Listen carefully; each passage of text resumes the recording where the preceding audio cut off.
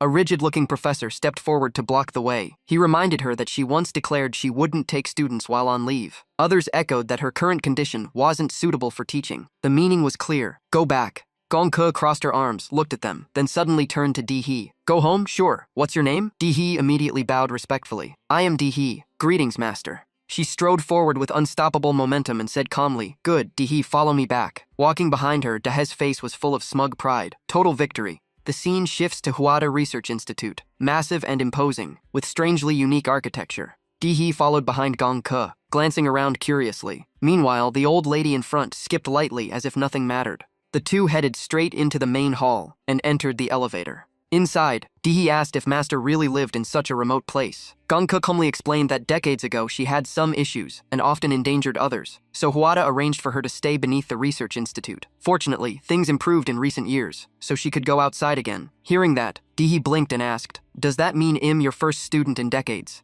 Gongke looked at him strangely. Your way of thinking is really unusual. Shouldn't you be scared instead? Seeing her expression, Di-hee immediately broke into a cold sweat. He cautiously replied, Should I be afraid that Master might chop me? At that moment, the elevator dinged and stopped at level -666. The doors opened to a long, narrow corridor with tall walls pressing in from both sides, creating a suffocating feeling. Di-hee couldn't help asking why such a huge institute was designed like this. Gongke answered simply, Because I'm the only one who uses this place. Seeing a string of numbers counting down ahead, Di-hee stared in shock. Wait, is that a countdown clock? Before she could answer, Gongke suddenly shot forward like an arrow, sprinting at full speed and shouting, It's too late, hurry up. Dragged into the chaos, Di-hee had no idea what was happening but still yelled after her. So what exactly is that clock, master? Flustered and stuck with a student full of questions, Gongke sprinted while explaining. Every time she leaves this place, the clock starts counting down. If she fails to return in time, an alert goes straight to Huada's principal and shall be hunted immediately.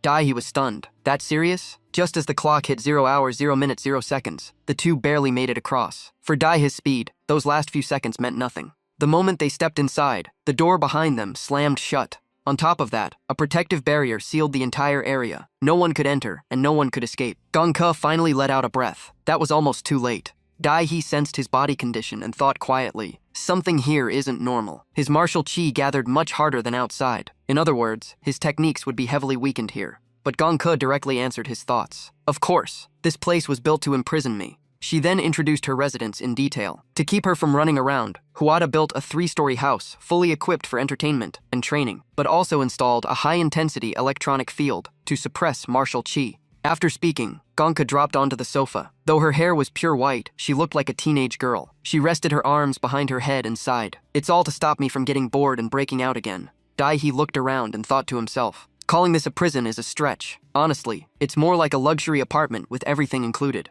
As he was thinking, the scene shifted to Huadu University. Sitting in the office with a phone in hand was Huada's principal, Shi Jingwen. From the other end came a rushed report. Di has taken Gongke as his master, but he calmly replied, No need to interfere. His expression then turned serious, voice lowering. He restated Huada's reform direction. The goal isn't to train a group of pillars, but to focus everything on creating one peak powerhouse capable of supporting Xia Nation and humanity. Resources will be fully supplied. Talents need space to grow. He decided to let Di-hee continue learning under Gongke. Besides, the freshman training camp in Huadu is ending soon. When the time comes, let the stone named Di-hee sharpen those unfinished blades. The caller could only reply helplessly, Understood, principal. Just then, the principal glanced at Gongke's profile on his screen as the reporter continued. Principal Shi, Di-hee has entered the sealed zone with Gongke. The situation is currently stable. But the man quickly added that based on data analysis, when special grade strategist Gongke stays with others long-term, there's still a 5% risk of losing control. The file clearly listed the parameters. Kliving's safety rate is 95%, but if the target is Di-hee, the injury probability rises to 38%. Successful rescue chance is only 10.3%.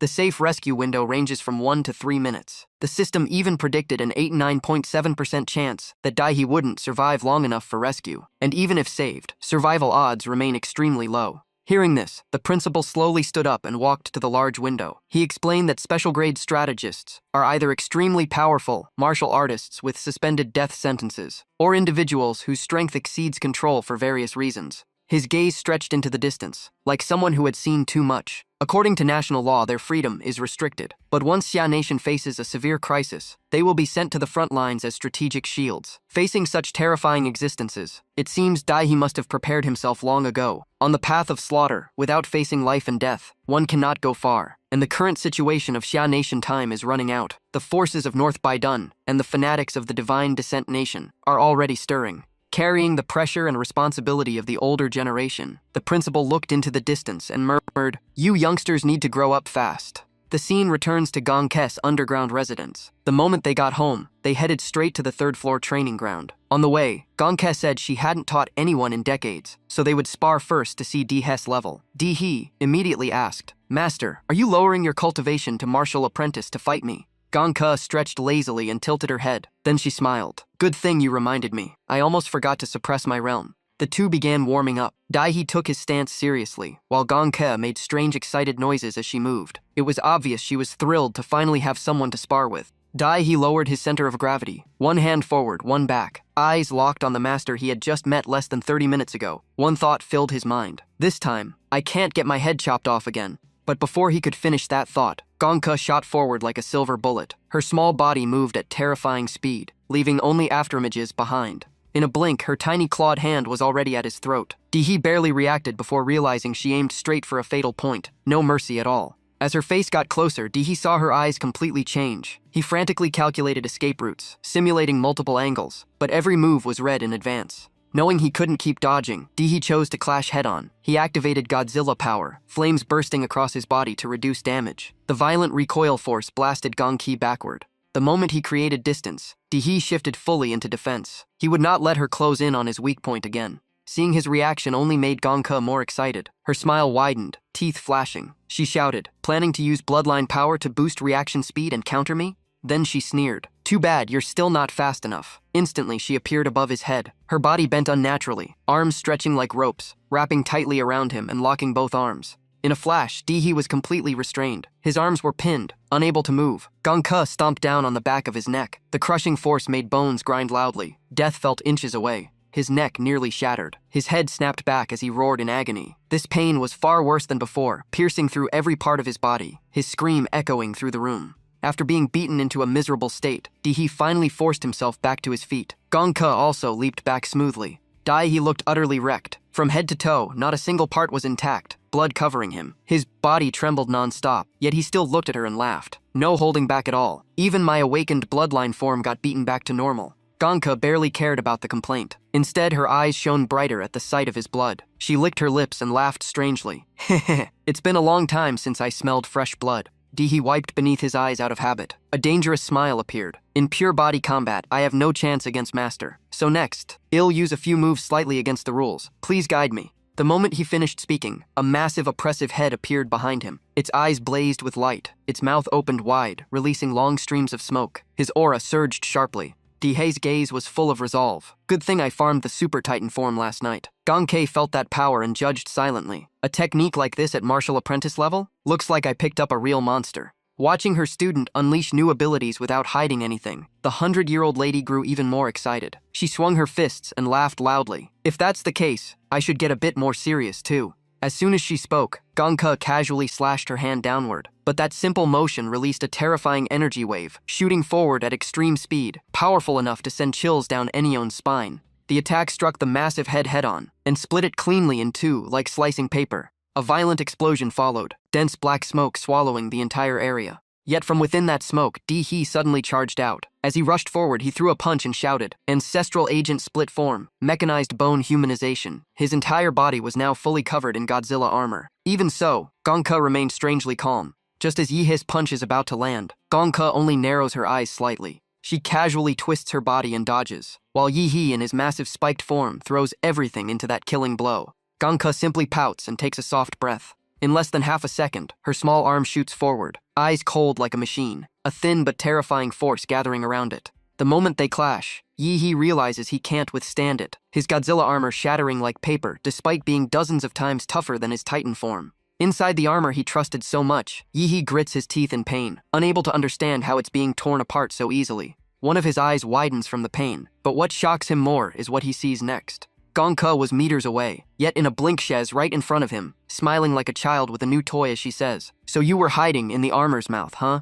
The 100-year-old master now looks like a hyper-killer child, shouting for him to come out as she casually slashes out a devastating strike. Yi instantly shifts forms, sharp bone spikes bursting from his head to block her, and roars as he activates split form, Meteor Titan. Seeing the dense defense, Gongke doesn't charge in blindly and retreats instead, her hand brushing the ground and sending sparks flying. The head of Yihe's Titan form gathers massive energy, blinding light flooding the area as he unleashes Godzilla's nuclear power and taunts her. Growing more confident as she steps back, Yihe smirks and asks how she plans to block this time. But suddenly, a strange chain appears in the air, hard and stained with dark red marks. Before he knows it, Yihe is completely bound, the chains tightening from all directions as the situation flips instantly. He looks up and sees the guillotine again, gears creaking as his face twists in despair, knowing he might not escape execution this time. The blade above drops down at a terrifying speed. Trapped beneath it, sweat pouring down his face, Yihe screams Zagwarudo, and the figure appears instantly with killing intent.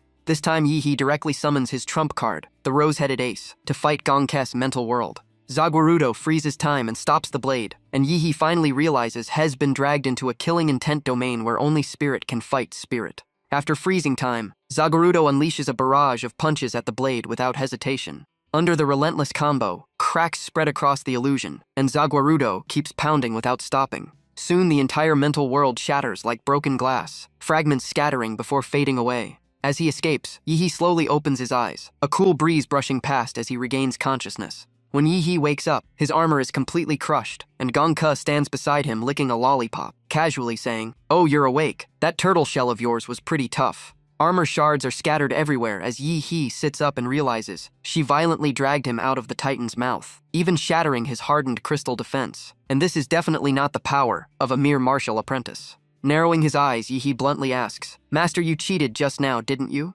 Still sucking her lollipop, Gongke looks up innocently and says, "Cheated where? I beat you fair and square." Unconvinced, Yihe presses again, and she casually replies that she just used a bit more force, since she's that strong and sometimes can't control her strength perfectly. Hearing that, Yihe has no comeback, so he bites his lip and stays silent despite feeling unconvinced. Sensing his doubtful stare, the century-old master suddenly feels a little guilty and quickly changes tactics. She suddenly pounces on him, small hands on his shoulders, teary-eyed and whining that she won't cheat next time, begging him not to be mad or leave because she hasn't had anyone to play with for decades. Inside her training room, Gongke clings to her new disciple like a child, while Yihe freezes completely, not knowing how to handle a 100-year-old granny acting cute and crying. After a while, she looks up with sparkling eyes and asks softly, "So you're not really leaving, right?" Yihe nods repeatedly and says it wasn't easy to finally become her disciple, so there's no way he'd leave. The moment she hears that, Gongke jumps up, clears her throat, and seriously claims she wasn't crying at all, leaving Yihe speechless.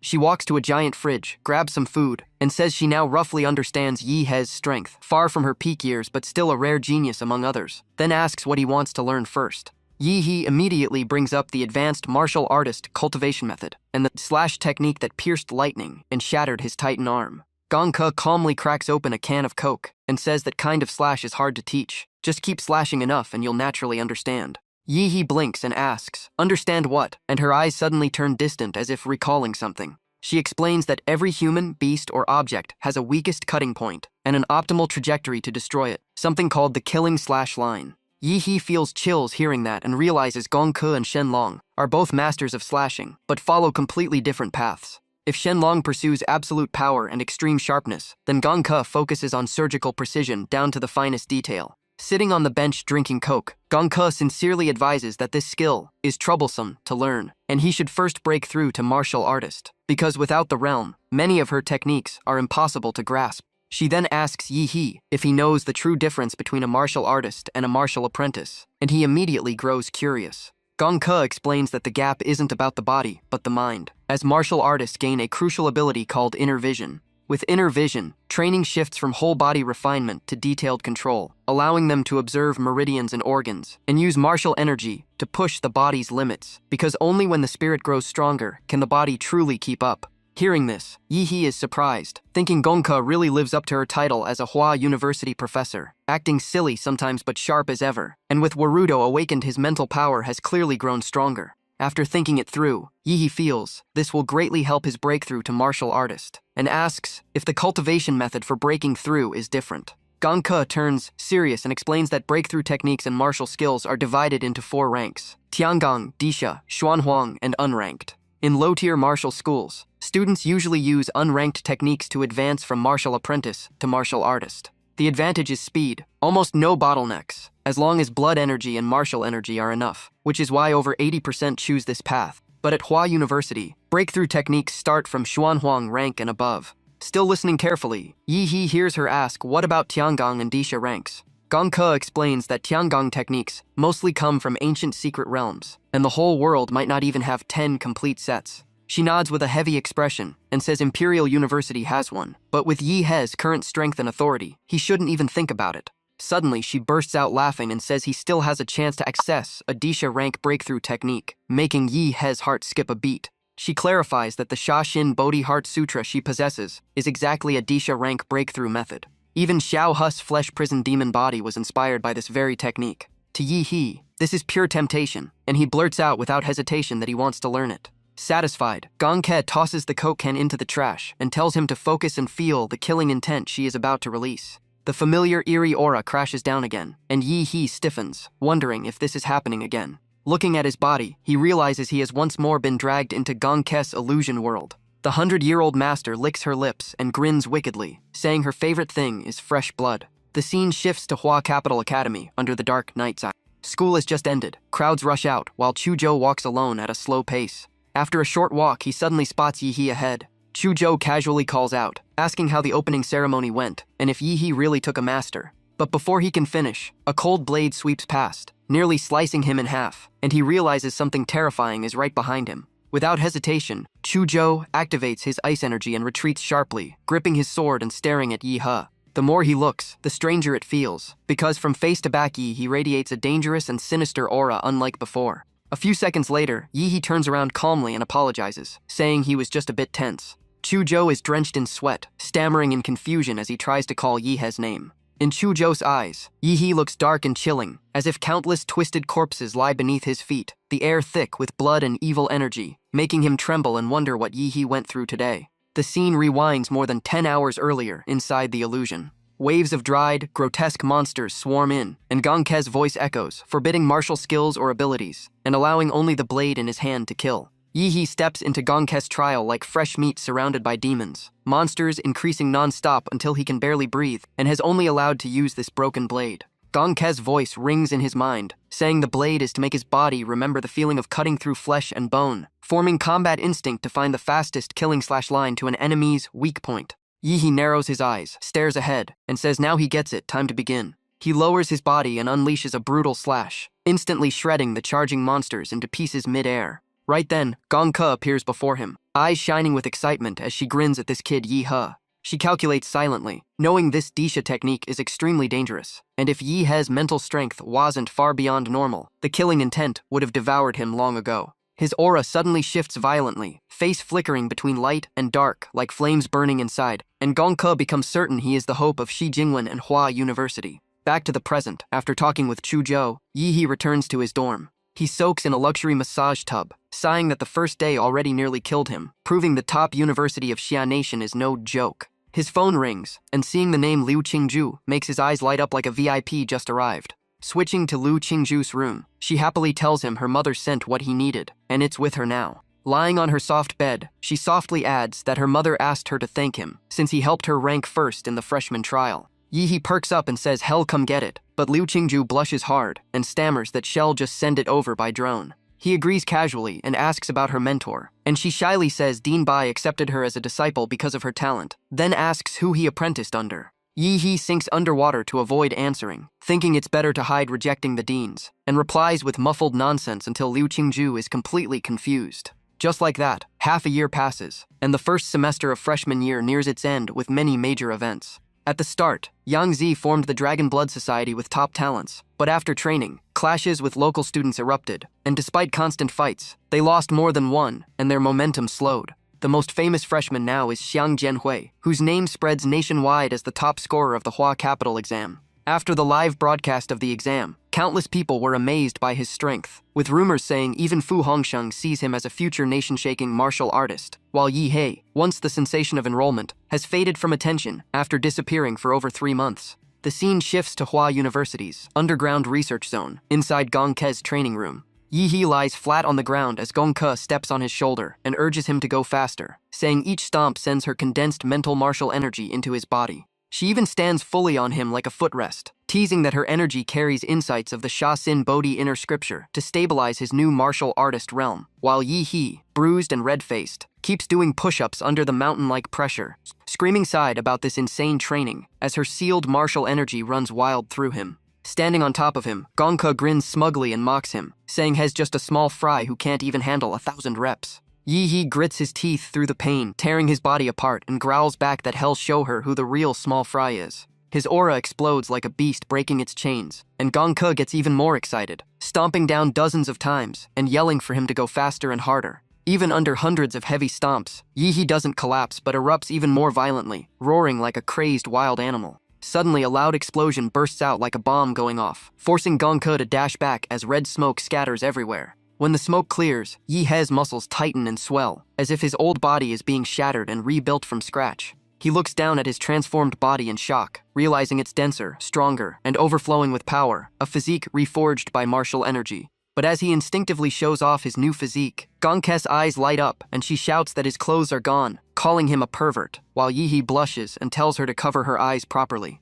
He turns to leave and says it's time to exit seclusion, and Gong Ke instantly looks downcast, asking if He's really leaving after 3 months together. Still acting clingy, she asks if he'll come back later. Walking away coolly, Yi He glances back and teases her to improve her gaming skills before he returns, and she pouts saying she doesn't need him anyway. Leaving her underground training room, Yi He stands before the tall building and looks up at the sky, admitting he kind of missed the sunlight after 3 months. As he walks, he feels like the world has changed in his absence, but this return isn't for sightseeing since he has important matters to handle. His eyes flash as he recalls that a major part of Hua University's semester score comes from extracurricular missions, from hunting rogue martial artists to exploring secret realms and suppressing foreign forces, so he heads to the activity center to meet his friends. At the entrance, he spots a familiar figure and waves, calling out to Chuzhou after a long time. Chuzhou turns and smiles, saying Yi He finally showed up after making him wait so long. They chat, and Yi He asks about his progress, learning that Chuzhou broke through to martial artist 2 months ago.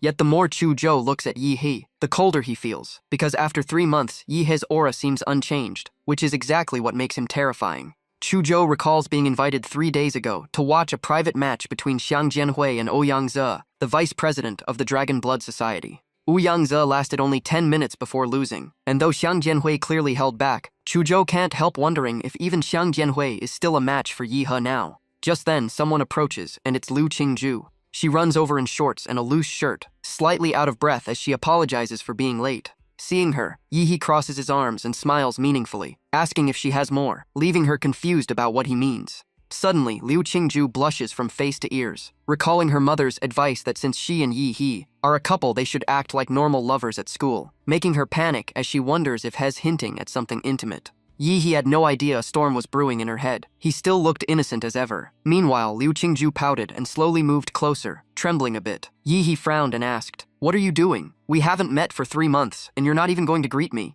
That line was like a bucket of ice water dumped on Qingju. She froze on the spot, then turned around, fuming like she was about to explode. Deep down, she just wanted to beat this blockhead up. In the end, she snapped, "I hate you the most." After that awkward misunderstanding, the 3 of them headed toward the mission hall. Tons of freshmen were gathered in front of the giant announcement board. Chuzhou stood beside them and explained that the big screen mainly showed recent highlighted missions and the names of top performers. He then looked at Yi He and Liu Qingju and said, "Qingju and I have already cleared 3 missions, so we've exceeded the quota. We came today mainly to team up with you." Liu Qingju quickly swiped on her iPad like she had prepared in advance. Then she said there are 3 missions that suit us. First, capture a serial killer in Hung City. Second, investigate the monster tide anomaly in Lian City. Third, handle a strange incident in Linshui County. She continued, all 3 were originally level 2, but the Linshui mission has been upgraded to level 3. Huada's mission system has 5 levels, and the higher the level, the harder it gets. Freshmen usually only take level 1. Even the level 2 missions Chuzhou and I did required a 10-man team. For a 3-person freshman squad like us, even getting level 2 is tough. After hearing that, Yi calmly pulled out a red card and spun it between his fingers like a boss. Don't worry, I have special privileges. He recalled what Gong Ke once told him. Xiao He, your strength is enough to carry missions on your own. Hardly any first or second years can match you. What you need now are tougher missions. With this card, you can freely accept any level, but stay away from level 4 and 5. The variables there are insane. Even Xuanwu realm warriors can die. The other two were stunned. Liu Qingju asked curiously, "Where did you get that card?" Yi stiffened for a second. That's hard to explain. Just as he was thinking of an excuse, Chuzhou switched topics. Yi, what do you think about these 3 missions? Yi grabbed the chance immediately. Risk and reward always go together. He sighed in relief inside. Then he broke it down. The first mission is just tracking someone down. The police have searched for months and failed, so the real problem is finding him, not fighting him. The second mission is only support work. The great Xia Longke is already involved, so Wed just run errands. We won't get core combat or scouting roles. The third mission is different. We handle everything ourselves. The risk is higher, but so is the reward. If we hide in the safe zone forever, why even become martial artists? I vote for the third one.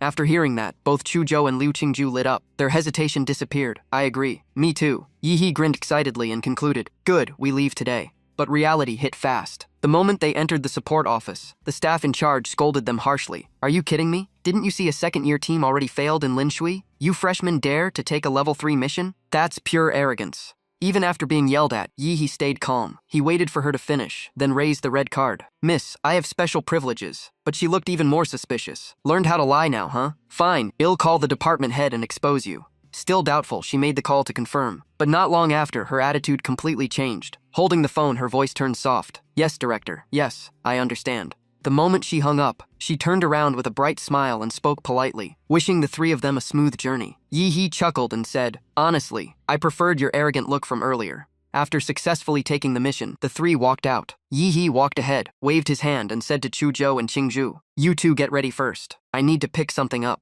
The scene shifts to the forging factory of the Mechanical and Magical Weapons Academy. The moment Yi steps in, an automatic scanner sweeps his body and confirms his identity. Inside, a man in a white lab coat stands among high-tech equipment. Yi greets him. Dean, I'm here to claim my champion reward from the Zodiac Pendant battle. The Dean turns around and says, Yi, you gave up the Earth Fiend martial skill and chose a weapon instead. Not a bad choice. The Dean talks non-stop while taking out the prepared weapon. He almost mentions Gong Ke, then swallows his words and changes the topic. Forget that. Take a look at my masterpiece. This blade has no special attribute, but its martial energy conductivity reaches 95%. It's forged entirely from top-grade starfall metal, famous for its durability and flexibility. A true top-tier divine weapon. The Jamadao is about 1.2 meters long, broad and flat, dark black with countless tiny sparkles like a starry sky. As Yi tests the weight, the Dean continues. The blade is covered in serrated patterns to increase mass and impact. Every swing will carry terrifying force. It feels like this weapon was made for Yi. He grips it and casually swings once, smooth and natural.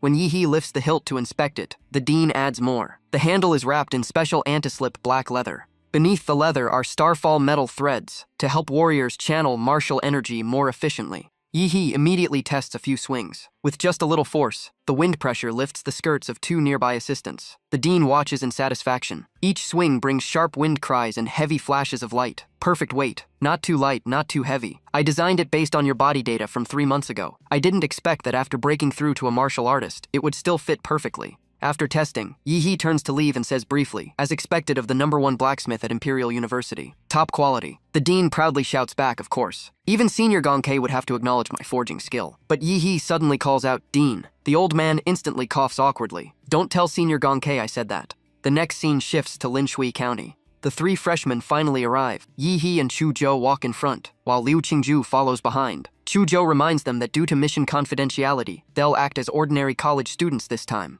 As soon as he hears that, Yi quietly activates his detection ability. He calculates in his mind. First, check with the life magnetic field. After 1 semester, my Godzilla template fusion has reached 71%. That's enough to sense the entire county. If our arrival alerts the rats hiding in the dark and makes them flee, it'll be troublesome. Killing them is never the hard part. Finding them is... Chuzhou nods seriously. Let's go. First, we head to the accommodation arranged by the school. Just then, a man driving a 3-wheeled vehicle passes by. Seeing the 3 of them by the road, he calls out, Hey kids, where are you going? Need a ride? The corner of Yihe's mouth curves into a faint smile. Looks like the mission has already begun. The three get onto the man's vehicle. He chats enthusiastically while driving. You look like students. Which school are you from? Here for summer vacation? Yi, he answers naturally. I'm from Lin Shui. I brought my 2 friends back to visit. We're studying in Yun City now. The man suddenly turns his head in shock. What? You're from Lin Shui? He looks at Yi He curiously. You say you're from Lin Shui County, but I don't recall your family at all. Yi He stays calm and replies, my grandfather was Yi Shirong, but he passed away a few years ago. After that, I moved away. Hearing that, the man seems to remember something and focuses back on driving. So you're a descendant of the old Yi family. Yi He secretly feels relieved. On the plane, he memorized some local dialect, and Huada prepared a background that perfectly matches reality. From that moment on, the driver's attitude softens. He smiles and says, as long as you remember your hometown, you'll always be blessed.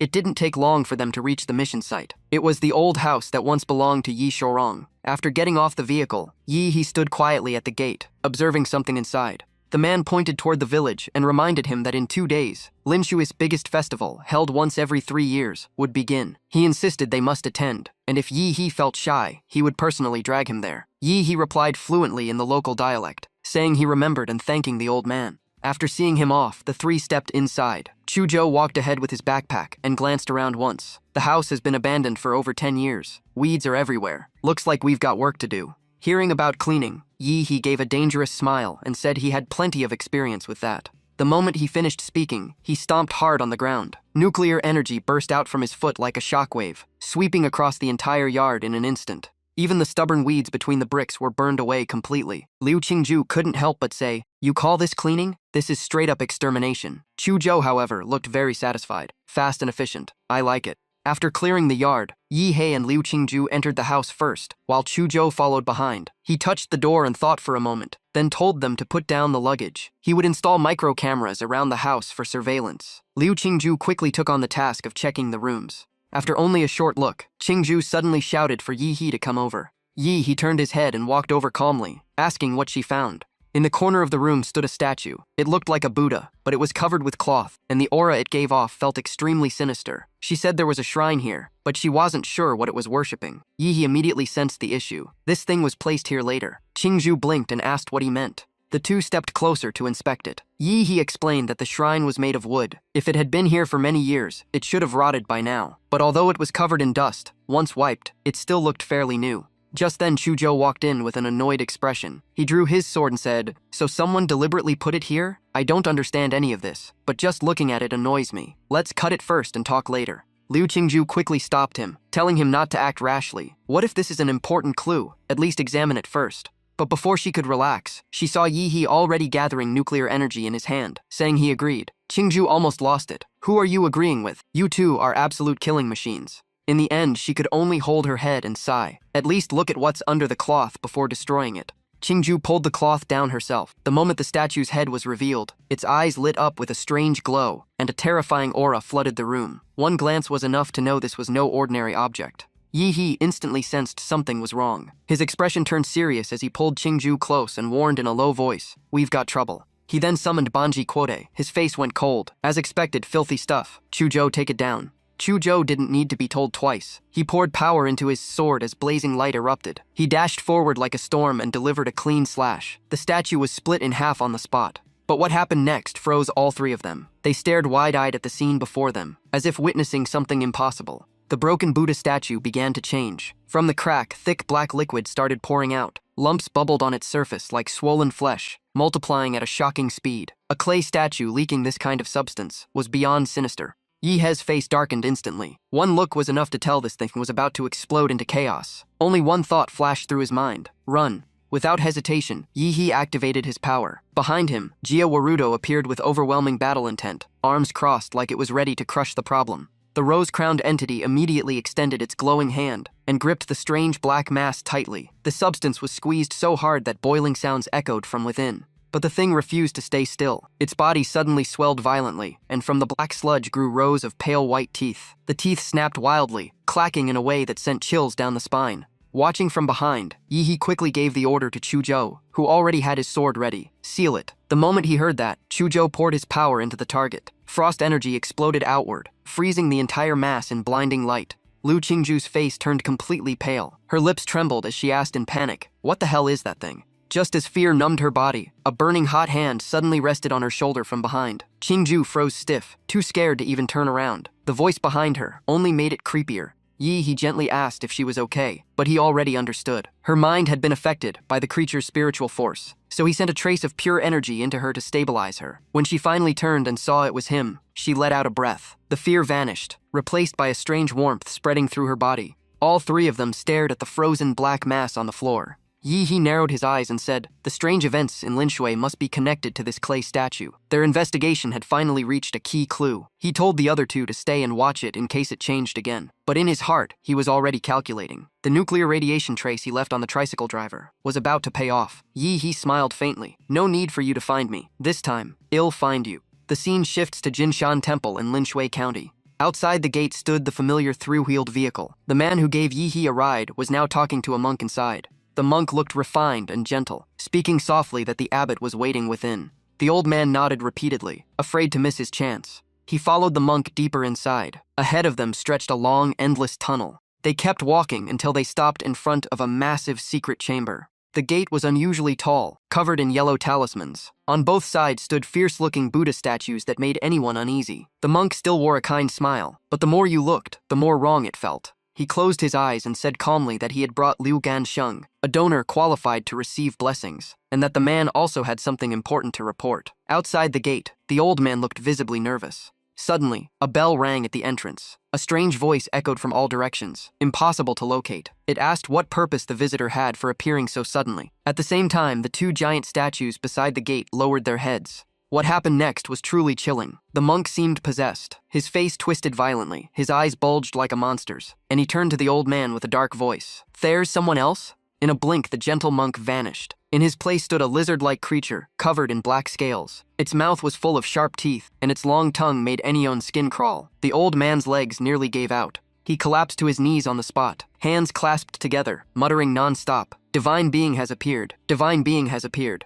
At that moment, from the distance, a pitch-black footprint shot forward at terrifying speed. It looked strangely familiar, like something seen not long ago. The one who appeared was none other than Yi. The moment he arrived, he delivered a heaven-shattering kick to the transformed monk. The creature hadn't even finished acting mysterious before taking the kick straight to the face. With a single strike, the monster's head exploded like a water bag bursting. Of course, the force behind that kick had Yahello backing it. He stood before the remaining corpse, dusted off his hands, and said with disgust, "Filthy thing. Good thing Yahello blocked it, or I'd have to wash my clothes for days." Behind him, the old man still hadn't realized he had just brushed past death. He looked at Yi in shock and confusion, asking, "Aren't you the descendant of the Yi family?" But Yi ignored him completely and calmly scanned the surroundings. Right after the monk was taken down, the surrounding statues began to change. Their bodies trembled violently, and every pair of eyes glowed blood red. The statues that once stood still suddenly swelled and started moving. They pressed their hands to the ground, lowering themselves like predators ready to hunt. He looked up calmly and said, "Oh, now Buddha statues can walk too?"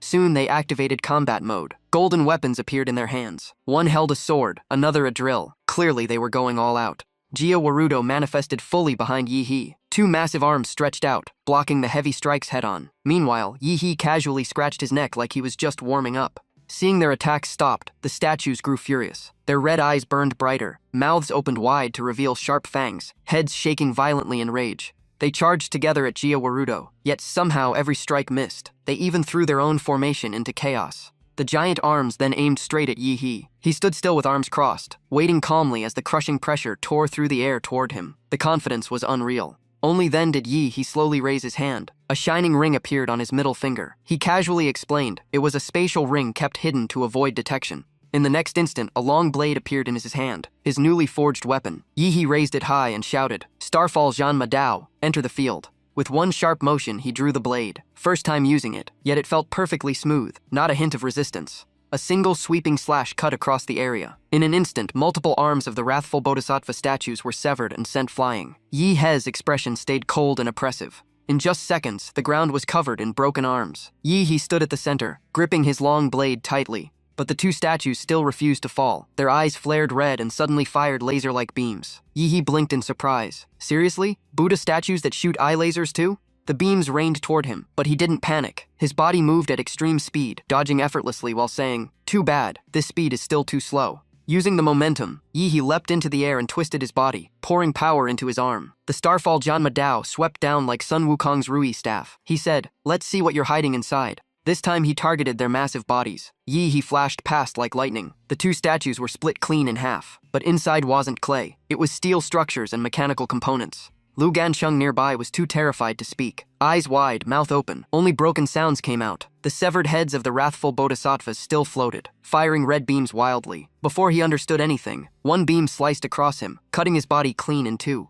The scene was total devastation. Statues split apart, a man divided in half, ruins scattered everywhere, and standing at the center of it all was Yi. After finishing, he slowly put away the long blade and muttered to himself. As expected, not living creatures. From the start, his life magnetic field sensed no breath from those statues. Yihe's face grew serious. He narrowed his eyes and thought, a backward place like Linshui County shouldn't have technology at this level. In front of him now stood only the massive gate covered in talismans. Yi stared at it and wondered, are all the answers behind this door? He then turned to Jiawarudo and said, "We're college students after all. Let's be polite." But before he finished, Jiawarudo already shot forward like a bullet. Jiawarudo clenched his glowing fist and charged straight at the talisman-covered gate. As he punched the door repeatedly, he shouted loudly, "Anyone home?" After that very civilized knock, the entire wall cracked and collapsed in chunks. Nothing remained but rubble. Seeing that, Yi didn't even bother to move again, and calmly walked inside with his hands in his pockets. But the moment he looked up, a hint of surprise flashed in his eyes, because something even bigger was hidden here.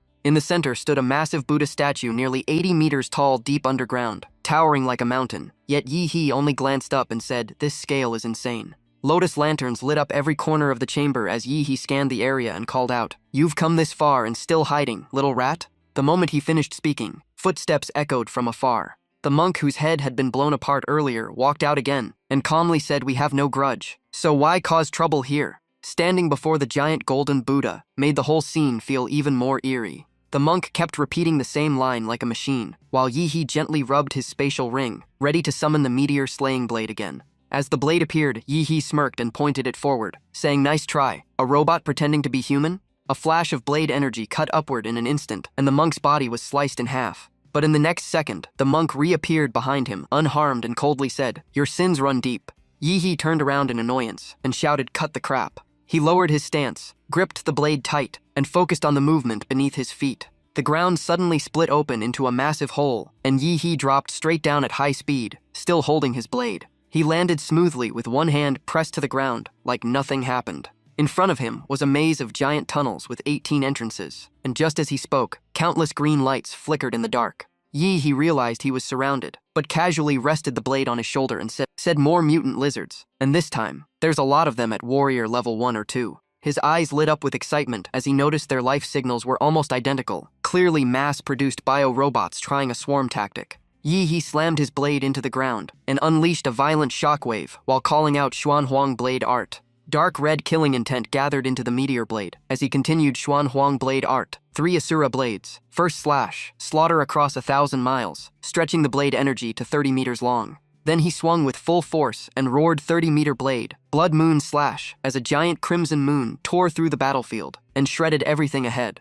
In one strike, countless monsters were blown away, and the rest froze in fear, not daring to move. He stood there with a cold smile and mocked. What kind of temple raises freaks like this underground? The insult triggered them instantly, as the entire swarm went berserk and charged with jaws wide open. The 18 tunnels kept spewing monsters non-stop, but numbers meant nothing before Yi, and 10 minutes later, he stood spotless atop a mountain of corpses, holding the meteor blade in one hand and the monk's head in the other like a toy. Even with only a head left, it kept staring and repeating like a broken machine, "Your sins are too heavy." Yi crushed it in his hand and coldly said, "What a stupid bio-android, still replaying old lines after losing its body. So the one behind this won't show up?" A strange laugh echoed from every direction as a voice admitted they had met a tough opponent, and then the whole space began to shake. Yi quickly traced the tremor back to the giant Buddha as the sound of gears turning filled the air. Steam burst from cracks in the statue as its solemn face twisted, eyes glowing like activated weapons, and the 108 prayer beads revealed themselves as floating electronic cannons.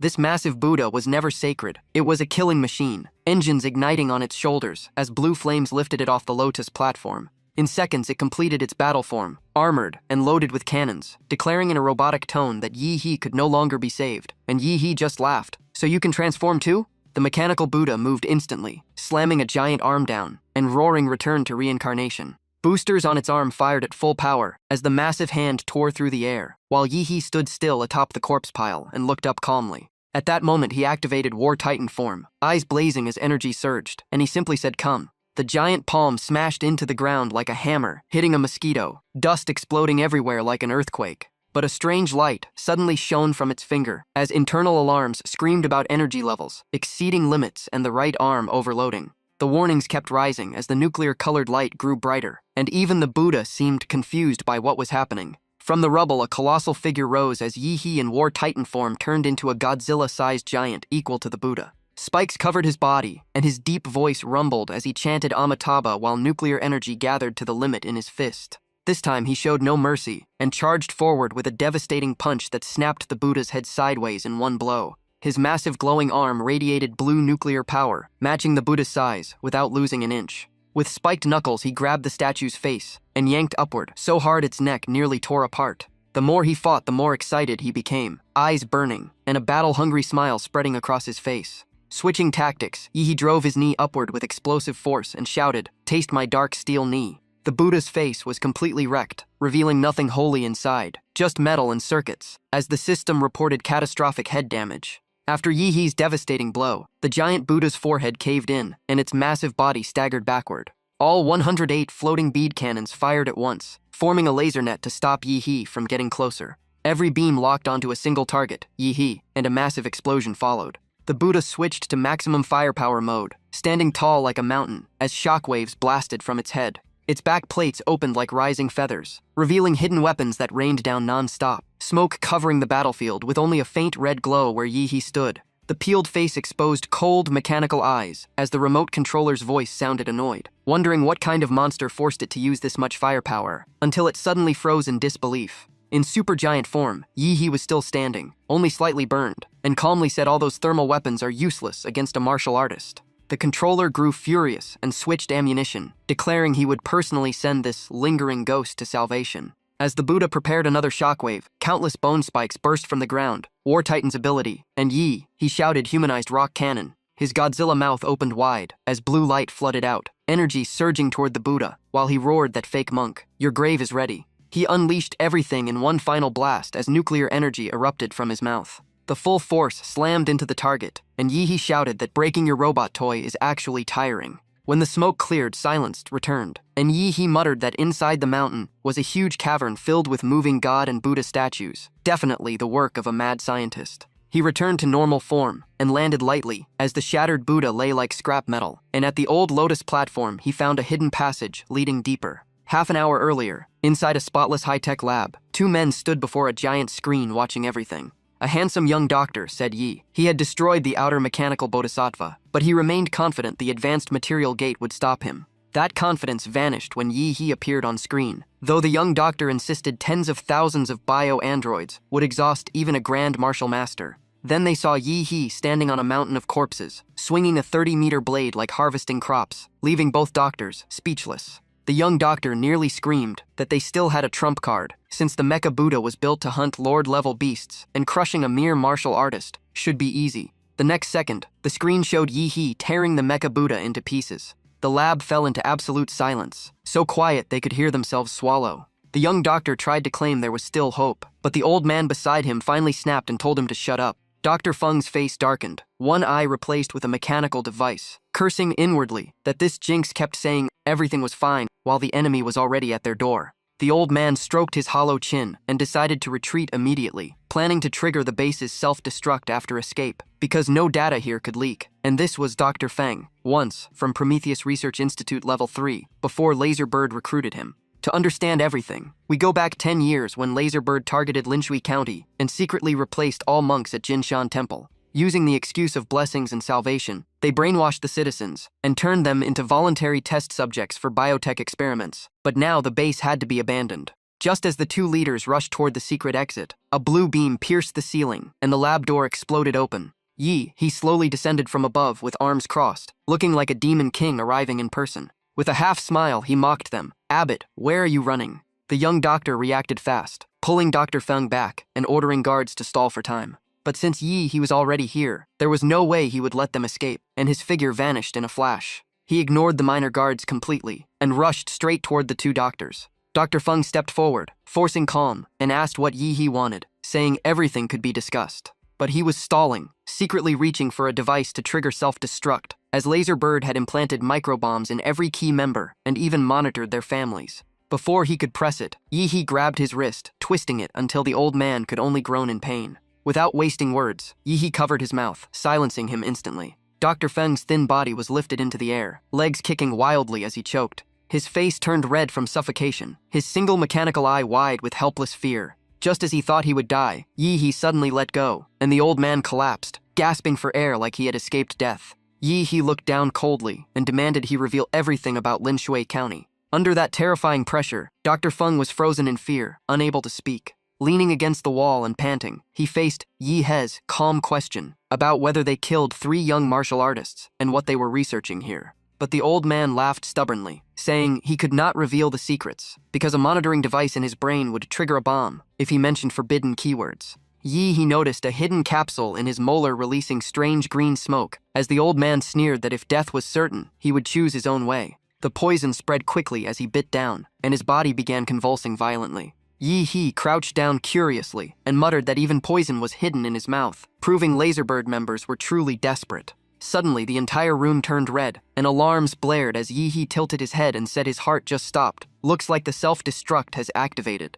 Without hesitation, he summoned vampire power and smirked coldly. In front of me, even dying is not easy. In an instant, the vampire creature lunged forward, and its claw pierced straight into Dr. Feng's throat. Normally, a vampire can turn the living or dead into bloodkin, but most become mindless zombies with rotten bodies and no regeneration. But he combined vampire blood with his supergiant power. Dr. Feng's body began changing as dark red energy spread across him, and even his thin hair stood on end. His old face regained youth, fresh flesh formed, and even the mechanical eye dropped out as a real one regenerated. The dying old man suddenly sat up and bowed deeply to He, clearly calling him master. After receiving vampire blood, Dr. Feng not only revived but returned to his youthful peak, becoming a perfect bloodkin with memories intact, immune to sunlight, strong regeneration, and absolute loyalty. He smiled in satisfaction and said, "Now that you cannot die, the self-destruct is useless. Your past is over, and from today you serve me." And Dr. Feng replied that following his master was an honor, as he explained their spiritual link nullified all monitoring devices. He's eyes suddenly flared with demonic power as he revealed his true goal, to see when this city was infiltrated. Energy surged from his pupils, and Dr. Feng reacted the same as their powers connected. The link completed, and he entered Dr. Feng's memories, first seeing a young assistant trembling in fear. The assistant turned around with red eyes, holding a human arm and ketchup-like blood on his lips. While in the memory, Dr. Feng asked Xiaolu why he was secretly eating before break, and Xiaolu stuttered that he was just too hungry. Dr. Feng looked at the raw meat and muttered it was troublesome again, and the assistant said the offering came from 3 young outsiders brought by villagers for Buddha Sa, making his expression change inside the mind space. The scene shifted to an old woman sleeping in the main hall, as Dr. Feng complained she even slept before the Buddha statue. The young doctor's voice casually suggested, sending them all to the lab to save time. And when Dr. Feng questioned why worshippers kept falling asleep, the assistant calmly said, "Sleep is a basic human need," making He realize something was very wrong. The memory changed again to Dr. Feng, kneeling before the Buddha, repeating "Heaven descends," over and over like he was hypnotized. He rolled up his sleeve to reveal numbers carved into his arm, 76753421, and wondered if it was some kind of equation. He wrote it down and began analyzing, suspecting it related to internal company data codes. He entered the string 0A402512 into a data-filled computer, while He realized his memories and cognition had been altered. Lost in confusion, Dr. Feng questioned who had turned him into a lab rat until the file opened, and he understood that the number was a clue he left himself before his mind was tampered with, trusting that his curiosity would never disappear. All of this was just to remind himself of one truth. The cannibalism, the endless sleep, even that twisted statue, all of it was controlled by something behind the scenes. And the name behind everything was Tianguo Jianglin. Back in the present, He keeps reading Dr. Feng's memories and finally realizes the so-called raw meat was actually human flesh, and Tianguo Jianglin sounds exactly like some extreme cult. Dr. Feng reveals this place was once Laserbird's secret research base, but the cult quietly infiltrated it and took control, rewriting everyone's awareness just like they did to the county citizens. Yihe's eyes turn cold as he asks if the three martial artists in Huadu were turned into food too, and if he, Chuzhou, and Qingju were just premium ingredients in their eyes. The memories continue, as Dr. Feng records the 8th year of taking over Linshui County, with Jinshan Temple base completed and biomodified humans ready for mass production. He believed a new era was coming, where martial artists would be replaced by bioengineered humans and high-efficiency combat machines, and that the Prometheus path was the future. After sensing something wrong, Dr. Feng checked the data and found the mutation signs began in February last year, officially discovered in March, but his awareness had already been secretly altered day by day. Even though he repeatedly used logic to pull his mind back to clarity, he was eventually swallowed because Jinshan Temple base was already too deeply corrupted to escape that terrifying will. According to the research, the anomaly in Linshui had 4 stages: cannibalism, prolonged sleep, kneeling to clay statues, and finally collective sleepwalking. Cannibalism was the first change, after the mind was touched. Prolonged sleep meant deeper erosion. Kneeling showed body and soul were almost beyond saving, and collective sleepwalking meant becoming food for that will. On the screen, bright red words appeared, Tian Guo Jianglin, and in his memory, Dr. Feng trembled and bitterly admitted even illegal human experiments were nothing compared to this cult. They wanted to sacrifice an entire city to that will, and the source of the mental pollution was likely a demon womb taken from a secret realm. Yihe quickly organizes all the data in his head and calmly concludes that the demon womb will mature in 2 nights. He recalls the old tricycle driver who mentioned a grand festival happening in 2 days, the biggest one in 3 years. Everything finally connects, and Yihe smiles faintly, realizing the old man had unknowingly given him a crucial clue. The lab falls into an eerie silence as Yihe clenches his fist and says they have gathered all the necessary memories. He looks at Dr. Feng in his blood clan state and summarizes that this place is tied to Laserbird, Tian Guo Jianglin, and the missing 3 martial artists from Huada. Seeing Dr. Feng's dull gaze, Yihe adds that he now knows many of Laserbird's secrets, including their insane experiments. But he has no time to deal with Laserbird now, and will leave it to Huada later. While the more interesting gain is that Dr. Feng once researched the golden gene and fully understands how to use it. Thinking about the Academy's mission completion seal, Yihe has a new idea, because clearing the truth is enough for Huada, but he wants more than just the reward now. His ambition has clearly grown, and with an excited smile, he mutters that this time he plans to steal the fruits of Tianguo Jianglin. After sorting everything out, Yihe orders Dr. Feng to hide in Linshui County, take his blood, and find a chance to mix it into the water supply, with one goal only: push the infection to the maximum. Dr. Feng bursts into laughter, instantly understanding that his master wants to snatch the believers right in front of the demon womb.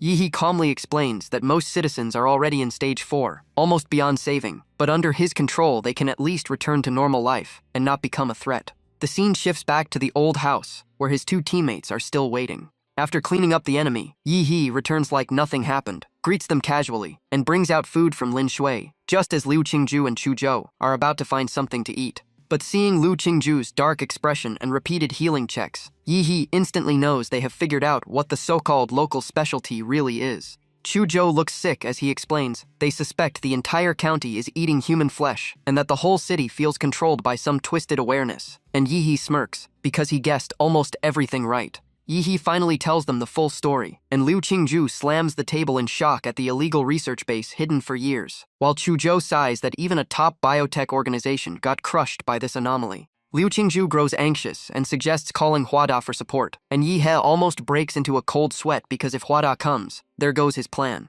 He switches to full acting mode, eyes firm, voice righteous, saying the mission is eerie but not life-threatening, and they cannot rely on rescue every time. After calming them down, Yihe places a hand on their shoulders and says they should wait for nightfall, because they have seen cannibalism and statue worship, but not the final stage, collective sleepwalking. His gaze sharpens as he warns that when night covers this corrupted city, everything may finally reveal its true form. The scene cuts to Xiedu, where Laserbird's headquarters holds an emergency meeting about Linshui County and the destroyed Jinshan Temple base. They report the base self-destruct was activated, but suddenly stopped after a few seconds, and with all contact lost, a hidden director coldly orders them to detonate the heart bombs in every researcher and send a special team to investigate immediately. The scene shifts to the central water plant of Linshui County. Suddenly, a violent explosion shakes the entire area, and the bomb inside the old doctor's body is the one that detonates. Luckily, his body survives, and clutching his bleeding chest, Dr. Feng reports that Laserbird triggered the bomb, but he removed it in time and is recovering, though a special team will arrive soon.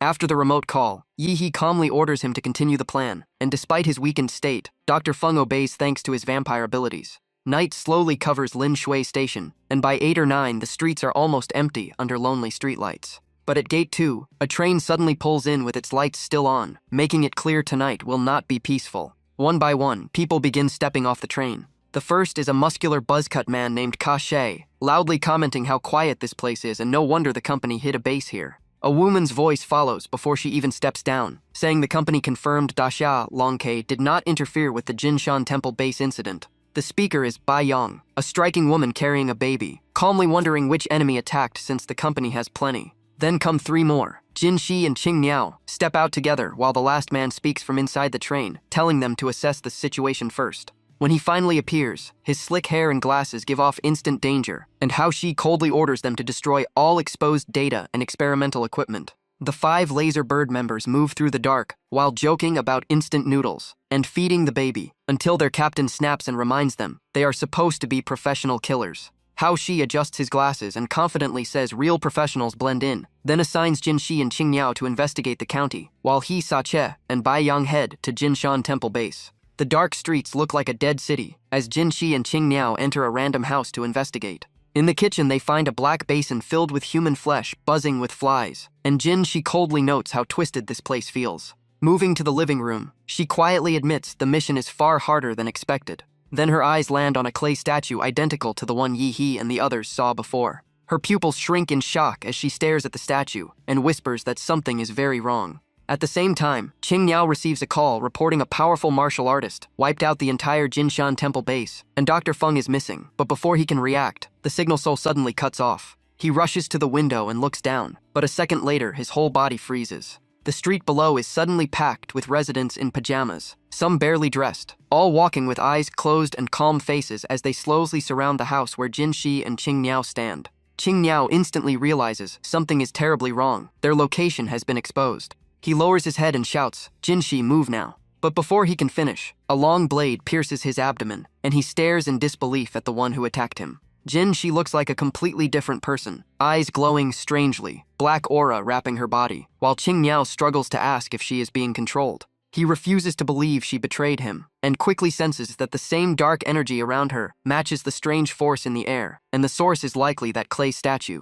Qing Niao blurts out the name Yue Yan, Balua Sao, recalling a similar idol taken from a secret realm and worshipped by an ancient civilization. Above Lin Shui County, the moon hangs abnormally huge, and Yi He stands silently on top of the giant bell tower overlooking the city. He glances at the sky and mutters that the moon feels wrong, as if his life field is being suppressed. Yi He pulls out his phone and quickly sends the sleepwalkers' location to Chuzhou and Liu Qingju, all gathering in the southeast. In the next second, he disappears from the tower, still wondering how that will actually feeds during collective sleepwalking. Back to Qing Niao, he slowly regains consciousness and mutters in confusion. He finds himself tied tightly to a huge tree, with Jin Shi bound nearby and still unconscious, while more and more people gather below. They look like starving zombies, twisted faces, and drool hanging from their mouths. And Qing Niao realizes these are the same residents of Lin Shui, now fully controlled. Panic sets in as he screams for Jin Shi to wake up, but no matter how loudly he shouts, she does not respond. The crowd below barely wears anything, staring at him with burning eyes drawn by the scent of flesh, and when he tries to negotiate using Tianguo Jianglin's name, no one answers. Sweat pours down his pale face as he understands these people have lost all humanity, more terrifying than beasts, because they feel no fear of death. Just when despair peaks, a massive bell rings through the night, like a signal for something colossal to appear. He looks up and sees the moon pressing down toward the earth, so huge it makes him scream that it is far too big. The moonlight seems to empower the residents, their reactions growing wilder as eerie laughter echoes in the dark. Then the people in the back start climbing onto the shoulders of those in front, moving with terrifying precision despite being in a sleepwalking state. Strangely, they are not drawn to Qing Niao at all, but to the moon above, as those below willingly become stepping stones for others to climb higher. The next scene is chilling. The sleepwalkers seem to touch beams of moonlight and stack over each other like ants, forming a massive human pillar that connects earth to sky. Even the tree binding the 2 laser bird members is lifted up by the overwhelming tide of bodies. Qing Niao and Jin Shi are dragged into the human pillar and pulled toward the moon, as the entire county floods in like a grand ancient sacrifice. The scene cuts back to Jinshan Temple, where the other 3 members are still moving. Hao Shi senses something wrong after losing contact with Jin Shi and Qing Niao, and when all attempts fail, his face darkens as he suspects the one who destroyed the base has struck first. He immediately orders the others to retreat and regain control, because something major has happened in the city. But the moment they leave the temple, all three freeze in shock. The clouds above Lin Shui are gone, replaced by a colossal moon hanging so low it feels within reach, sending chills down their spines. Bai Yang, still holding the baby, suddenly points into the distance and shouts for them to look. A visible beam of moonlight descends like a divine pillar into the city, as if the moon is pulling something upward. Even Hao Shi struggles to stay calm, realizing the destruction of Jinshan Temple may be far more complicated than expected. Still, a mission is a mission, and he orders them to rush toward the moonlit pillar, suspecting it is linked to the lost teammates. They accelerate through the streets and enter a dark alley along the beam's direction. But mid-movement, all three sense another presence nearby. Hao Shi's eyes sharpen as he confirms someone is there. Without hesitation, he leaps and hurls a blade at terrifying speed toward the hidden target. Suddenly, an umbrella snaps open and effortlessly blocks the lethal strike, spinning to knock the blade away. The blade slams into a nearby wall and blasts a huge hole through it, showing just how powerful the attack was. Hao Shi calmly adjusts his glasses and studies the opponent, realizing this is no ordinary person. A fair hand appears first, casually straightening the umbrella before stepping out. Liu Qingju reveals herself and immediately demands to know who they are and why they attacked. Hao Shi laughs confidently, judging from their outfits that they are outsiders, and bluntly asks if they are the insects who destroyed Jinshan Temple. His voice turns cold as he orders Team 3 to crush these two insects. Ta Che and Bai Yang instantly shift into predator mode, crouching low with twisted smiles as they accept the command. They charge forward, but Chuzhou reacts instantly, stepping in front of Liu Qingju with a light sword in hand and ice abilities activated. Ta Che rushes Liu Qingju at insane speed, grinning like a maniac, and saying it would be a pity to kill such a beauty, though he does not mind a corpse, and despite their madness, their strength is no joke as she struggles to endure his overwhelming force.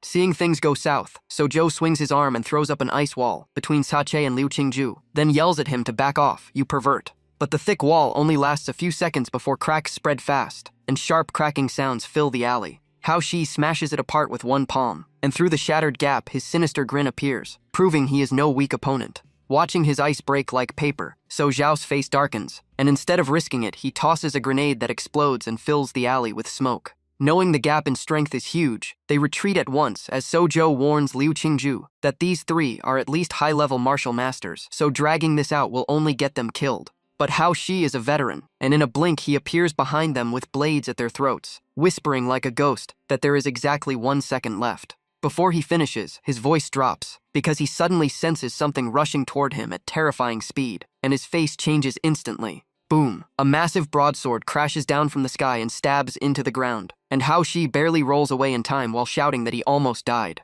The one who appears is Yi He, standing calmly with a small blade in hand, and when Hao Shi asks who he is, Yi He simply replies that he is here to take his life. It is the first time someone dares to talk like that to Hao Shi, and he bursts into laughter, amused by Yi He's boldness. Without hesitation, Hao Shi uses his signature killing art, splitting into 12 afterimages that slash at Yi He, with the move Dark Assassination Art, 12 phantom bodies. 12 figures and 24 blades rush in, but Yi He coldly calls out Zawarudo, and every blade slows down before freezing mid-air as Hao Shi roars for him to die. Feeling that power, Yi He smirks and mutters that a grand martial master protected by battle aura strong enough to resist tank shells is still killable. Yi He and Zawarudo move through the frozen afterimages, and even he admits the assassination clones are flawless and impossible to tell apart. But with time stopped, he does not need to guess, so he targets them all at once, locks onto Hao Shi's real body, and forms a blood energy arrow while the system reveals only limited information. Yi He stares at him and reads out that Hao Shi's real name is unknown, the king of assassins hiding behind an ordinary face.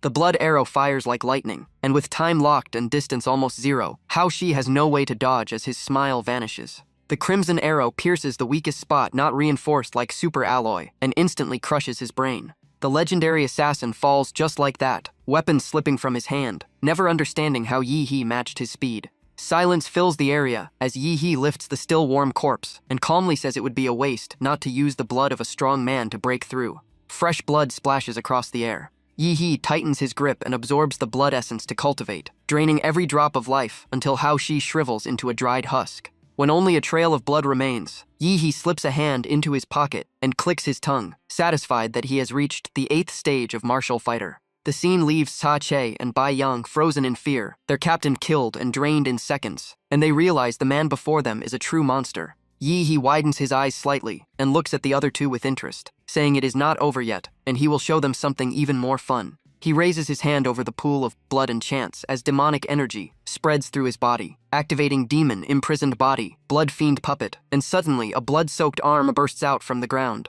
Bai Yang tightens her grip on the child, but the moment she looks forward, her eyes freeze, lips trembling as she cannot even process what is coming out. A demonic figure slowly crawls up from underground, a dried skeletal body with the same hair and face as Hao Shi, now fully devoured by demonic power and controlled by Yi He.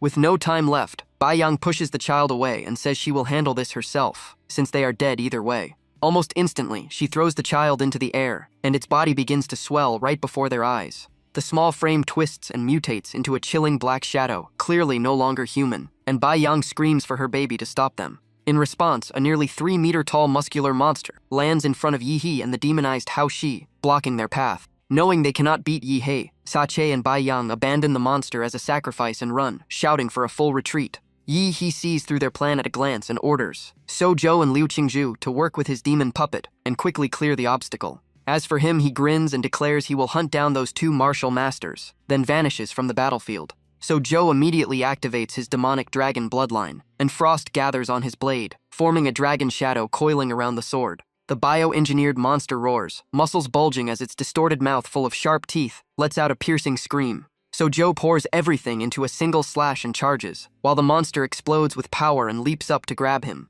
It is the same narrow alley, but this time the chaos is far worse. So Zhou swings down, and icy energy forms a savage ice dragon head that rushes forward, aiming to devour the creature. The monster's black muscles suddenly glow red as it charges head-on to buy time, its shrill screech making it clear this thing is no normal being. Blazing heat from its body collides with bone-chilling frost, steam erupting as the two forces crash like meteors. Determined to cut it down, So Zhou shouts for it to taste his sword as he presses the attack. The bio-monster twists to dodge but still gets half its face sliced by the sword aura. So Zhou is stunned that such a huge body can react so fast, and the strange wound confirms it is truly engineered. The cut reveals not flesh but an alloy skull laced with processing circuits, a man-made killing machine. Seeing it lunge again at insane speed, So Zhou tightens his grip and retreats to avoid the grab. But the monster miscalculates, because the blood demon shadow has been waiting in the air. In a flash, it splits into 12 blood phantoms, and their blood blades weave a dense net of slashes over the creature's face. Almost instantly, the monster is torn apart, and even its terrifying regeneration cannot save it this time. At that moment, Liu Qingzhu spreads the massive wings behind her back, having finished charging her power. Hovering in the air like a descending goddess, purple light surrounds her as she thrusts her hand down, gathering violent energy, while dark violet feathers ignite into countless dim sparks. When the energy expands to 5 meters wide, it suddenly detonates and turns into a blazing purple sun hanging in the sky. Liu Qingzhu shouts for everyone to get back, but the bio-monster's legs are frozen, and the blood fiend puppet pins it down, leaving it nowhere to run. From above, Qingzhu dives down like a storm, carrying the spinning purple sun straight toward the trembling creature. A thunderous blast erupts, and a massive red-purple pillar of fire shoots up through the city, swallowing the monster in a sea of ghostly flames that burn it inside and out until nothing remains. The scene shifts to another area near the underground sewer system. Xa sprints through the sewer water, face pale, gasping for breath as he mutters that he has not run like this since the Black Triangle battlefield. But when he looks up, his expression changes instantly, eyes wide as if he has seen something impossible. A brilliant blue beam crashes down in front of him, lighting up the dark tunnel and forcing him to stop. Yi He's mocking voice echoes, saying of course rats love hiding in sewers, and Ka trembles as sweat pours down his back. The two fugitives were not stupid, and they split into different directions the moment they ran. On the other side, Bai Yang dashes through narrow alleys at a speed she has never reached before. When she glances back, the same blue light slams down ahead like lightning, and she instantly senses something terrible has happened to Ka. Only now does she think of the rest of the team, but despair hits hard as Jin Sha and Qing Yao are missing. Hao Shi is dead, and Sache is likely finished too. Standing alone in an empty alley, Bai Yang shakes uncontrollably, with only one thought left: she must survive no matter the cost. Cornered and desperate, her mind races until her eyes suddenly light up with a final idea. She looks toward the human ladder, reaching up to the moon, realizing it must be the work of Heavenly Kingdom descends. Panic turns into resolve as she bites her nail and whispers that she will live even if she has to sell her soul to a demon. Seconds later, she arrives, but the sight before her makes her freeze in horror. Countless naked bodies are stacked together to form a ladder between earth and sky, all wearing peaceful smiles, while their dried corpses look like mummies drained by moonlight. Yi appears behind her, carrying a broadsword on one shoulder and Kache's severed head in his other hand, casually asking if she wants to go up and take a look. Knowing she is about to die anyway, Bai Yang does not even try to fight and rushes straight toward the human ladder. Driven purely by survival instinct, she climbs the grotesque ladder like a madwoman. Though it looks endless from below, she ascends at shocking speed and soon reaches the surface of the moon. The moment she steps onto it, her eyes widen in terror as she realizes there is no turning back. A massive white jade gate stands before her like a giant's fortress, and unbelievably it is another door. The gate slowly opens, and brilliant light pours out from within. In her daze, Bai Yang sees her parents waving at her inside, and tears stream down her face as she calls out to them. In the silent city night, her body shines brightly, like the only star in the darkness. As the gate opens wider, Bai Yang steps into the grand hall, walking toward the light that stretches across a sea of piled corpses, a sight chilling to the core. When Yi sees Bai Yang truly step onto the moon, a strange smile curves on his lips and a soft, eerie laugh escapes him. The next second, the Yi under the moonlight dissolves into black smoke and vanishes, revealing it was only an illusion meant to force Bai Yang up the ladder, as the moon amplified their fear and wiped out 3 more assassins from Laser Boss. The real Yi stands far away, quietly watching the glowing human ladder as he mutters that Heavenly Kingdom Descends is clever for using fear and his own image to corner their enemies.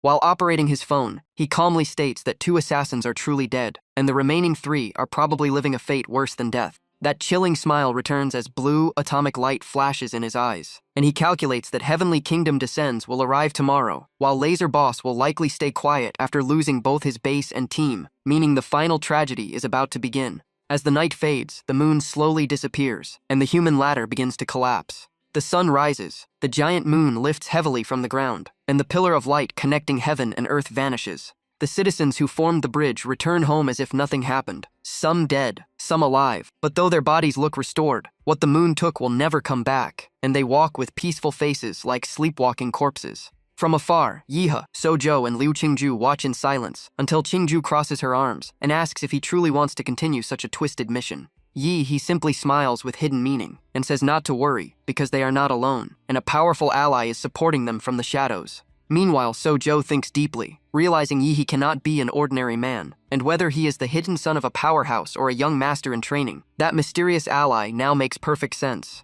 Suddenly, demonic energy erupts around Yi, black aura swirling as he calmly announces he has an extremely important mission for them today. A stream of demonic energy spreads along the ground and expands outward. Countless demon shadows pour from Yi like a tidal wave and flood the rooftops as he orders them to lead these shadows and destroy every clay statue inside the homes across the city. So Joe does not hesitate for even a second and charges off with the demon shadows, answering with a firm yes as he moves like a raging storm. Liu Qingju hesitates slightly, looking at Yihe as if she wants to say something but holds back. Yi gently calls her name, and she instinctively responds at once. With a trustworthy smile and sincere gaze, Yi nods and tells her to trust him. Hearing that, Qingju falls silent, her face turning red as if time itself paused for a moment. A few seconds later, she smiles brightly and says she trusts him, then softly reminds him to rely on his teammates more and not carry everything alone. After assigning their tasks, Yi acts separately and heads back to the underground palace beneath the Golden Mountain Lord's base. The moment he enters, Mad Doctor steps forward and bows respectfully, but Yi coldly cuts him off and says there is no time left and it is time to prepare for war. Deep inside the underground palace, Yi and Mad Doctor arrive at the pit filled with bioengineered corpses, all creations Yi once discarded, now gathered and ready to rise again. Standing in the vast hall, Yi shouts Super Titan form, and black demonic flames erupt as a massive skull manifests behind him, while he carefully restrains the energy from destroying the bodies below. A 50-meter giant upper body appears, and the Titan tears open its own chest to reveal a violently beating heart. Blood pours down like a waterfall into the pit, and the moment it touches the corpses, their lifeless eyes light up as shattered flesh begins regenerating. This has always been Yihe's plan, to create an immortal Titan army, and the bio-soldiers rise one by one roaring within the Crimson Sea. Their pupils shift as something invades and seizes control from within. Yi watches with satisfaction as they become hybrids of Ma-Ka-Long virus and Titan power, forming a terrifying force that will resurrect through the virus and gain Titanization to serve him absolutely. Meanwhile, Mad Doctor skillfully operates the system, releasing nano-mosquitoes into every home in Lin Shui County, while reporting that the bioswarm has entered the residential zones. Yi calmly replies that everything is proceeding perfectly. The mosquitoes carry Ma-Ka-Long blood and will slip into every house to deliver his so-called gift. He then orders the doctor to repair the mechanized giant Buddha statue, saying even if it cannot be fully restored, its weapons can still be salvaged and modified for battle. He casually cleans his ear and looks into the distance with a proud smile, saying his side is ready, and now he will wait to see what tricks Heavenly Kingdom Descends will play next. While He prepares for war, another force speeds toward Lin Shui County along the highway, the organization known as Heavenly Kingdom Descends. Led by a mysterious pope empowered by a secret realm relic, their doctrine revolves around the demon fetus that devours life, flesh, and souls to grow into a vessel for a descending god, and 53 white-robed believers ride in the convoy to witness its birth. Among them is one Grand Martial Master Bishop, 2 Martial Master Deputies, and 50 martial fighters, and the cold-faced bishop declares this place the hardest land for their faith to conquer. His eyes burn with ambition, as he arrogantly proclaims that this beautiful land will soon belong to the Heavenly Kingdom. Though their martial power is not overwhelming, their methods are sinister, aiming to let a god enter the human world through the demon fetus that feeds on every living soul, and it seems the divine fetus is close to completion. As the convoy continues, one bishop asks if the divine fetus cultivated by the great pope for 4 years lies ahead. A red-cloaked deputy bishop chokes with emotion, lamenting that the devoted great pope died at the hands of Long K. Before witnessing the birth of the divine fetus, he sacrificed everything to nurture. Hearing that, the bishop slowly lifts his head, his voice turning fierce, saying they cannot let the high priest's sacrifice be meaningless, or this world will fall into a second sinful zone. He completely loses it, and the followers in the vehicle get swept up in his madness, eyes burning as they shout that the descent of God is humanity's salvation. The whole scene looks like a pack of controlled lunatics, chanting louder and crazier, "God descends, heaven on earth, fight for God," and the bishop smiles in pure satisfaction. By the second night, the moon looks eerie, with 2 deep craters, like hollow eyes and long marks beneath forming a twisted grin that sends chills down your spine.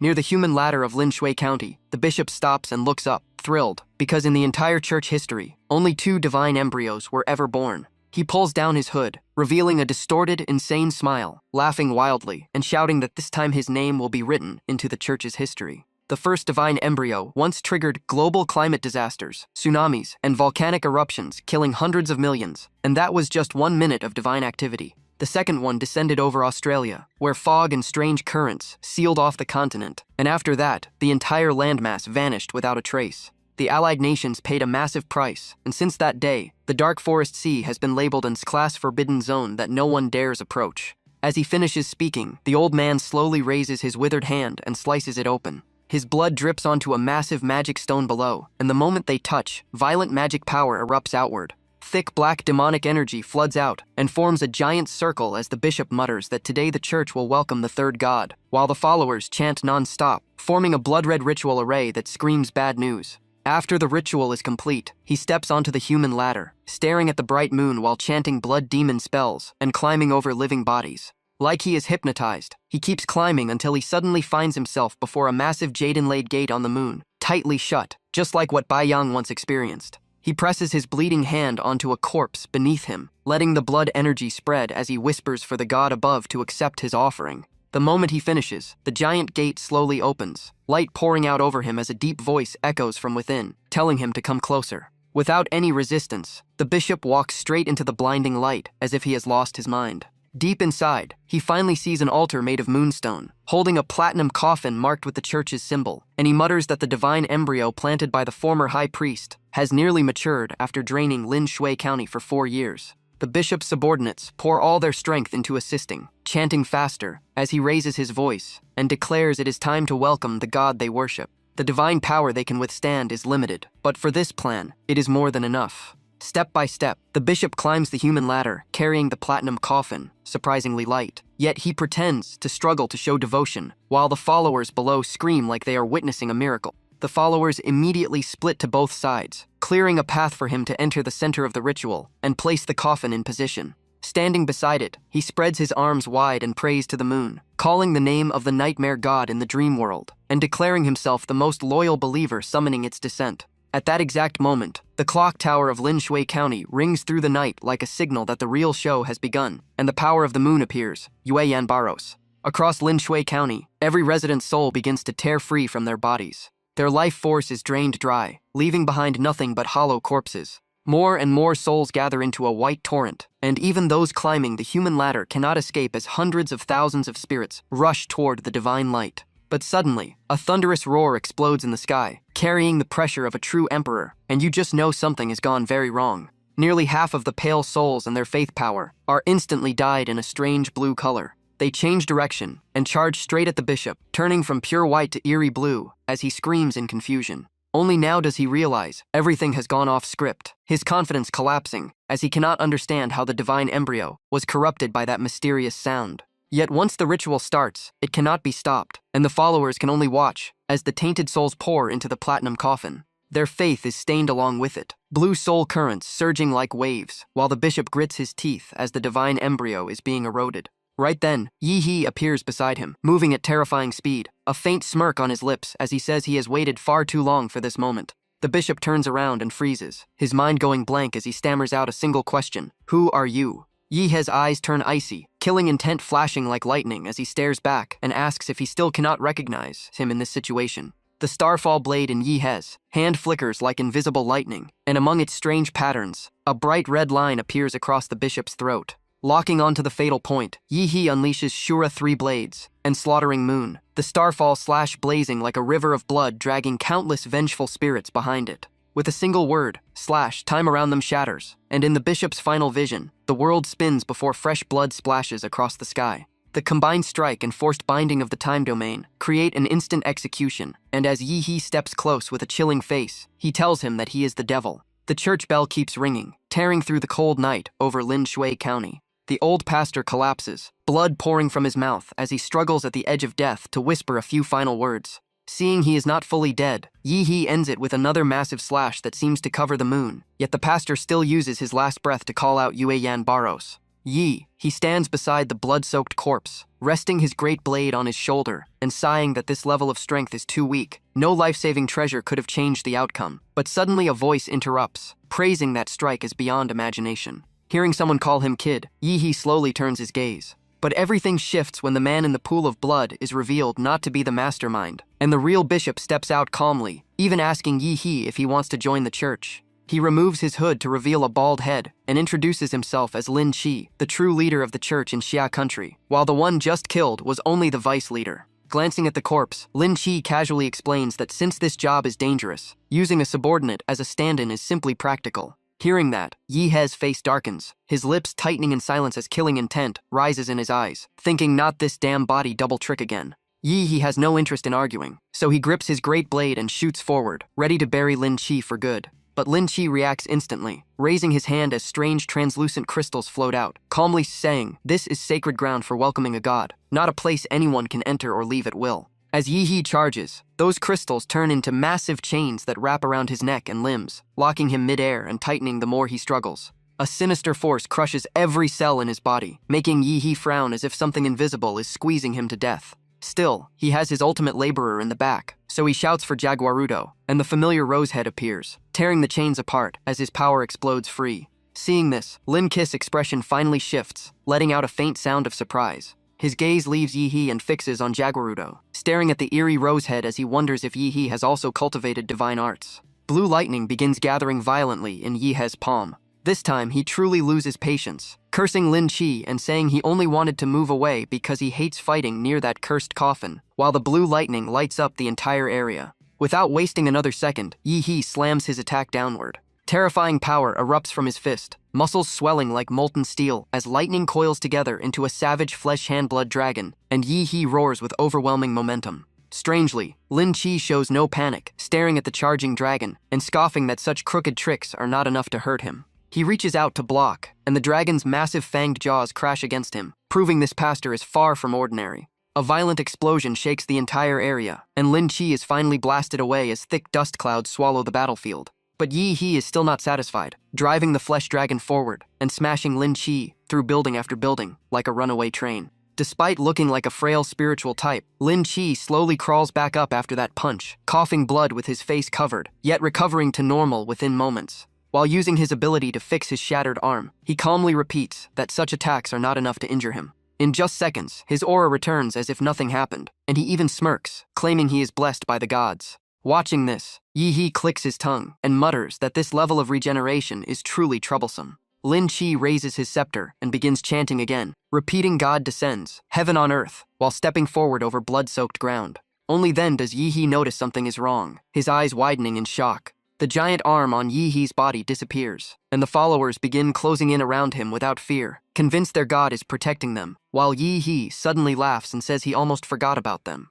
At that moment, every follower raises a glowing red dagger, eyes crazed as machines, shouting that they themselves are justice. Then one of them slams his own face into the ground, blood splattering everywhere, as he begins brutally harming himself. Yi looks around, as the followers stab their own throats without hesitation, blood spraying everywhere like a mass sacrifice, and he frowns, saying these cultists are completely insane. One by one they collapse, blood pouring out like a waterfall, while Yi simply waits calmly for whatever comes next. But soon he senses something off, his eyes sharpening as a cold and slimy spiritual energy spreads through the air. Suddenly creaking sounds echo louder and louder, and a bloody red hand tears out from inside a follower's body. At first it looks human, but the shell is quickly discarded, revealing a twisted creature that is neither man nor ghost. Yi finally sees them clearly, red skin, long horns, mouths packed with fangs, like demons crawling straight out of hell, as 50 followers turn into 50 flesh gates spawning endless fiends. Facing this, Yi smirks and calmly says they are nothing more than foreign demonic creatures in the end. Covering half his face with one hand, he laughs with interest as more demons crawl out, admitting these cultists really went all in. He clicks his tongue, saying they wagered their own bodies just to summon demons, and now the fully formed fiends stare at him with hungry eyes. Right then blue lightning explodes across the city, merging and bursting like when Yi became a giant before, as he declares he also has his own trump card, and countless revived giants rise from the earth, roaring back at their king. Seeing him move, the demons go berserk and shoot into the sky, jaws stretched wide as their howls form crushing waves of pressure, all targeting Yi. But the first wave does not even get to perform before turning into piles of shredded red flesh. They arrive with swagger and die miserably, explosions popping non-stop as the first line of giants crush them head-on, while more giants charge forward, their footsteps shaking the ground. On the other side, the remaining redrobed pastor finally panics, trembling as he mutters that the leader was killed in seconds, and now there is even an army of giants, wondering what force they are facing. Failing to spot Yi, he presses 2 fingers to his forehead to activate a tracking ability, desperate to locate the real mastermind. Through that power, he discovers Yi standing near the coffin, and his face turns pale as he realizes the true target is the divine embryo, yet he can only scream silently in despair. At that moment, Liu Qingju and Chu Zhou appear above him in awakened form, rushing in and declaring that his opponent is them, leaving the pastor stunned. His thoughts race as he pieces it together, suspecting these people prepared everything in advance, and wondering if they belong to Long Kui, since every step feels carefully arranged. Meanwhile, Yi stands beside the coffin. The followers risked everything to awaken, and the moment he approaches, he feels a terrifying chill that seems to freeze even his soul. Stroking his chin, Yi senses the intense hostility coming from inside the coffin, but he is not surprised since he has been interfering with that god's plan from the very beginning. Right then, the system pops up a notification, granting Yi 5 special divinity points, because during the final stage of Heaven Descends, he accidentally corrupted half of the church's 4 years of accumulated faith, and stole a portion of Yueyan Baros's divine power. Understanding everything, Yi walks straight to the coffin, saying Heaven Descends was never his true target. The real enemy has always been the moon and dream god, and even if it is a premature vessel missing power, it should wake up by now. With one hand, he blasts the coffin lid into the sky and shouts, asking how long it plans to keep hiding inside. But what he sees makes his eyes widen in surprise. Instead of a terrifying being, the coffin is completely empty. No divine embryo, no god, nothing at all, leaving Yi stunned and muttering what the hell is going on. A moment later, he feels almost insulted, gathering energy in his right hand and sneering that a so-called god should not be playing hide-and-seek. He summons his great blade and slams it into the ground, standing like a lone overlord. Yet the world turns eerily silent as the giants, the demons, Liu Qingju and Chu Zhou all vanish as if only he remains. Suddenly a voice calls Yi's name, and he instantly snaps his gaze toward the source as someone appears. The surroundings twist as the giant moon devours the sky, its hollow eyes and crooked grin turning more sinister, and under that light stands Lin Qi, alive, smiling calmly as he asks if Yi has forgotten him.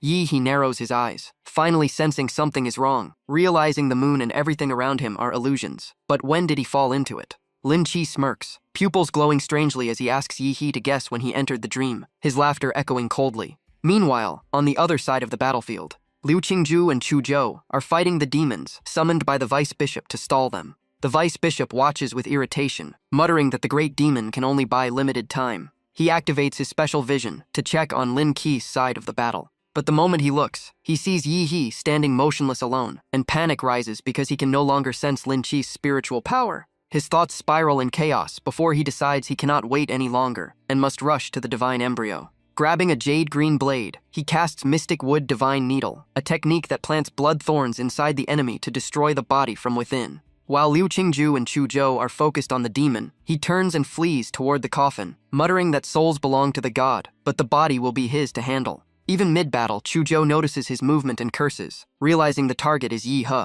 Without hesitation, Chu Zhou unleashes his full aura, cold energy erupting as he shouts for Liu Qingju to save Yi He while he holds the enemy back. As he finished speaking, he unleashed human blood capture art, raising both hands as invisible force spiraled into a massive storm that condensed into a terrifying giant sword, dozens of meters tall, boosted even further by freezing winds. Chu Zhou felt his energy draining at insane speed. Freezing that monster alone nearly emptied him. But he still looked at Liu Qingju and firmly said, "Don't hesitate. Their lives mean nothing compared to Yi He."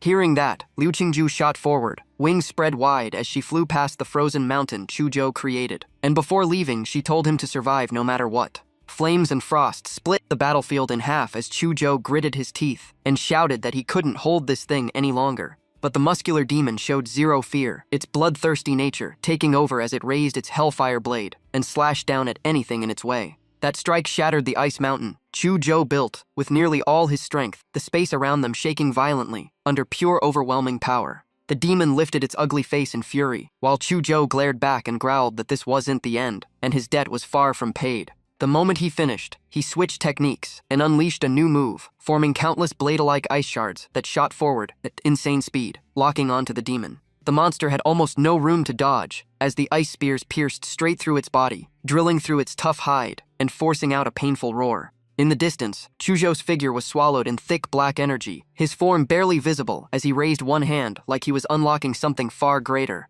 Right then, the bloodline seal he once placed on himself began to break, awakening the power of his powerful imperial capital clan. His body transformed fast as martial energy surged through his dantian to rebuild him. Dragon horns grew longer, torn flesh regenerated, fresh ice armor covered him. His dim dragon eyes flared bright again, and his aura shot past its previous peak, as he calmly warned that using the Bloodburning's secret art with bloodline breakthrough would drain his life twice as fast. Chu Zhou raised both hands again as invisible martial force dragged the surrounding air into a violent vortex between his palms. Seconds later, another storm-forged giant sword dozens of meters tall appeared, shaking space itself as he roared that this time he would send the demon straight to hell. Without hesitation, he brought the colossal ice sword down, the tiny figure wielding a giant's weapon as it crushed straight toward the target. Sensing the killing intent, the monster's expression changed as it opened its mouth in shock and prepared to unleash a sea of fire in counterattack. Chu Zhou shouted Bloodline's secret art, and the massive sword pressed down with spine-chilling destructive force. Layers of white ice walls rose like a sky fortress as frost and raging flames collided, activating Xuanhuang martial skill Ice Wall Dragon Shadow, and the two forces tore at each other while shockwaves made heaven and earth tremble. But suddenly, Chu Zhou felt something off, his face changing, as he muttered that this power wasn't right. The sky split in half between ice and fire as the monster trembled under the crushing strike, yet its flames fought back wildly, while it roared and poured out all its strength, clearly not ready to be crushed. Even Chu Zhou was stunned, whispering in disbelief that it actually managed to block his storm sword chi. Things got worse as the sword chi was slowly burned away by the demon's flames, the descending ice walls cracking and shattering under intense heat. And only then did Chu Zhou realize the real problem. His martial energy was almost completely drained. Just as Chu Zhou hit a dead end, and the monster was still struggling against the ice, a sharp object suddenly tore through the air at extreme speed. A palm-length bullet blasted in from behind and blew straight through the monster's throat. Focused on resisting Chu Zhao's attack, the monster never sensed the danger as blood exploded out, and more heavy armor-piercing rounds followed, punching into its neck, back, and waist, tearing out horrifying bloody holes. Chu Zhou had also reached his limit, and after pouring everything into that final slash, he slowly dropped back to the ground. Exhaustion covered his face as he looked up at the monster and searched for his savior, wondering if another expert or the ally Yi he once mentioned had arrived. The barrel of the massive rifle still steamed from the shot. The one who saved him was none other than Mad Doctor, calmly aiming through his scope and saying luckily, the armor-piercing round infused with his master's martial force still worked at a critical moment. Mad Doctor reassessed Chuzhou, thinking the kid was the weakest before. Yet he had hidden a huge trump card, already near breakthrough in the system from martial apprentice up to nation guardian level, while Liu Qingju was no ordinary talent either. He then looked toward Chuzhou and Liu Qingju, muttering that he would first use drones to help the kid recover. Then dealing with the archdemon shouldn't be too hard, as countless drones filled the sky. On the other side, the vice bishop tried to flee toward the archbishop, but was stopped, glaring in fury and demanding who they were, not from Long Kui yet young, and more monstrous than monsters. At that moment, Chuzhou and Liu Qingju appeared before him, Liu Qingju descending like a goddess with wings spread, while Chuzhou stepped forward, holding his sword and the severed monster head, saying they were just normal freshmen from Huadu University. But it seemed the moon had no intention of watching its followers fall, and finally decided to intervene directly. In an instant, 6 heavy alloy coffins crashed down from the sky at terrifying speed, summoned by the moon's god to face Chuzhou and Liu Qingju, each impact shaking the earth. The coffin lids opened one by one, and 6 figures with powerful martial master auras stepped out under the moonlight, their appearances almost identical. Liu Qingju's expression changed at once, recognizing some faces as former Huadu team members who went missing, realizing these were corpses, including one of the 3 who once fought them.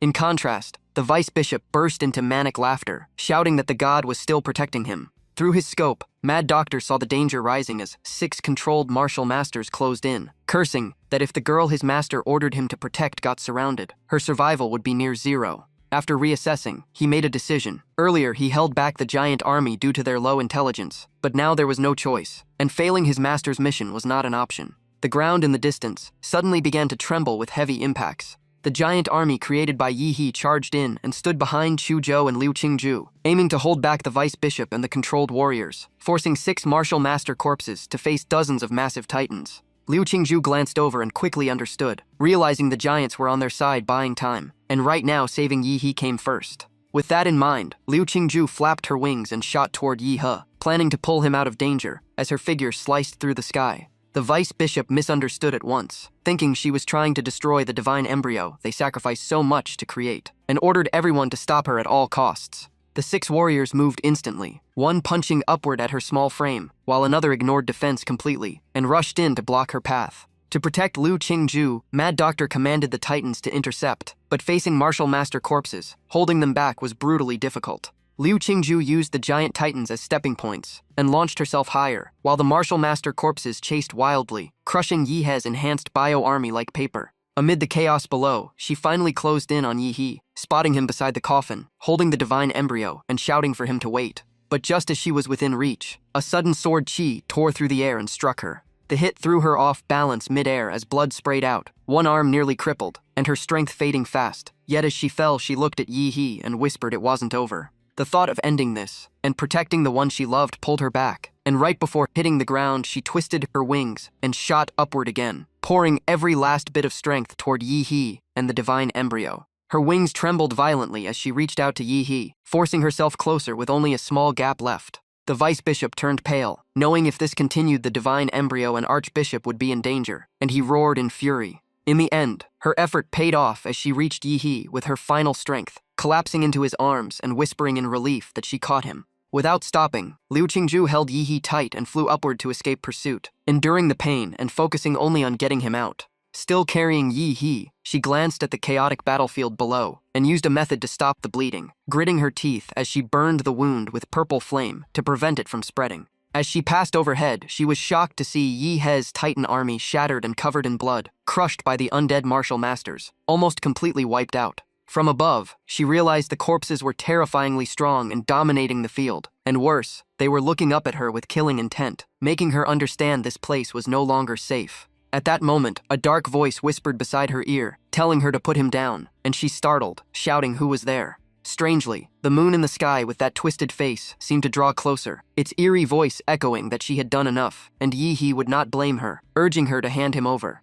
The moonlight suddenly turned into a strange energy that clouded her mind, pulling her toward unconsciousness as it drained her life force. Yet she fought back and forced out the words that she would not give him up. Liu Qingju then roared in anger and cursed at the massive moon to get lost, unleashing her inner power as her wings expanded and blasted out a counter shockwave. The impact surged through her body, the every cell and vein stretched to the limit, and only then did she realize this was a mental attack. Her head felt like it was about to explode, as eerie laughter echoed non-stop. The cry of the purple nether sparrow tore through the clouds, and the moonlit phantom slowly faded while leaving behind a mocking laugh. The pain nearly broke Liu Qingju, tears falling silently as she still held Yi tight, her only thought being that he must not get hurt, until her strength finally gave out, and her eyes slowly closed.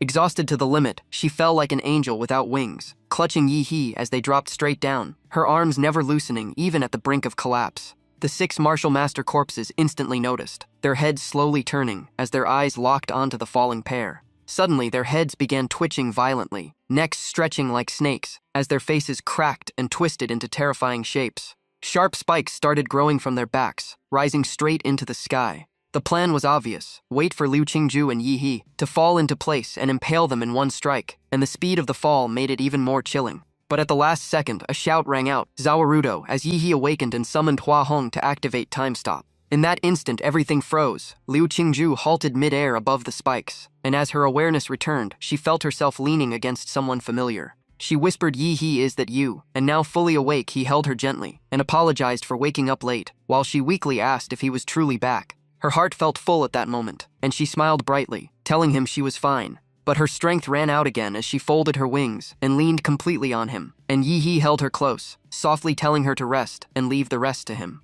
Below, the vice bishop nearly went insane, screaming how Yi could escape the god's illusion. Time resumed, the spiked martial master corpses, and the vice bishop all charging as he yelled that Yi could not fight 7 martial masters at once. Yi ignored him, teleporting Liu Qingju to safety first, then floating calmly in the sky and saying she was safe now. Zawarudo release. Seeing this sudden shift, the vice bishop turned pale, his heart almost stopping within seconds. Because the small Yi was gone, replaced by a colossal titan foot descending from the sky, the corpses frozen in fear before he stomped down. The stomp crushed them like trash, the massive foot grinding back and forth, as if erasing their existence completely. In titan form, Yi stood like a true god, eyes blazing as he coldly asked what they thought they were doing. With his allies wiped out in one stomp, only the archbishop remained in the distance, trapped inside his own illusion in Linshui County, trembling in the cold wind. Tears and snot streamed down his twisted face as his body convulsed, barely begging for it to stop. Lin Qi had lost count of how many times he died in the illusion, blown apart, torn to pieces, burned, pierced by countless blades, every death painfully real, and he screamed in despair, wondering how Yi could torture him inside an illusion he himself created.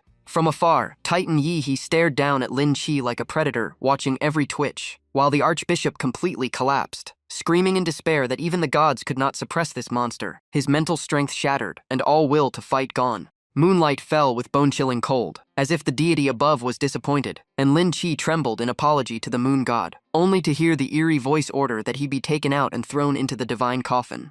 Tears filled Lin Qis' red eyes as he stared at the massive moon, too weak to resist and barely able to call out to the moon god. The opened coffin released a sinister frost, and the voice declared his lowly body now had value only as a replacement vessel. Meanwhile, Yi in Titan form continued sweeping the battlefield, crushing undead warriors into pulp and turning the ground into a bloody hellscape. Even the vice bishop, nowhere to be seen under the overwhelming pressure. Yi narrowed his eyes and coldly said, no matter how strong they were just walking corpses, and their followers had been wiped out. At that moment, a thin, pale foot stepped down from the blazing moon above, and it seemed the final big fish had finally shown itself. Yi looked closely and felt something was off, as if this last rat leader was not quite what he expected. A silver-robed figure stood in midair before the enormous moon, silver light draping him like a king's cloak, and Yi sensed something deeply abnormal. The man had shoulder-length silver hair and features resembling Lin Qi, but sharper and colder. His silver eyes emotionless yet oddly appreciative toward Yi, radiating pure danger without visible energy. It was clear this was the true source behind everything in Linshui County, and Yi smirked, saying the so-called moon god had finally appeared. Under Yahello by Luosi, invisible steps formed as he slowly descended through the air, the giant moon behind him like a private spotlight. Suddenly, Yi noticed something wrong and looked down, realizing the ground beneath him had vanished. Linshui City was gone, replaced by endless void, stretching without limit, and he wondered if this place had become the real moon. He quickly calmed himself, knowing it could not be the real moon, since there was no extreme cold or lack of oxygen, concluding it was a conceptual domain like Gongkes Field. His expression shifted as he understood. This was not mere illusion, but a realm layered over reality, where damage was real and his invincible golden body from the system would not work. While Yi analyzed, the demonic embryo present stepped down the final stair. Floating before Titan Yi-He, the being spoke like a god passing judgment, saying Yi-He was the finest human he had ever seen, especially since Yi-He had taken part of his divinity, with compatibility over 96%, making him the perfect vessel to complete his body in the mortal world. He remained silent in Titan form, letting the being talk while secretly calculating, as his hidden preparations were complete, and he only needed a little more time. After hearing Mo Tai's sweet promises, He didn't even move, standing there like he was actually considering it. Mo Tai stretched out his pale hand and calmly invited He to go to the moon and stand at the top with him. He answered that divine invitation with a straight middle finger, coldly saying he'd pass this time. He even gave Bai Luosi a free lecture, saying these so-called gods were just higher life forms, scared to fight head-on, and playing the same old tricks as humans. Bai Luosi finally looked up, eyes glowing like cold moonlight, saying he would overlook the disrespect for now. Darkness swirled inside his pupils like a tiny universe, and he calmly revealed that the earlier offer was just a formality. Mo Tai raised his twisted hand, power exploding through his body, declaring Yihe's opinion never mattered anyway. In an instant, he grabbed the core entity inside Yihe's giant body, and the Super Titan form was torn apart like a popped balloon. Moonlight pierced through the shredded flesh, as He watched in shock, his Super Titan body ripped apart with a single motion. The massive skeleton fell into the storm, while He floated helplessly, under the terrifying pressure of the divine embryo. Bai Luosi's hand moved closer to Yihe's forehead, and no matter how he struggled, He couldn't even control his own body. Bai Luosi stopped pretending and bluntly said he was nothing more than his next meal. But when he tried to invade deeper, he suddenly froze, furious that he couldn't sense Yihe's consciousness at all. Then Yihe's lifeless face suddenly changed, Super Titan energy flaring again as he opened his eyes and burst into confident laughter. Seeing Bai Luosi stunned, He calmly admitted he couldn't win in raw power, but mentally it was a different story thanks to his system panel. That's why he relied on the near-broken regeneration of Mu Mo Jialong, finally revealing his entire plan right in front of the divine embryo. He had already split his body in half at the Mad Doctor's place, so if this one died, his consciousness would instantly transfer to the other half. For the first time, Bai Luosi's icy face changed, his eyes narrowing as he spat out a furious "you." Right then, something like a giant metal blade suddenly tore through space itself. A massive saber slashed across the endless sky, cracking it open, and even Bai Luosi looked up in shock. The entire moon's secret realm began shattering as a wild figure stepped out, sword light exploding everywhere. With blue hair flying, the man stood on broken space and declared himself Long Quest's first dean, protector of the nation, Grand Master Qing Long. This was all part of Yihe's plan, and seeing the backup arrive, he finally let out a relieved smile. Under Qing Long's overwhelming aura, Bai Luosi admitted this level of human body was beyond his expectations. Qing Long frowned and said the aura was indeed alien demon, but far too impure compared to the true catastrophe he once fought. Bai Luosi instantly realized the issue, blaming Linke's inferior body as his face twisted with rage. He was still completely restrained, treated like a toy as Bai Luosi coldly claimed that body now belonged to him. Not wanting it damaged in battle, Bai Luosi kicked Yi away at terrifying speed, sending him flying across the sky. With Yi gone, only Qing Long and Bai Luosi remained, and even Qing Long was surprised the divine embryo valued Yi so highly. But there was no time to think, so Qing Long focused and decided to deal with this monster first. Remembering that Jing Wen once mentioned the young man's name was Yi He, Qing Long immediately charged down toward Bai Luosi. Bai Luosi unleashed full moonlight power as Qing Long erupted with a giant azure dragon phantom, and a battle capable of erasing Linshui County began. Meanwhile, Yi had already been kicked far beyond the battlefield, flying over countless mountains until he vanished from sight. Before sending him away, Bai Luosi sealed Yi inside a glowing sphere to preserve his body, turning him into a helpless passenger until the sphere finally stopped. The impact created a massive crater, trees burned to black stumps, and Yi staggered up, dizzy like he just got off the worst ride ever. He scanned the area with his magnetic field, but found no trace of Linshui County, realizing he had been thrown insanely far away. Then the system popped up, warning that under dreams or moonlight, one might encounter the Lord of the Moon and his nightmares. Yi broke into cold sweat, then forced a laugh, saying maybe this was just the protagonist's special treatment. In front of him appeared a huge number 5, labeled Divine Points, and he finally had time to study what he stole.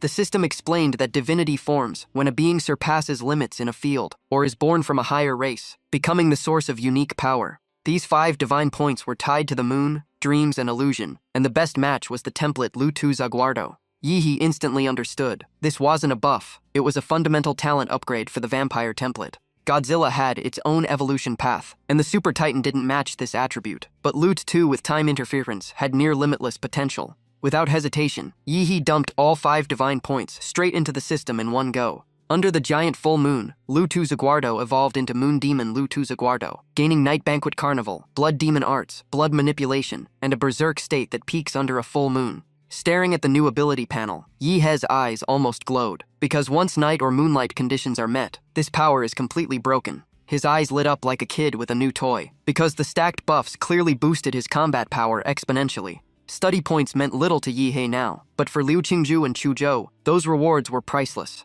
After finishing the upgrade, Yihe leaped onto the tallest tree in the forest. Endless woods stretched in every direction, and the battlefield was nowhere in sight. Moonlight bathed his body, but instead of coldness, he felt pure comfort as power surged through his veins. The rising energy made his eyes widen with excitement. He casually threw a punch, and even without extra skills, the air cracked from the sheer force. A massive shockwave tore downward, leaving behind destructive power that made your scalp tingle just watching. After warming up, Yihe stretched and muttered that he would soon get used to this enhanced body. But his expressions quickly turned serious, knowing he was now the center of the moon descent incident. He needed backing fast, and the best choice was Hua University, so wings spread from his back as he flew under the moonlight. Scene shifts to Hua Capital University, still peaceful as ever. The moment Yihe stepped off the plane, someone was already waiting for him. He looked confused, certain they had never met before. The white-haired old man introduced himself as Principal Shi Jingwen, and Yihe politely greeted the idol of Hua University. Shi Jingwen laughed and told him to drop the formalities and just relax. Yihe instantly played along, stretching casually, making the principal chuckle at how honest he was. Getting serious, Yihe asked if this was about Linshui County, but Shi Jingwen said he came with good news instead. The mission was marked as an outstanding success, and there would be no further investigation. Leaning closer, Shi Jingwen assured him Hua University would handle everything and keep his secrets, announcing only a level 4 mission while rewarding them at level 5 standards. A moment later, the principal returned to his gentle smile and repeated that the rewards would follow level 5 criteria. Yihe nodded calmly on the outside, but inside he was already thinking, this old fox definitely knows something. The next day in the principal's lounge, Yihe casually checked his phone as the Mad Doctor finally sent footage of the Linshui County battle. The headline reported that Linshui County had been completely erased overnight, leaving behind a bottomless crater with no survivors. Yihe's face stiffened as he realized this was high-level martial power, and with his current strength, his sense of safety was almost zero. He remembered Shi Jingwen saying Qinglong had a way to deal with the Moon Lord's curse mark, which was why he was told to wait here. Just as he thought about it, footsteps echoed outside the door. Yihe turned with a bright smile, ready to greet Qinglong. But the words froze in his throat the moment he saw the man's condition. Qinglong was wrapped in white bandages from head to toe, cold mist escaping his breath, looking far worse than Yihe imagined. Even injured, the man stood towering before him, nearly 3 times Yihe's size. Qinglong calmly explained that, although he was wounded by Yue Yan's power, the final outcome was still his victory. He added that if the Moon Lord hadn't been so skilled at escaping, Yihe wouldn't be sitting here, waiting to seal that cursed mark. Yihe was stunned that a legend like Qinglong would explain things so plainly, making him feel unexpectedly approachable. Suddenly, Qinglong threw off his massive coat and declared he would now deal with the issue in Yihe's eyes. Beneath the bandages, his overwhelming physique still radiated terrifying pressure. Qinglong grew serious and asked Yihe if he had ever considered that demonic beasts might once have been intelligent beings like humans. The question instantly made Yihe pale as dark shadows flashed through his mind. Qinglong slowly revealed that when he was a Xuan martial master, he entered an rank ruin and was the only survivor, cursed in the process. Yihe could only stare in shock, whispering a curse. Qinglong said his body began mutating toward a beast form, his sanity crumbling, and even top experts had no cure. So he left the country and wandered into the great Eastern Ocean, planning to end his life, until a massive tsunami carried him to a deserted island. That place hides an incredible secret, but right at the key point, he stopped. It ties to the nation's future strategy, so he can't reveal it. Yihe could only sigh. This old man really knows how to leave people hanging. After a while, the ice around Qinglong slowly melted away. His voice turned low as he said someone on that island pulled him back from becoming a demonic beast. Then he removed the rest of the bandages, so Yihe could see his body clearly. Strange runes covered his skin, and terrifying death aura flooded the air, making it hard to breathe. The moment he saw those symbols, his eyes widened. Before he could finish a word, the runes suddenly shot straight into his body. A brutal pain exploded inside him. Blood streamed from his eyes as he clutched his face and screamed. After barely calming down, Yi stared at his blood-soaked hands. Black blood kept dripping from his eyes, his voice shaking. His regeneration could heal the damage, but just one glance almost drained his soul. This was on a whole different level. Qinglong watched silently. A normal great martial master would faint just from seeing those runes. Weaker ones might even become brain-dead. Yet Yi only bled a little. No wonder the principal chose him. Qinglong then pointed at Yi and said firmly, "Don't resist. I'll carve 2 runes into your sea of consciousness. From now on, you'll sleep peacefully." Yi was still confused, staring at the finger. In an instant, strange black energy burst from Qinglong's fingertip. A green light flared between his finger and Yi's forehead, and the runes on his body began flowing toward it. At the contact point, demonic aura spread like ink across Yi's face. His body lost control, eyes wide open as if someone else was pulling the strings. Right then, the system interface popped up with a notification. Moon point. By focusing on dreams or moonlight, you can see the master of moon and dreams. Just as quickly as it appeared, the notification vanished. Soon everything returned to normal. Qinglong put his clothes back on and said it was done. Yi thanked him. Qinglong nodded, then suddenly asked, "Your teacher is Gongke, right?" Hearing that name, Yi instantly recalled Gongke's terrifying warning. She once dominated Hua University, crushing countless geniuses. Now those people are famous Xuanwu powerhouses, while she fell behind. She strictly told him, never admit her student outside. Just thinking about it made his face pale.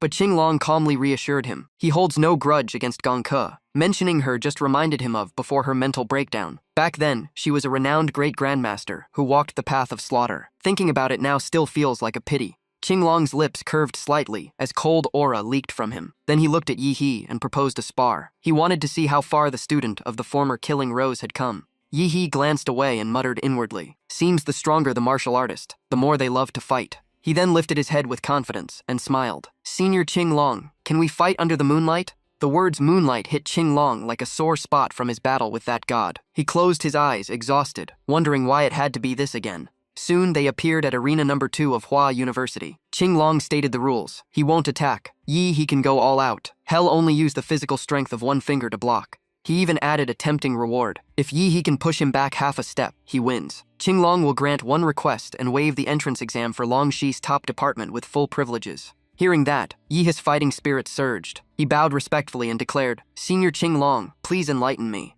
The full moon broke through the clouds and bathed the battlefield in silver light. Standing before Qinglong, Yi stopped holding back. He drew his great blade, absorbed the moonlight, and poured it all into the weapon. The glow alone felt crushing. Qinglong sensed the aura and narrowed his eyes. It felt similar to the alien demon, yet different. Not corrosive, but perfectly aligned with the moon itself. In the next second, Yi shot into the sky. A 30-meter blade formed in his grip as he condensed all the lunar power into one strike. He roared, "Senior Qinglong, take this." Moon Slaughter Chronicle. The blade came crashing down. Qinglong clenched his fist and unleashed massive inner force head-on. The clash shook the earth. Feeling that power, even he was slightly startled. This is strong. The scene shifted. In her private room, Gongke was lazily lying on the sofa, legs swinging as she hummed softly. Suddenly, she felt a terrifying killing intent from Yi. She sprang up instantly, her face turning pale. That killing intent is Yi's? Panic flashed in her eyes. Has been gone 3 days and already this explosive? Did that brat lose control and start slaughtering a city?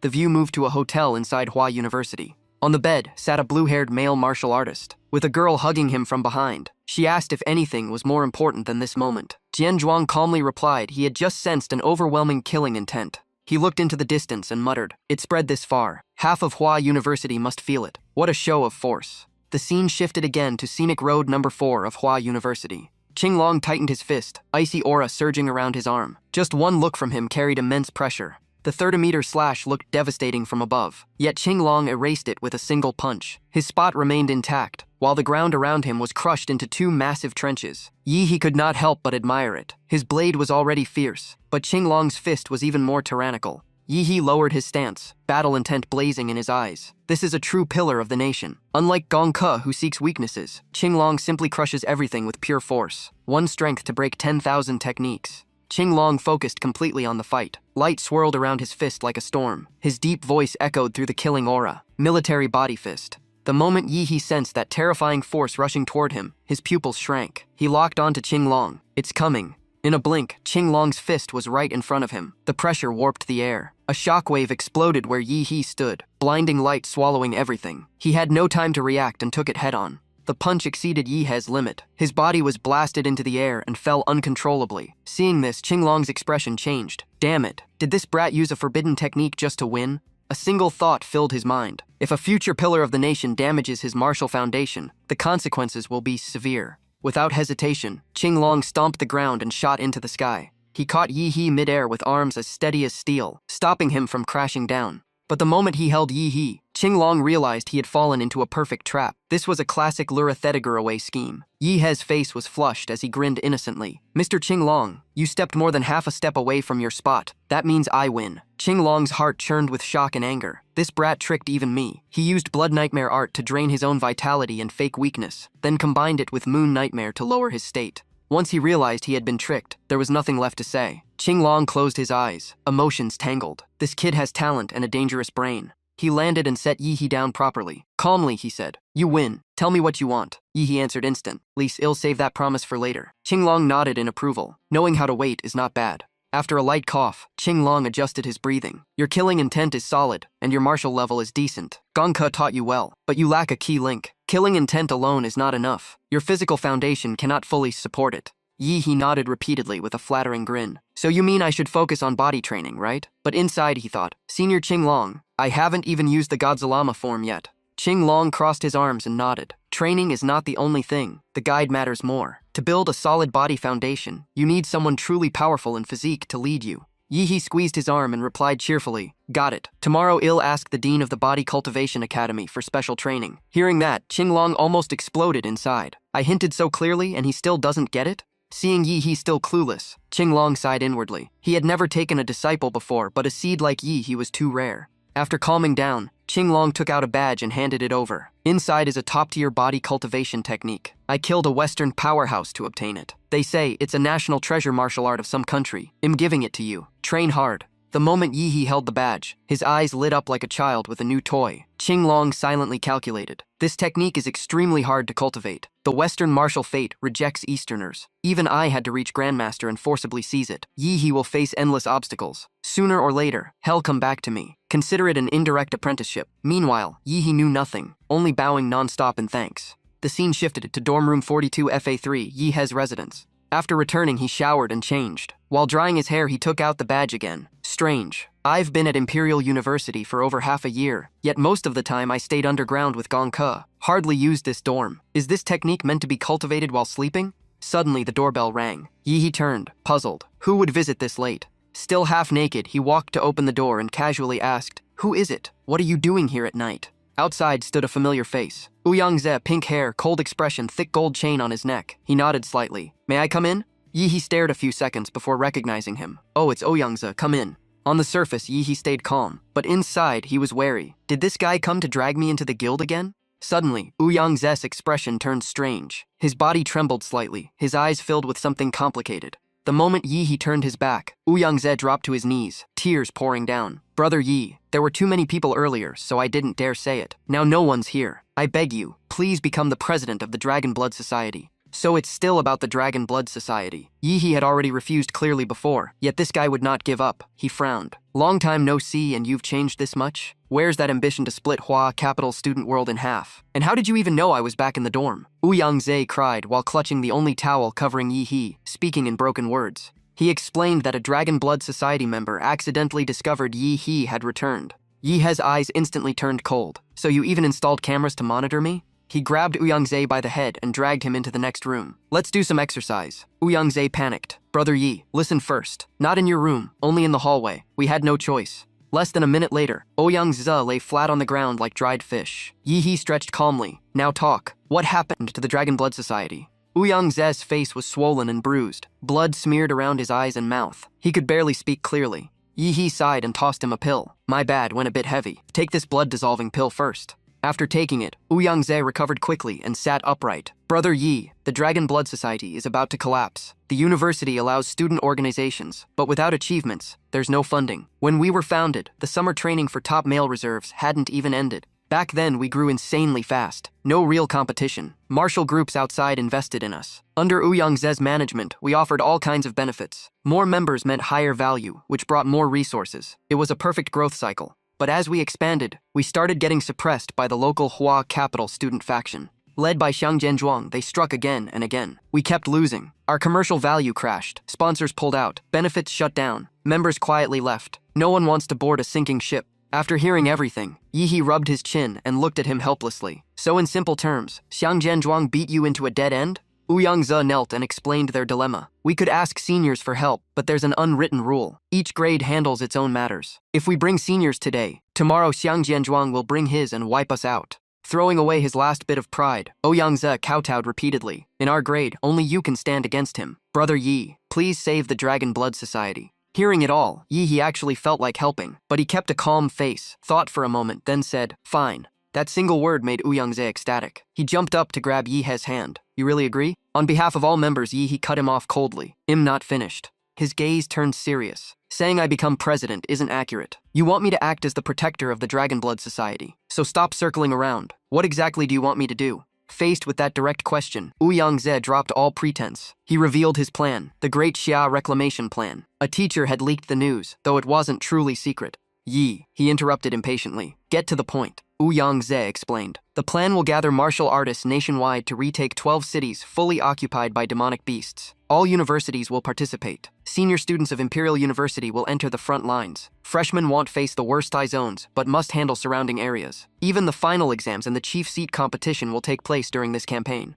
Ouyang looked at Yihe with hope. Brother Yi, in this operation, the Dragon Blood Society will follow all your commands. You must secure the highest achievement. Coldly, we can discuss that later. First, there's something you need to handle. Ouyang tensed up instantly, sweat forming on his forehead. What else? Yihe pointed at the camera on the hallway ceiling. Take that thing down now. After dealing with it, Ouyang left in high spirits, even waving happily. But Yihe called him back. You just helped me confirm something. As long as I achieve enough merit, I can draw samples. And the bigger the achievement, the higher the chance for top-tier samples. Once Ouyang was gone, Yihe's calculating smile returned. That guy really has business talent. If I clear the obstacles for him, the Dragon Blood Society might grow even stronger. And if we climb to number 1 in Hua University, the sample reward will be far better. This time, I'll grab both martial achievements and samples. The scene shifted to the Dragon Blood Society headquarters. Many members had gathered, including the lion-haired guy. Everyone was waiting for Ouyang. After waiting too long, a student grew impatient. Yan Zhengzheng, where's Ouyang? Why is he taking so long?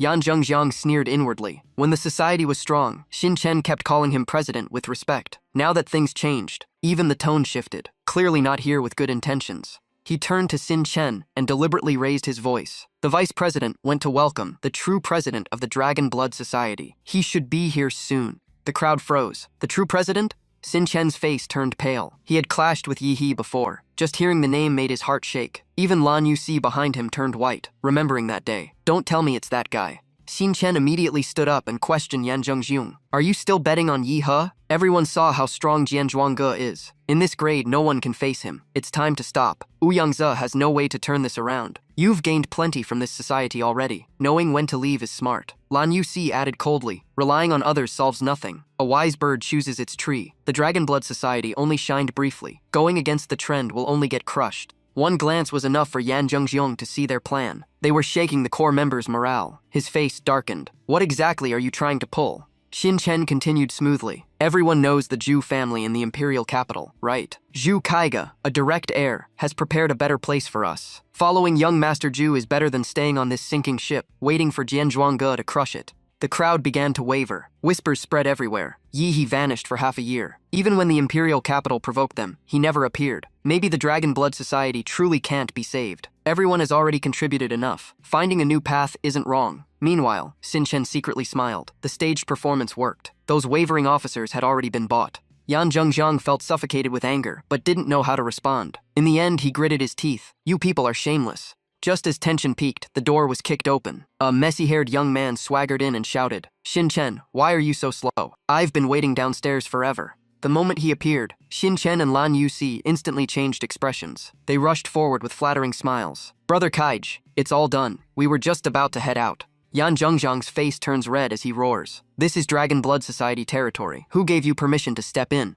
That Kaij doesn't even hide his arrogance. He sneers, how did I get in? I fought my way in. Don't worry, I'll pay compensation and cover their cultivation resources. Those guards out there got beaten once but earned more than they would in years. The guy is insanely cocky. Yan Zhengzheng finally snaps. He clenches his fists and charges forward, rage exploding. You bastard. Just as his punch flies out, someone flashes in and blocks him. Meanwhile, Kaija still looks fearless, like he has never heard the word fear. The woman beside him raises her hand and coldly warns, "Take one more step and you die." Her gaze is sharp and deadly. The moment Yan Zhengzhong faces her, he senses the danger. That aura is far from ordinary. From behind, Kaij mocks again. So useless. It takes this long to handle one idiot. Then he points at the crowd and shouts, "Tenchen Lansayusi, and anyone who wants to follow me, get up here. Beat him into the hospital as my welcome gift." But the Dragon Blood Society members do not move. They stand there, exchanging uneasy looks. This only fuels Kaij's fury. He yells at full force. "What? Don't want to? Then none of you are walking out of here today. Do you think Chukai keeps trash around?"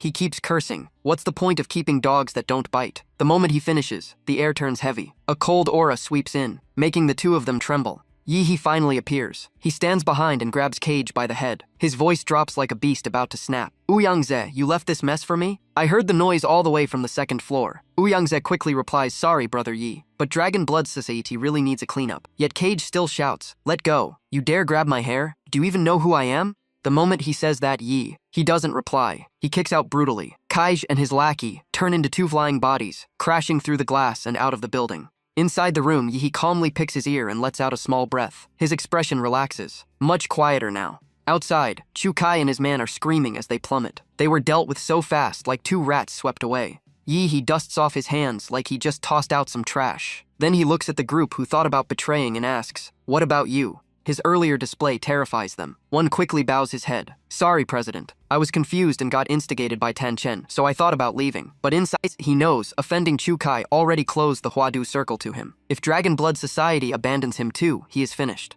Ouyangze reads the room and steps forward seriously. "This time you won't be expelled, but your officer positions go under review. Fail the evaluation and you're dismissed. Also, you're banned from all activities this week. Can you accept that?" The man hesitates. Well, before he finishes, Yi shoots him a cold glance. "Stop thinking. I'm asking yes or no." They are terrified. No one wants to fly out a window like Chu Kai. They immediately shout together, "We accept." Yi tells them to leave and keeps only the core members. He looks at Ouyangze. "I get it now. Dragon Blood Society lacks money and backing, right?" Ouyangze nods. Yi says calmly, "Waiting for the conference next month is too slow. I have a faster way." As he says this, a spark lights up in his eyes. Ever since returning to Dida, he keeps hearing the name Xiang Jianzhuang. If the Dragon Blood Society's trouble starts with him, then beating him once should solve everything. The room falls silent. No one knows how to respond. After a while, Ouyangze speaks carefully. But this morning, Xiang Jianzhuang announced Hez entering seclusion to break through to Martial Master. Yi pauses. So dragging him out to fight is not an option. Then he thinks again. If the goal is fame and investment, why limit the target to first-year students? Maybe it is time to aim higher. After thinking it through, he says, "If we want attention, we need something huge. He'll challenge the top experts of the entire school." Then he suddenly asks, "How much do you know about Long K First Division?" Yan Zhengzhong immediately explains, "Long K is the strongest martial organization in Great Xia. First Division is the strongest team within it. Other divisions are called specialists, but First Division members are titled Ace." Yi asks one thing, "Do you want to join?" Yan Zhengzhong answers without hesitation, "Of course." That's where the real monsters gather. The leader is Qing Long, ranked second nationwide. Fewer than 3 DDA students enter each year. It's every martial artist's dream. Yi smiles slightly. He has found the solution. "Good. Tell the intelligence team to move. Spread the news." He suddenly stands up and points upward, full of excitement. "I, Yi, President of Dragon Blood Society and Ace of Long K First Division, officially challenge all Hua Da martial artists below Great Martial Master." Tell me, is that shocking enough? Investors will flood in. But unlike Yi's excitement, the core members just stare at him in shock. Yan Zhengzhong finally asks, "Brother Yi, are you really an ace of First Division? You haven't even graduated. How could you join Long K selection?" Yi calmly replies, "Selection? I didn't take it. I was directly recruited. Details are confidential." The answer freezes Yan Zhengzhong on the spot. Even Ouyangze confirms nervously, "Brother Yi, this isn't something to joke about." Yi stays calm. "I just took the position last night. The paperwork will arrive in a few days." Yan Zhengzhong swallows hard. "So you're really challenging everyone below Great Martial Master?" Yi begins calculating in his head. Normal martial masters are manageable. Stronger geniuses might take more time. But if he faces an overwhelming great martial master, he may have to use his trump card, Time Freeze. That is his secret edge. Revealing it just for investment would be a loss. Otherwise, he would challenge all of Dida. After thinking it over, Ouyangze decides to trust Yi. It sounds unbelievable, but this is Yi. For Dragon Blood Society, I'll call the intelligence team now. Soon the entire campus explodes with the news. Yi, the former top freshman who disappeared for half a year, returns as an ace of first division and challenges all of Hwada. The forums go wild. Some ask, who is Yi? Others recall, isn't he the top scorer after the entrance exam reform? Even the deans noticed him. Some still doubt it. Really? Then why was he gone for 6 months? And how did he enter first division? This year's selection was insanely brutal. Another adds, I heard he skipped the exam and got directly recruited. Someone fires back, direct recruitment with official status? My innocent smile can't save this world anymore. I have no idea what's going on. While the whole campus is in chaos at Hwada Hospital, Chuzhou and Liu Qingju read the news and the flood of comments. Knowing Yihe well, Chuzhou smirks. Figures. That guy never stays quiet. Liu Qingju sighs. Looks like someone's about to get unlucky again. Right then, Long K officially posts on the school board. Yi is a specially recruited talent, exempt from the entrance exam. Even so, people still doubt him. Some whisper he used connections and question if he truly deserves the ace title. Ouyang watches everything unfold and knows the effect has kicked in. The debate is exploding. He tells the intel team, guide the public opinion. The two members thump their chests confidently. On the forum, arguments rage on. Some call Yi a show-off. Others say, wait for the live stream. A few defend him. If he dares to stream it all, he must be serious. Ouyang is thrilled. Supporters, haters, and neutrals all form factions. But no matter the side, they are all talking about one thing. Watching Yi live. The hype skyrockets. Major streaming platforms fight for broadcast rights. Advertisers rush in with money. In just one day, Dragon Blood Society goes from dying to overflowing with cash. VIP Ward 17 Wada Hospital. Chu Kai is wrapped like a mummy after Yihe's beating. Yet he scrolls through the news, laughing like a madman. I didn't even need to deal with you. You dug your own grave by challenging the whole school. The more he reads, the crazier he laughs. On the arena, fists have no eyes. If someone dies by accident, that's normal, right? Meanwhile, at the battle arena, the place is already packed. Nearly all Hwada martial students are here. The cheers shake the air. Suddenly, the roar of a helicopter echoes from the sky. Everyone lifts their phones to record. The door swings open. Yi appears, holding the frame and looking down from mid-air. The announcer booms, ladies and gentlemen, the most anticipated match of tonight begins now. Presenting Yi. In the next second, Yi jumps. He drops like a streak of light tearing through the sky. Boom. The ground trembles as if something exploded. Blue aura surges, dust covering the arena. As the smoke clears, Yi stands at the center, firm as a mountain. His aura alone makes people feel pressure. The forum explodes. Insane. Damn, that entrance is too cool. Others mock, not sure about his strength, but his style is top tier. Yi spreads his arms under the moonlight. It feels like the main character has arrived. He said he challenged the whole school, but now it looks like the whole school is lining up to fight him. The stands erupt. Everyone waits to see him clash with Hwada's strongest geniuses. Yi stands calmly, almost enjoying it. Cheers and sarcasm mix together, but he simply waits for the first challenger. Someone in the crowd laughs. This kid really knows how to create hype. I give him that. The person beside him sneers. What's wrong, Long Sao? Want to try? Long Sao is a known online figure. He plans to use this event to boost his followers. Arms crossed, he studies Yi with calculating eyes. After thinking it over, Long Sao makes up his mind. With this much traffic, it would be a waste not to join. If he loses, he can claim he exhausted Yi first. If he wins, he becomes famous overnight. Either way, he profits.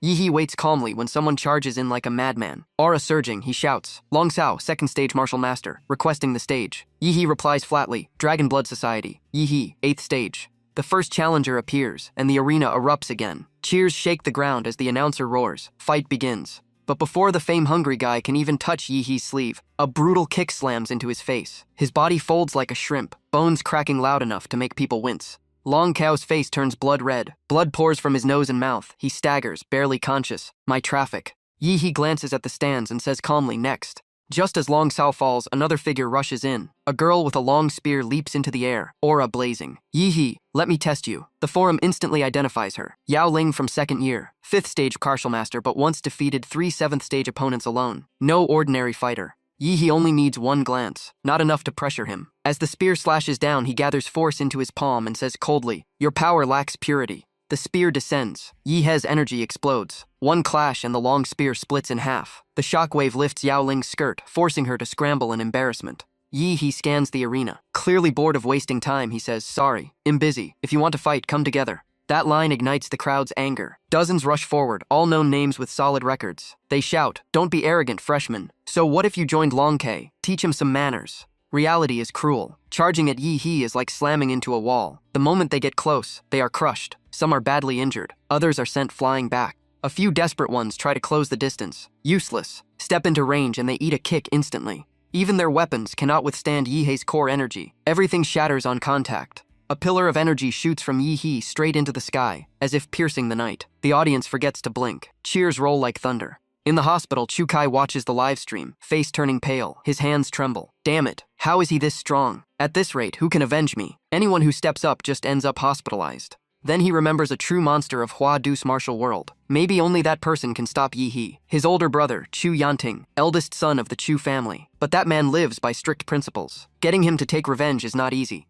Suddenly, Chu Kai's eyes light up. A dangerous smile curls on his lips, unless haha. Back at the arena, Yihei has wiped out every challenger. Fighters lie scattered across the cracked stage, bleeding and groaning. He raises his smoking hand and shouts, "Anyone else?" The defeated grit their teeth. This guy leaves no room for others. Second and third years are completely humiliated. From now on, whenever Yihei is mentioned, well be his background props. Right then, slow footsteps echo across the arena. The moment the newcomer appears, the forum explodes. Brother Yanting is here. Now it's getting serious. Chu Yanting, 9th stage martial master, not an ordinary one. He once rebuilt his realm from scratch to perfect it. He can even defeat great martial masters. He carries the Chu family's Sunflame true blood, terrifyingly pure, a top-tier talent among generations. But the bloodline is so fierce he often lost control as a child, even burned himself. The Chu family made nano battlesuits to suppress the heat and forced him to study arts to steady his mind. This time, everyone believes Yihei will finally pay for his arrogance. The cheers erupt again. In many eyes, Chu Yanting is Huadu University's strongest card, the hope to end Yihei's unbeaten streak.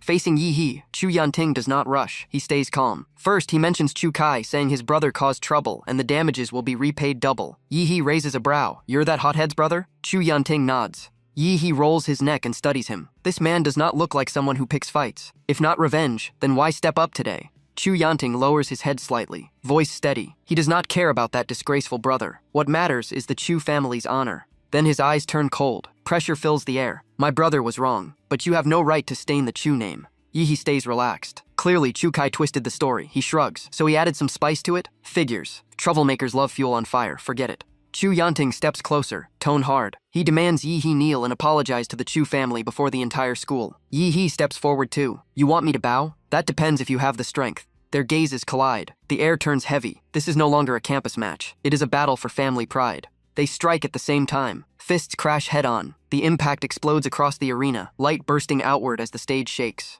After the first clash, they trade punches non-stop. Chu Yanting's fists are solid and steady, but Yihei looks almost relaxed, matching him blow for blow. Seconds later, they both pull back. Chu Yanting stomps the ground and charges again, determined to finish it. Yihei remains calm. After countless life and death fights, this is nothing. He steadies himself and prepares a heavy counterpunch. Their powers collide again like two storms. The floor cracks further, yet Chu Yanting shows no sign of fatigue. He is tough. Suddenly, something changes. The nano suit on Chu Yanting's arm starts to break apart. Yihei notices at once. The armor is destabilizing. The temperature around them spikes rapidly. The arm clashing with Yihei is badly injured. Veins glow red. The armor almost melts away, smoke rising. Yet Chu Yanting shows no pain, ready to strike again. Someone on the forum shouts, "Sunflame true blood." Yihei still has no clue what that means. The audience stares without blinking. The tension is suffocating. These two are monsters. Compared to Long Sao or Yao Ling, this is another level. On the shattered arena, nuclear energy clashes with a sea of blazing red flames. The forum goes wild. The Chu family truly lives up to its name. Chu Yanting is stronger than expected, but others say anyone who can last several exchanges with Yihei is already impressive. Right now, Yihei is Huada's Demon King.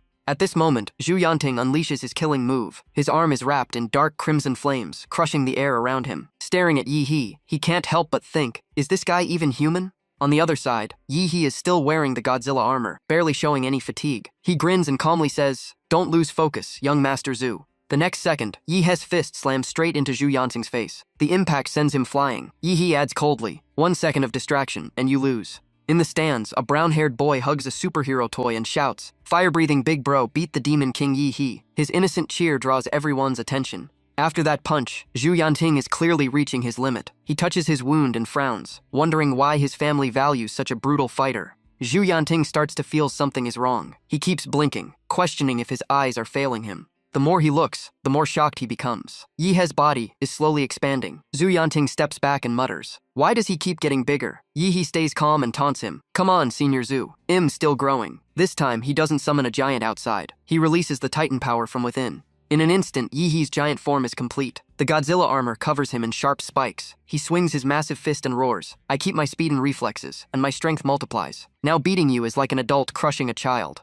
Zhu Yanting can't block the descending giant fist. The pressure smashes him into the arena, shattering the floor. In his mind, only one thought remains. No wonder he dares to challenge the whole school alone. Gritting his teeth, Zhu Yanting struggles not to be flattened. He once thought his bloodline was extraordinary. Compared to Yi, it means nothing. That guy is a beast in human skin. His bones begin to crack under the pressure. His martial body is reaching its limit. If this continues, he may have to start cultivation all over again. But first, he must deal with this monster. Knowing he can't clash head-on, Zhu Yanting dodges sideways to escape the crushing force. Rising into the air, he switches tactics. If strength won't win, speed might. But Yi has no intention of letting him go. The giant Godzilla mouth gathers nuclear energy. He says, "Looks like you never studied my battle records before challenging me." Yi roars. "The truly arrogant one is you." Instantly, multiple nuclear beams blast into the sky, yet Zhu Yanting dodges them all with precise movements. Zhu Yanting's face turns darker. He stares down at Yi and thinks, if this continues, you might die, Yi. Mid-air, Zhu Yanting's body begins to transform again. Flames surge from deep within his cells. The heat around him rises like a living furnace. His palm radiates terrifying power. The temperature distorts the air as he slowly raises his arm to gather more energy. Blazing sparks converge, forming a massive energy sphere in the sky. The audience erupts in shock. Everyone knows Zhu Yanting is about to use his final trump card. The heat alone is warping the environment. The Zhu family truly masters fire martial arts. The energy in his hand fully takes shape. It looks like a miniature sun hanging in the sky. The heat spreads wildly, as if the space itself is about to ignite. For his family's honor and his own pride, Zhu Yanting goes all out. He roars like a madman and unleashes his ultimate move, Earth Fiend martial art, Blazing Sun Demon Hand. He throws the massive sun sphere straight at Yi. Compared to it, even Yi's giant body looks small. The terrifying heat forces Yi to focus. Yi narrows his eyes. Facing such a devastating attack, he shows no fear. Instead, he smirks. Finally, this is getting interesting. He channels his energy and turns his hand into a giant Godzilla mouth. Nuclear power swirls inside like a raging storm. Watching the incoming sun, he laughs. "You think you're the only one with a big move? Perfect. I'll test my new skill on you." He can't hide his excitement anymore. He throws his head back and roars, sky-shaking dragon cannon. That grin says he's been waiting for this moment all along. As the blazing sun crashes down, Yi raises his Godzilla arm. The massive mouth opens wide. A surge of nuclear energy blasts out and wraps around the fireball like an invisible hand crushing it. Zhu Yanting's eyes widen in disbelief. The ultimate move he poured everything into is being torn apart by Yi's nuclear power. Only now does Zhu Yanting realize how bad this is. His eyes lose focus. His lips tremble as he mutters, "I'm done." The nuclear beam shoots higher into the sky. It slices past the moon, as if drawing strength from its light. Destroying the fireball wasn't just Yi's power alone. Something else was boosting him. Just as things spiral out of control, a figure appears mid-air. The Grand Martial Master arrives and says sternly, "Yi, you've gone too far." The moment Yi sees who it is, he cancels his battle form. Scratching his head, he laughs awkwardly. "Haha, since the principal showed up, I just went all out for fun." The principal arrives at the perfect time, saving Zhu Yanting from disaster. In front of him, Yi instantly behaves like a student before his homeroom teacher. He stands still while the principal stares at him in silence. After a while, the principal sighs. "I only came to see what this commotion around the arena was about. Didn't expect you to drag me into the spotlight." Standing before him, Yi feels the pressure. The principal looks at him knowingly. "This feels like you planned it all along." Exposed, Yi forces a smile. "I had no choice, principal. Without you, this arena wouldn't have any credibility. Please help the students this time." On the other side, Zhu Yanting is lowered to the ground, completely drained. The principal glances at him. "Your master Gongke calls you foolish every day. Seems she just likes teasing you." Then he turns to Yi. "Fine. I'll personally back this arena." With that, the principal uses a sun transmission artifact to speak across the entire campus. "Anyone else want to challenge Yi? If not, I'll declare him the defending champion." Many still want revenge and to wipe that smug look off Yi's face. But after witnessing that power, no one dares move. They push each other forward. "You go first. Are you crazy? One atomic breath and I'm done. Not just in pieces. It'd be erased." In the end, no one steps out. After waiting in silence, the arena remains still. The principal finally announces, in that case, Yi is the victor. The entire Huada arena explodes with excitement. One martial artist challenged the whole school and won. A legend is born. Yi stands proudly at the center, raising his fist high, claiming his place at the top. After the principal confirms the victory, Yi's fame explodes overnight. People call him the rising star of Huada, even of humanity. The trending charts are dominated by his name. Number 1, Yi solos all Huada martial artists. Number 2, freshman Yi. Number 3, Principal Dixon declares Yi a Huada legend. Some even claim to be related to him. One says, I knew since childhood he was extraordinary. Another shouts, Yihe's uncle, follow me for inside info. But behind the hype lies real hope. With Grandmaster Du Jingming missing and 12 cities fallen, Yihe feels like a new light in dark times. Back at Nober 1 High School in Ansheng, his homeroom teacher sets up a giant screen for the whole school to watch. The campus erupts in cheers. Yihe is amazing. He didn't disgrace our school. The teacher beams with pride, then switches to lecture mode. Study hard and become the next Yihe. In a corner, Wang Tong, who once bullied him, looks bitter. Online, rumors begin to spread. Why did Principal Shi Jingwen personally back Yihe? For a private duel, that's unusual. Questions flood in. What's Yihe's relationship with Shi Jingwen? Who stands behind him? Forces and organizations start digging. His file says orphan, but clearly it's not that simple. The long side quickly releases an official statement. Yihe's identity is classified at the highest level. Any baseless speculation must stop immediately, or face consequences. That one notice silences countless voices. At the Dragon Blood Society, it's the opposite. The place feels like a festival. Yihe just brought them massive glory. Cheers echo everywhere. The most excited are Yan Zhengxiong and Ouyang Zhe. In the middle of celebrating, they suddenly realize something. Yan Zhengxiong looks around. Wait, where's the president? Then he remembers. Oh right, he said he had something urgent and disappeared. At the same time in Dorm 42 FA3 Yihe's room. While the world goes crazy over his name, Yihe stays calm. He connects to Dr. Mad through a 3D screen. The doctor reports, Master, I retrieved the golden gene you hid in Ansheng. Yihe asks directly, can you open it? Dr. Mad turns serious. Yes, I was one of the lead engineers in the golden gene project. But there's a problem. The container has a hidden electronic tracker. Once opened, it will send a signal. The Thunder Raven organization will track it and hunt us down. Yihe asks calmly, can you block the signal? Dr. Mad nods. I'm gathering materials to build a signal isolation chamber. It'll take about half a month. Decoding the mathematical encryption will take another half month. Yihe gives the order. Speed it up, but your safety comes first. After the call ends, Yihe leans back and thinks. From Dr. Mad's memories, he learned something shocking. Prometheus once had deep cooperation with the Divine Descent Kingdom. Back then, Prometheus used massive resources to secretly nurture a demon embryo for them. But near completion, they betrayed their partner. During its growth, they secretly implanted countless hidden modifications. When the alien fiend was finally born, it was far weaker than expected. Prometheus seized the first living alien fiend in human history. Then they dissected it piece by piece. To them, it was a treasure beyond imagination. From that point on, Prometheus advanced in biology at terrifying speed, like an F1 car flooring the gas. Breakthrough after breakthrough appeared, and the most famous one was the Eden Project.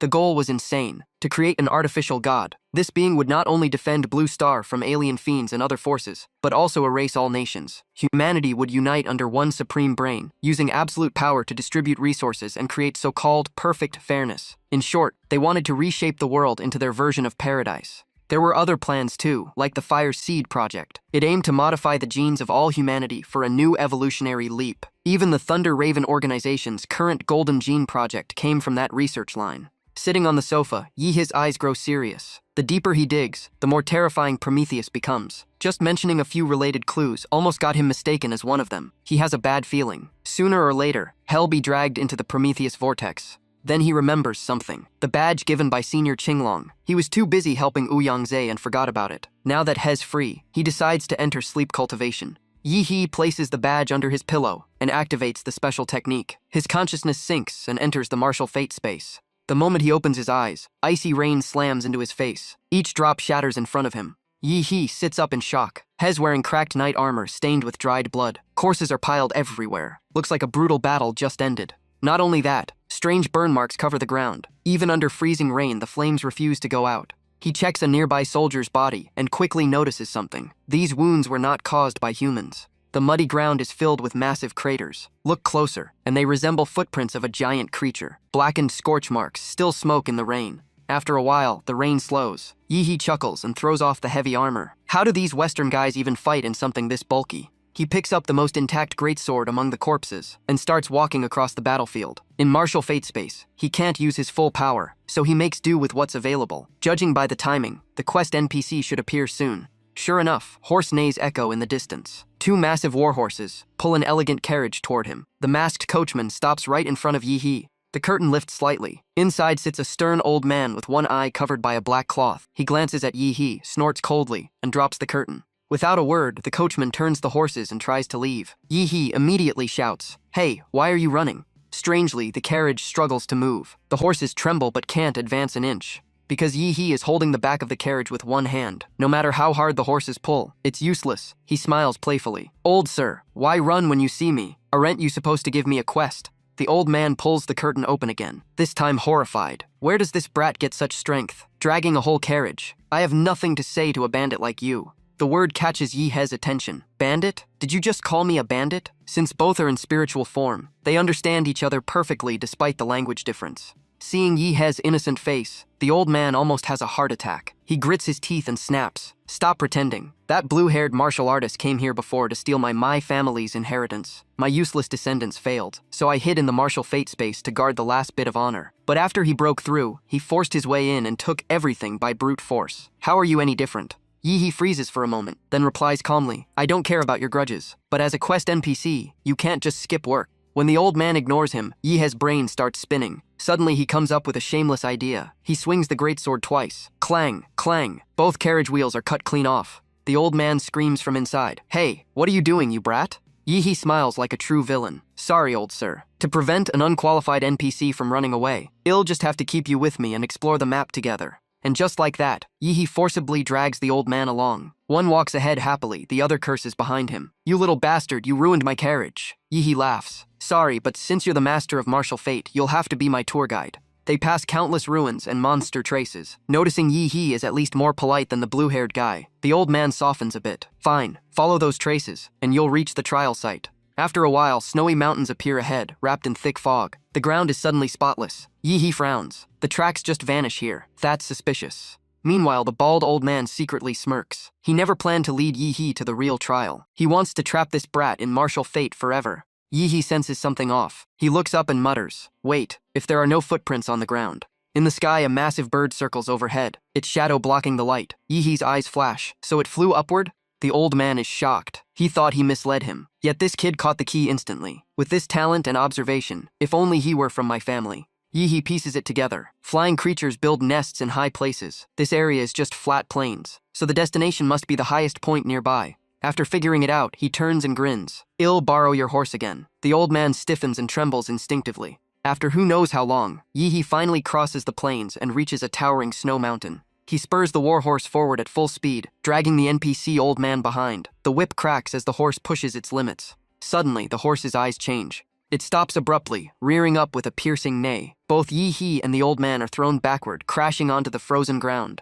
The unlucky NPC lands face first. Yi rolls and quickly realizes something is wrong. The horse sensed danger. That means they've arrived. A roar echoes from deep within the snowy mountain. A gigantic creature spreads wings spanning dozens of meters. 3 long serpent-like necks rise, each crowned with a white dragon head. Yi stares in shock. What the hell is that? Some lost cousin of Godzilla? One dragon head lowers right in front of him. Scorching breath blasts toward his face. Before those golden pupils, Yi and the old NPC look tiny. The pressure feels like a tidal wave crushing everything. In an instant, blazing flames pour down like a fiery waterfall. The terrifying inferno swallows both figures whole. When the aftershock fades, only the old NPC remains. His body is charred black. Leaning on his cane, he mutters, even if you found the right place, it's useless. Under that monster's wrath, you're nothing but dust. As for me, I'm the master here. I won't die so easily. The old man lifted his black hat and smirked, thinking the kid was still way too green. The real test was never killing the multi-handed white dragon, but finding the sacred spirit deep in the snow mountains and earning the white dragon's recognition through sacrifice.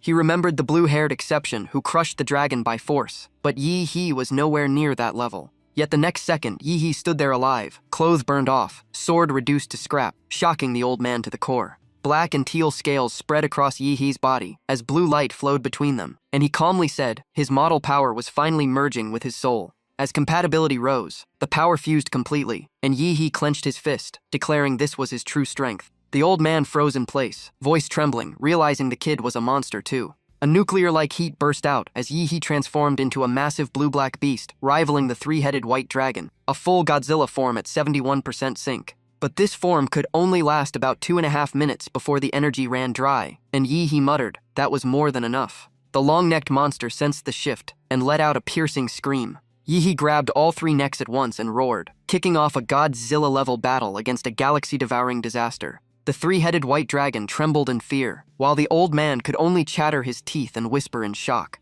With every step, Yi grew larger, shaking the mountain apart and sending the old man flying like a ragdoll.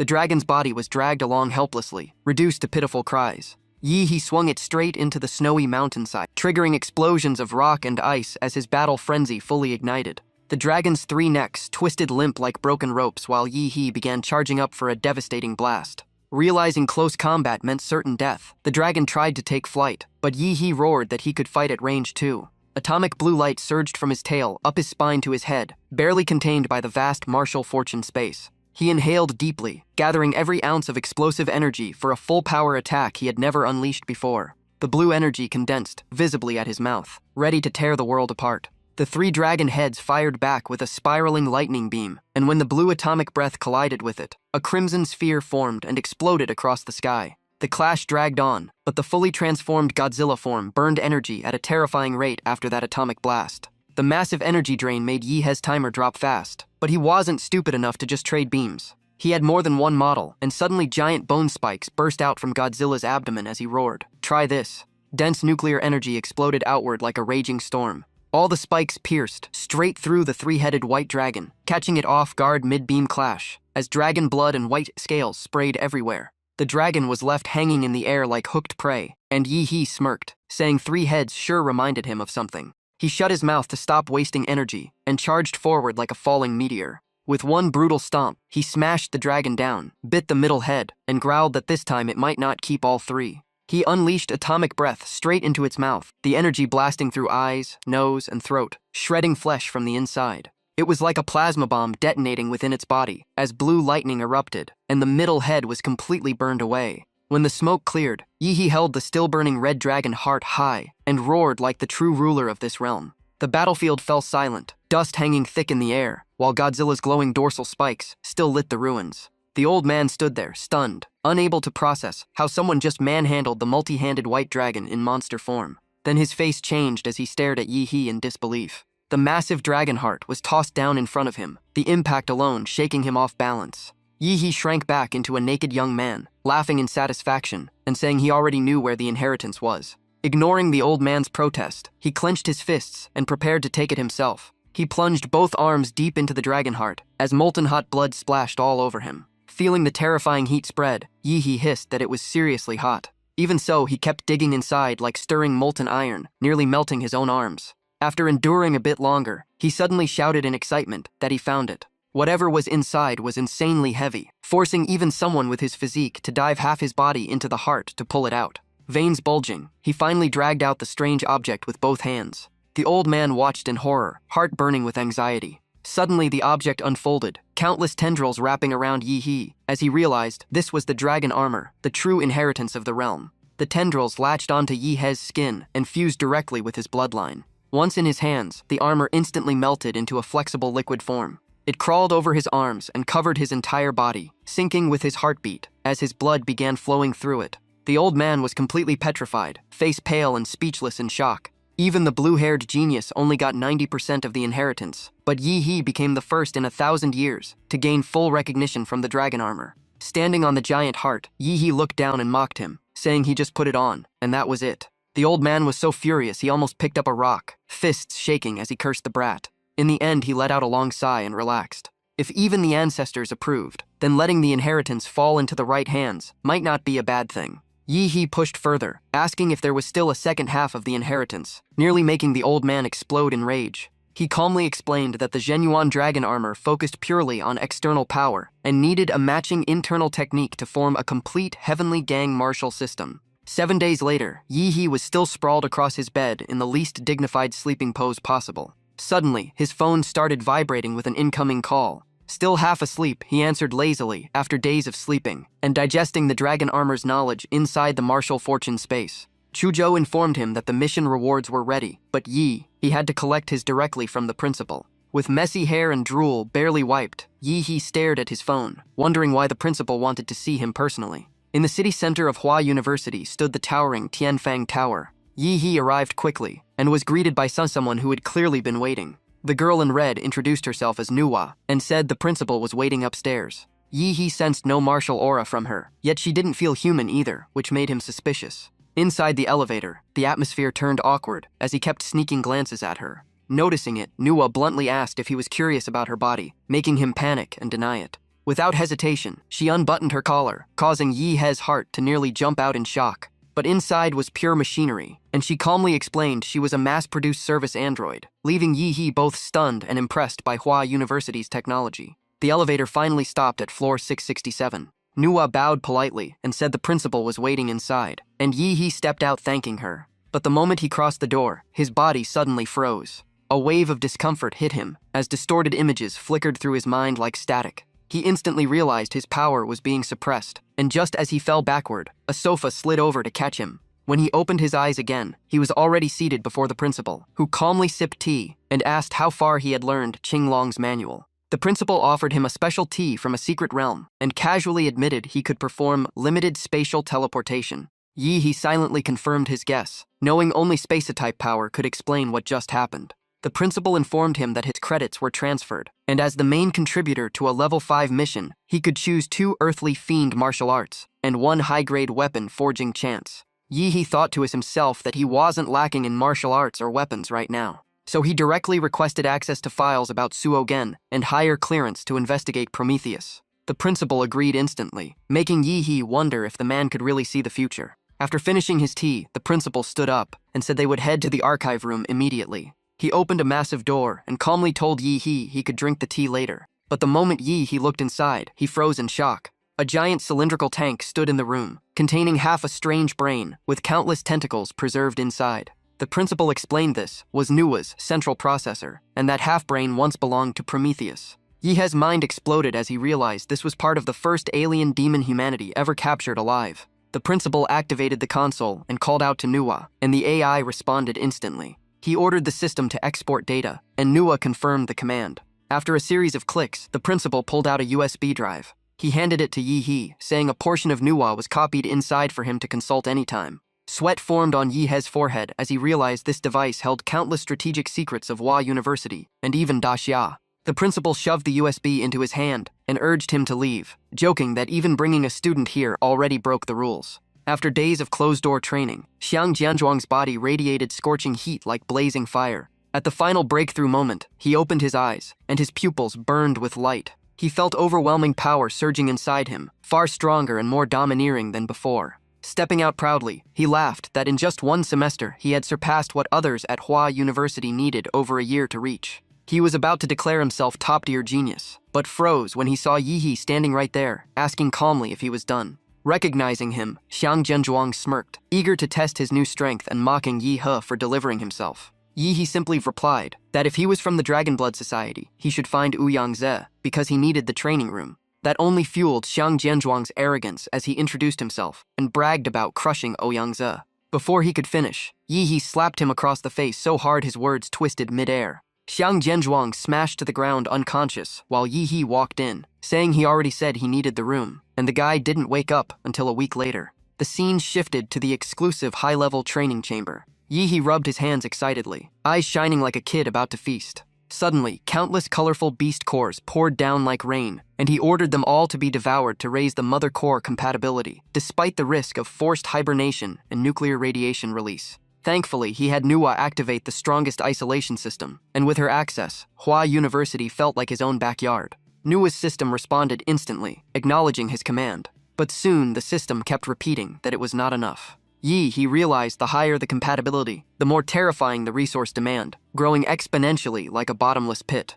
An emergency warning flashed about high-level energy detection, but the shielding system blocked the leak just in time. The wall clock showed exactly 3:35 and 44 seconds. He was now wrapped inside a massive glowing green cocoon, covered in spikes, floating in darkness within. From inside, his burning gaze shone as he roared that when the crystal coffin opened, the Monster King would rise. Meanwhile, above Hua City, tension filled the sky as massive warships gathered for a campaign to reclaim territory from the monsters. The principal was already waiting in midair, and he announced that today marks the official start of the Great Xia Reclamation Plan, with 70% of the nation's martial artists marching out. His voice turned serious as he declared the clear objective. Great Xia must reclaim the 12 fallen cities, and every martial artist below listened in total focus. Beneath him, all students stood in perfect formation, because they knew their purpose was to fight and break the monster chains crushing their homeland. The principal poured his aura into his roar and shouted, "All Huada students, ignite your chi and blood smoke."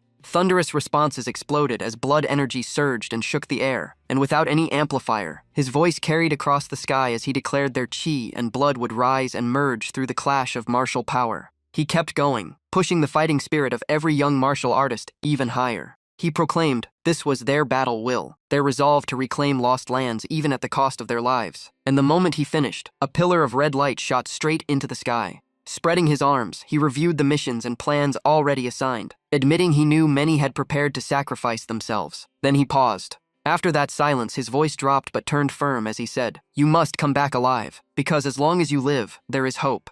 Everyone listened closely as he called the warriors, who survived the future of the next generation, and promised that Huada will always be their home, waiting for their return. His words fused their spirits into one shared will to reclaim their territory. Then he raised his hand and ordered, "All Huada martial artists, swear with me." He clenched his fist and roared, "Before me, none can stand undefeated." Countless voices echoed the same vow again and again, shaking the very space like rising tidal waves. In total contrast to the fiery scene outside, Yi was still inside his cocoon, and cracks were finally starting to spread across its surface. Inside, Yihe's face looked calm and unreadable as he waited to complete his transformation into a far stronger version of himself, and it was clear something huge was about to happen. The scene shifted to a long corridor where a woman's sharp footsteps echoed with authority. The woman was Yu Yan, former Level 2 researcher of Prometheus, and now a senior executive of Lei Shi Tiao, and the guards on both sides bowed the moment they saw her. Her face was filled with frustration as disaster after disaster struck, from the stolen golden gene to a raided key base and the loss of an elite squad, while the board even suspected someone was sabotaging them. And though He Shi cleaned up Jinshan Temple, Long Ke still targeted Lei Shi Tiao. Luckily, Great Xiao was too busy reclaiming cities to interfere.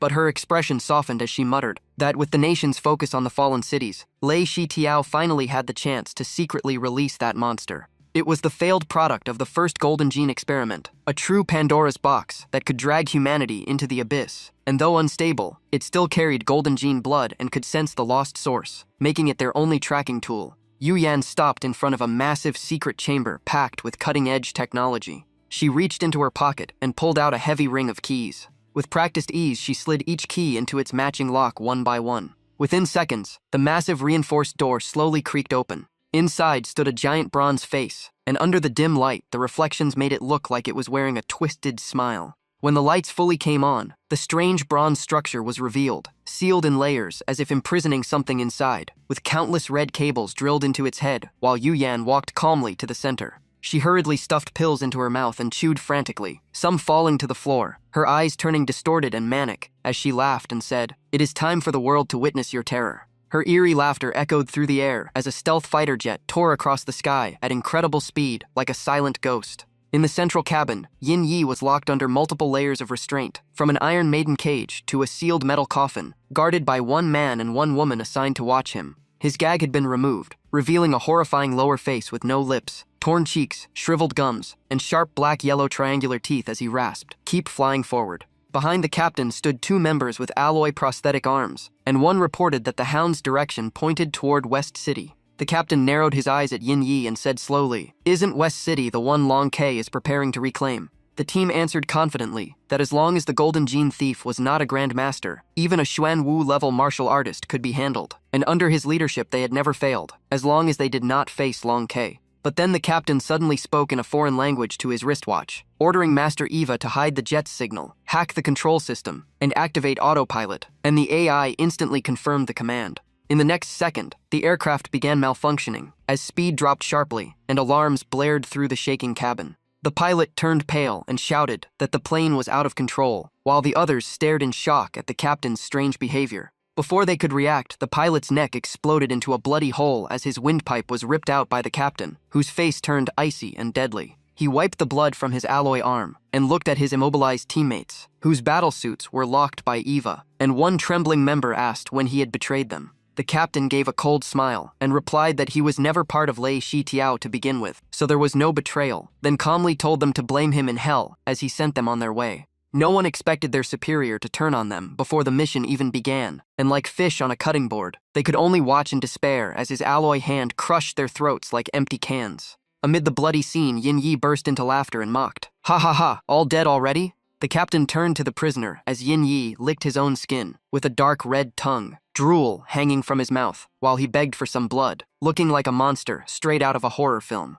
The captain bent down, tore out a still-beating heart from a corpse, and said they were all great martial masters, so he should enjoy it. He shoved the heart straight into Yin Yi's mouth, and Yin Yi roared excitedly that the hound was finally free. The heart was crushed like juicy fruit between his teeth, and after swallowing it, Yin Yi smacked his lips in satisfaction before demanding more, saying it was not enough, and he wanted it all. The captain laughed and mocked that a top agent of North Bye Dun was now feeding a dog, hardly the image of loyalty. Staring at the pile of corpses, Yin Yi rasped with hunger in his voice and asked what he wanted him to do. As he unlocked the cockpit, the captain said there was no need to do anything special, just unleash his madness on Great Xia, because North Bye Dun did not want to see their revival succeed. The cabin door burst open and violent wind rushed in, yet the man stood firm as a mountain, saying he had to leave now, or even he might be torn apart, and told Yin Yi to treat those great martial masters as his first meal after prison. He flicked away his finished cigar and jumped without hesitation toward another stealth jet waiting below.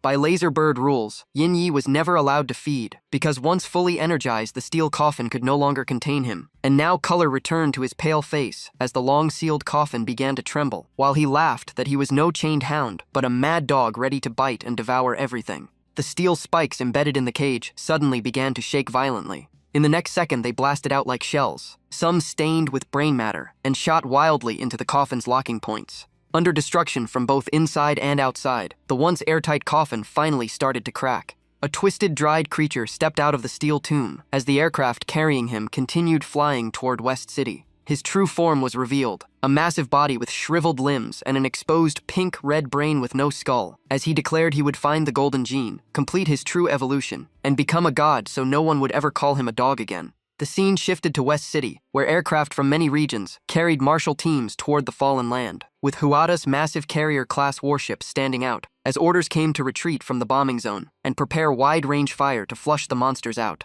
The plan was simple: clear the outskirts first, then a vanguard led by Marshal Dao Grandmasters would strike the core and eliminate the leader. As missiles rained down like meteors, yet unnoticed, a stealth jet slipped deep into West City, while above the clouds a giant shadow reflected down. A colossal six-eyed monster bird tore through the clouds and grabbed the jet like fresh prey. Its claws ripped off the aircraft roof, but inside there was no human, only a pool of blood. Before it could react, it sensed an even more terrifying aura appearing right beside it. As the bird froze in confusion, Yin Yi appeared above it, no longer skeletal but far more filled out, grinning like a descending demon. His torn lips parted to reveal yellow-black triangular teeth as he chuckled that it was time to change the menu and drew his arm back like a living spear. In the next instant, his left arm pierced straight into the back of the monster bird's neck, and black blood splattered across his face. The arm suddenly split into countless red-black tendrils that burrowed into the creature, like roots drilling deep into soil. The bird did not even get to scream before its life was drained completely, leaving behind only an empty shell of skin. In the sky remained only the dark corpse wrapped in writhing tendrils, like a hanging mummy. From Yin Yi's back grew a pair of massive black wings of a bird-type monster as he stepped out from the hollow carcass, crackling electricity spreading from the tendrils across the sky. With the sun at his back, Yin Yi spread his arms to welcome the new world, now fully transformed with a protected brain, giant wings, a human-like agile body, and something writhing beneath his skin. 6 new eyes spun on his face as he looked down at West City and laughed greedily, calling it a massive living gene vault that would fully repair his broken body like a super buffet. Inside West City, only explosions and gunfire echoed non-stop, and the tension was suffocating. A stealth jet was hit mid-air, its belly bursting into flames before crashing down like a falling meteor. The impact triggered a terrifying explosion that collapsed nearby buildings and sent shockwaves and dust across the area. The tremor caught a ground squad's attention as a young man drew his blade and urged Liu Jie to rescue survivors. But the pink-haired martial artist warned him to stay calm because the monster that downed the jet might still be nearby. Xiao Zhang insisted that Liu Jie was a great martial master, and they were only in the outer zone, so nothing here should rival her. And though others agreed, she finally nodded but told them to stay extremely cautious. They rushed over a kilometer in no time, only to freeze at the sight of shredded monster corpses everywhere, their cores intact and twitching, while a man sat with his back to them, calmly chewing, as if enjoying a meal. Xiao Zhang turned pale and whispered that one man could not have done this alone, but Liu Jie immediately sensed something was wrong and suspected a deranged martial artist had slipped into the battlefield. The monsters were torn apart in brutal fashion and deliberately kept barely alive, showing he was not fighting to kill but torturing them for fun. The man slowly turned his head, twisting it a full 180 while his body stayed still, revealing a huge deformed figure with 6 symmetrical eyes and a blood-soaked grin as he laughed that new prey had arrived. One glance made even battle-hardened Liu Jie shiver as she realized he was beyond her level. But it was too late as red-black tendrils burst from the ground and wove into a giant half-dome cage. Xiao Zhang shouted Wen Qi slash and swung his blade at the tendril wall. Instead of hitting something solid, it felt like striking thick mud, and the blade was sucked deep into the red-black mass. Panic hit him as he realized it was soft like sludge and impossible to pull free. Suddenly, a giant human face bulged from the tendril wall, and before he could react, a bloody mouth lunged at him with foul breath and drool hanging in strands. In a blink, the mouth swallowed him whole like a snake devouring prey, and the sound of crunching bones echoed as no one could react in time. The remaining members inside the cage turned deathly pale, as one stammered that Xiao Zhang had been eaten, while Liu Jie stood frozen in shock. "Damn it," Liu Jie roared as her aura exploded. Knowing if she could not kill this monster, none of them would survive, so she prepared to risk everything, while Yin Yi sat calmly waiting for his food to rush in. He licked his nose with a twisted tongue as his left arm morphed into a red-black long blade, then coldly said Wen Qi slash while all 6 eyes locked onto Liu Jie. In that instant, she sensed the terrifying cut coming and barely caught the trajectory as her pupils shrank. Yin Yi swung the blade and unleashed Wen Qi slash, but Liu Jie twisted her body and lowered her center of gravity to dodge by a hair, the foul wind grazing her face as shock filled her eyes. She flipped back to create distance and stared in disbelief, because that move was identical to Xiao Zhang's. Not just the skill, but even the attack habit, and she knew his style better than anyone. Suddenly, Xiao Zhang's voice echoed from all directions, as if he were still alive, and when Liu Jie looked up, her face froze at the sight before her. The call of Liu Jie grew clearer as she turned, and saw the entire inner cage covered in red-black tendrils. Even worse, the tendrils twisted into countless distorted faces of Xiao Zhang, red eyes glaring at her, while their mouths screamed for help. Cold sweat poured down Liu Jie's face as she stammered in horror, wondering if they had all already been devoured. Yin Yi could swallow opponents and stitch their martial skills onto himself, and in one brief lapse, he slipped behind Liu Jie, tore open her arm, bit down with his triangular teeth, then burrowed into her body and seized control of her completely. Licking his fingers with satisfaction, he said the meat was decent enough, and sensed a golden aura elsewhere in West City.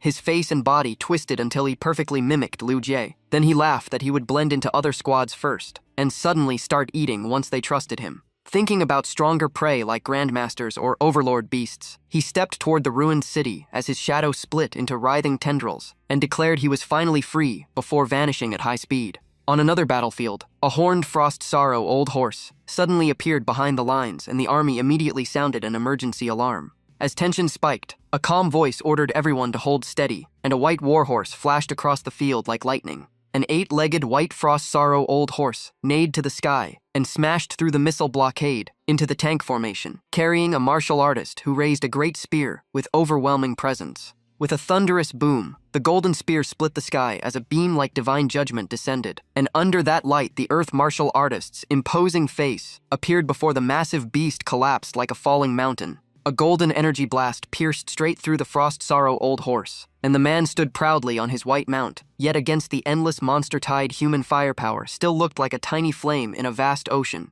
Leading the charge was Chen Tianyu, wearing Snow Radiance dragon armor and wielding a dragon-scale spear atop a snow-white Qilin, the Huada Grandmaster Academy Dean and Vanguard Captain, declaring that only by slaying the high-tier beasts within the tide could they break its formation, and Huada's 5-man vanguard would take on that task. After moving for a while, Chen Tianyu suddenly frowned. The air was way too quiet. Kai Ming quickly said the route was correct. The Dragon Sparrow scouts had confirmed this was the best path to the Overlord's lair. Chen Tianyu calmly replied that the stronger a martial artist is, the sharper their instincts. Some can even see their own death in dreams. So Kai Ming, never underestimate a warrior's intuition. He immediately ordered the whole team to halt and switch to combat alert. The squad moving at high speed stopped instantly. No one questioned him. Chen Tianyu stepped off the white Qilin. Holding his spear, he sat cross-legged and closed his eyes. 2 fingers pressed to his forehead as he focused fully on sensing the surroundings. After about 3 incense sticks of time, he suddenly opened his eyes. His expression changed. He had felt something approaching.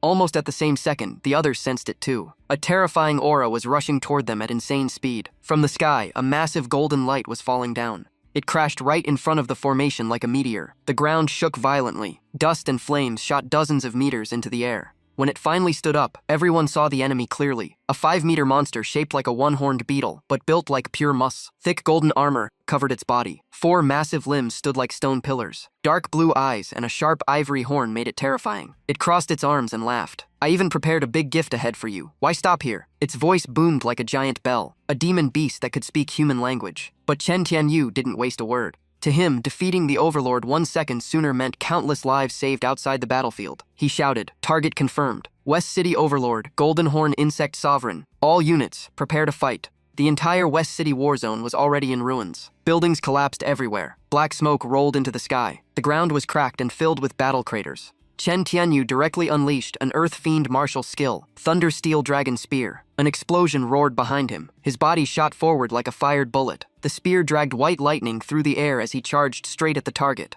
Golden Horn Insect Sovereign sneered, "Humans are weak and stupid. You think tricks like this can hurt me?" It stood there with arms crossed, not even taking the charge seriously. Its massive fist tightened. No technique, just raw power. The body leaned slightly forward, and pressure burst out like a collapsing mountain. Watch closely. This is true suppression by strength. The punch shot forward, tearing the air apart. The shockwave spread like a tsunami. Space in front of it trembled violently, as if anything caught inside would be crushed to dust. But suddenly, Golden Horn Insect Sovereign froze. Its face showed confusion. What is this? Just as the lightning spear was about to collide with the golden fist, a lean but muscular old man appeared like he teleported. He shouted, "Earth Fiend Secret Art Water Drop Piercing Stone Hand." His hands flowed like water, leaving countless afterimages. Every strike hit precise points on the Sovereign's arm. Numbness spread instantly through its arm. The explosive force dropped sharply. In the next second, lightning flashed, and the golden armor around its fist was pierced through.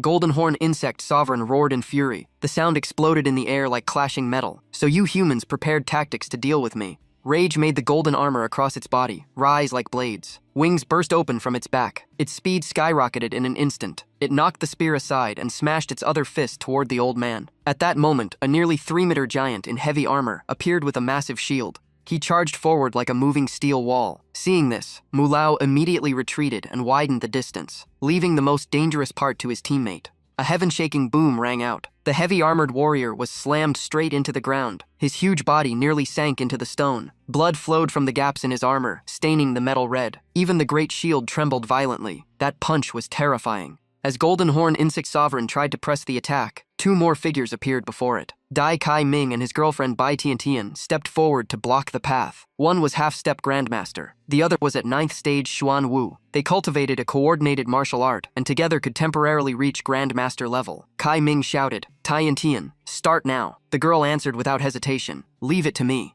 Bai Tiantian spread her arms and pushed yin-yang resonance to the absolute limit. Hot and cold energy spun in her palms, opposites, yet perfectly balanced. Dai Kai Ming instantly dashed forward. The tiger head gauntlet on his fist let out deep rumbling sounds. One hard, one soft. Like true yin and yang, black and white forces twisted together, clashed, then resonated. The combined power exploded far beyond their limits. The joint strike locked Golden Horn, Insect Sovereign, in place. But the monster barely seemed tired. It raised its head and laughed. "What kind of skill is this? You think it can restrain me?" At that exact moment, a domain unfolded. Golden Horn Insect Sovereign sensed something strange, and immediately turned its head. In the chaotic battlefield, it looked around. Corpses were piled beneath its feet. The monster paused and muttered, "Is this the so-called human battle magnetic field?" Suddenly, fresh blood shot into the sky. In the distance, Chen Tianyu urged the white Kilin to accelerate. The mount charged like a race car with no brakes. White lightning covered his spear as rider and beast merged into one and rushed straight ahead. Behind Chen Tianyu, it was as if a thunder general led an army of lightning soldiers. The domain fully expanded. Heavenly Thousand Thunder Force.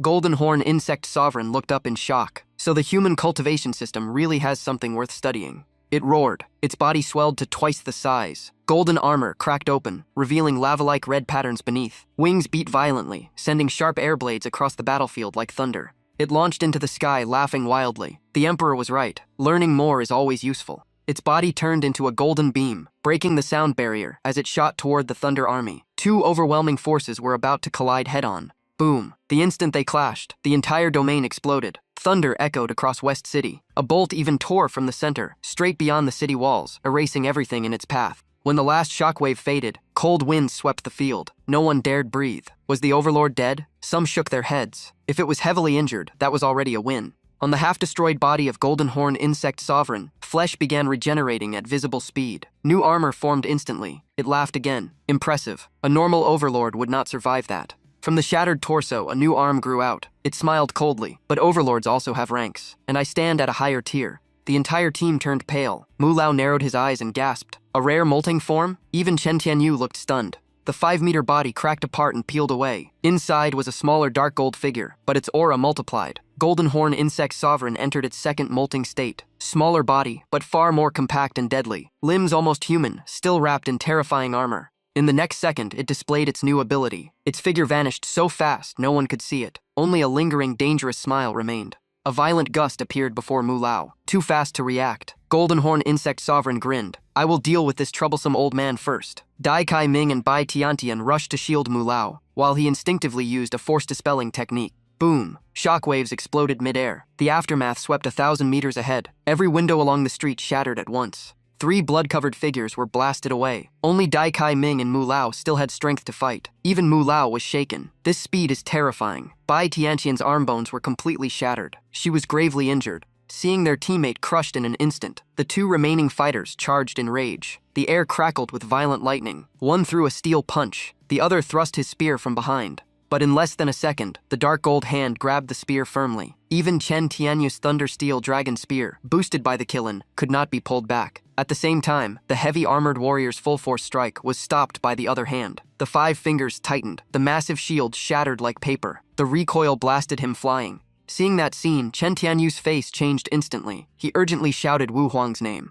Golden Horn Insect Sovereign was now completely overwhelming them. It kicked Chen Tianyu's war mount and roared, "Get lost!" The beast was blasted away like a bullet and crashed into a distant skyscraper, causing a thunderous explosion. The dark gold arm gripping the spear suddenly lifted upward, dragging Chen Tianyu with it. The crushing pressure made even breathing painfully difficult. It laughed strangely. "You've given it your all, and still can't hurt a single overlord like me." Then it tightened its grip and roared. "So what will you use against the other overlords in West City?" Chen Tianyu's face turned pale. His throat was nearly crushed as he forced out the words. "What? There are other overlords in West City?" In the eastern war zone of West City, human casualties were rising every minute. But no matter the cost, this battle had to be won. Not just for the hundreds of thousands killed by demon beasts, but for the future of Great Xia. This was ancestral land. Even if the last warrior bled dry, West City had to be reclaimed.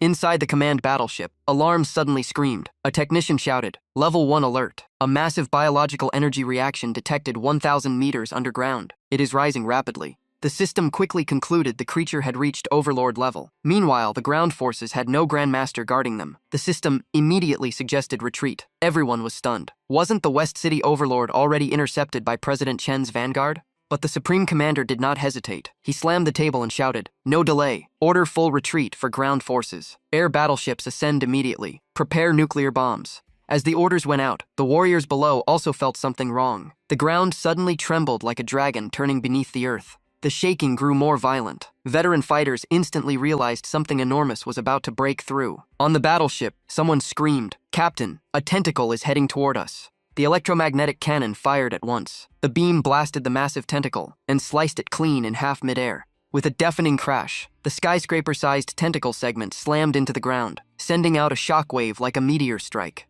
But what happened next froze everyone in fear. The fallen tentacle rooted itself like a plant and began regenerating at terrifying speed. The destroyed section rapidly formed new flesh. Someone shouted in panic, "It's regenerating." The tissue split open and a new tentacle grew out fully formed. In just seconds, the outer layer hardened completely. The massive energy blast had done almost no damage. The Supreme Commander roared, "There's no time left. Launch the bunker buster nuclear bombs now." The order was executed instantly. 3 nuclear torpedoes with acceleration engines shot from the bottom of the battleship toward the ground. More mood yellow tentacles burst wildly from underground. The land across hundreds of miles began cracking apart. The drill heads on the torpedoes activated at full power and bored straight into the earth. Moments later, blinding light and terrifying heat erupted from below, like a waking volcano. A massive red mushroom cloud rose into the sky. The shockwave was so strong the battleship shook violently like a small boat in a storm. The Supreme Commander clenched his fists, pain and fury clear on his face. 3 nuclear bombs had been used. He only hoped the warriors below had enough time to retreat.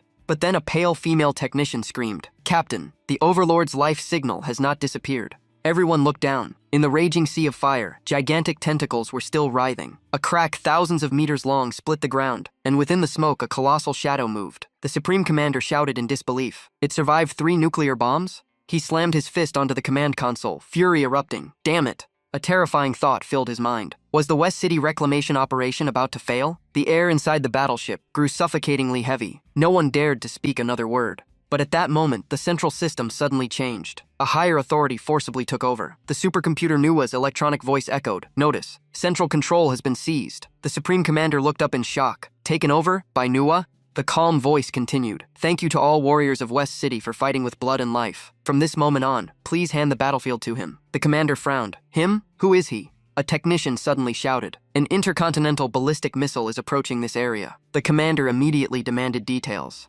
Everyone looked up. A blazing streak tore through the clouds. A hypersonic missile was rushing in at terrifying speed. Then the commander noticed something strange. His expression shifted. Wait, there's a life signal on the missile? His eyes widened. His voice trembled. There's even someone standing on it. A green military missile streaked across the vast sky. Flames trailed behind like a glowing scar over the capital. At several Mach speed, the air hit like steel walls, yet the figure on top stood unmoving like a mountain. That person was Yi He. After breaking out of his cocoon, his aura had completely changed. Sharper, more domineering. Standing on the missile, he even felt like a sword-riding cultivator, just that his sword was a bit more high-tech. Minutes earlier at Hua University, a blue beam shot into the sky, dyeing the capital's clouds bright azure. Citizens everywhere opened their windows and stared in shock. This was the secret trump card Imperial University prepared to reclaim Great Xia, and at the center of it all was Yi He, absorbing that massive power. A service robot shaped like Nua stepped forward, holding a watch. Student Yi He, congratulations on your breakthrough. She carefully put the watch on his wrist. This is a custom nano-combat armor prepared by Dragon Sparrow for you. The moment it locked in place, black-blue liquid nanoparticles flowed out and covered Yi He's body, forming a full battlesuit. His gaze sharpened. Nua, how long ago did the West City forces and Hua University depart? Nua answered instantly. 5 hours ago. Yi He was stunned. What? That long ago? Damn. He spoke quickly. Prepare a hypersonic fighter. No, still too slow. Use an intercontinental ballistic missile. It's faster. Nua replied calmly. Understood. This trip to West City had 2 goals. First, find the Mad Doctor and reclaim the Golden Gene. Second, hunt an Overlord and obtain its core to complete his final evolution. His compatibility with the Emperor Prime template had reached 99%. Lower cores were useless. Even Lord-level cores barely helped. He had drained massive resources, nearly emptying Hua University's market, yet was stuck at the final 1%. At the launch site, Yi He stood ready. Nua's voice echoed again. Student Yi He, the intercontinental ballistic missile is ready for launch. May your martial fortune rise. The green missile shot straight into the sky. Back to the present. As the missile locked onto the tentacle monster below, Yi He smirked. Finally found you. 3 nuclear bombs couldn't kill you. Looks like my last 1% depends on you. He mocked lightly. According to the data, you're called Earth Demon, right? Not a very cool name. Maybe it was angered by the insult. But at that moment, the missile was already about to hit the writhing nest of tentacles. Just before the intercontinental missile exploded, Yi He casually leapt off. He even muttered that this Emperor Prime seemed quite hot-tempered. Yi He activated the Godzilla secret art. Nuclear light sword slash ignited. Blue tidal waves of light gathered between his hands. Layers of blue crystal-like structures formed around his fists, wrapping them completely. Without hesitation, he shot into the sky. As his arms swung down, the blue light extended into 2 massive energy blades. With a roaring hum, the 100-meter sword slashed downward. From below, Yi He looked like a tiger with wings, overwhelmingly oppressive. Inside the massive crater carved by nuclear blasts, dark red mist began to spread. Yet within that crimson haze, 2 gigantic blue sword lights kept flashing. Any tentacle that tried to wrap in was shredded instantly. Their regeneration couldn't keep up with the slashes. A single sweep of the 1,000-meter blade cleared an entire zone. In the command center, the staff almost exploded with emotion. Someone shouted, "Has a great Grandmaster arrived?" The news spread fast. Warriors retreating outside were so moved their eyes turned red. Some even hugged each other and cried. The Supreme Commander clenched his fist, eyes burning with resolve. This battle, humanity will win. Yi He pushed further, activating the Godzilla secret art, super nuclear light battle form. The outer Godzilla armor cracked apart, revealing even brighter blue light beneath. He crushed every tentacle in his path. After diving thousands of meters underground, Yi He finally saw the true body of Earth Demon, a dark brown fleshy mass 300 meters wide. Every tentacle grew from it. Yi He smirked. You hid pretty well. Sensing unprecedented danger, Earth Demon compressed its body frantically to boost defense. Even nuclear bombs struggled to threaten it in this state, but Yi He didn't hesitate. To him, this was just a slightly tougher prey. His grin stretched wide with excitement. This time, I finish you in one move. The air shattered from his speed. He became a blazing blue meteor and slammed into the 100-meter condensed Earth demon. Godzilla's secret art, nuclear sky-crushing kick. Blue atomic energy erupted like a tidal flood, instantly swallowing the massive crater. In that moment, all colors vanished. The world turned into pure, blinding blue. Anyone who saw it would never forget it. As the Overlord-level beast vanished from existence, Yi He officially stepped into the top combat ranks of Blue Star. Even people far away saw the terrifying glow and were stunned. What happened in West City? It's blinding. Intelligence just reported an Overlord there. Could it be? Stop guessing? Great Xia will win. The once bust city center was now a wasteland, flattened for kilometers. On the battlefield, Wu Huang lay motionless with only half his body remaining. His life force was long gone. In the distance, Chen Tianyu leaned on his spear and forced himself up. His body was covered in heavy wounds. Blood kept spilling from his mouth. He called Wu Huang's name in pain. Meanwhile, Golden Horn Insect Sovereign stepped past the corpse proudly. The strongest defense expert among you? One punch was enough. Half an hour earlier, Chen Tianyu had burned his life force, teaming with Dai Kai Ming and Mu Lao to force Golden Horn Insect Sovereign into its second dark gold molting form. But just as the spear was about to pierce its heart, the monster evolved again. The dark gold armor peeled away, revealing eerie red beneath. 4 extra arms grew from its torso. The tide reversed instantly. It looked at Chen Tianyu. You're strong. To push me this far. Chen Tianyu felt despair. Theres still another form? He knew the battle had reached its limit. The life-burning secret art couldn't last much longer. Even if he won, he would have little lifespan left. But Chen Tianyu didn't care about that. As a Grand Master of Great Xia, he had only one thought. This monster must die here. Golden Horn Insect Sovereign nodded slightly and expanded its battlefield seal. It admitted that human will-based techniques were indeed unpredictable. But in its eyes, that still couldn't bridge the overwhelming gap in strength. Its crimson eyes released terrifying pressure. Chen Tianyu did not hesitate. He activated Earth Fiend martial skill, Thousand Blade Thunder Spear. His body turned into white lightning, tearing through space. Alone he charged, yet his momentum felt like 10,000 troops advancing. Even Golden Horn Insect Sovereign was dragged into the suppression field. The monster spoke calmly. It seems the Emperor has recently completed research on the old civilization. Then it gathered power into one arm and punched directly at the incoming Thunder Spear. It roared while acknowledging him. As a human, you are worthy of my recognition. If you die, I will recommend you for rebirth in a stronger form. Chen Tianyu ignores his body breaking apart and pours every last drop into this thrust. Even if he dies, he will cripple the enemy so it can never touch West City again. Boom, fist and spear collide. A half-moon shockwave wipes everything to dust. Thunder explodes, and even Jin Jiao Changzun gets blasted backward. The explosions keep rolling. As blue lightning flashes so bright, even viewers outside the screen can barely keep their eyes open. Seeing the armor on his 4 arms crack, Jin Jiao Changzun just sneers. These humans are seriously annoying. He thought that last move was enough to finish them all. Turns out they burned their lifespan with a forbidden technique to force this final stand, while Mu Lao rushes in, catches Chen Tianyu, and spins mid-air to absorb the impact. Jin Jiao Changzun arrogantly says he held back only to preserve the corpses of these human elites. The rest do not deserve that mercy. Right as he talks, something chilling happens. Wu Huang, who was confirmed dead, suddenly reappears completely unharmed and smiling like nothing happened. Mu Lao's eyes widen as he points with a trembling finger. Wu Huang, weren't you just dead?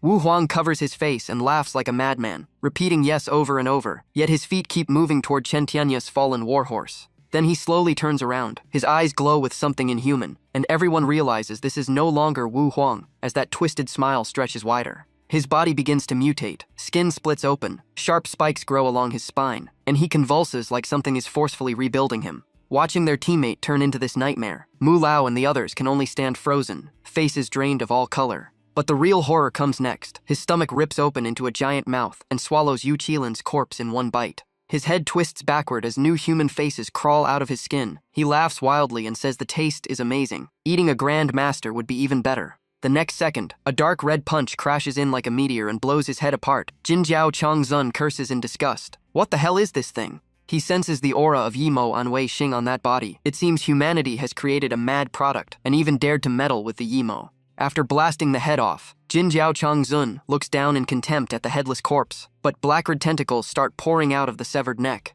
The tentacles twist together and form a new head. Black red biorings with sharp spikes circle its eyes, and a torn grin stretches to its ears. The monster chuckles and introduces itself as an alien named Yin Yi, here to eat him, but Jin Jiao Changzun folds his arms and coldly calls it delusional trash. Meanwhile, West City has turned into a massive battlefield. Smoke rolls between buildings and the gray sky reeks of war. Jin Jiao Changzun throws another punch at Yin Yi, but but the creature does not even dodge, just stands there, and he snorts that this is all it has. Then his eyes suddenly shrink in shock. He sees something even more twisted than himself, and his whole body stiffens in disbelief. A sharp blast explodes Yin Yi's head again, yet the flesh does not scatter. Blackered threads pull it back together in a heartbeat and wrap around Jin Jiao Chong Zun's fist as he finally realizes he is being infected. Even his third molt armor starts corroding at a terrifying speed, so he decisively cuts off his own hand and pulls away with his beetle wings. But Yin Yi laughs and says the distance means nothing. That body was only bait. Then he suddenly asks a weird question. Do you know anglerfish? And the ground instantly explodes as a giant mouth hundreds of meters wide bursts out. Jin Jiao Changzun realizes he was tricked, but it is too late. The razor teeth snap shut and swallow him whole, as the earth is torn apart like an earthquake. After devouring him, the massive mouth twists in the air, shrinks into a veiny stomach-like mass, and merges back into Yin Yi's body. No one knows how that body can contain a monster that huge, but a sovereign is no joke, and Yin Yi looks thrilled because he cannot digest it yet. It is still strugglings inside him. Seeing this, Mulao knows this is their only chance and whispers almost soundlessly, "Now is the time to retreat." He hands the unconscious Chen Tianyu to Dai Kaming and orders him to take President Chen and leave immediately. But the hope dies instantly as Yin Yi already notices. He smiles in disdain, walks closer, enjoys their fear, and says he has not forgotten about dessert. Suddenly, his expression freezes. The scream in his throat gets choked off as if something is strangling him from inside. From the eastern side of West City, a massive blue light erupts. The energy is so overwhelming it makes your scalp tingle, and it is heading straight for him. Dai Kaming and Mulao both sense it while fleeing. Mulao turns pale. This energy is too strong. Could another sovereign have appeared?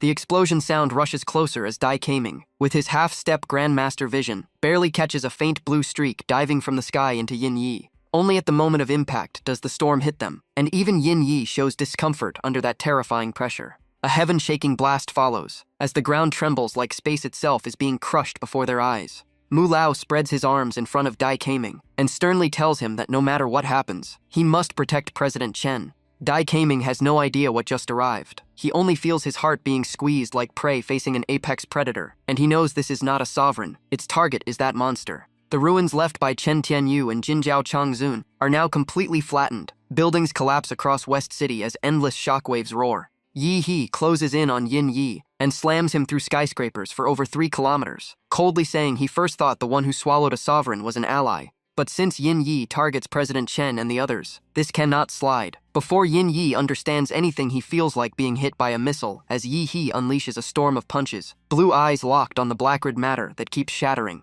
The moment Yi He senses that familiar aura, his rage explodes and he activates the Godzilla secret art, killing core nuclear fist, as atomic energy ignites in blinding light. He raises his right arm like dragging a tidal wave of power, then smashes it into Yin Yi's face as destructive energy detonates and nearly erases his head in an instant. After the mid-air explosion, Yin Yi can only let out broken, weak sounds. Most of his body is gone, and the remains are blasted far away. But Yi He is not the type to stop and watch. Once he gains the upper hand, he hunts, like death itself, until the enemy is completely finished. From the shattered ground, Yi He stomps upward, grabs Yin Yi's ruined body with one hand, and lifts him like a piece of trash. He accelerates again, energy exploding as both of them shoot straight into the clouds. Yi He looks like a giant rocket tearing open the sky. At a height even he cannot judge, Yi He roars through the clouds, earth throw. Boom, boom, boom. The moment Yin Yi is hurled down, 3 massive air shockwaves burst in midair as he plummets like a crashing jet. When he hits the ground, all that kinetic force detonates like a heavy bomb. Hundreds of meters cave in, and Yin Yi shatters into a pool of crushed flesh.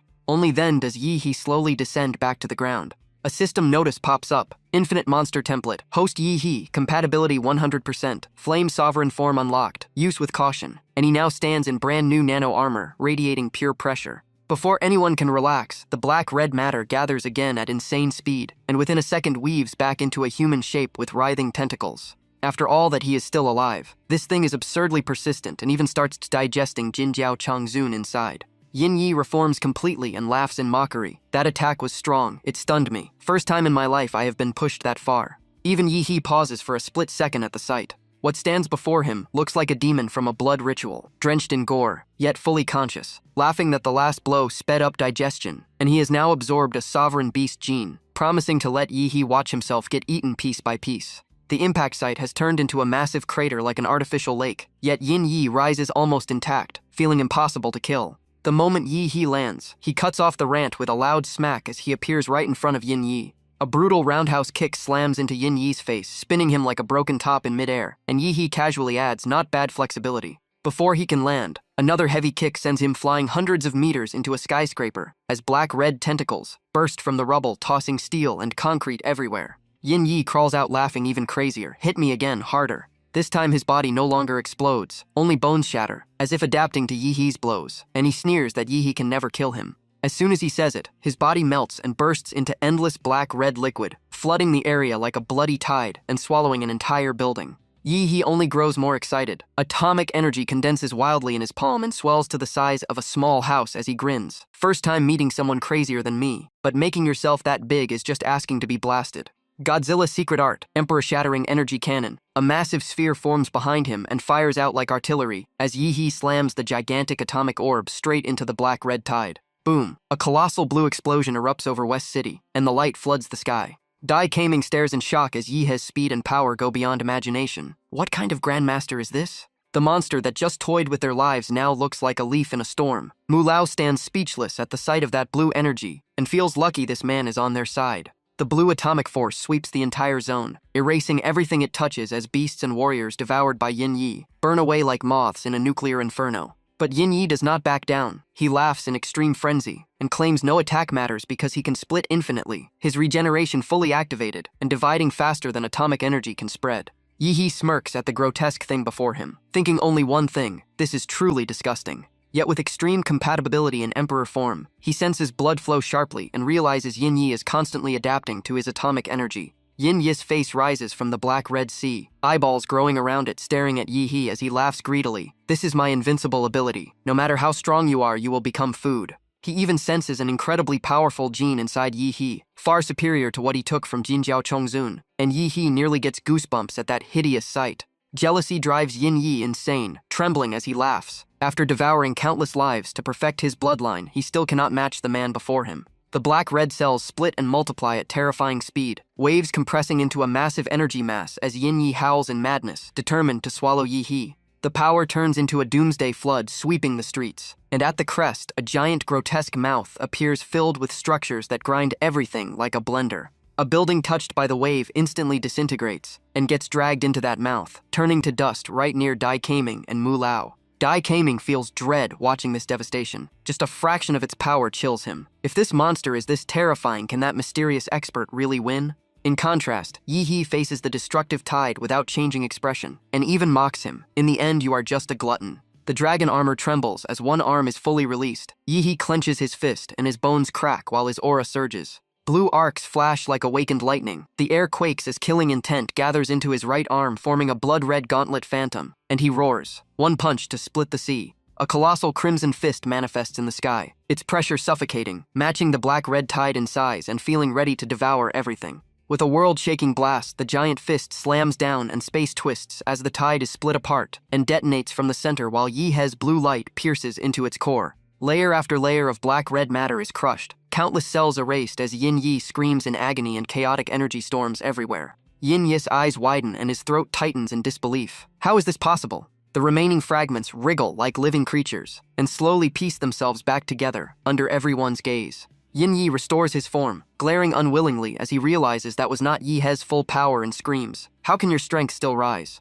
In a blink, Yi appears behind him, voice cold like a demon's whisper. "My power will always be one step above yours," and the pressure makes Yin Yi sweat. With no choice, Yin Yi activates a gene ability taken from a devoured beast, and within 100 meters the air boils. Violent shocks erupt in all directions as rocks are thrown skyward and explode into dust, the ground trembling as if torn apart by invisible force. It does not stop there as everything detonates at once, like countless vacuum bombs going off together. Explosions chain across the region, shockwaves spreading for hundreds of miles and shaking the land like a massive quake. Yet inside that nightmare, a golden energy sphere surrounds Yi-Hee, and the blast cannot even leave a speck of dust on him. He casually brushes his shoulder, as if bored, calm to the point of being terrifying. Then he looks at Yin Yi with open disdain and asks, "Who told you this is my strongest form?" West City is still buried in smoke and ruins as Yin Yi, furious, activates another gene ability. He rushes forward and throws a punch at Yi-Hee's face while deadly acid shoots from his elbow. Yi-Hee tilts aside with ease as Yin Yi keeps pressing with attacks like erupting volcanoes. Lightning and thunder strikes follow non-stop, but to Yi-Hee it looks like a mild itch. Yin Yi starts doubting himself and screams in madness. What kind of monster did I absorb? Insisting he is the perfect being as all his cells switch to amplified sonic mode. A supersonic roar tears through space, sweeping everything like a storm as the ground is shaved down by several meters. He does not even move, standing there like he is enjoying wind from a giant hairdryer, then coldly replies, "This mess is what you call an attack. No matter what you try, you cannot kill me. After my physique evolved, Zawarudo evolved with it." He even throws in a mocking grin and adds, "Honestly, you could punch all day and probably not scratch my defense." Faced with that infuriating calm, Yin Yi finally feels real confusion. Is it possible I truly cannot win? Though his power keeps rising and genes keep optimizing, the once fearless Yin Yi begins to think about running as his body trembles. Yi walks closer step by step, the pressure crushing down as he says coldly, "The gap between us is far too big." In an instant, he expands into his Titan form, towering like a living mountain, while Yin Yi looks no bigger than a toenail in comparison. Yin Yi grits his teeth unwillingly. "If I had more time to evolve and devour more elites, I would surpass you, but there is no time left." He recalls that golden gene source with deep regret. If that signal had not vanished, he could have perfected himself before facing Yi. Realizing further fighting means despair, Yin Yi takes a deep breath and suddenly says, "Fine, I admit defeat." He tries to negotiate. "You are equal to a perfect being like me. I cannot kill you and you cannot kill me. So I will leave this city, and even this country. I can go to the Northern White Federation instead. Would that not fit your goal of restraining other nations?" The more he talked, the more excited he got, even drawing a plan to split Blue Star in half. "I take North Baton, you rule the East and West continents." And he didn't stop there. He promised that with just a bit of blood from the world's top powerhouses, he'd create a special toxin to wipe out anyone in our way. Yin Yi kept rambling like the future was already set, but the more he listened, the colder his eyes became. After that whole speech, Yi simply raised one finger. Yin Yi froze, completely confused. What was that supposed to mean? Then Yi slowly raised a second finger. Yin Yi stared at the gesture, puzzled. 10 minutes?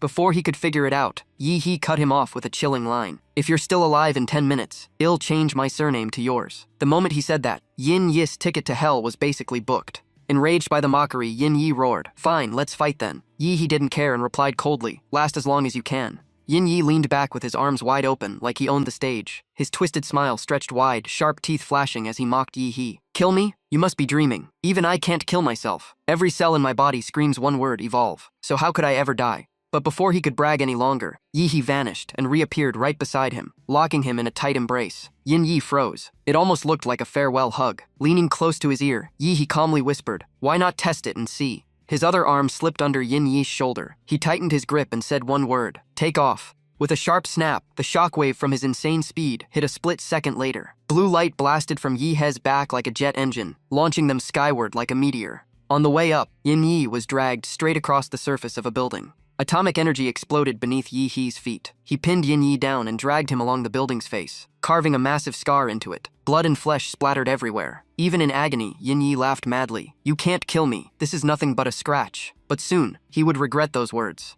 He kept flying higher into the clouds. The energy under his feet roared non-stop. They were already faster than a supersonic jet, yet he had no intention of stopping. Yin Yi felt the air thinning and the temperature plummeting. His face changed instantly. "Are you trying to throw me off, Blue Star?" They had already passed 50,000 meters, piercing through the ozone layer. Yet he still sneered. "The vacuum of space can't kill me. It'll absorb the radiation and keep evolving out there. When that happens, every human on Blue Star will die by my hand."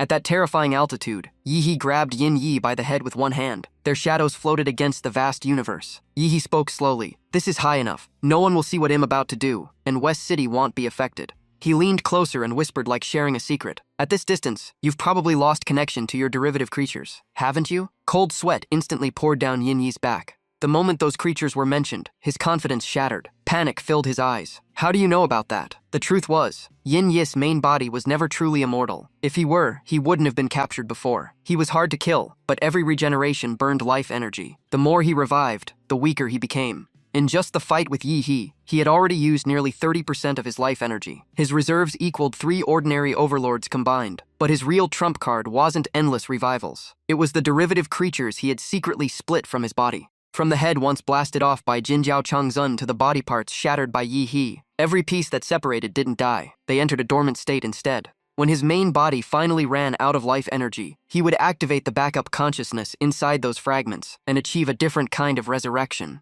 Sadly, his ability to split consciousness was still incomplete. It had a strict distance limit. A blue flash sparked in Yi He's eyes. His calm voice sent chills down Yin Yi's spine. Because I'm stronger than you. Deep down, he admitted it was the life magnetic field that exposed the link between the main body and the fragments. By tracking the battlefield shifts and measuring the strength of that connection, he calculated the range limit. Not bad. I'm actually a genius. Yi He then delivered the verdict. In other words, you only have one life left. Yin Yi almost screamed in panic. If he died now, it would be over forever. The two were still tearing through the upper atmosphere, one dragging the other across the sky. Yin Yi's face turned pale green. One thought filled his mind. If I die now, I'll never see sunlight again. His bones swelled and muscles bulged like a monster breaking out of a cage. He roared in midair. Self-destructive fission is my final trump card. You can't catch every fragment. As long as a drop of my flesh falls back to Blue Star, I'll live on. Yi He stared at him, flames blazing in his eyes. Are you scared now? Is your survival instinct finally kicking in? Yin Yi was about to respond when he froze. Yi He's body began expanding at a terrifying speed. In a blink, he became a dark blue giant over 10 meters tall, and he was still growing. Yin Yi now looked like a chick in his grasp. An invisible force sealed him in place. Yin Yi cursed in shock. You can grow even bigger? Yi He ignored the screams. The giant hands closed together. Yin Yi was trapped between them like a tiny mosquito. Yi He said coldly, why chase every fragment when I can just hold them all at once? Yin Yi's escape route was completely sealed. The larger Yi He became, the smaller Yin Yi felt. Yi He tightened his grip. Then his palms pressed and rubbed together, crushing what was inside. Every cell in Yin Yi's body trembled in agony. He screamed in despair. What are you trying to do to me? Soon he was twisted into a lump of mangled flesh, yet his mouth kept shouting. What exactly are you doing? He even yelled wildly. Are you going to eat me? Are you some kind of beast? Who eats their opponent? Yi He ignored the nonsense and swallowed him whole. Even inside the mouth, Yin Yi still laughed arrogantly. Aren't you afraid I'll devour you from the inside? But inside Yi He's tightened body, he was nothing more than a speck of dust. Still, he grinned. Fool, this is my chance to survive. Before he could finish, he was swallowed deep inside. Yi He spoke calmly. Swallowing you is only the first step. Floating in the vast sky, Yi He turned himself into a massive furnace. With a loud burst, he activated Hong Lian Flame Lord. His blue pupils turned crimson, and the light around him shifted red. The red glow grew so intense, it looked like a second sun in the sky. The entire area was dyed scarlet. His surface temperature reached 4,000 to 5,000 degrees, while the core soared to tens of thousands and kept rising. Even the surface of the sun is only around that level. Burning in that hellish heat, Yin Yi went insane. He screamed in terror. What kind of place is this? How can a life form reach stellar temperatures? In all my gene database, nothing can adapt to a forbidden zone like the sun. If Yi He had used Honglian in West City, the entire district might have vanished from the map. That heat could erase a city and warp the climate. Inside Yi He's body, Yin Yi screamed until his voice cracked. Stop it! Damn it! Are you really refining me into a pill? His desperate cries echoed non-stop. His body began to melt, ignite, and disintegrate inside Yi He's stomach. He desperately tried to generate new cells to adapt to the heat, but it was useless. Unwilling to accept defeat, he shouted, I am the most perfect life form. Give me more time and I would have become a god. His voice slowly faded into silence. From start to finish, Yin Yi never imagined he'd be thrown into a living sun. A massive red lotus shockwave exploded from Yi He's body, spreading hundreds of kilometers. Stellar-level nuclear light lit up even outer space. Then everything went silent. 10 minutes earlier, Dai Kaming and Old Mu watched Yi He shoot upward like a rocket, dragging Yin Yi out of sight. Right then, a signal came from the battleship. West City headquarters calling Vanguard Squad respond. Dai Kaming answered immediately. HQ reported the beast tide had fully collapsed and all overlords were confirmed dead. Then they asked, what's your current situation? Dai Kaming gave a full report. After hearing it, HQ quickly understood. They said without that mysterious powerhouse, the West City recovery would not have gone so smoothly. Dai Kaming asked if the identity was classified. HQ replied calmly, he's from your He University. Dai Kaming froze. He University? The dean? A special professor? Why haven't I heard of him? The more he thought about it, the stranger it felt. As student council president, he knew almost every teacher there. No one fought with world-ending blue light like that. HQ continued, he's not a teacher. He's still a student. Dai Kaming almost stopped breathing. A student? Maybe a senior martial artist? But no one in his generation had surpassed Grandmaster before him. HQ confirmed again. Has 3 grades below you. You're junior. Dai Kaming turned to stone. Up in the sky, only terrifying residual heat remained, reminding everyone that a city-level force had just erupted there.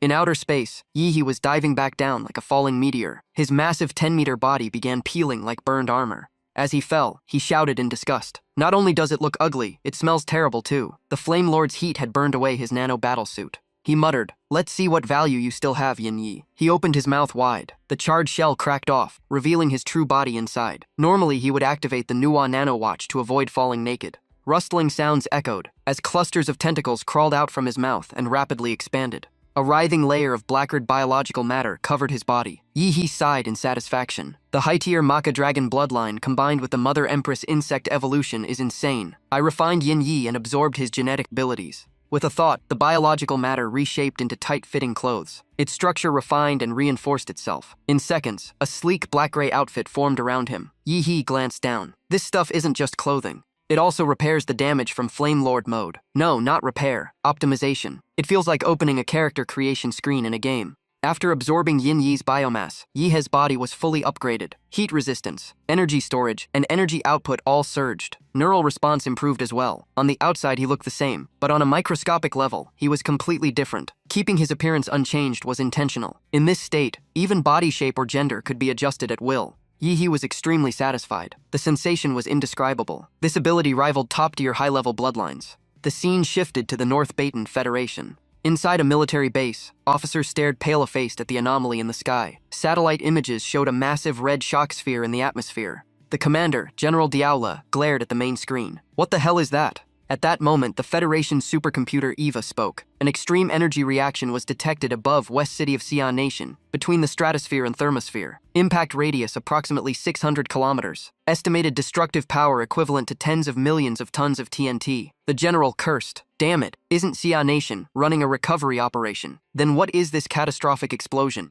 A technician quickly reported, General, EVA just detected a life sign at the center of the explosion. He immediately turned around. A life sign? Even a special Grandmaster should have been reduced to ashes by that blast. Zoom in on the satellite feed to see what kind of monster Xi'an Nation is hiding. The central screen instantly magnified the image. A young man dressed in black appeared on the display. He looked up at the sky as if his gaze had pierced through endless distance and locked onto the satellite. The general's face twitched. No way, a teenager? But then the young man's lips moved slightly as if saying something. Eva quickly analyzed the lip movements and translated them. Admiral, he appears to be saying, are you spying on your father? Inside the North Baton Federation's military command center, the atmosphere instantly became tense. Yihe's image suddenly filled the main screen, and he even flashed a mocking gesture. The admiral stared with wide eyes. The satellite was in orbit, so how did this guy notice it? Everyone panicked and demanded an identity check. A terrifying thought surfaced. Has Great Xia produced a fourth Great Grandmaster? Everyone froze when they saw the strange glow in Yihe's eyes. It was obvious something was about to happen.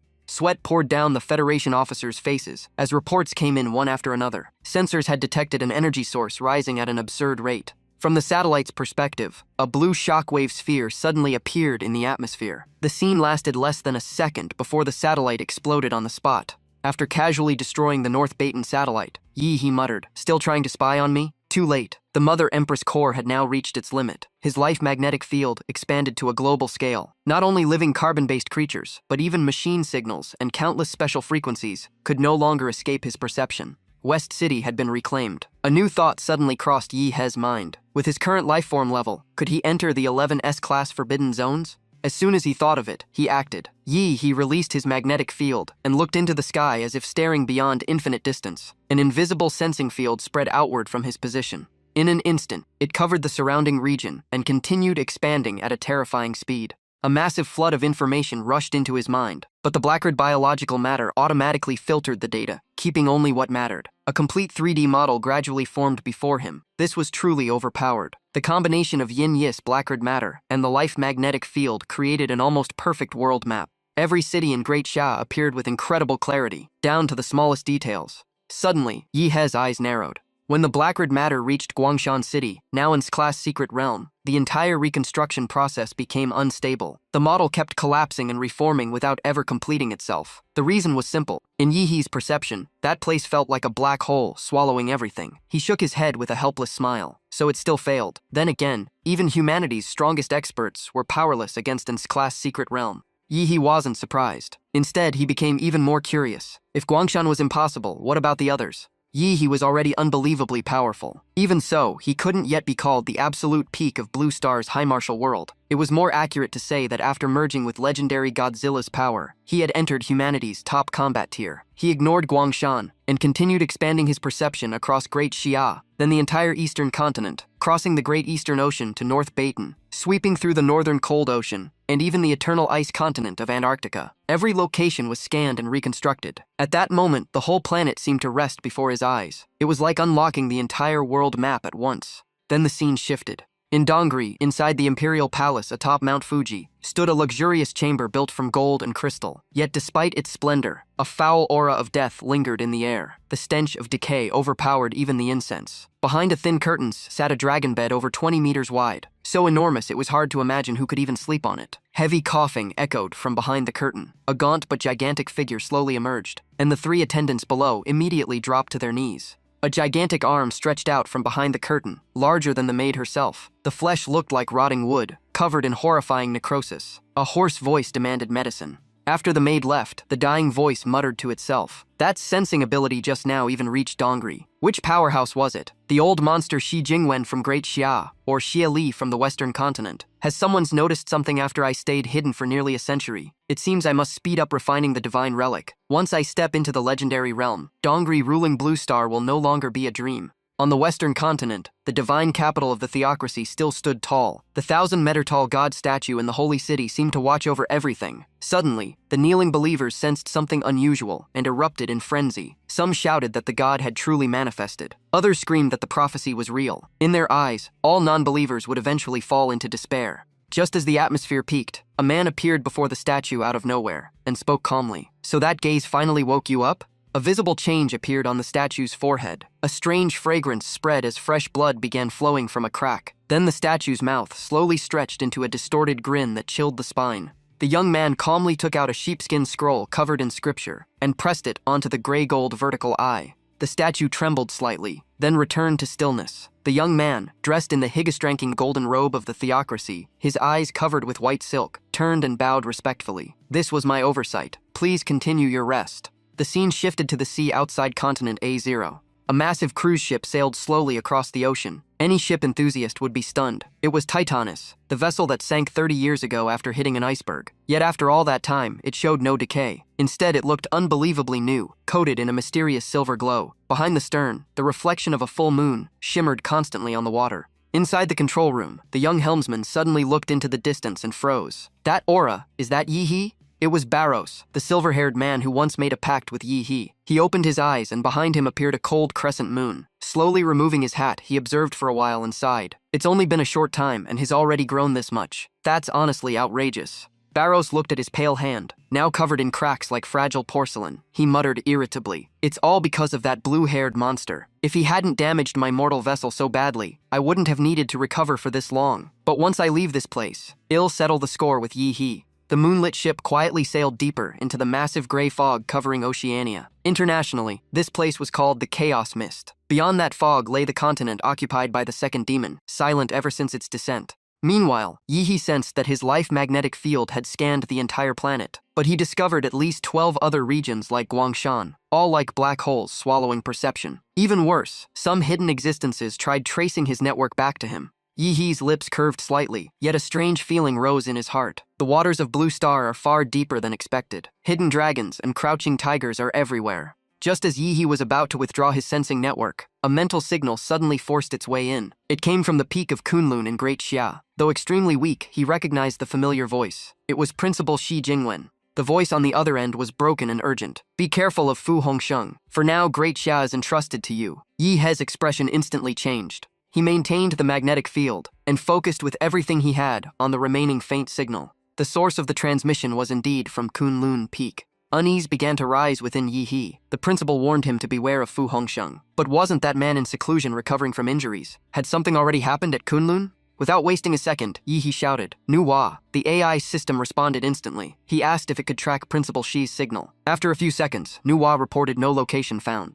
Yi-He pressed on and asked about Qinglong of the Great Xia, Dragon Sparrow. Nuwa scanned again but found nothing. However, his last signal appeared in the Death Valley at the peak of Kunlun, with no further details left behind. Yi-He's face turned unusually grim. A terrifying thought formed in his mind. Were the two of them really in the same place? Just as the Great Xia reclamation plan launched at full scale, everything took a sharp turn for the worse. Great Xia had 3 Grand Masters guarding the nation. One vanished at Guangshan, the other 2 lost contact in Kunlun, and all 3 were tied to the National Guardian treasure. Yi-He's expression shifted again. A chilling guess surfaced. Could Fu Hongsheng have truly betrayed them? Blue atomic light burst around Yi-He's as he accelerated, tearing through sound waves and vanishing in an instant. His thoughts were in chaos. If Shi Jingwen and Senior Qinglong were both missing, and Fu Hongsheng stood on the opposite side, then the consequences would be unimaginable. Great Xia was reclaiming cities non-stop, burning through national energy. If the top forces disappeared, the giant of Great Xia would collapse. And once it fell, suppressed nations would bare their fangs and swarm in like hungry wolves. Without peak combat power holding the line, Great Xia would enter its most dangerous phase. One wrong move, and enemies would crush in from all sides. And the Death Valley atop Kunlun was no normal place. It was a notorious forbidden zone. It suppressed martial artists, weakened magical beasts, and constantly spawned secret realms filled with both opportunity and deadly threats. But the more he thought about it, the stranger it felt. He sensed no signs of battle. A clash between grandmasters could split mountains and seas. If Shi Jingwen and Qing Long had fought Fu Hongsheng, Kunlun should already be in ruins. Yi's face darkened further. The only lead left was Fu Hongsheng. But if that man was truly an enemy, searching for him would be walking into a trap. Yi cursed under his breath. Damn it. All this thinking and guessing was not his style. Fighting was much simpler. As he sped past strange secret realm gates below, Yi kept calculating. No matter what, increasing his strength was the safest move. His 3 power samples had hit their limit. With his title as the strongest top scorer and the West City Recovery Achievement, he could still claim 2 new samples. There was also the golden gene decoded by Dr. Madman. Extremely rare, with terrifying mutation potential and amplification far beyond normal limits. If Great Xia truly no longer had Guardian-level power, Yi closed his eyes and took a deep breath, forcing down the weight in his chest. When he opened them again, his gaze sharpened. His speed surged as his voice roared across the sky. If it really comes to that, then I'll hold up this sky myself. In a commercial district of West City, one battered building still stood among the ruins. 2 massive holes pierced through it, cracks spreading everywhere. One more impact and it would collapse. Yi landed and calmly walked inside. The re-black tentacles covering his body slowly retracted back into him. As he stepped forward, he said coldly, "Come out." Scanning the area, Yi relied on his bloodline sense to lock onto the target nearby. This bloodfolk was good at hiding. Looks like he was avoiding something. Suddenly, a cracking sound echoed above. Fractures spread like spiderwebs. Then a blinding beam pierced through the concrete and crashed down with terrifying pressure. It fell like a meteor tearing through the sky. It was Yi who had shifted direction midair and slammed into the ground. The sheer force of his descent made the surrounding space tremble. The moment he steadied himself, a massive shadow appeared. It looked like a giant worm with a wide mouth packed with dense gray teeth. Even worse, fat little hands grew all around that mouth. Just one look, and you knew this thing was bad news.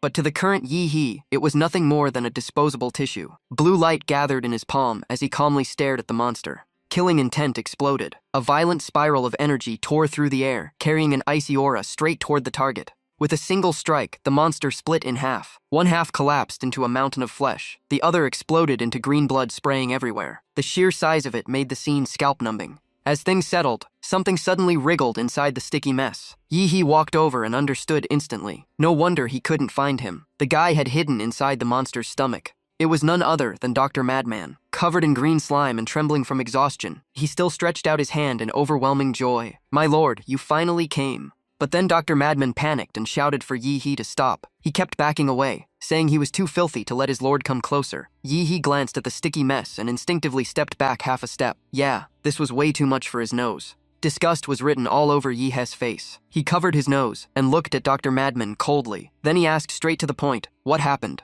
When asked who he was hiding from, Dr. Madman turned pale. He hid inside the worm to conceal his aura and the golden gene. According to him, Shi Diao had sent a terrifying monster to seize it, an extreme-level creature. If left alone, even West City would become its food. Yi found the description oddly familiar. He casually raised a chunk of re-black matter and shaped it like Yin Yi. Then he calmly asked, "You mean this one?" The moment Dr. Madman saw it, his face went ghost white, like a nightmare revived. He trembled and confirmed it was the same creature. Before he could finish, Yi nodded calmly. "Yeah, I already dealt with it." After thinking, he figured refines it sounded better than ate it. Hearing that, Dr. Madman dropped to his knees in excitement, praising him like a descending god. Yi froze at the sight and quickly stopped the strange futile act. He told him to cut it out and hand over the golden gene first. Honestly, he was not that interested in it before. Dr. Madman immediately took out a silver safe box. Yi opened it remotely with Jawarudo. Inside looked like water appearing before a dying man in the desert, but up close it was thick and sticky, so he used his power to lift it out carefully.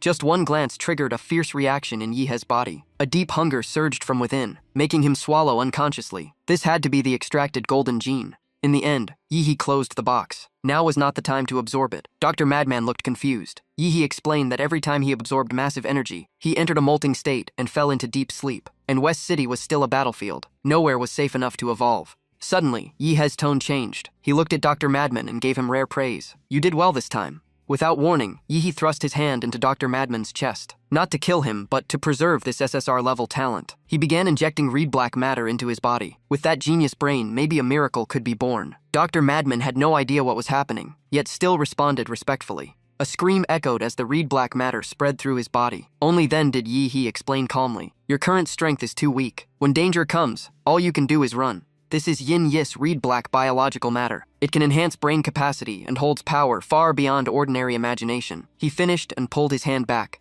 But it wasn't over yet. Yi He unleashed his aura as energy surged wildly around him. Behind him, a massive dark blue fin appeared, glowing with blue patterns and radiating an eerie pressure. His gaze did not waver even once as he placed his hand on the glowing spine. In the next instant, Yi He snapped the fin connected to his spine. Lightning and energy exploded everywhere, yet his face stayed cold as if he felt no pain at all. He casually handed the severed piece to Dr. Madman. The old man stared at it, completely stunned. Yi He explained it was his spinal crystal. Take it. Absorb as much as you can. Sweat poured down Dr. Madman's forehead. His pale face trembled with tension and emotion. Unable to hold back, he burst into tears, snot and tears mixing together. Yi He was caught off guard. Dr. Madman swore solemnly. A drop of blood today, an empire in return tomorrow. Yi He muttered to himself, starting to regret it. Damn, since when was this guy this delusional? Yi He turned and walked away, calmly telling him to get back to work. Dr. Madman quickly wiped his tears and returned to his serious expression. A familiar sly smile appeared on Yi He's face before the next big battle. He looked down at West City and said, still too many magical beasts. Time for a full city purge.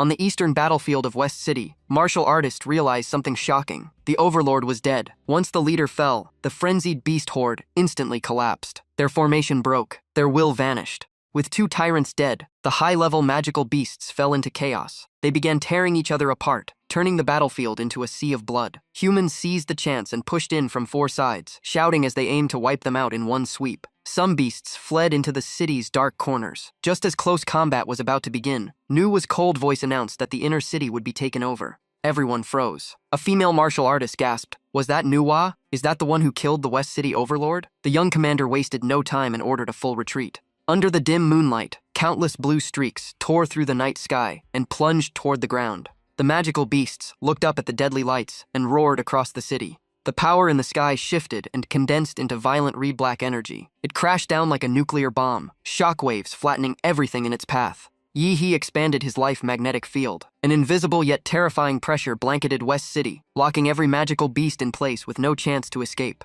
Red-black matter spread from his body. Lightning-fast tentacles shot down and wrapped around countless scattered guns. Within seconds, they were pulled together and fused into one massive whole. From the giant sphere grew countless long gun barrels, twisting like living creatures. The scene was grotesque and chilling. Even more terrifying, its power source was the nuclear reaction controlled inside Yi He's body. Veins and vessels across the sphere lit up like an energy network in overdrive. Atomic power surged into every barrel, pushing them all into firing mode. In the ruined battlefield stood a colossal sphere of flesh, like a living nightmare. Hundreds of heavy cannons aimed outward, ready to erase every remaining magical beast. Yi He lifted his head, eyes cold as ice. His voice echoed across the battlefield. Let me show you my new weapon, World Divine Gun. The next moment, countless hardened flesh bullets fired out. Each carried overwhelming atomic momentum, leaving blue trails through the night. Guided by the life magnetic field, every shot auto-corrected mid-air and pierced straight through each beast's magic core. Just the first volley alone cut down tens of thousands of magical beasts like wheat before a harvester.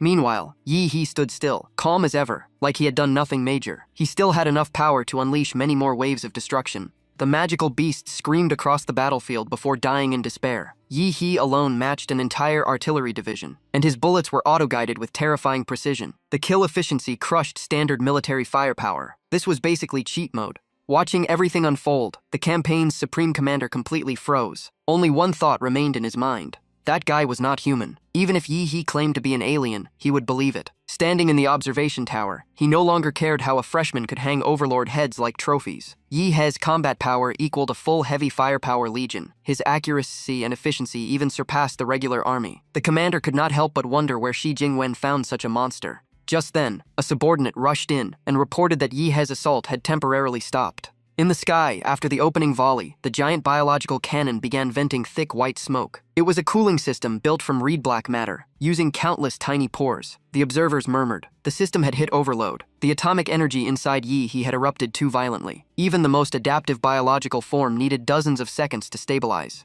The Supreme Commander immediately gave orders. Not a single second wasted. Fill the firepower gap while Yi cools down. All energy cannons rotate 360 degrees and lock targets. The moment the fire command was issued, the fighter jets opened their weapon bays. Barrages rained down, dust and flames covering the ground. The bombardment showed no sign of stopping. Wave after wave crashed down. The remaining Lord-level beasts grew restless. Normally, they ignored human firepower, but not now. They ground their teeth in frustration. Had humans upgraded again? A sky fortress above and a death sphere below. If they did not destroy it, forget returning to their nest. They would not even survive the next minute. One winged lord tried pushing responsibility onto others. You charge first, we follow. Silence answered him. Everyone knew the fortress had to fall, but no one wanted to die leading the charge. While they hesitated, Yi finished preparing the second volley. Boom, boom, boom. Thunder roared. The western sky filled with long blue streaks. It looked like the sword of Damocles hanging over the beasts. They howled in panic. That damn thing was firing again. Low-level beasts did not even understand resistance anymore. Yi did not care about post-war reconstruction. As a warrior, his logic was simple. Without this firepower, countless martial artists would die in brutal street battles. The Lord's strongholds were already under special care. The beasts panicked. If Yi was not stopped now, their entire race would be wiped out. Even underground nests would not survive. No matter how deep they hid, his earth-penetrating missiles would dig them out. It stopped again. The cannon sphere went silent once more. After 2 sweeps, West City was covered in shredded flesh that quickly turned to ash once the magic cores were destroyed. White smoke still poured from the sphere. Finally, the lords snapped. They roared that they had to destroy that monster now, right after it fired. News of West City's fall had already spread. Delay any longer, and none of them would live to return. At that moment, a technician suddenly sounded an emergency alert. Massive high-level energy fluctuations were detected in West City. On the screen, over 20 Lord-level beasts were clearly gathering, launching a suicidal charge toward the Sky Fortress. The martial artists on the ground all turned pale at the sight. The commander shouted at once, "This is bad. Move to support the cannon sphere. No matter what, do not let those lords succeed. Hold the line until the fortress enters its next firing cycle. Don't even think about getting past us." The captain charged first. Even knowing they were outmatched, no one stepped back. They rushed head-on toward the incoming lords. But at that exact moment, a sharp tearing sound exploded as Yi's flesh fortress suddenly split open. No one had time to react. All they saw was a blue streak ripping straight through the leading beast. From the top of the fortress, a massive atomic light sword hundreds of meters long slammed down. The frontline lords did not even understand what happened before turning to dust. The martial artists who were ready to risk their lives froze in place. The captain blinked and muttered, "That's it? We're done? Disperse." The lords were gone. Damn, my fighting spirit just rose for nothing. Feels like we were just background actors. Yi stood high above, eyes cold as he scanned below, so they really thought he was just a stationary cannon. West City was now firmly in human hands. His arms merged with re-black matter and stretched into massive wings. Rare seriousness filled Yi's face as he looked toward the final beast nest. He spoke one sentence. "From tonight on, West City will be free of magical beasts." The first ray of dawn pierced the night and shone over West City. The Sky Fortress dissolved into reed-black matter and flowed back into Yi's body. After confirming every beast was eliminated, West City officially announced to all Great Xia that it had been reclaimed.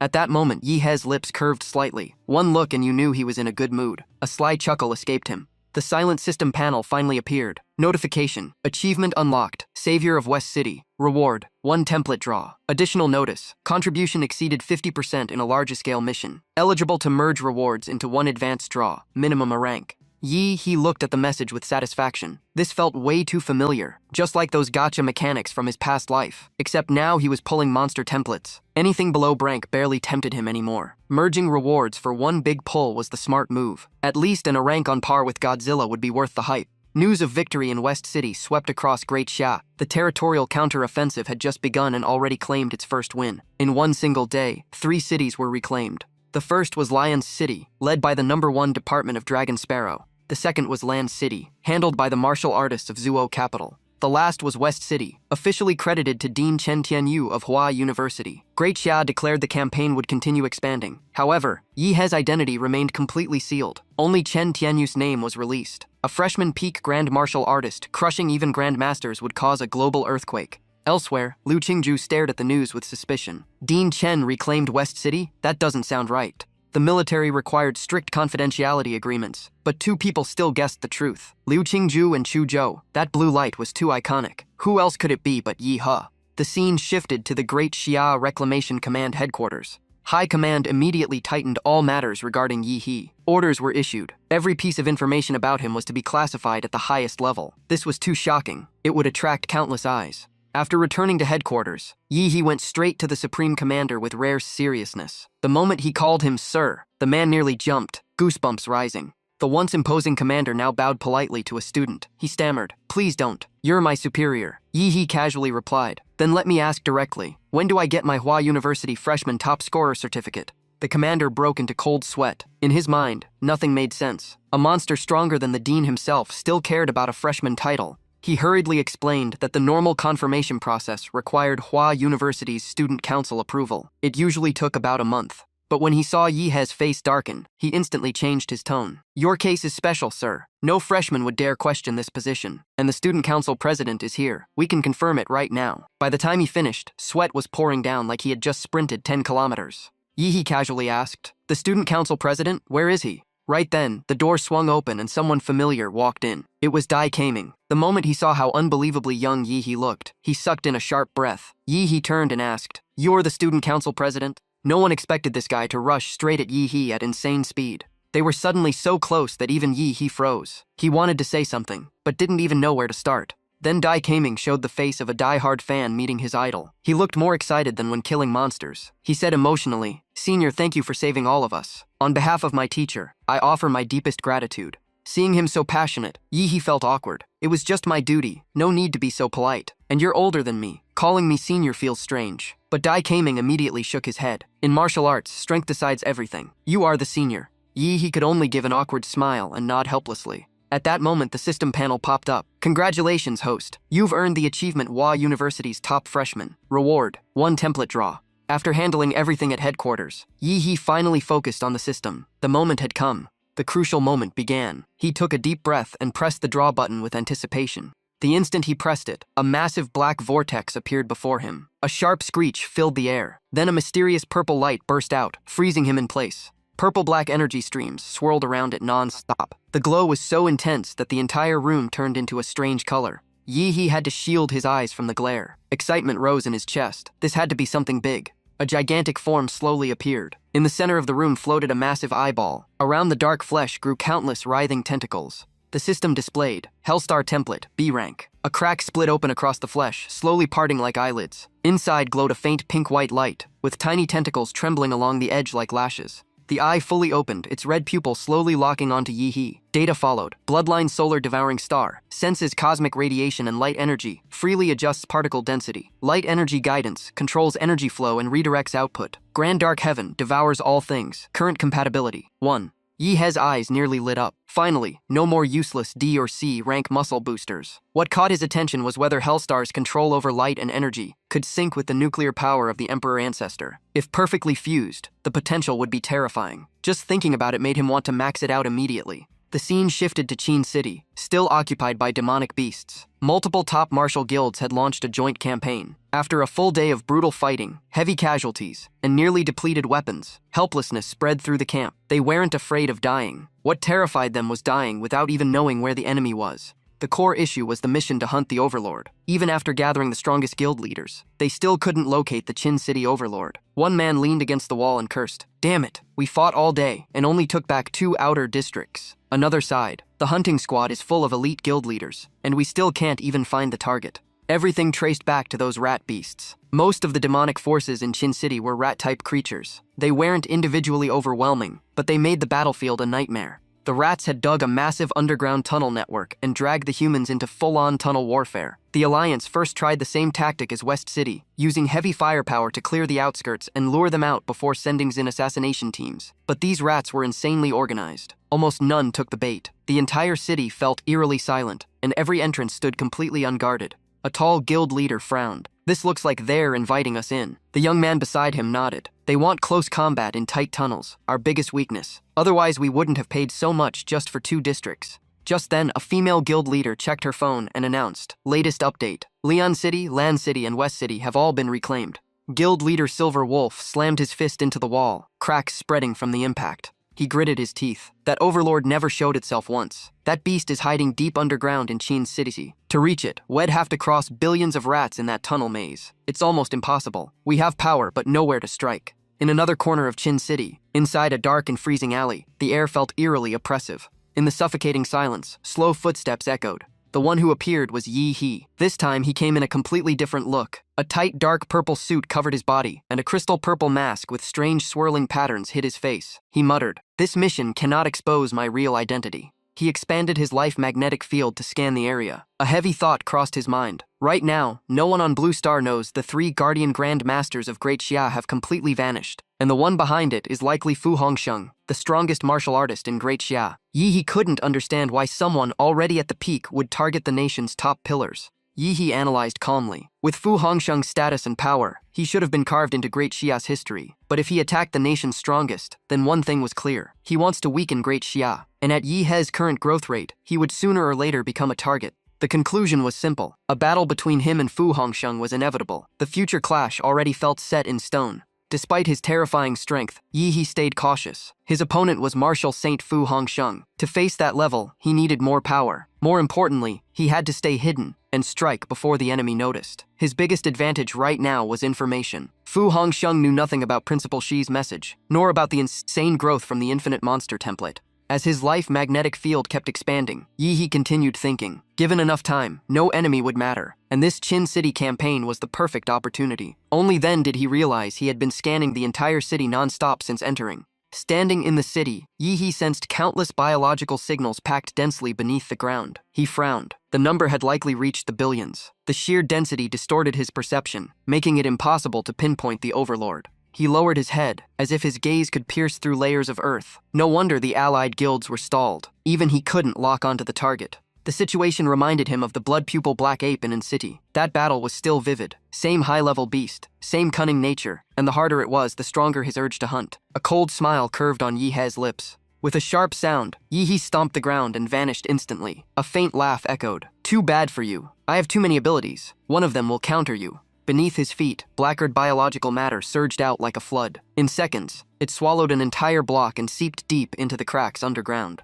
It spread through the endless tunnels below. No matter how small the gap, the blackered matter poured in, filling every hidden darkness. The sudden invasion instantly alarmed the rat swarm. Like their nest was disturbed, they rushed out from the deep, dark tunnels. It didn't take long for them to notice the strange presence inside their territory. Curious, the rats quickly gathered around the intruder. Their steel-crushing teeth were ready to tear the blackered matter apart. But before they could act, the substance shot out countless web-like threads, covering the entire area. The threads tightened instantly. The rats didn't even have time to scream before being crushed and devoured. Only broken, chaotic sounds remained. Mad screeches echoed through the tunnels. The more they struggled, the tighter the tendrils squeezed. There was no escape. The rats' greatest strength was their numbers and stealth. Sadly, both were perfectly countered by the blackered matter. In less than a second, a single rat was digested without a trace. The absorbed energy made the blackered matter grow at a terrifying rate. To others, the swarm was endless disaster. To this thing, it was an endless buffet. From start to finish, He sat calmly with his legs crossed. He looked like he was casually watching a show.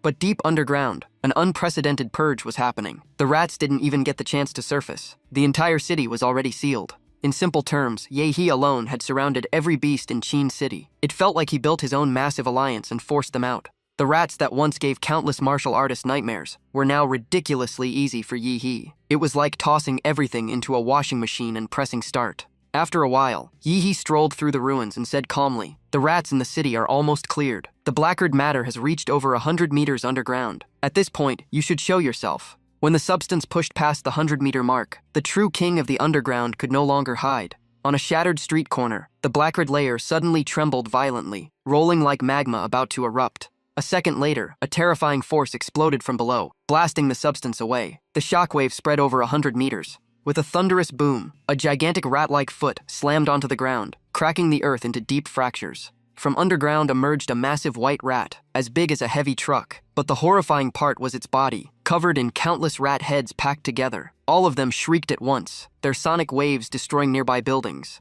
Behind the monster, Yi He appeared quietly in his purple cloak and swirling mask. The Rat King turned and said in a deep voice, "Just you alone? I thought humans prepared a large ambush." All the rat heads spoke at once, voices mixed with men, women, old and young. The chaotic sound formed a powerful mental attack. It laughed strangely. Your blackred trick is impressive, but useless before my howl. Coming here alone is suicide. Facing the killing intent, Yi simply yawned lazily. Who told you I only have one move? He slowly raised his arm, then suddenly pushed it toward the sky, as if commanding a greater force. Solar devouring star. Instantly, the clouds above turned an eerie purple. They expanded wildly, covering the entire city, and plunging the sky into crushing pressure. The Rat King's expression changed. An unprecedented sense of danger pressed down on it. What kind of power is this? Yi, he looked up and roared. Heavenly punishment. The purple clouds gathered at insane speed, forming a vortex far larger than the city itself. Compared to it, the moon looked like a grain of sand. This time, the entire rat nest of Chin City was about to be erased. Deep in the atmosphere, invisible solar radiation was forcibly dragged together, stacking into a brilliant yet eerie spectrum. The light turned from familiar gold to a mysterious purple, as if carrying a will beyond comprehension. And the moment the call was made, it answered.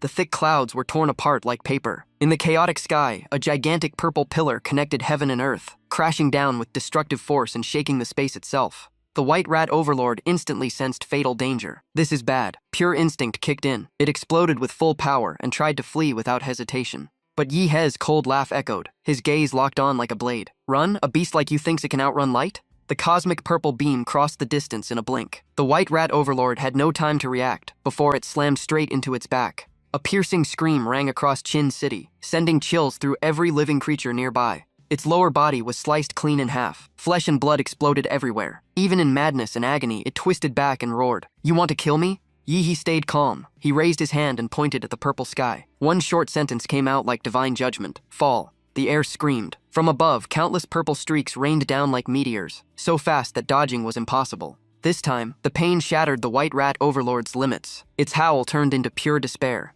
The storm had just begun, and its massive body was already crushed apart. Blood and flesh disintegrated, vanishing in blinding light. When the dust settled, a glowing crater remained. At its center floated a lava-like red core. Yi glanced at it. As expected, a lord rank isn't ordinary. The body can die, but the beast core survives. Tough indeed. He was about to take the core and end it when a thought flashed through his mind. I'll handle this myself. The core was clearly abnormal. Sharp squeaks echoed from within, rapid and frantic. Its surface flickered wildly, like a bomb reaching its limit. Yi He's hand paused, a sense of danger surged. A cold glint flashed in his eyes as he let out a low snort. Boom! The remaining corpse suddenly exploded. In that instant, countless tiny white rats burst out like a living flood, scattering everywhere in chaotic squeals. Yi only raised an eyebrow. Watching them flee, he said coldly, "So you learned some dirty tricks." But the ground beneath him suddenly trembled. From the darkness below, blackred tendrils surged up like awakened monsters. The tendrils swept across violently, crushing waves of fleeing rats. Yet something strange happened. They didn't die completely. Instead, the shattered bodies transformed again, as if this mechanism had been prepared in advance. The fragments split into even smaller rats, using their tiny size to escape the hunt. The smaller they became, the faster they moved. Soon even the blackred tendrils struggled to keep up. Yi clicked his tongue in disdain, a lord relying only on survival tricks. In the end, a rat is still a rat. Zawarudo. Yi calmly called the name without hesitation. A figure appeared behind him, as if it had always been waiting. Zawarudo slowly spread its arms. A strange aura expanded into an invisible domain that covered everything. In that instant, time was locked. Yi nodded in satisfaction. Zawarudo had evolved. It could now identify biological cores, crush every nucleus, and the splitting becomes useless. But if that was only a decoy, then where was the true body of the Chin City overlord? Yi let out a cold laugh. This rat really played dirty to the end, even hiding a lifelock trick. It might be the weakest lord he had met, but its survivability was impressive. Too bad, the ending wouldn't change. Light gathered violently in his palm. Yi said calmly, "You slaughtered an entire city. You're not worthy of my progenitor blood. Try being human in your next life." The scene shifted deep underground to the rat palace. Millions of rats packed together like a moving ocean. They swarmed tightly, as if carrying out something extremely important. Surrounding them was a massive transparent cocoon. At the center, a beast core shrank inward, shaped like a sleeping rat curled up. The creature inside suddenly reacted. After absorbing enough energy, its closed eyes snapped open. The beast core trembled violently. The cocoon expanded and swallowed all the surrounding rats, turning them into nourishment.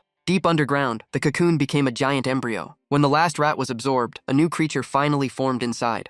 The shell cracked apart. A giant hairless rat with purple skin crawled out. It screamed, "I almost went to meet my ancestors." In an instant, white fur regrew across its body. It muttered urgently, "New city is done. I have to retreat to Sin Domain now." It dashed off at full speed, cursing in its mind. If not for the Emperor's order, why would beasts with brains invade human territory to die? I thought we could hold at least another month. As long as the human Grand Masters stayed away, hiding in the trial palace would be enough. But it never expected a monster like Yi to appear. That masked human controlled strange, devouring matter, and even stellar beast power. Worst of all, it still had no idea how all its clones were erased instantly. Then it sneered. Luckily, I left myself a way out. Golden cicada shall escape. He definitely thinks he killed the real one. Kakaka. When it neared the secret realm crack, it suddenly stopped before the glowing vortex ahead. Excitement filled its ugly face. Kakaka, once I cross this, I'll be back in Sin Domain. Without hesitation, it leaped upward with all its strength. This place was too dangerous. But the moment it rose, purple light from the sky dyed its white fur. Its face twisted in shock. What? Impossible. Did he find me? The first strike ended, then a second and third followed. Purple light flashed repeatedly over the ruined city, tearing through the night. In the outskirts, the guild leaders were stunned. One looked up in disbelief. It's firing again. What is that? Silver Wolf widened his eyes. Orbital energy weapon? Can someone really call that down? This is insane. Another frowned. If it's a strategic weapon, why didn't the Alliance get notified? They immediately rushed into the city. Inside, only eerie silence remained. No trace of rat life. After searching, all they found was a massive crater covered in cooling magma and crystallized glass. Silver Wolf frowned deeply. I can't sense them. They're all gone. The oldest among them said, not even a trace left. Did they escape into the secret realm? Or were they completely erased by those purple beams? Silver Wolf looked at the distant sky, eyes full of doubt. Just who could command such terrifying power? Across Chin City, cheers erupted. After Lian City, Lan City, and West City, Chin City became the fourth liberated city. Shouts echoed everywhere. Long live Great Xia! Long live Great Xia! 4 fallen cities reclaimed in 1 week. Even the news anchor was swept up in the excitement. We will continue updating the Great Xia recovery plan. Meanwhile, somewhere else, a group of people was silently watching everything unfold. These were all top commanders of the Great Xia Alliance. But while the outside was celebrating, everyone here looked grim, because no one knew who was backing Qin Chung. A senior official finally spoke, his voice uneasy. Just who did this? The room exploded instantly. Someone said it felt just like West City. We were cornered. Then a mysterious figure showed up and cleaned everything. Now New City is the same, only the light turned purple. Another added that at least this person seemed to stand with Great Xia. Someone shot back. What stand with us? You think they are the Calabash brothers? Reports came in that Long Quo had been contacted, but they refused to say anything. Logically, a powerhouse strong enough to flip a battlefield should be investigated first. Yet even Long K kept silent. In the end, they agreed on one thing. No matter who that person was, the remaining cities had to be reclaimed faster, or the Alliance would look useless. After wiping out every last rat in New City with the Blackguard matter, Yi vanished without leaving a trace. On the move, Yi calculated quietly. Aside from Guanshan and the Srank Life Forbidden Zone, only 3 cities were still occupied. 2 were already handled by Long K and Huada. With recent frontline victories, liberation was only a matter of time. Yi made his decision fast. The next target was Ba City. It was oddly low profile. Daily reports came in steady. No big wins, no crushing losses. Barely anyone paid attention. With that thought, he shot forward, leaving a streak across the sky. While flying, Yi glanced at his phone and muttered, I have been using Mother Hellstar's power too much lately. That purple light is way too flashy. A faint smile curved his lips. Time for a new look. Blackguard tendrils poured from his neck, wrapping around his body and reshaping him. His hair grew down to his back and slowly turned silver white, flowing in the wind. His face twisted and shifted as the Blackguard matter rebuilt his features from scratch. In seconds, a new figure appeared. A ferocious red iron mask covered his face, white hair streaming behind him. From afar, he looked like a demon king crossing the sky. Then Yi pulled the Xingyun slash blade from a space rift. He glanced at it and said, It has been a while. Might as well change your look too. He raised the blade to the sky. Instantly, the Blackguard matter crawled over it and fused with the weapon. With one slash, the blade began to restructure. It turned into a long curved saber so sharp it sent chills just by looking at it. Even Yihe's voice changed, turning hoarse and deep. His aura felt like a dark abyss, heavy and suffocating, hiding killing intent like countless blades ready to strike. He chuckled. This identity will focus on pure martial killing intent. Right now, only Gong Ke and Senior Qinglong know about it. That is safe enough. With that, he sped up again. Casually, he ordered his AI assistant, Nuwa, play some music. A notification chimed. Night is falling. Time to disappear quietly. The scene shifted to Ba City. Thick fog covered everything, so dense even sunlight struggled to break through. Yi used Dark Sunstar's light refraction to hide himself and slipped into the Ba City Alliance camp. He passed through areas where martial artists were eating and chatting. "Old Lu, hurry up. We are heading to the battlefield." The man replied, "Wait, let me finish eating. This army ration tastes awful." Strangely, his chewing continued, but there was no food in his hand. He even complained it was worse than his own cooking. The person beside him laughed. "You think the battlefield is your home?" Then someone urged again, "Gather up, the president is calling." Old Lu replied calmly, "Let me use the bathroom first." The other guy cursed, "Damn it, are you scared?" But the strange part was, Old Lu never moved. He took out something, lit it, and muttered, "I wonder if I will make it back this time. My son was just born." Yet there was no cigarette at all. He squatted there, pretending to smoke, talking to himself non-stop. After finishing, he even crushed the non-existent cigarette and scolded himself. "I am a martial artist. Why am I such a coward?" Right at that moment, Yi appeared exactly where Old Lu had been standing. His eyes turned icy. Watching the scene, Yi muttered, "Impressive. Acting without props." He finally understood why something felt wrong. The Ba City Overlord was playing a huge game in the dark. The entire Ba City Alliance was living inside a fake script. Old Lu was not eating at all. He was chewing air. The cigarette was just a dry twig. Yi frowned. Is everyone under an illusion? But a second later, he realized it was far worse. The more Yi observed, the clearer it became. This was no simple trick. He released a thin strand of killing intent and brushed it across the neck of a nearby female martial artist. The result made even him pause. Her body was completely rotten inside. Yi said coldly, completely decayed. Only then did he understand. The Ba City Alliance had likely been wiped out long ago. The terrifying part was they were dead, yet they did not know it. Their outer bodies still looked alive, but inside they were corpses. Every day they repeated the final moment before death, staging a play to deceive themselves and Great Xia. Behind the Asura mask, Yi's gaze turned terrifyingly cold, mixed with regret and fury. Using human lives as entertainment was something he would never allow.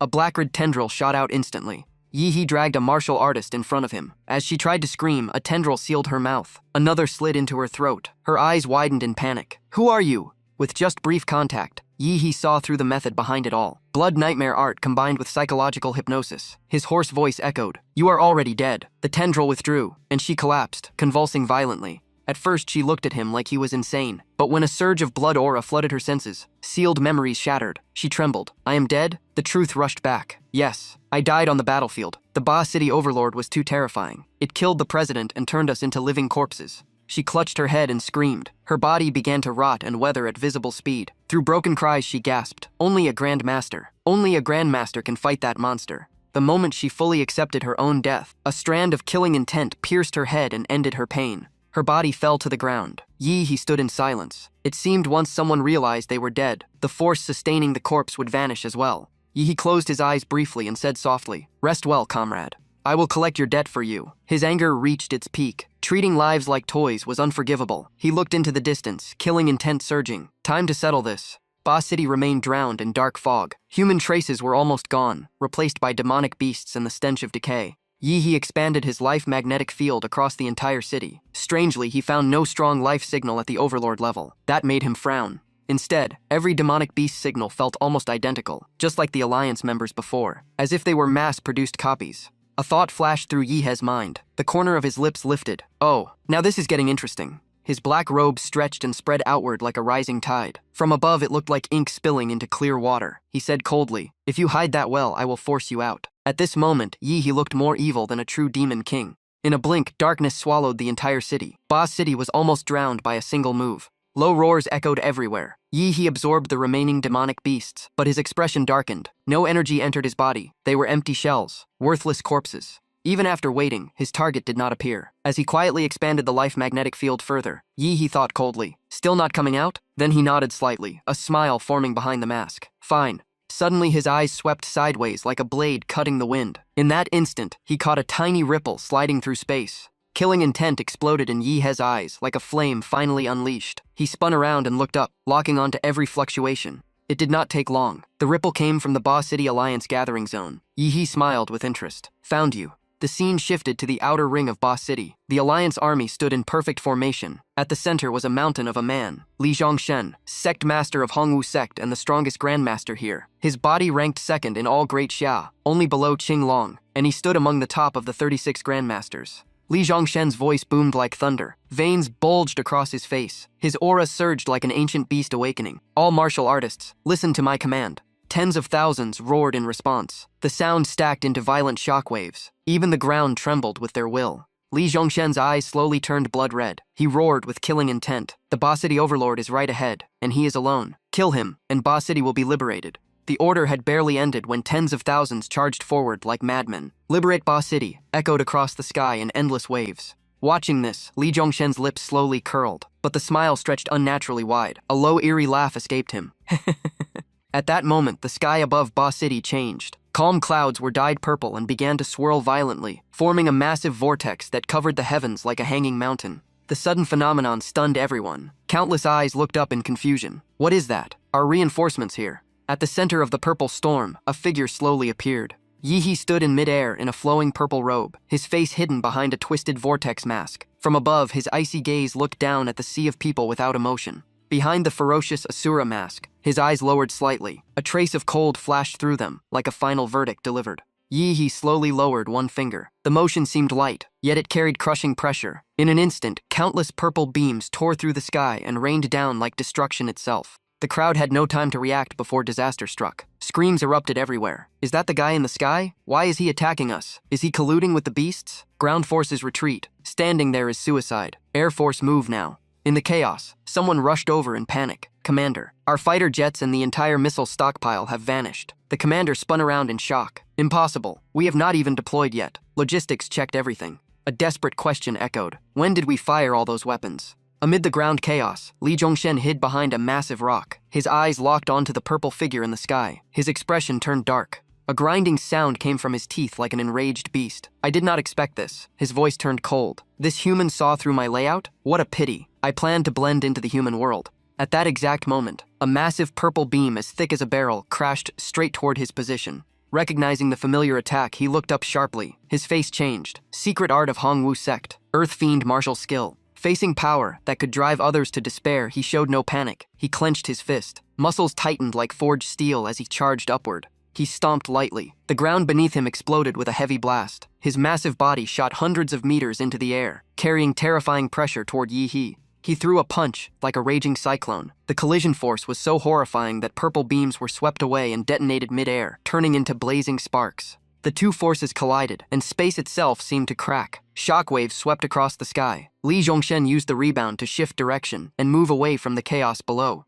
Looking up, he saw Yi still standing firm in front of him. The sight irritated him instantly. Madness burst out as he let out a piercing roar. His eyes lit up with excitement. To him, facing an opponent like this was pure stimulation. He laughed loudly. The human body is impressive, and these so-called martial skills are worth noticing. Yi did not reply. He simply stared at the killing intent rushing toward him. Behind his back, clusters of light formed and expanded, illuminating the sky of Ba City. Beams shot out like a meteor shower, all aimed at one target. A massive explosion tore through the air. But Li Zhongshen's body was absurdly overbearing. He stomped midair and burst out of the explosion without a scratch. He roared arrogantly that such attacks could not even graze him. Without slowing down, he charged again like a beast locking onto prey. A twisted grin spread across his face. Let us see if you can take my punch. Even Yi was slightly startled. A thought flashed through his mind. This strong? The giant fist was already inches from the Asura mask, carrying bone-chilling force. Yi was pushed back again and again while Li Zhongshen pursued relentlessly, that savage smile never fading. Another mountain-heavy punch slammed forward, shaking the air itself. He sneered. Since you saw through my plan, you are not a weakling among humans. The blow shattered Yi's mask, but the face behind it was not his real one. Blood streamed from his nose. He bent over coughing, his breathing rough. The assault did not stop. Yi endured a storm of punches. Li Zhongshen attacked like a madman, shouting that this opponent would become his puppet and learn despair before absolute power. Suddenly, all his strength gathered into his palm. Blinding light erupted. With killing intent, he rushed forward and roared, "Disappear with regret." The blazing punch pierced straight through Yi's body. From start to finish, he had been completely suppressed. A cold streak of light seemed to split his figure in two. Yi's face turned pale. His eyes widened. His lips trembled without sound. Thick black blood spilled from his mouth as his life force seemed to fade. Then something strange happened. That figure lasted only a moment before dissolving like smoke. It had never been his real body. Li Zhongshen stared ahead. The longer he looked, the worse his expression became. His throat trembled. No, this is not right. When he glanced around, he froze. The world had changed. A blood-red moon rose in the sky, and under its pressure he looked pitifully small. This was the killing domain, Slaughter Moon Wheel. The red light eroded his sanity bit by bit. His pupils slowly turned crimson like the moon. His face twisted blankly. He muttered in confusion. I was tricked? Behind the massive blood moon, a point of light flared. It tore through the sky at terrifying speed. Even the clouds split apart. Anyone could tell it was no simple attack. a gigantic flaming blade slashed across the heavens, splitting the blood moon in half. It moved so fast only a flash remained. Boom. After cutting through the moon, it struck Li Zhongshen directly. The impact unleashed a shocking blast. A sea of red flames swallowed the area, and the aftermath collapsed nearby structures. Yi He appeared with his great saber resting on his shoulder. His voice was calm. A copy is still just a copy. The perception of a true martial powerhouse cannot be imitated. You could not even see through my fake body, and you ended up wiping out your own puppet army. But the monster still would not fall. From the rubble, an arm suddenly shot out and clawed into the ground. Li Zhongren was clearly heavily injured. He staggered out, body torn and covered in blood. His hoarse voice echoed. Even this human shell, stronger than most overlords, was scarred by your slash. That only proves your body has reached the peak as well. Then he burst into excited laughter. The stronger the opponent, the crazier he became. Good, I want that body. This time there was no more contempt. He grew serious. Muscles swelled, energy gathered wildly, erupting from his back like a massive jet engine. With one heavy stomp, he shot into the sky. From below, it looked like a giant pillar of light piercing upward like a spear. Facing that pressure, Yi He adjusted his stance mid-air. An overlord adapting to a human body this well. That is rare. Yi He dove down as Li Zhongren charged up. Neither yielded. The collision exploded with terrifying force. Even more shocking, Li Zhongren used his bare hands against the enhanced great saber. His defense was like forged metal. Even under the blade's pressure, he laughed. You cannot break my diamond body. Hand over that flesh. Then he used brute muscle strength to fling Yi He away. Beneath the Asura mask, that familiar blue light flashed in Yi He's eyes. He laughed. A peak martial body handed to you would be a waste. Power from Zawarudo poured into the weapon. The aura of the blade surged violently. Midair, Yi He roared. Slash, slash, slash, slash. A storm of attacks rained down, smashing into Li Zhongren non-stop. The Asura face looked overwhelming. Yi He's voice was ice cold. Your right hand is weak. Your left lacks force. Your reactions are slow. Your moves are sloppy. And you want to compare martial skill with me? Under the relentless damage, Li Zhongren felt unease for the first time. Damn it. His attacks are too sharp. Even with Grandmaster reflexes, I cannot read the trajectories. For the first time, fear flickered in his eyes. Then he realized the worst truth. He was not reading his opponent. He was the one being read. Yi, he said calmly. You can alter your life magnetic field to hide, but your true essence cannot be concealed. Standing in surging killing intent like a demon king from hell, Yi He remained calm. Finally found you.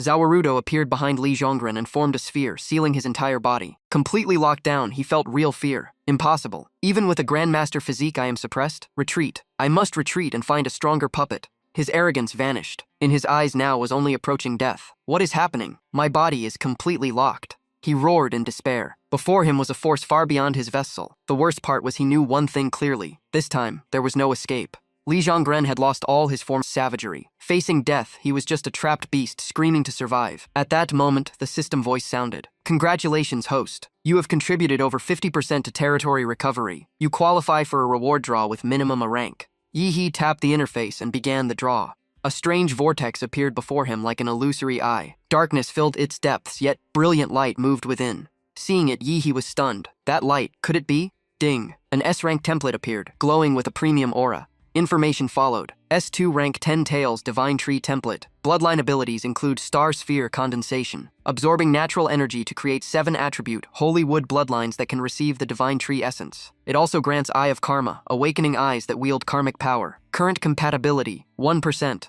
Yi He almost jumped on the spot, eyes wide in shock. Damn, this is a massive hit. His luck just exploded. Looks like his power is about to level up again. Staring at the info panel, Yi, he muttered. The 10 Tails Divine Tree is actually in Shrank template. Just reaching this tier means a complete power system unlocked. His mind raced instantly. At max completion, it might not outdamage Stellar Pillar Godzilla, but in terms of skill depth, it could easily surpass it. It's basically a giant skill vault. The system continued. Compatible template detected, fusion available. The 10 Tails Divine Tree qualifies for the plant mutation branch of Rampage Godzilla. Warning. Due to its high-level attributes, fusion may cause unpredictable changes to the final form Stellar Pillar Godzilla. Yi He paused. So both share plant attributes. He stared at the interface and suddenly understood. Templates can support and merge based on their traits. It felt like a card upgrade mechanic in a game, but way more complex. If 2 infinite potential templates fuse successfully, they become one. That saves resources and creates an even stronger super template. Yi He analyzed calmly. If it fails, it might not be disastrous. Both foundations are insanely strong. Even with issues, they wouldn't drop to weak tier, but the cost could be reduced growth potential and a lower evaluation rank.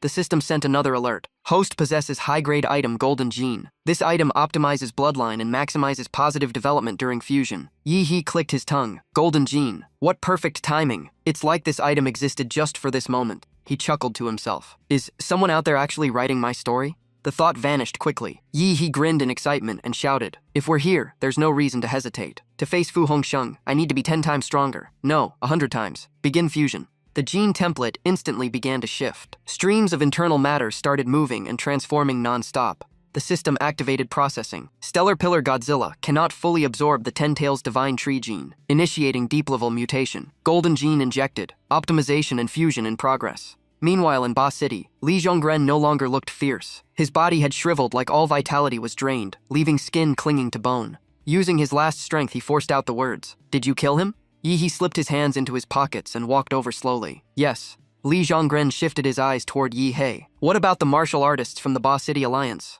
This time Yi didn't hide who he was, almost wiped out. Li Zhonggren nodded faintly. Good. At least our bodies won't be desecrated. Yi lifted a tiny red snake-like parasite with the tip of his blade. That monster alone couldn't have killed all of you head-on. So who really wiped out the Ba City Alliance? Li Zhonggren's eyes froze. He gathered the last of his breath. You must be careful. He continued with difficulty. That Lord-level beast claimed to be one of the 4 envoys, under the Emperor. Its strength surpasses even Transformation, Realm Grandmaster. Worst of all, it uses martial arts like a human. It has already stepped into the Grandmaster domain. He coughed violently before finishing. Before attacking me, it said its next target is Flower Capital. Yi's pupils shrank. Flower Capital? Great Xia has 36 Grandmasters. Usually over 20 are stationed in Flower Capital, but now most top forces are deployed for the Territory Reclamation Plan. The Dragon Sparrow must guard against foreign powerhouses sneaking in, so they've sent many elites to the borders. As for the Guardian Great Grandmasters, all of them are absent. In simple terms, Flower Capital's defense is severely weakened.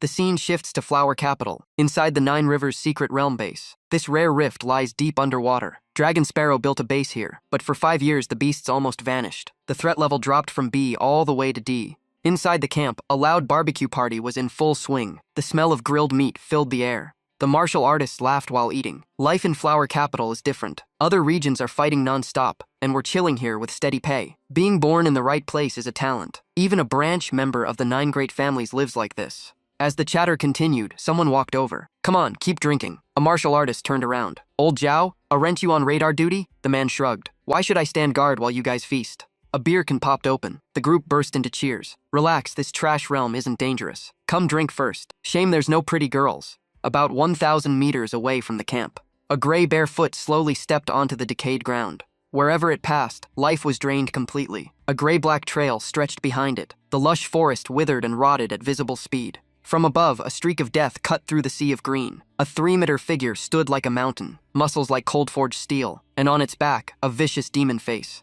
One distorted head stuck out its tongue and hissed. Big brother, the human soldiers ahead are still partying. They have no idea death is coming. Another head sneered with killing intent. Crush them all. Let humans feel the Emperor's wrath. The third head carried the strongest presence. Eyes closed like stone, it spoke calmly. Silence. This was one of the 4 envoys under the Emperor. Sin Domain Atula, 3 meters tall, body like forged steel, 3 white-haired, red-eyed heads, each with a different expression. The left head looked sly, narrow eyes, and a snake-like tongue licking around. The right head burned with rage. After the center head spoke, both fell silent. The deep voice echoed. Our mission is to hunt human powerhouses and wipe out their core forces. The strongest human, Fu Hongsheng, gave us a list with their locations. The center head added coldly, if it's a massacre, make it efficient. Don't waste time on low-level creatures ahead. The other 2 heads answered in unison. Understood, big brother. Atula took another step. When he appeared again, he was already at the 9 Rivers Rift. Behind him was hell. The entire camp was erased. Every martial artist turned to ash, he said coldly. Let this planet bow to the Emperor.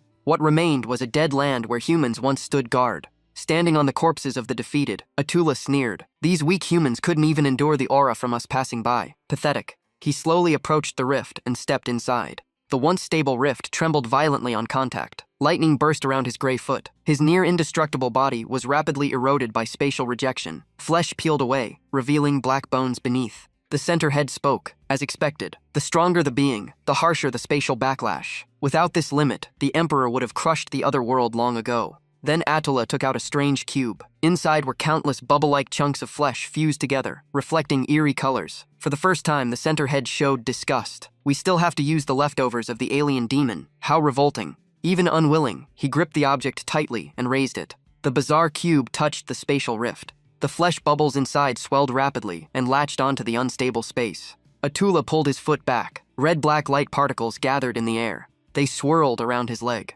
In an instant, the damaged part regenerated completely. His massive arms grabbed the flesh cube and pushed with force. His face tightened slightly. Then the giant body forced its way through the rift, dragging a huge surge of water into this side. The moment he crossed over, Attila sensed water everywhere. Before him was the world called Blue Star. At the same time in Flower Capital, Dragon Sparrow headquarters received an emergency alert from Nuwa. A high-speed encrypted order spread across Great Xia, recalling all grandmasters to the capital. The 9 great families gathered in full for the first time in centuries. Their patriarchs, all over 200 years old, burned massive resources to extend their lives. No incense could hide the decay on them. The meeting room heated up. If it wasn't urgent, we old men wouldn't gather like this. The Jew patriarch spoke impatiently. Enough nonsense. Hasn't Fu Hongsheng come out yet? Flower Capital is in danger. Will he stay in seclusion? And where are Shi Jingwen and Qinglong? Why can't we reach them? The Sima patriarch folded his hands. Shi Jingwen and Qinglong are missing for unknown reasons. As for Fu Hongsheng, I sent people but...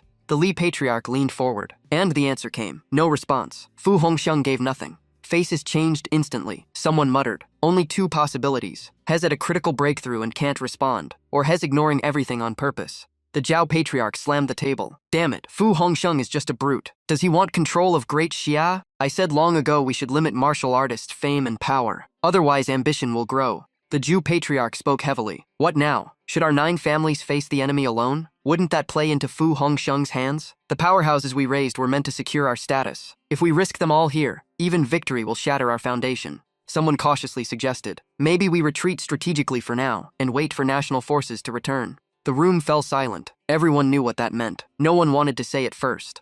Outside Flower Capital, the 9 Dragons River looked strangely calm, beautiful, almost like the final piece. Then everything shattered. A massive water column exploded from the river's center, as if something detonated below. Chaos erupted along the shore. The river turned pitch black. Dead fish floated everywhere. 2 pedestrians froze in fear. What was that explosion? Did the secret realm rupture? Before the noise settled, a massive gray-black figure plunged from the sky. A thunderous blast shook the area. A thin wave of death-filled air swept across hundreds of meters. Anyone touched turned to ash instantly. And just like that, Attila descended upon Flower Capital. The left head smiled in contempt, staring at weak creatures. The other 2 heads sneered proudly. They couldn't even take 1 hit. Back to dust. Death aura kept spreading. Under the sunset, Attila's body radiated crushing pressure. This was true horror. At Dragon Sparrow headquarters, a red dot began flashing violently on the central screen. Surveillance locked onto the target. In the chaotic streets stood a 3-headed, 6-armed Attila stretching his body. Blinding energy gathered in his palm, aimed at the camera. Everyone in the room froze. A lord-level beast had appeared in the heart of the imperial capital. The right head suddenly turned toward the camera. Its blood-red eyes began gathering terrifying energy. The screen went black instantly. Wang Xiaoding, director of Dragon Sparrow, turned pale. This was critical. The trump cards of Division 1 were still at the border. Qinglong and the principal were absent. The order went out at once. All Dragon Sparrow members in the imperial capital assemble. Hold the line until the guardian warrior exits seclusion. By the 9 Dragons River, the 4 strongest dojo masters of Flower Capital stood before Attila. They burned their blood essence together. Their auras shot up like smoke pillars into the sky, blocking the spread of death energy. The first to step forward was Li Tingjiang, master of Rising Sun Dojo. Next was Lin Hong, master of Jinghong Dojo. Then Yu Ma-kun of Hingdu Dojo. Finally, Chu Shunrong of Jingtai Dojo stepped up, declaring he would test the enemy's power. Facing the 4 of them, Attila's center head only let out a cold snort. The left head laughed mockingly. Big brother, look at these ants trying to show off. The right head went mad, repeating kill them all. Only the center head stayed calm. We came for true powerhouses. These ones are weak and have no future. Their lives mean nothing to the Emperor's grand plan. It wasn't mockery, it was fact. But the 4 masters did not retreat. They charged. If they could hold for 3 minutes, Dragon Sparrow reinforcements would arrive. Sadly, the combined strength of all 4 couldn't even touch Attila. The gap was pure despair, like adults watching children chase an impossible dream. Seeing them rush forward after being spared, the right head laughed in contempt. Fine, we respect your choice. In the blink of an eye, Attila moved beyond sight. With one casual sweep, 3 masters exploded into blood mist. The center head smiled faintly. Courage is good, but without strength the end is tragedy. Lin Hong, the last one standing, didn't even understand what happened. It was too fast. A burst of blood, a single impact, and the dojo masters were erased. Those were her final moments. Dragon Sparrow launched a counterattack. Anti-air cannons and bomber squads entered combat mode, locking onto the target. Low-flying jets closed in, ready to fire. Once target confirmation was complete, the order to fire rang out. Fighter jets tore through the sky at extreme speed, shaking the air itself. All battlefield firepower focused on Attila, who stood with arms crossed. He showed no reaction. Instead, he lifted his head and roared proudly, expanding the death decay domain. Then the terrifying truth appeared. The moment shells entered his domain, the metal corroded instantly. Rust spread at insane speed, erasing all damage potential. The command center issued an emergency alert. The situation exceeded expectations. Long-range firepower was useless. Modern technology had failed. Only martial artists remained. In seconds, all ammunition exploded mid-air like meaningless fireworks. Below, Attila stood unmoved. The stench of decay thickened. Under that pressure, the martial artists shifted formation. Division 2 and 3 engaged directly. Division 4 and 5 provide suppression and support. The head on his right shoulder stared forward, eyes glowing with excitement like spotting prey. The left head narrowed its eyes and grinned wildly, whispering crush them over and over. Two martial artists charged without hesitation, ready to trade their lives for time. They pushed their blood essence and martial power to the absolute limit. Even a few extra seconds would be worth it. 10 suffocating minutes passed. Reports from the battlefield kept flooding into Dragon Sparrow headquarters. Each report hit Wang Xiaoding like a hammer. Division 2 and 3 chiefs were dead, over 50 specialists down. Division 4 and 5 forced into a retreat, their chiefs also killed. Even with Blue Wind, Cloud Sea, and Lai Mountain Guild leaders reinforcing, the situation worsened as Attila advanced toward downtown.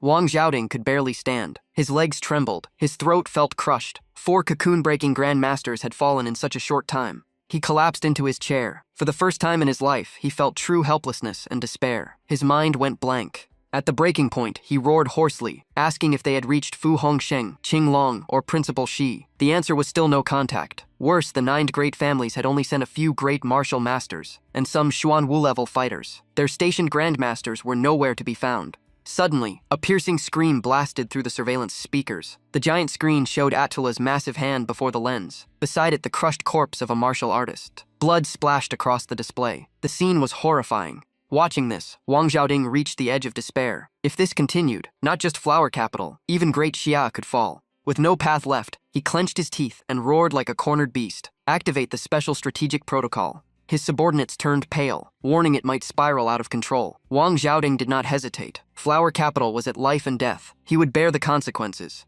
Near the Nine Dragons River, Attila walked unhindered through the streets. Death energy spread around him, sending civilians into panic. A furious martial artist suddenly charged from afar, shouting for him to stop. To Attila, it was meaningless. The attacker was like an insect in his vision. A casual wave erased the man into dust mid-air. No one on the battlefield was worth his attention. He kicked aside a roadside relief water tank and shook his head. So this is Dragon Sparrow. All reputation, no substance. He looked disgusted, as if killing these people dirtied him. The third head did not even open its eyes, crushing a water tank with a lazy squeeze. Then a mocking voice echoed from afar. Even beasts know how to hate filth? Attila paused and turned toward the sound. From the ruins, 3 abnormal figures stepped out. A bandage-wrapped man with twin blades smirked at the destruction. A scar-covered man laughed wildly in excitement. A heavy sword wielder calmly confirmed the target. They were the strongest death row inmates once imprisoned by Dragon Sparrow. The right head of Attila burst into laughter, feeling insulted. The left head joined in, voice turning violent, eager to slaughter everything.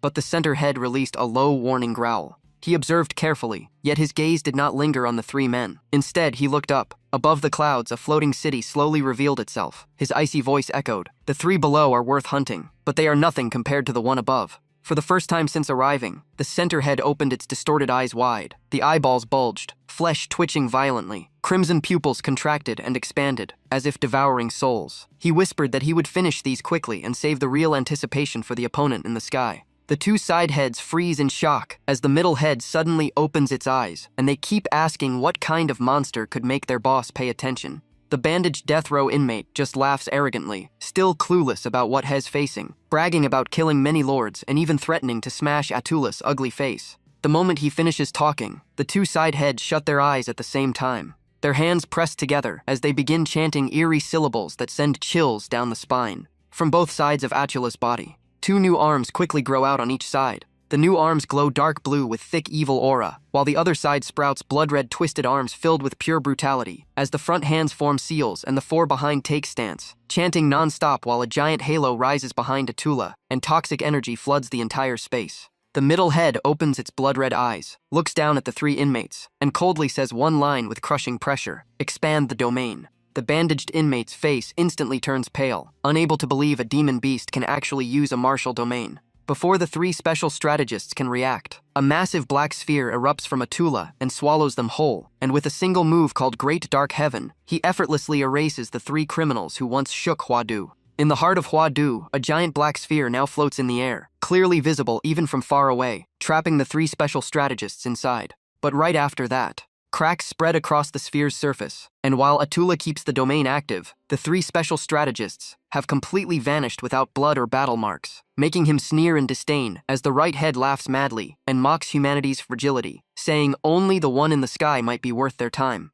Hearing that, the left head cuts in with wild excitement, repeating "too weak" over and over, and demanding a real strong opponent, while Atula stands there confidently with one side grinning sinisterly and the other nearly insane. The middle head finally speaks in a deep commanding voice that silences the other 2 at once. "Let's go." Atula lowers his body slightly and slams his foot into the ground as every muscle and bone begins channeling power. In the next instant, he rockets into the sky with a leap so terrifying it shakes the entire imperial capital, shattering the ground beneath him and blasting debris high into the air. The moment the airborne Imperial University city detects him approaching, it pushes its magnetic defense field to maximum. But against a monster who crushed countless grandmasters alone, that shield is nothing but paper. He plans to punch straight through as alarms scream inside the system, warning of an extreme high-speed energy source and forcing the magnetic barrier to full emergency output. The middle head drives the body forward like a runaway meteor, its twisted eyes wide with madness as it screams that everything is useless. In his mind, breaking this shield is as easy as a bullet piercing glass, and even as missiles and anti-air fire rain down, he doesn't slow down at all. The entire anti-air missile system activates at once. All firepower locks onto the target, ready to launch. The right head laughs so hard it almost drools, mocking that human hot weapons can never harm them. Both the right and left heads glow with red light as the left snarls in frustration, calling everything boring and screaming to kill them all, while energy gathers in their eyes. In the next second, the 2 side heads fire massive red beams like destructive lasers, wiping out all incoming fire, while the central head keeps charging forward and smashing everything in its path. But as he charges forward, he suddenly narrows his eyes and looks down, sensing something strange as the human expert's aura has completely vanished. Did he run away? While he is still searching, Gongke has already appeared right behind him in a black combat suit with silver hair flowing, fangs slightly showing, and when Atula meets those rubered eyes, all sound fades as she grips her blade and coldly says, "The one who should run is you, monster." As expected of Gongke, even Atula never noticed her arrival, and with a sharp slash, before he can react, her blade has already cut across his neck, blood spraying as she glides through the air with a playful smile. Atula instantly presses all 6 arms together. A gray-black storm of death energy explodes outward to force her back, even as his neck is nearly severed with only thin skin holding it. But he chants and activates the corrosive death wind, and the gray dust gathers to heal the wound in an instant. When the smoke clears, Gongke frowns slightly in surprise and clicks her tongue, muttering that this regeneration is really annoying, and simply says, "How dirty." The right head sways and sticks out a snake-like tongue, staring at Gongke with madness as it grins, and admits that if that slash had fully taken the head off, even the demon core would not save them. Finally, a worthy opponent. How exciting. The left head starts its hoarse rant again, almost screaming in rage, "Are we injured? Furious, furious." The central head's neck is almost fully restored now, and he has to admit Gongke's strength. No sound, no warning, yet such perfect sharpness, not bad at all. He stares at her with bulging, vicious eyes and declares that among all humans so far, she is the most valuable prey, just as his neck completely regenerates. Gongke only curls her lips and replies, "Is that so? Then I guess I should show a bit more performance." The moment she finishes, she leaps into the air and activates Killing World Rising, and 2 giant eyes appear behind her as the world turns blood red with overwhelming pressure. The illusion spreads across the area, and when Atula looks down, he finds himself standing in thick pools of sticky blood that squelch with every step. He quickly realizes he has been dragged into Gongke's domain, a space existing only between them, and as the middle head analyzes that this is not a separate world but a domain layered over reality, he bends down to scoop the slime and says, "Fine, let's see what this does." Gongke appears right in front of him and laughs mockingly, saying compared to his filthy corrosive aura, her stuff is much cleaner, proving she is not just strong but also sharp-tongued. Atula finally loses patience. His face darkens as he shouts enough, then unleashes Earth Fiend Falling Sun Shock Hammer, suddenly appearing behind her as 6 massive fists slam down together. Boom, boom, boom. The punches fall like a storm too fast for the eye to follow, each one targeting Gong Ke with such force that even the floating Imperial University city tilts, yet she is nowhere to be seen. Instead, a golden streak tears through the blood-red world. Atula freezes in confusion, scanning around but finding no target, only chaotic space twisting before his eyes. Right then, Gong Ke's voice echoes from behind. Huh, a demon beast that can use martial skills. If Xiao He heard this, she would be shocked. Even she sounds slightly surprised. Atula thought those punches would crush her, yet he could not even touch her sleeve. And as he turns in disbelief, muttering teleportation or illusion, Gong Ke stands right beneath him as if saying, "I'm right here, what can you do?" Gong Ke's eyes turn blood-red as she slowly raises her hand, battle intent surging, and calmly says, "Now it really begins," before launching Blood Slaughter Orchid Finger. With a single point of her finger, countless drops of blood rise beneath Atula like floating red bubbles, tens of thousands, millions, filling the entire sky. The right head curls its lips strangely and warns, "Don't underestimate those blood drops." In his vision, thin red threads begin linking each drop together. He suddenly bursts into laughter as thousands of blood threads weave into a massive net so dense not even a mosquito could pass, and he sneers that this time she has nowhere to run. Gong Ke builds a giant blood prison around Atula, threads tightening like a spider web, while she watches calmly from above, using the simplest method to restrain the monster. What makes it stranger is her cute animal-like tone as she softly says, "All right, time to process you." Hearing that, the central head's eyes widen in shock, looking completely stunned. In the next second, countless slashes erupt inside the blood barrier, shredding Atula from every direction, and he realizes he is now a fish trapped in a net as endless small cuts stack onto the same spot. Even his eyeballs are sliced open, blood pouring down, and though the black dust heals him, it cannot keep up with the relentless cuts. Atula finally confirms one thing. This opponent is no ordinary human, yet instead of panic, he grows even more excited. Covered in black blood and wounds, he still roars in thrill. If this is all you have, it's not enough. But before he finishes, his expression changes as his eyes widen. Why do my legs feel so heavy? Looking down, he sees countless blood-red figures crawling up, clinging to his body, and screaming, like something out of an apocalypse zombie film. Even someone as terrifying as Atula feels uneasy as dark red streams pass through him, and his fierce face turns strangely blank at the sight ahead. Below him lies a sea of corpses piled into mountains, with 3 giant skulls planted on top, death aura so thick that even Atula feels uncomfortable. His legs feel nailed to the ground, unable to move, surrounded by chilling ghostly illusions. Once his body recovers, he comments that a human with such horrifying killing power is rare, and if her mind were not unstable and limiting her realm, she would become a massive obstacle on Di Huang's path. But Gong Ke has zero interest in his speech, covering her ears and mumbling, not listening like a stubborn child. Seeing that, Atula stops talking and, though still unable to move, expands a massive domain like the one that erased the 3 before, clearly planning to end this quickly. Gong Ke licks her lips with interest and says, "Oh, twisted space aura," as she casually reaches into the small pouch on her chest. Mid-sentence, she pauses and pulls out a phone with a yellow bear case, eyes lighting up as she decides to record everything to show Xiao He how strong his master really is. Then Gong Ke raises her tiny hand high, releasing killing intent like a sea of blood, and shouts, "Domain open." Boundless execution. A giant guillotine filled with killing intent appears, while Atula's black sphere expands wildly as if to swallow reality itself. From Gong Ke's domain, countless dark red chains shoot out like rain, piercing Atula's limbs and shoulders and forcing him to kneel before the blade. Gong Ke suddenly looks down and sees her body turning transparent, as Atula's domain starts erasing her existence, and her only thought is that these parts must never be shown to Yi He. Atula hangs in the air bound by chains, his neck tightened, breathing hard, yet he still threatens that Da Tian will destroy her, admitting this fight was worthwhile before bidding farewell. By now his domain has almost erased Gong Ke entirely, leaving only her head visible, and she shouts angrily that he talks too much. Let's see who cuts who first. The command falls, the guillotine activates, the restraint snaps, and the heavy blade crashes down unstoppable. At that exact moment, the chain locks perfectly around Atula's neck, the slash drops, his body collapses, and shockwaves sweep across the illusion. The entire space begins to crack and shatter, revealing the real world beyond. Gong Ke falls to the ground, gasping in exhaustion, saying her slim waist and long legs were almost gone, as the 2 martial domains collided at their limit and collapsed together. Atula is no better, his body charred and smoking like broken machinery, admitting Gong Ke is even more terrifying than Li Zhongshen, and that he must use his true power, since human martial arts are not their strength. The moment he finishes speaking, his aura shifts as 6 bone spikes burst from his back, tearing through flesh in a grotesque mess.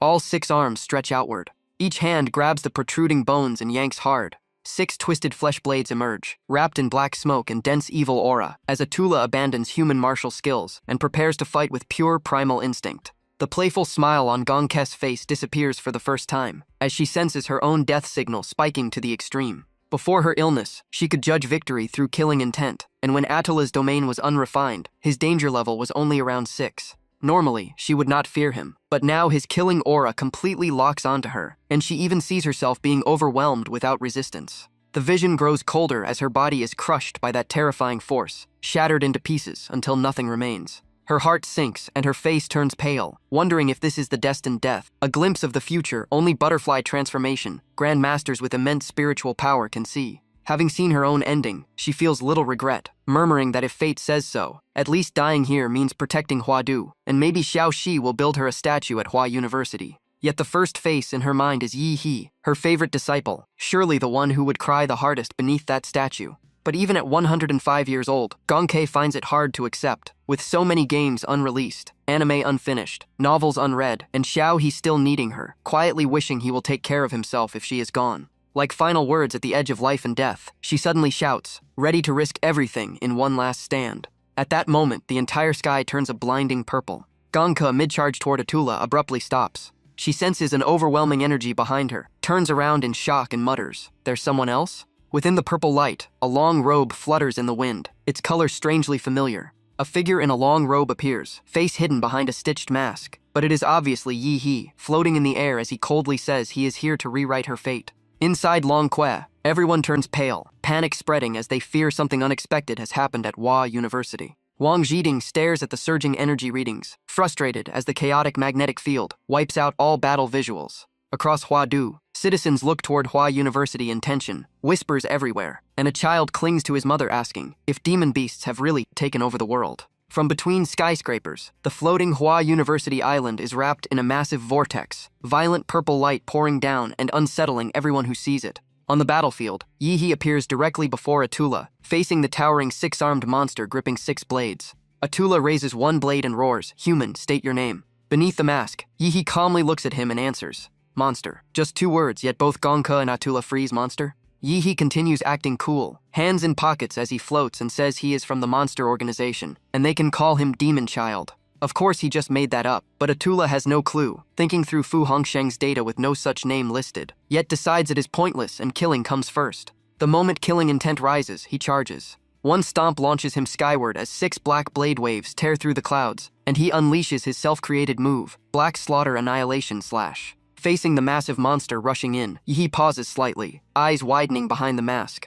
Yet the charging giant suddenly freezes mid-air as the target vanishes, leaving only drifting purple-black smoke. Atula's face changes, mouth opening as he senses something wrong. Did that slash miss completely? Before he can think further, a dark purple energy sphere breaks through the dust and crashes down from above. Before that enormous mass, Atula looks like a speck of dust, and he stares up in shock. "How is this thing so huge?" he blurts, as the tailed beast bomb explodes, clearing clouds for dozens of miles and shaking Hua University like a ship in a storm. Yi He stands in the void and calmly says the 10 Tails genome template is still at an early stage, so he has not even used full power yet. Behind the mask, his eyes transform as purple rings spin under the Sun Core ability, and he adds that he has already evolved. Looking at the thick smoke below, Yi He urges him to get up, saying a beast of his level will not die that easily. Called out directly, Atula rises from the ground, charred and smoking, then laughs excitedly, saying the fight is getting interesting. Death energy surges around him, a beam shooting into the sky and blasting away the surrounding dust.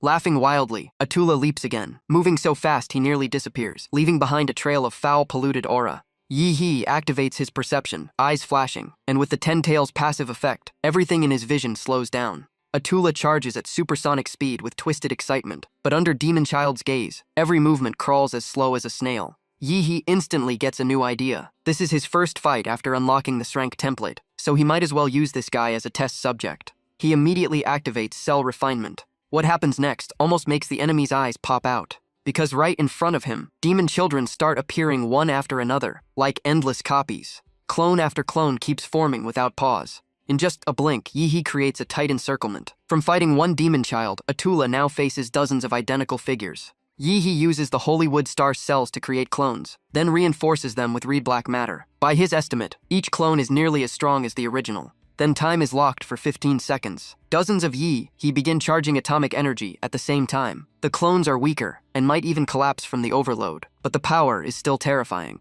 When time resumes, every clone opens its mouth. Each one looks like a cannon aimed straight at Atula. The real Yi also layers Hellstar sensory guidance onto the attack to push the damage to the limit. At this point, Atula finally senses something is wrong. His eyes dart around and his face changes. For the first time since arriving, he shows fear. Yi roars. Before Atula can react, he realizes the charge was already complete. He can only curl into a massive muscle mass to defend. In front of him, countless Yi spin at insane speed, turning his vision into chaos. For the first time, Atula truly trembles. He shrinks like a drenched rat. As his fear peaks, Yihe's voice echoes beside his ear like a death sentence. "This is the gift I prepared for you. This one is made just for you." The moment he finishes speaking, the immortal-slaying nuclear grand array activates. Dozens of atomic pillars thicker than trucks crash down and merge into one point. Multicolored light overlaps and multiplies the power. A blazing artificial sun rises above the imperial capital. The light is even brighter than the real sun. At the Dragon Sparrow headquarters, Wang Zhiding's legs go weak. Reports from the barrier staff flood in non-stop.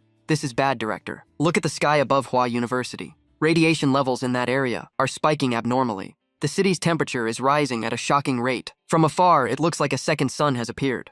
A blinding white light swallows everything. Window glass starts cracking from the heat. River water turns into white steam. And this is only the aftershock of the immortal-slaying nuclear grand array. As for Atula at the center, no need to guess. It feels like being thrown straight into the core of the sun. Nearly 40 seconds later, the artificial sun finally fades. Not because Yi is exhausted, but because the imperial capital is reaching its limit. Explosions have already started breaking out. Right then, the monitors report that temperature is dropping and radiation is slowly decreasing. Wang Zhiting is still trembling, his teeth clattering. Only one thought fills his mind. What the hell is happening at Hua University? Gong Ke, are you trying to blow up the city? Back to Yi. He floats in midair, calmly looking down. The surroundings slowly stabilize, and a faint purple glow still lingers in the sky. Beneath the swirling mask, Yi speaks softly. As expected of a mightier powerhouse from the secret realm, the Emperor-class level is no joke. Amid the distorted heat waves, a pitch-black skeleton with 3 heads and 6 arms slowly appears. An eerie, cold aura keeps spreading from the bones, as if completely immune to the heat. Even Yi is impressed. Surviving inside the immortal-slaying nuclear grand array is insane. Even extreme adaptive abilities would not last dozens of seconds in the core. This thing is truly top tier. The 6 eyes on the 3 heads light up at the same time, like 6 laser beams mounted on its face. Tiny particles of dust start flying in from all directions, attaching to the skeleton and rebuilding its body. Atula roars like a mad beast, forcing his power to regenerate his flesh. But Yi gives him no chance. He leans in, stares at the skeleton, and says coldly, "You think you can heal in front of me? Not happening." The moment he finishes, he blasts forward like a heavy rocket, leaving its launch pad. Atula is visibly startled. With a loud boom, Yi grabs his skull and drags him straight into the sky, flying beyond the imperial capital. He knows the city cannot survive another sun. Now the Emperor-class form is fully stabilized. Atula suddenly softens his tone. "Since our birth, this is the first time we have been so badly injured. You have earned the right to be proud." He says he truly values talent. The old civilization's transformation ritual is complete, and he asks if Yi wants to abandon humanity and join their superior race. There is rare respect in his voice. "With your talent, give it a few decades, and you could become the 5th envoy under the Emperor." Yi shoots him a sharp glare. "5th place? And I have to wait decades? Is this how you train your people?"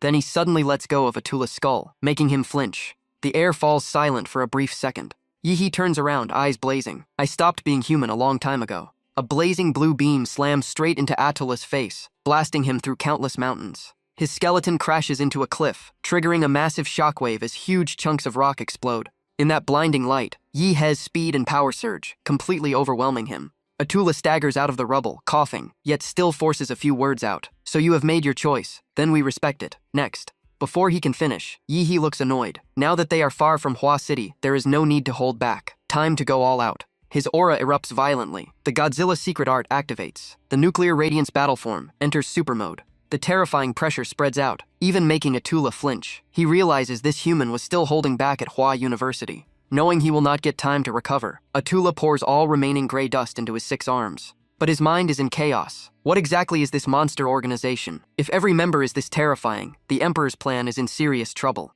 His 6 arms morph into 6 massive war blades wrapped in thick black smoke. Atula roars with killing intent. The monster organization must be wiped out. Yi He's new form is fully revealed. His head is engulfed in raging blue flames, sharp armor radiating crushing pressure. Then he declares coldly, "In that case, I will send you off on behalf of Monster." The two forces collide in an instant. Crimson killing intent crashes against dense black death aura, and the shockwave wipes out a vast stretch of mountains. Atula swings his 6 blades like a giant meat grinder, but under the supernuclear radiance battle form, even 6 combined cannot suppress a single strike from Yi He. The price of arrogance is a devastating slash that blows apart the entire mountain behind him. Yi He roars across the battlefield.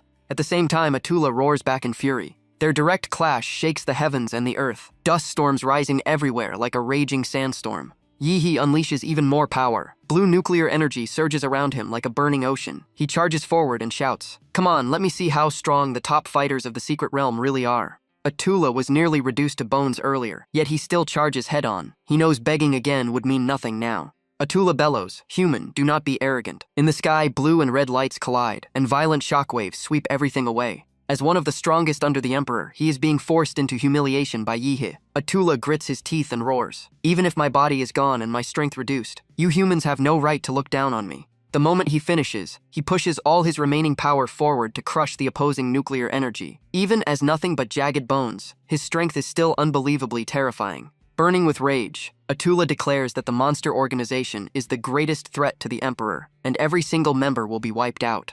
Yi He fires back without backing down. Even against Atula's explosive power, he stands firm and smirks. "You are even more arrogant than me." After a brutal clash, both are blown back to widen the distance. Atula swings his 6 great blades non-stop to cancel out the incoming force. But in a brief lapse, his foot steps on a small blue chunk of flesh on the ground. He looks down, instantly alert. In the next second, it explodes and releases countless spores that cover his skeleton. It all happens too fast for him to react. Yi He looks down and sneers. He explains this is a fusion of Godzilla cells and 10-armed Janna cells, and he calls them IHOT cells. Then he narrows his eyes, his tone turning mysterious. He slowly explains its function, sending chills down Atula's spine. The spores expand like sponges in water at terrifying speed. In moments, they fill his entire skeleton. Atula panics. "What did you do? Why can't our body move?" For the first time, Atula is completely helpless. The viscous fluid keeps spreading. The red lights in his eye sockets flicker wildly. He realizes his body no longer obeys his will. This cannot be. Our mission is not complete. Just after facing the Emperor, his last chance to struggle drops to 0. His entire body is swallowed by the corrupted fluid from the earlier trap. The liquid turns pitch black. Through core cells, the Godzilla pillar can erode an entire planet, devouring ecosystems, atmosphere, continents, oceans, even the underground, assimilating every life form into itself. Yi He calmly explains that anyone infected by high-level cells has only one ending. The cells begin rebuilding a body. Organs, blood vessels, and layers of muscle rapidly cover the skeleton. In an instant, a gray-black 6-armed giant with Godzilla traits stands before him. Satisfied, Yi He declares, "From now on, you are my external avatar." Notably, the giant's face even carries traces of Yi He. Upon hearing the command, he bows obediently. "Master." Yi He is amused by the perfect response and decides to test a simple command. "Sit." The 6-armed giant obeys instantly. After sitting, he springs up at insane speed, shaking the entire forest. Yi He nods, "Not bad." The Atula clone lands near them, cracking the ground into huge fractures and sending debris everywhere. A stone rolls to Yi He's feet. He casually picks it up and continues evaluating. "Very good." The moment Atula sees the stone, his eyes light up like a dog spotting its favorite toy. Yi He grins. "Let us tweak this a bit."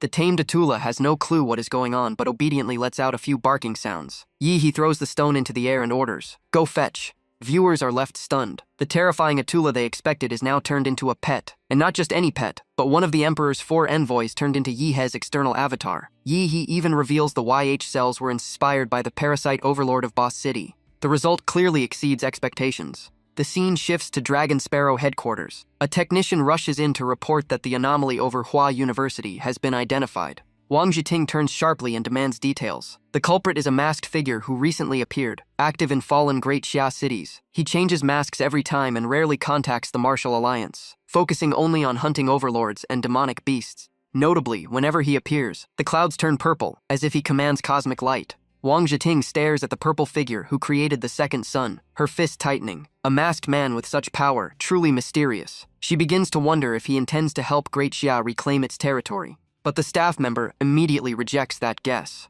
According to newest analysis, this man is not trying to liberate territory. He is simply hunting regional overlords. Wang Jiting is stunned. Hunting overlords? Right then, an emergency signal pops up. Professor Gong Ke requests an immediate connection. The feed shows Gong Ke curled up in ruins. Once the strongest Earth Grandmaster of Hua City, she now looks completely shaken. Wang Jiting asks what happened, and she trembles. The masked man was not acting alone. Wang Jiting freezes. Gong Ke nearly breaks down as she says he claimed to be from an organization called Monster, with the title Demon Child. She had barely injured Attila, and now there is someone even more terrifying. After hearing this, Wang Jiting and the female officer exchange confused looks. On the other end, Gong Ke repeats with teary eyes. He said he belongs to Monster. The name leaves everyone speechless. No one has ever heard of this force. What kind of mysterious group are Monster and Demon Child? In truth, Yihe made up the name on the spot, but the listeners scare themselves over a power that never existed. Even Wang Jiting, head of special intelligence, has zero data on them. If Demon Child is only a regular member, how terrifying is the whole organization? And they appear right when Great Xia plans a counterattack. That cannot be a coincidence.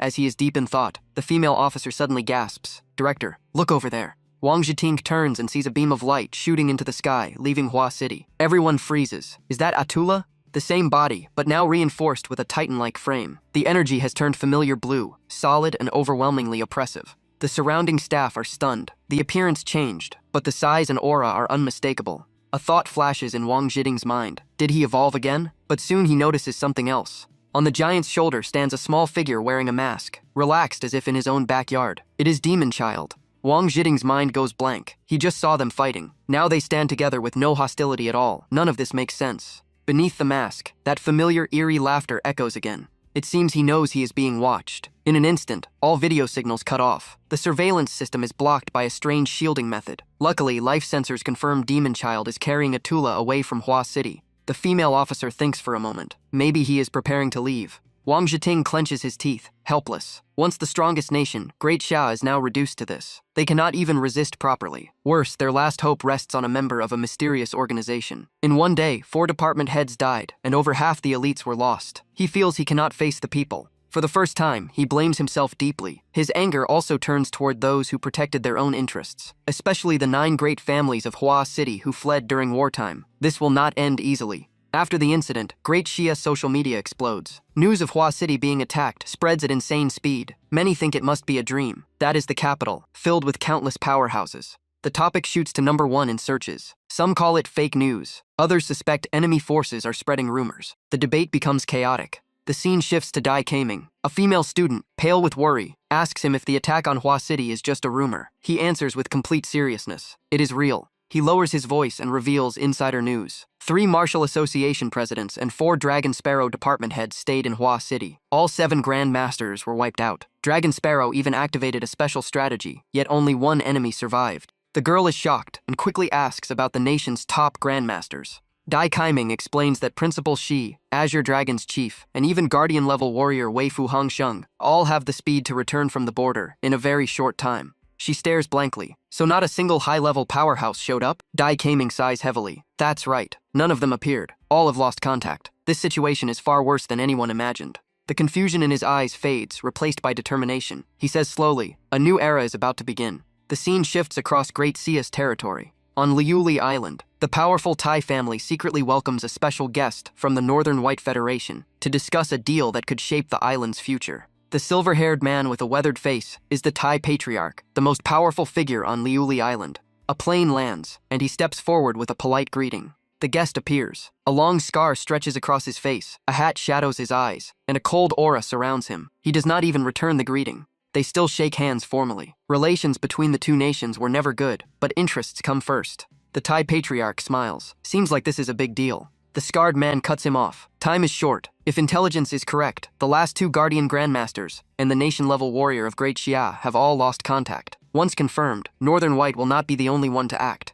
Back to Yihe. He stands before Attila and officially declares that from today on, he is a member of Monster, codename Shu. Just like that, he forms his own organization. Attila bows respectfully. Then he becomes Yihe's mount, carrying him through the sky. Standing on his head, Yihe says proudly, "You should feel honored to be Monster's first member." As he rides, Yihe plans ahead. In this extraordinary world, personal strength matters, but having a force behind you handles troubles you cannot show up for. With chaos rising, he decides to build his own power. First stop, bring Attila to Mad Doctor and check his secret base. But when he recalls rumors spreading that Monster colluded with overlords to attack Hua City, he senses something is wrong. He mutters to himself and uses Hellstar's light control ability to hide for safety. Everything proceeds as planned as Yi approaches Mad Doctor's residence. Yet the sight before him leaves him stunned. It looks like a massive tropical rainforest. Wind howls through thick leaves. In front of him stands a giant tree so tall he must look up to see the top, and on its trunk is a strange crimson eye. The eye suddenly opens wide. Blood vessels and sclera are clear. The red pupil scans around before locking onto him.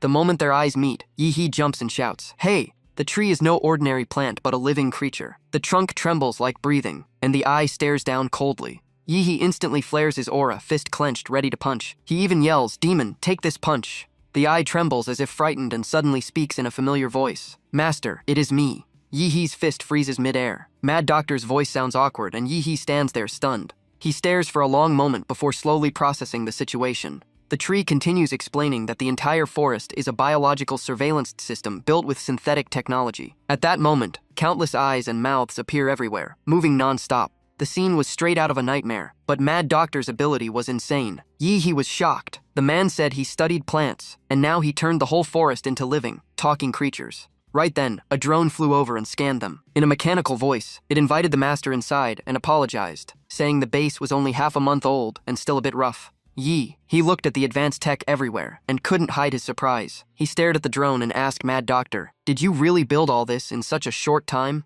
Before Yi could process it, Mad Doctor's communicator responded. He said building a base and making money were nothing. As they walked deeper inside, he explained that many ultra-rich people were dying from illness, so he extracted a self-healing factor from his own blood, and they rushed to pour money into him. Mad Doctor also revealed he was secretly selecting the best targets to undergo Dragon Mecha transformation for Yi. Their networks and influence would become massive resources in the future, helping the Master's power grow faster. If Yi nodded, the process could start immediately. Yi's face turned serious. He said the decision was his to make, but there was one absolute rule. No cruel experiments like the laser birds before. "You know my temper," Mad Doctor replied calmly. "Understood, Master." Soon the drone led them to a new area. Standing before a glowing door, Mad Doctor began his report. He said the reed-black biological matter Yi provided was the most perfect material he had ever seen, with almost limitless growth. He even tracked down former experts from Prometheus and Team Laser, turned them into dependents, and formed his own research team. Yi nodded in satisfaction. At the same time, the elevator activated and headed down to floor F. The elevator doors slowly opened. The moment they stepped out, the base felt both ultra-modern and heavily fortified. Inside, countless researchers worked non-stop. Even with Yi standing there, no one looked up. Every single one was fully focused. Looking closer, something felt off. Their heads were connected to devices like central processors, surrounded by dense wiring. Their eyes were completely covered. Yi immediately thought these looked more like brain-modified biohumans than normal people. Walking into this room sent chills down his spine. Turning to the side, he saw rows of massive containment pods lined up endlessly. The sight was so bizarre he had to ask what exactly these things were. Just then, a figure stepped forward from behind and respectfully greeted the Master. Yi turned around and froze. It was Mad Doctor, but in a completely different form. He asked if he had changed bodies. Mad Doctor explained this was only a biocontainer. Yi nodded, half understanding, but his curiosity wasn't satisfied yet. He asked where the real body was. Mad Doctor calmly said that to maximize research output, he used the reed-black matter to turn his true body into a complete brain, removing all unnecessary organs to avoid wasting processing power. Normally, he only implanted part of his consciousness into different containers, like inserting a control chip to operate outside.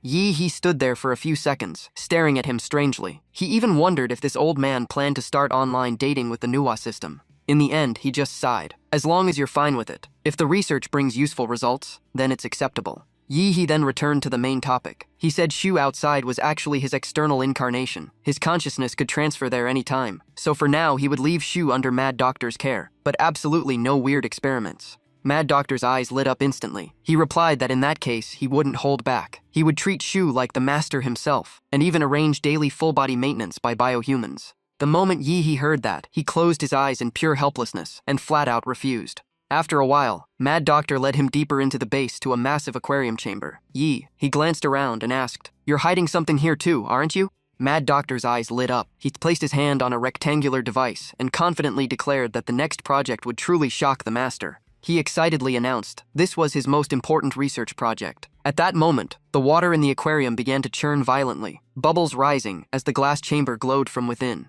Slowly, a creature appeared inside the giant cylinder. It was clearly alive, yet completely still, like a display specimen. Mad Doctor almost shouted in excitement. The Artificial Emperor Mecha Project. He had waited a long time for this moment, just to present his masterpiece to Yi He. Yi He, on the other hand, froze for a few seconds. Mad Doctor explained that he extracted the primordial genes from the sacred dorsal fin Yi He provided, combined them with the computational power of the reed black matter, and after countless bioexperiments, created this being. It inherited controlled nuclear fusion from the fins, and gained environmental adaptation and evolution from the reed black matter. His eyes were practically shining. To him, this was the greatest masterpiece ever created, the ultimate gift for his master. He stared at it with one thought in mind. Isn't this basically the real Emperor Maka? He just hoped this giant monster wouldn't one day wander to Xiaodong Island, because it looked like a natural counter to that place. After calming down, He looked at Mad Doctor with clear approval. You did well. I'm truly satisfied with what you've created. He didn't hide his recognition. As a reward, He decided to grant Mad Doctor the newly developed YH cells, hoping for even more surprises in the future. The moment he heard that, Mad Doctor dropped to his knees, overwhelmed with gratitude, repeatedly thanking the master. He was startled and felt this kind of grand gesture was really unnecessary. After settling everything, He looked toward Huadu with a thoughtful gaze. It was time to head back. After days of brutal fighting, Great Xia finally reclaimed its territory with the secret help of a mysterious figure. The entire nation celebrated, but the joy didn't last long. From that day on, Great Xia suddenly imposed nationwide martial law. The country entered full wartime status, and all aircraft and ships were cut off from external contact. Special forces began constant street patrols. Drones filled the skies. Essential goods were rationed. It felt like the old lockdown days again, only heavier. Conspiracies flooded social media but were quickly erased. Great Xia was like a string pulled to its absolute limit. As for Yi he now stood among towering skyscrapers, looking around in confusion. He muttered, "Where did they even send me? Is this really still Huadu?" But looking closer, the recovery speed was insane. Roads and districts destroyed in battle were almost fully restored, as if that war had never happened. After observing the city, He got to business. He spoke to the AI in his phones. "Xiaonu, navigate me to Longqi headquarters." Nuwa immediately responded that the optimal route had been set. Just minutes later, he stood before Longqi headquarters. Staring at the building, he felt something was off. First day of internship, and the place was way too quiet. The atmosphere was unnaturally empty. He walked straight inside, took the elevator, and headed to the 1st Division's office area, home to the legendary Ace King-level martial artists. The elevator doors slowly opened. He stepped out calmly, only to find an empty office. The entire floor was silent, except for faint keyboard typing from a distant corner. The only person there was a petite girl working busily. Hearing his greeting, she turned and instantly recognized He as the specially recommended student by Division Chief Qing Long. He stepped forward and introduced himself. Lin Zhou politely replied that she was just an ordinary staff member and didn't dare call herself senior to a specially admitted Huada student. She pointed to the desk beside hers and said that would be his seat, with all necessary files already prepared. After saying that, Lin Zhou spun back to her desk and buried herself in work again, complaining she was about to explode from overload and didn't want to be disturbed. Seeing that, He carefully asked if the 1st Division really had only her left.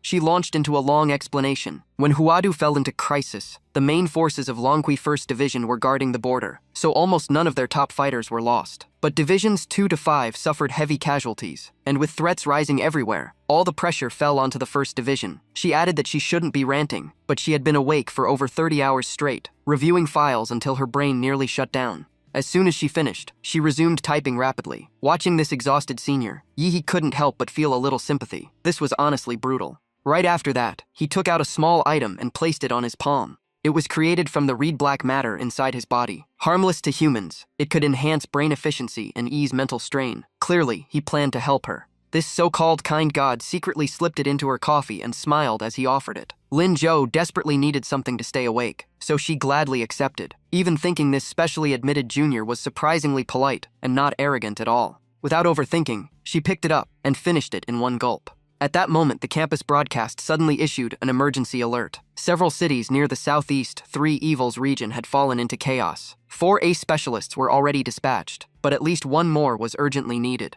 Hearing this, Lin Zhou instantly pushed her chair back and stood up, complaining that an emergency had to come right now when she was about to grab food. Then she directly tossed the office work to He. But He gently placed a hand on her shoulder and spoke softly. He wanted to go in her place. Lin Zhou immediately frowned. Being specially recommended by Qing Long only meant huge future potential, not current strength. Missions like this were extremely dangerous. He was still a freshman. Push too hard, and it could cost his life. He didn't bother giving a long explanation. He simply asked, "Don't you trust me, senior?" Lin Zhou froze for a few seconds, completely confused. Then she suddenly smelled a very familiar scent. A strange sound slipped from her lips, and even her gaze began to change. In the next second, her surroundings completely shifted. A food tray appeared before her, and she seemed to be standing inside a cafeteria. Before she could process it, all her favorite dishes were laid out right in front of her. The happiness on her face was almost visible. With food delivered like this, how could she refuse? Lin Zhou happily accepted and even giggled, saying she wouldn't stand on ceremony.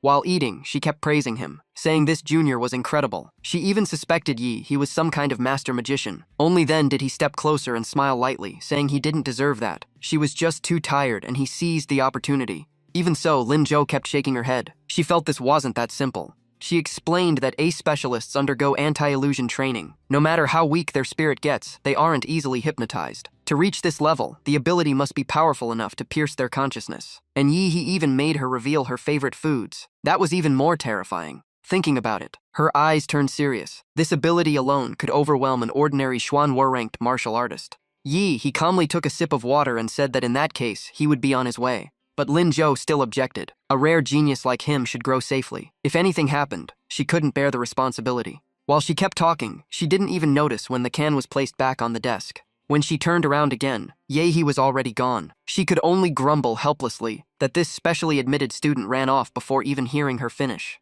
But soon, she noticed something left behind on the desk. It was a bottle of supplements and a note that read, "Senior, you're seriously overworking yourself. This will help you recover." Lin Zhou held the bottle, her eyes turning red. She wiped the moisture at the corners and muttered emotionally that this handsome junior was totally her type. At the border between Great Xia and the Southeast Triangle, a dirt road was packed with traffic. Horns blared non-stop, motorbikes weaved everywhere, and right in the middle of it all, an old bus rolled forward. Inside the bus, he had completely changed his appearance. Now he looked like an ordinary middle-aged man. Sitting quietly, he headed toward the Southeast Triangle border, planning to trace the chaos from the shadows and dig out whoever was truly behind it. After sitting for a while, he sensed something disturbing. The air inside was way too clean in a terrifying way. Luckily, he could shut down his breathing and form a protective layer around himself, or he might vlogged out of life already. According to Manhwa, the other ace specialists rushed to the border cities and swiftly eliminated the leading terrorists, but those were only outer pawns. The real force behind them remained hidden. One fell, another replaced him. They were cutting branches, not the root. Since the others had shown themselves, he decided to move differently. This time, he would dig straight to the source. The bus was moving normally when a three-wheeled vehicle suddenly swerved out and blocked the road aggressively. The bus driver stuck his head out, face red, and shouted, "How are you driving?" The other vehicle's door was shoved open. A blonde-haired man stepped down, dressed in flashy clothes, covered in heavy accessories and tattoos. One look and it was obvious he wasn't here for anything good. He scanned the driver like a predator locking onto prey. In a low, threatening voice, he said, "Open the door." The driver's face turned pale, his body trembling as he stuttered. The bus had no choice but to stop. Two men boarded as if they owned the place. The passengers froze. The driver didn't even dare react. One wrong move and he'd get beaten. He silently observed. Great Xia used to be the safest place on Blue Star. Even the border wasn't this lawless. Now these scum dared to act openly. Someone powerful was backing them. A black-haired man stepped in first, pretending to be relaxed. He shouted, "Everyone calm down. We're not bad guys. I mean, we're all good people here." The smaller man immediately stepped aside, presenting the blonde like a main character. He flattered him, saying their boss wasn't here to rob money or people today. They just needed a little cooperation. The moment he finished, the passengers in front panicked and rushed toward the back. Everyone tried to stay as far from the thugs as possible, squeezing right toward He. Poor he was crushed so hard he could barely stand. People pressed against him from every side until he disappeared in the crowd. He could only sigh inwardly. Even breath-locking had its limits. The black-haired man got furious seeing this. Veins bulged on his forehead as he yelled, "I told you we're good people. Why are you backing up?" Then he added coldly, "Anyone moves again, I'll start chopping." Right then, more people boarded the shabby bus. Two bulky men appeared, almost identical except for their hairstyles. They looked like human bulldozers, radiating aggression. The black-haired man proudly introduced them as professional tattoo artists. His expression suddenly turned serious. He lifted his shirt smugly, revealing a strange red symbol tattooed on his thin chest. It looked like an arrow piercing through some emblem. Then he declared excitedly that from the elderly to babies in arms, everyone had to get this tattoo. The mark looked like some kind of organization symbol, but no one understood why they were forcing ordinary civilians to join. From the back, he watched carefully. After a moment, he realized it looked familiar. Manhwa had shown him this symbol before. He immediately understood these lunatics were forcibly recruiting civilians into their faction. At that moment, an old man stood up in protest. He pointed at them and shouted that committing treason like this brought shame to their ancestors. Weren't they afraid of retribution? The instant he finished speaking, the black-haired man didn't hesitate. He dashed forward at high speed, drew a hidden blade, and roared, "Old man, are you tired of living?" In his twisted logic, anyone who refused their organization deserved to be dealt with. He rushed forward like a madman, screaming that he would chop the stubborn old man down. But something strange happened. The blade that should have hit the old man suddenly shifted and slashed straight into the blonde boss' arm. The black-haired thug froze, staring at the blood pouring out, stuttering in shock. The blonde instantly exploded. He glared at his subordinate like a beast ready to devour him. "What the hell are you doing? Trying to betray me?" The black-haired man trembled like he'd seen a ghost. Sweat soaked his back as he frantically insisted he didn't mean it. His arm just moved on its own. But for the boss, even a small wound was enough. He didn't bother listening. He glanced at his injured arm and coldly ordered the two muscular men behind him to deal with the traitor. They moved immediately. The two giants pinned the black-haired man down while he cried and swore he was innocent. What answered him were kicks raining down non-stop, the bus filled with screams and thuds.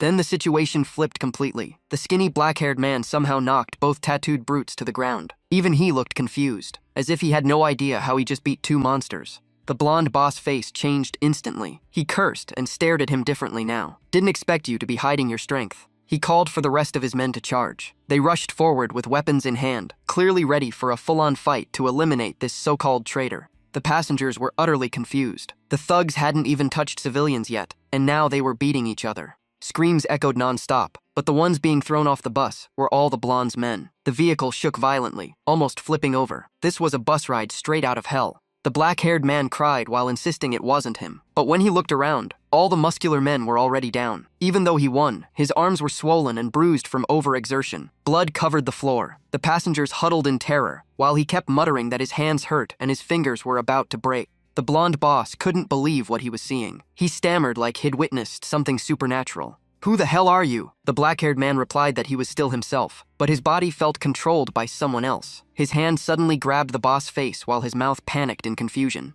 Then he seized the blonde by the hair and dragged him off the bus. The boss struggled and shouted, "You dare grab my head?" The subordinate could only scream that his body wasn't obeying him. It didn't stop there. He shoved the boss into a smaller vehicle and climbed into the driver's seat. The gang that came to force tattoos somehow ended up fighting themselves and fleeing. The passengers poked their heads out, baffled. Some said it was internal conflict. Others insisted the black-haired guy beat them all alone. Strangely, no one rushed to leave. They all waited to see what would happen next. But if you looked carefully, He, who had been sitting at the back, had already vanished. He had left the bus long ago. On the rough dirt road, a small vehicle carrying the two troublemakers rattled forward in miserable shape. The black-haired driver now looked like something from a horror film. Red-black tentacles wriggled from his mouth. His face was pale as a corpse, and he kept groaning in pain. Sitting in the back, the blonde finally realized something was very wrong. He stared at his trembling subordinate and concluded someone must be controlling him. There was no way that weakling had such terrifying strength. Thinking this through, he immediately softened his tone toward the figure sitting beside him. This was too much for him. Whatever the other party wanted, he would cooperate fully.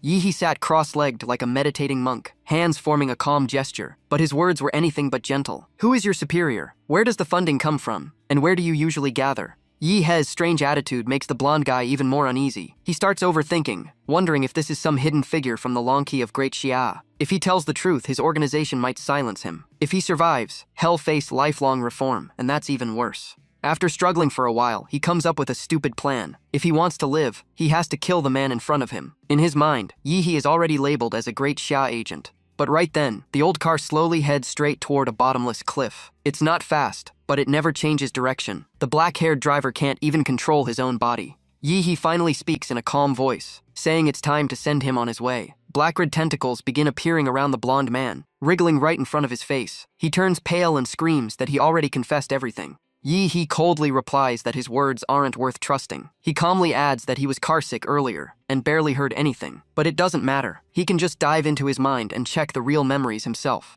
The black-red tentacles instantly stab into the blonde man's face. He loses all resistance, crying and trembling. He panics and asks if He is a Longqui agent. He shouts that criminals should be arrested, not executed like this. He just sneers and says he guessed completely wrong. He's not from Long. He is the unbound Ghost King. At that moment, the car begins falling into the abyss. From afar, it looks like a twisted monster with black red tentacles bursting out of its body. After finishing everything, Yi gently lands on the ground and takes a deep breath. The fresh air feels amazing, finally free from that carsick torture. Then his back starts bulging. More black-red tentacles burst out, clearly showing his power is being unleashed at a much higher level. The tentacles quickly wrap around the entire car. Yi slowly walks forward, looking more like a giant humanoid octopus than a human. Within seconds, the car is completely sealed. The headlights suddenly turn on, but this time it's different. The design looks modern, like it just upgraded to a new generation. The wrecked car instantly transforms into a stunning black-red supercar. Its surface shines, like it came straight out of a futuristic factory.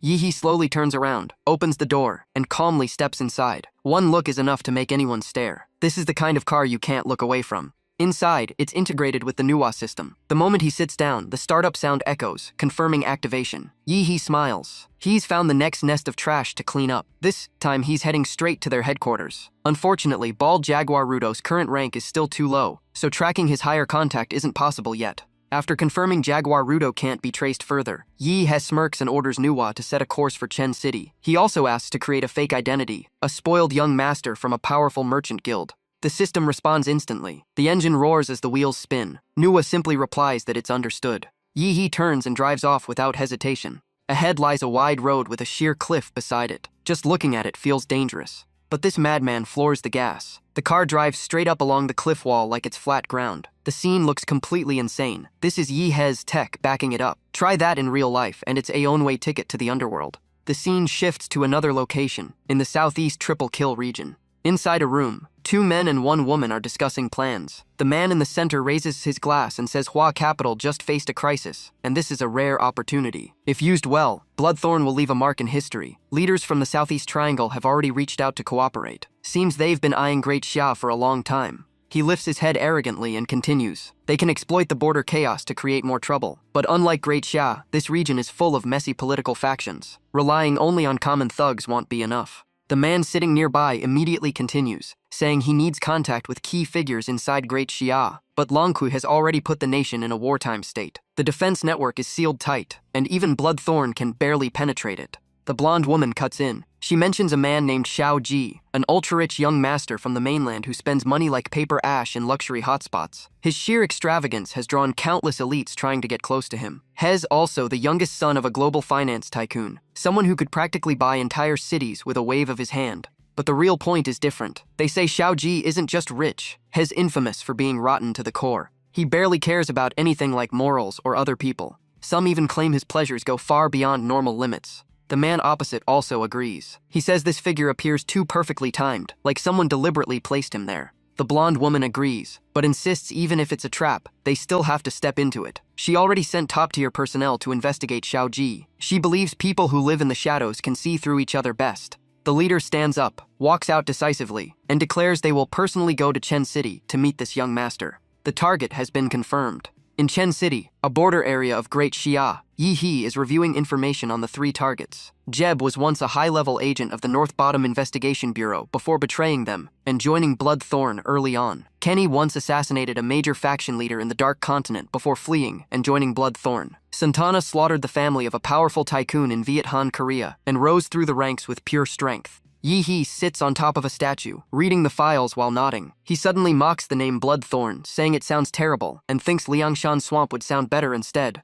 At the base of the statue, a group of monks sits motionless. All of them are controlled by black-red matter. One of them joins his hands and respectfully reports that the 3 targets will arrive in Chen City today. Hearing this, Yi's mood instantly lifts. His eyes light up with interest. According to the plan, luring them into Bloodthorn will be enough. It seems Great Xia has truly weakened, to the point where just hearing its name makes people afraid to approach. He is now fully prepared, wearing a concealed mask. On the streets of Chen City, a taxi moves through traffic with constant honking around it. Inside the car are 2 men. The driver, smoking while watching the road, is Kenny and Jeff. Jeff confirms again that the meeting point is the church in the outskirts of Chen City. Kenny calmly replies that it is the organization's base here. In the back seat is Suntana. After hearing them, she asks what they think of Chen City. Kenny glances back with contempt. In his eyes, this place is just a small city with nothing special. No strong fighters in sight, clearly too ordinary. That's likely why Long didn't station many forces here. The car continues, but Kenny suddenly senses something off. The speed drops slightly, and his expression turns serious. Ever since entering the city, he feels like something has been watching them.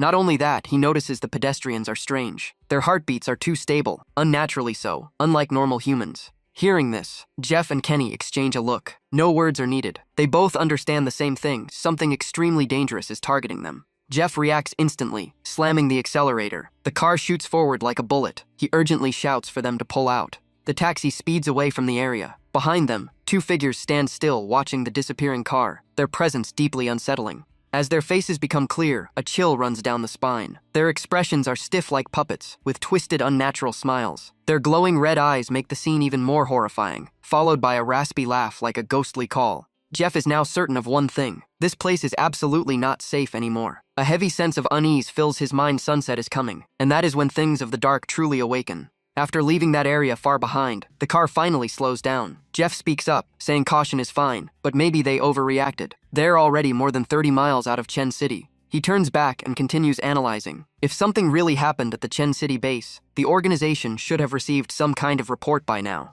In the back seat, Santana looks exhausted, her face tense, as if under immense pressure. She frowns slightly and says maybe she's just too stressed. A year ago, when she tried to break through to the master level, she failed. But at the moment of that breakthrough, she saw a strange vision: herself dead, with the two of them beside her body. That made her believe all three of them would die on the same mission. Hearing this, Jeff almost explodes on the spot. He yells that something this serious should have been said earlier. Kenny also curses loudly in anger, saying if he had known, he would never have taken the job. Santana can only explain helplessly. She says fate is hard to change, but at least the timing wasn't today. In her vision, the place of death was a dark forest filled with tree branches like sharp claws. Her expression darkens further as she continues. But right now, none of that matches. The surroundings are just empty land, not even a single tree in sight. Their conversation continues inside the moving taxi. Jeff coldly says that even if it is fate, he will fight it to the end. His life will be decided by himself. But none of them notice a black-red tentacle clinging to the taxi, silently recording everything they say.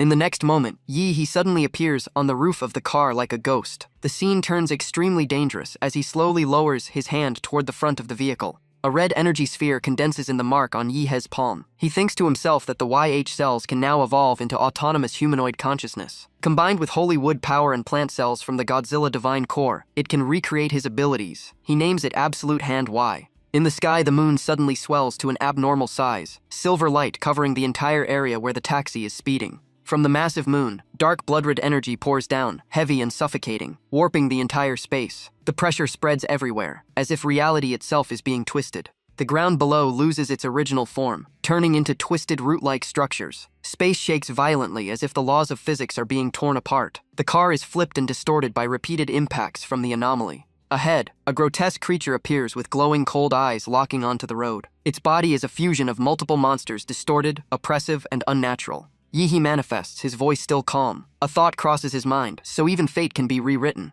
He stands on the back of the massive creature as if he completely controls it. Its body stretches like a mutated dragon, yet carries the breath of twisted nature. Its scales are red leaves, its body a mix of wood and giant vines. He stands firm above it, eyes cold and absolute. Everything must remain under his control. Santana is thrown out of the car, crashing to the ground in panic. Seeing the scene before her, she freezes, realizing it perfectly matches the vision of death she once saw. Then her gaze slowly shifts. On the other side, the car is tightly wrapped by roots, completely immobilized. Kenny is slammed hard inside, half his body stuck through the shattered window. Kenny, exhausted and covered in blood, weakly calls out for his teammates, his voice broken and desperate, begging to be pulled out. But then he realizes Jeff is already gone. Only a crushed body remains, mangled by sharp roots, blood flooding the car as his death ends in agony. The scene breaks Santana completely. Her heartbeat races in panic, yet she still helplessly believes no one can escape what is called fate. Driven to the edge, Kenny loses control completely, screaming and cursing in madness, half terror, half rage, abandoned in the middle of the nightmare. Right after the final scream, the entire car is crushed by the tightening roots. Only flashes of light and sparks burst through the chaotic space. Santana collapses to her knees, eyes hollow, almost accepting her fate. One thought remains in her mind: fate cannot be resisted. Yehe commands the dragon to move closer. Its massive head stops right in front of her, making her tremble and stagger back in panic. In despair, she closes her eyes, mentally preparing for death. But then she freezes. A strange sensation floods her senses, like an overwhelming living force wrapping around her. On Yehe's hand, a drop of pitch-black blood falls, carrying an unnatural aura. He slowly lifts his finger towards Santana under the cold moonlight, speaking calmly. Her fate is not decided by heaven or earth, but by him. He gives her a final choice: die as a human, or abandon everything and become his subordinate existence. Without time to think, Santana reacts on pure survival instinct, lunging forward to touch his finger in desperate hope of living on. The action is purely instinctive, with no hesitation, as if she is clinging to her last chance. Yi-hee glances at her coldly, his eyes dimming slightly, then turns away in disappointment. This result is beyond expectations. Immediately, Santana's eyes flare crimson. Her body begins an abnormal transformation as something invades and takes control from within. She convulses violently, loses all control, then jerks upright in chaos before collapsing backward. Her screams distort beyond human sound. The transformation continues like a nightmare. Her mind warps, her body loses control, and beast-like roars echo from her throat. Yi-hee observes coldly and comments. He originally intended to turn her into a simple bloodthorn lineage branch, but her greed pushed her beyond limits. If she can't withstand it, she will collapse. If she survives, she will become a completely new existence created by him. As he finishes speaking, black scales begin rising across her arm, burning heat surging beneath her skin. Dark energy spreads across her chest as well, rapidly coating her body in Godzilla-like bio-armor layer by layer. In an instant, a new form emerges. Santana is now clad in biological armor resembling Godzilla, her limbs reinforced with steel-hard scales. Black-red aura swirls violently around her as she roars like a wild beast. Yi-hee raises an eyebrow slightly, mildly surprised. Her adaptability exceeds expectations. Without another word, he presses his finger to her forehead, directly activating memory extraction. The goal is Bloodthorn's full intelligence. A flood of memories rushes into Yi-hee's mind. He murmurs that the organization's core is hidden inside a submarine at the bottom of the sea. After piecing everything together, he concludes this involves the Southeast Triangle region. As well, this is not just a small rebel group. At this moment, Santana speaks again, her voice now cold and hollow. She kneels instantly, fully submitting. From now on, Yi-hee is her only master. Seeing the newly created subject, he gives a slight nod acceptable. Yi-hee rotates his hands slightly, and blackered spherical masses begin falling out like separated biofragments. The spheres hit the ground and rapidly spread, rolling across the area with an unpredictable aura. In just a few breaths, they split and evolve into multiple identical copies of Yi-hee. The entire area is soon filled with his replicas. He orders Santana to lead 15 elite units to wipe out all Bloodthorn bases in Great Xia, including the rebel leadership. No reports needed, only results. Santana accepts with a rigid expression.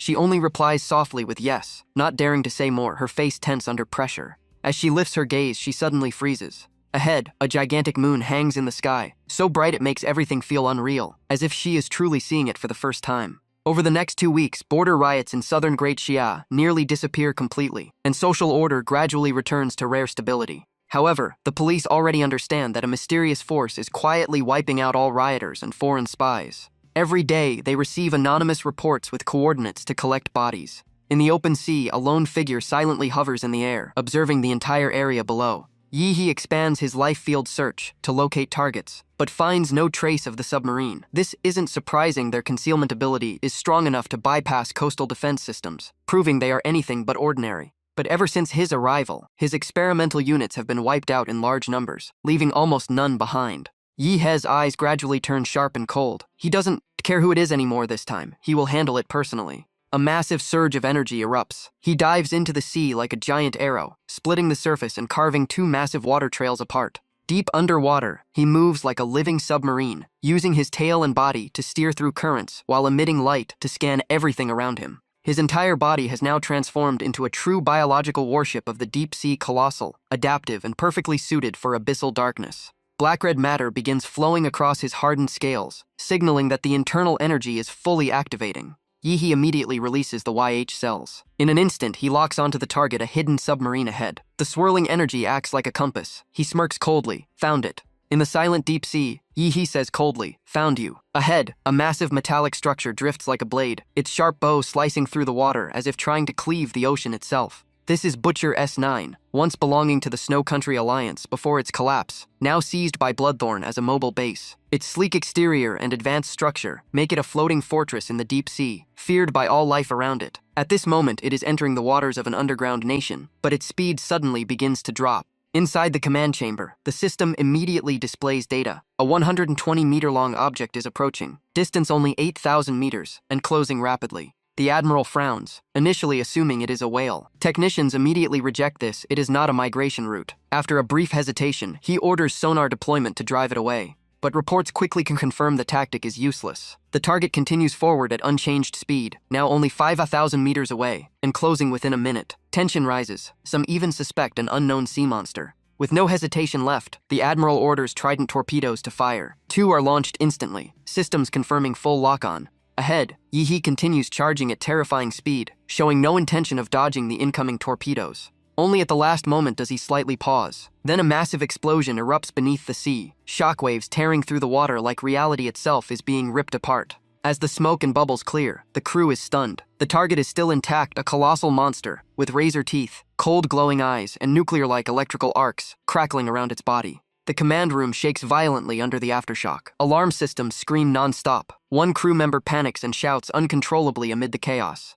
He reports in terror that Trident has no effect. The Admiral's face has already turned pale, his earlier composure completely gone. New data arrives. The target hasn't slowed, it has accelerated. It will collide with the bow in 30 seconds. The pressure inside the chamber feels like it is about to collapse. As the distance reaches critical range, the entire crew falls into total panic. At that moment, Yihei's colossal biological warship form appears directly in front of the submarine. He rams forward, slamming his head into the hull. The massive metal structure is thrown off course, seawater splitting into long white torrents as the entire vessel shakes as if it is about to break apart. The impact triggers total system failure alarms. The command deck is thrown into chaos. The Admiral and officers struggle to stay standing amid the violent shaking. With no other option, the Admiral orders all remaining Trident torpedoes to fire. 2 more missiles shoot out instantly, racing straight toward the approaching monster. When the attacks collided, the explosions were like striking a massive biological armor. Most of the nuclear energy was neutralized, unable to break through Yihei's defensive layer.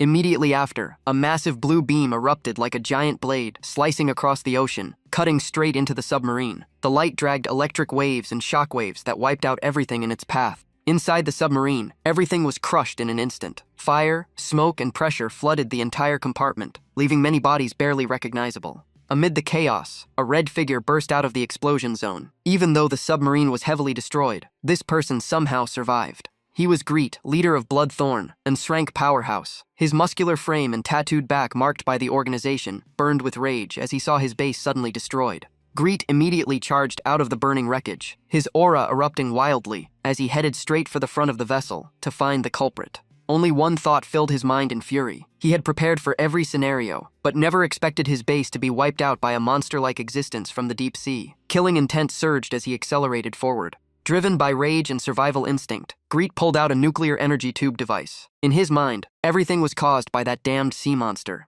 The submarine was already in critical condition, and the nuclear core was becoming unstable, ready to detonate at any moment. Despite the pain and rage, he only wanted to crush the enemy at any cost. Losing all reason, Greet hurled the nuclear container straight at Yihei, convinced the explosion would erase him instantly. But Yihei simply turned around and faced it calmly. Unlike expectations, he showed no fear at all, even opening his mouth as if waiting for it. In that instant, he swallowed the incoming object whole, closing his jaws like it was nothing. A cold smile appeared, freezing Greet in disbelief. Greet immediately assumed the opponent was just a foolish creature that didn't understand what it had swallowed. In his mind, a nuclear detonation from inside would be unavoidable death. A terrifying explosion erupted inside Yihei's body, releasing nuclear shockwaves outward. Greet was certain this time the enemy would be completely erased. But when the smoke cleared, Yihei still stood there completely unharmed, not even showing a change in expression. That sight left Greet completely frozen, his confidence shattered, and he could only stand in stunned silence. Fear began to spread through his entire body. He realized he was facing something beyond the concept of a monster. His mind kept repeating one question: what is this thing? Suddenly, a cold voice echoed directly inside Greta's mind. He panicked as he realized it was telepathic communication, even using the Great Xia language, throwing him further into confusion. While he was still shaken, Yihei opened his mouth, gathering a blinding energy inside. Greet forced himself to stay calm, reminding himself he was still a Shrank fighter and could fight underwater. He roared and released his full power, black tentacles erupting from his back as his eyes turned vicious, preparing to engage in a direct fight. But just as he moved, a dense layer of purple-black matter suddenly surged in at terrifying speed. Great panicked as he realized his body was being restrained. His power was being drained completely, leaving him unable to move. Pain spread violently through his body, as if it was being eroded from within. His senses collapsed as he screamed in despair at the bottom of the ocean. He could feel every cell being destroyed, and his life force drained away. With no help in sight, he could only suffer in the freezing darkness.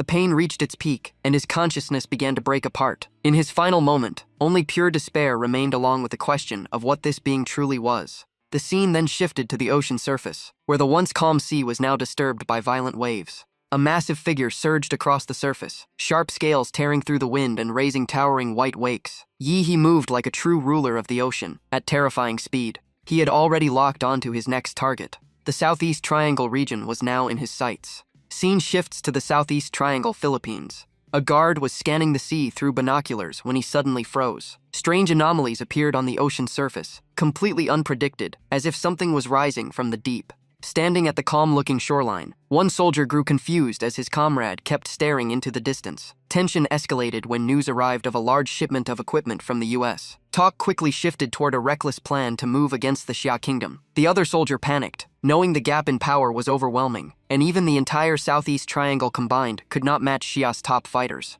Just as tension peaked, Mr. Lin appeared with a calm and slightly mocking attitude. He mentioned backing from the Northern Biden Alliance and forces in Leto, East Iceland. He also claimed Xia's allies were tied up in conflicts on the Western continent and unable to intervene. In his analysis, the Federation's green light meant Xia's elite forces were likely already gone, which is why they dared to start such a gamble now. The armed soldier nodded, eyes lighting up as if he had just found a rare opportunity. Everything seemed to be tilting in their favor, fueling his excitement. But before they could continue planning, a massive sound tore through the air. Both soldiers froze instantly, faces turning pale as instinctive fear kicked in. Looking ahead, they saw a gigantic shape rising from the sea. It looked like a mountain yet moved like a living creature. Strange roars followed, raising goosebumps across their skin. One soldier muttered in disbelief, unable to accept that something like this was moving toward them. At first they doubted their eyes, but once confirmed, panic erupted. They immediately assumed a sea monster invasion, feeling death rushing straight toward them. However, before despair fully set in, massive warships appeared from the distance, cutting through the waves. Both soldiers cheered in relief, thinking reinforcements had arrived in time.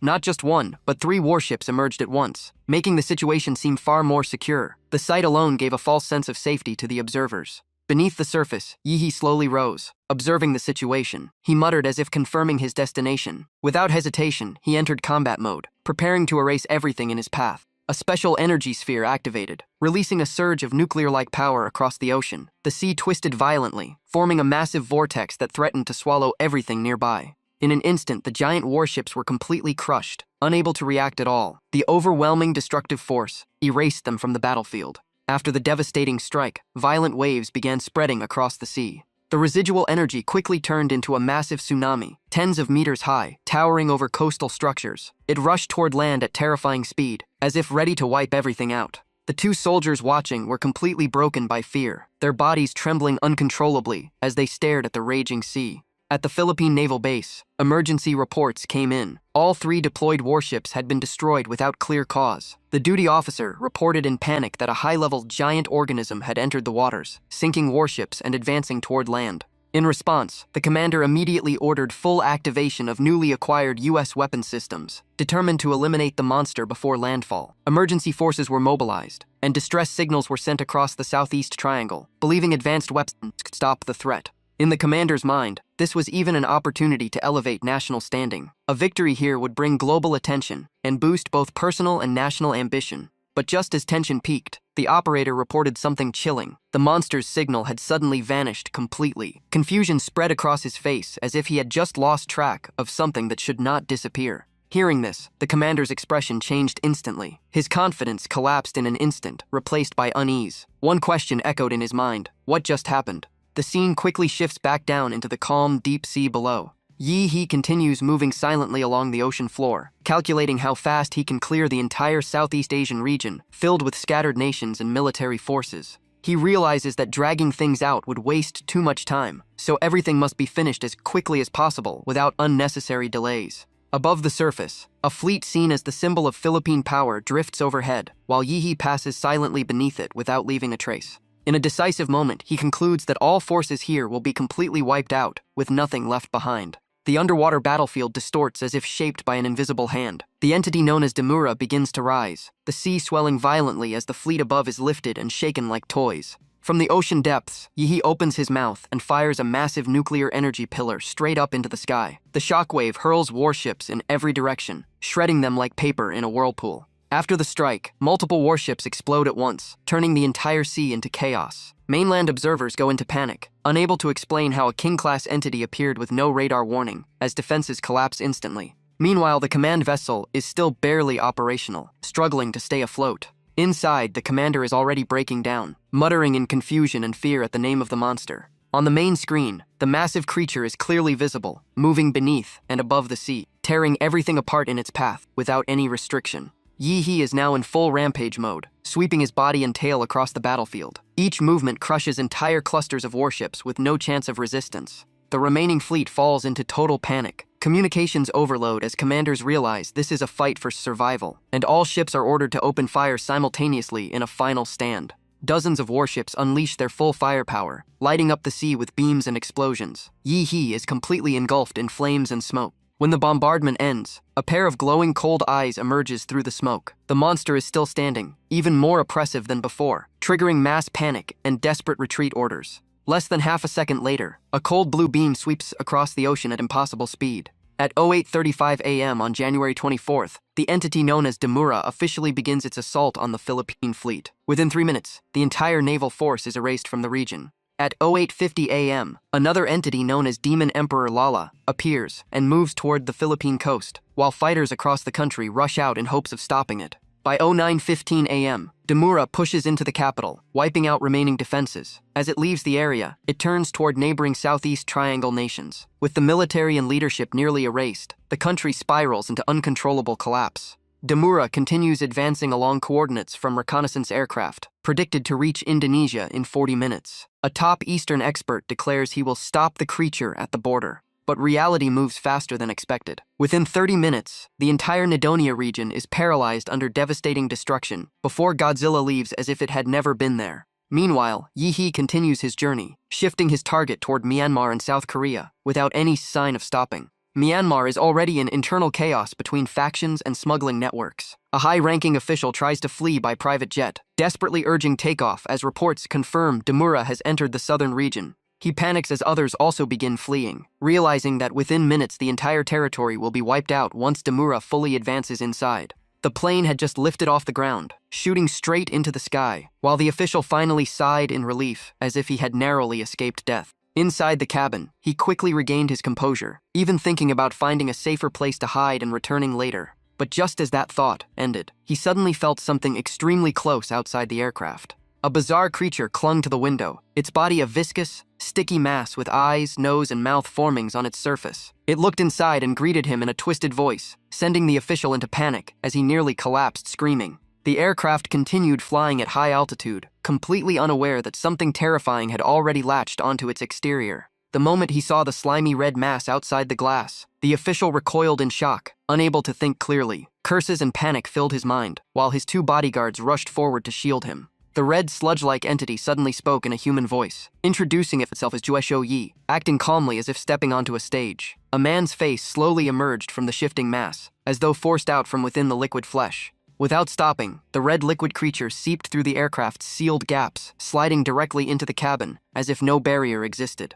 The entire cabin erupted into chaos. No one expected something so horrifying to bypass a completely sealed structure. It felt like an invisible invasion from all directions. Inside, the red slime began to swell and vibrate, letting out a strange mocking laugh. The official immediately ordered his guards to eliminate it, desperate to erase the threat as fast as possible. One bodyguard charged forward, gathering glowing blue energy in his fist, confident the enemy was nothing more than harmless sludge. He even mocked it, believing one strike would be enough to crush it. But when the punch landed, the slime did not break. It only dented slightly, like soft jelly, reacting in a bizarre way. From that dent, a red tentacle began to form, twisting like a living vine with extreme flexibility. Before anyone could react, the tentacle shot into the bodyguard, piercing his defenses and drilling deep inside at terrifying speed. The bodyguard convulsed violently, his body twisting as his life force was drained. The other two panicked completely, stumbling back in fear. The cabin had turned into a miniature hell. Fully infected, the bodyguard suddenly stood upright with a twisted smile, as if his consciousness had been replaced. He formed hand seals and muttered a dangerous incantation.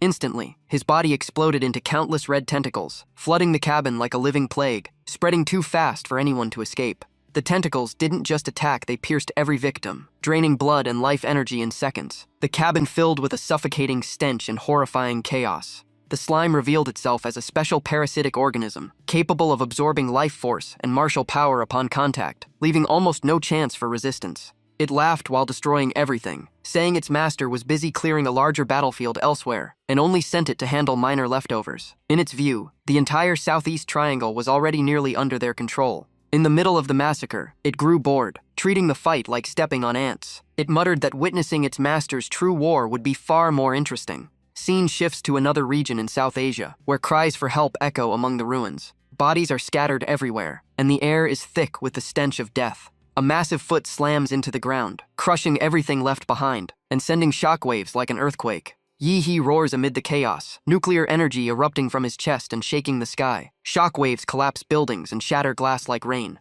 In that moment, he laughs with wild excitement, declaring himself the symbol of destruction and death wherever he goes. He continues, saying this land will become nothing more than a legend of a black monster, a nightmare etched permanently into the survivors' memories. At that moment, a figure suddenly descends from above, speaking in an irritated tone while looking at the devastation below. The newly arrived figure had a striking appearance, pink hair, sharp facial features, and a powerful aura. Just by glancing at the battlefield, he frowned, realizing 3 countries had been flattened in such a short time. In front of him, a strange flying device emitted warning sounds, confirming the presence of an extremely high-level entity, known across the continent as the Ice Demon King. Even an existence like the sorcerer Paful, said to be capable of freezing entire mountain ranges with a single gesture, began to feel uneasy after witnessing the scene. As the unknown figure assessed the situation, he stated that the monster in front of them would not be as easy to handle as expected. A probing tension formed between both sides. The opponent then suggested that if Godzilla could be captured and turned into an ice statue,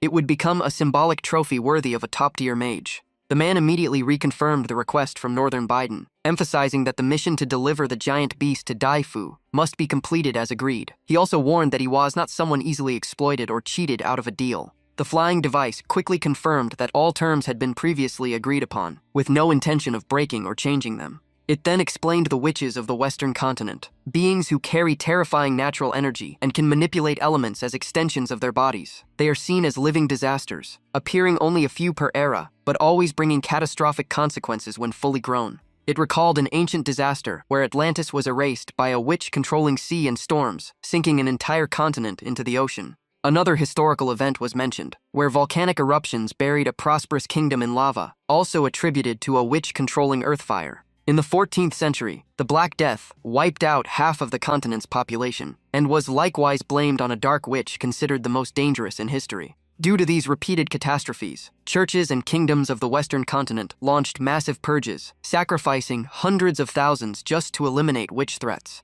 After that era of terror, for hundreds of years any sign of witches was eradicated before they could mature, with almost no exceptions. However, the modern generation of witches has never been detected or eliminated, creating a dangerous unknown variable. The flying device continues explaining that the true origin of their existence is tied to an undisclosed secret, directly connected to the man on the battlefield. Suddenly, another presence begins to emerge beneath the man's form, as if something was being concealed inside his very body. The truth begins to surface, and the sky shifts dramatically. Darkness spreads, snow begins to fall heavily, and a massive energy storm forms at the center of the area, signaling the awakening of a high-level entity. Yi-He in his Godzilla form immediately senses the anomaly, locking his gaze onto the forming phenomenon. Above, a colossal water vortex rises like a wall dividing the sky, while Godzilla's nuclear energy also erupts violently, creating a direct confrontation. The Modernera witch known as Pathline finally reveals herself, carrying the intent to devour everything within her domain through endless ice.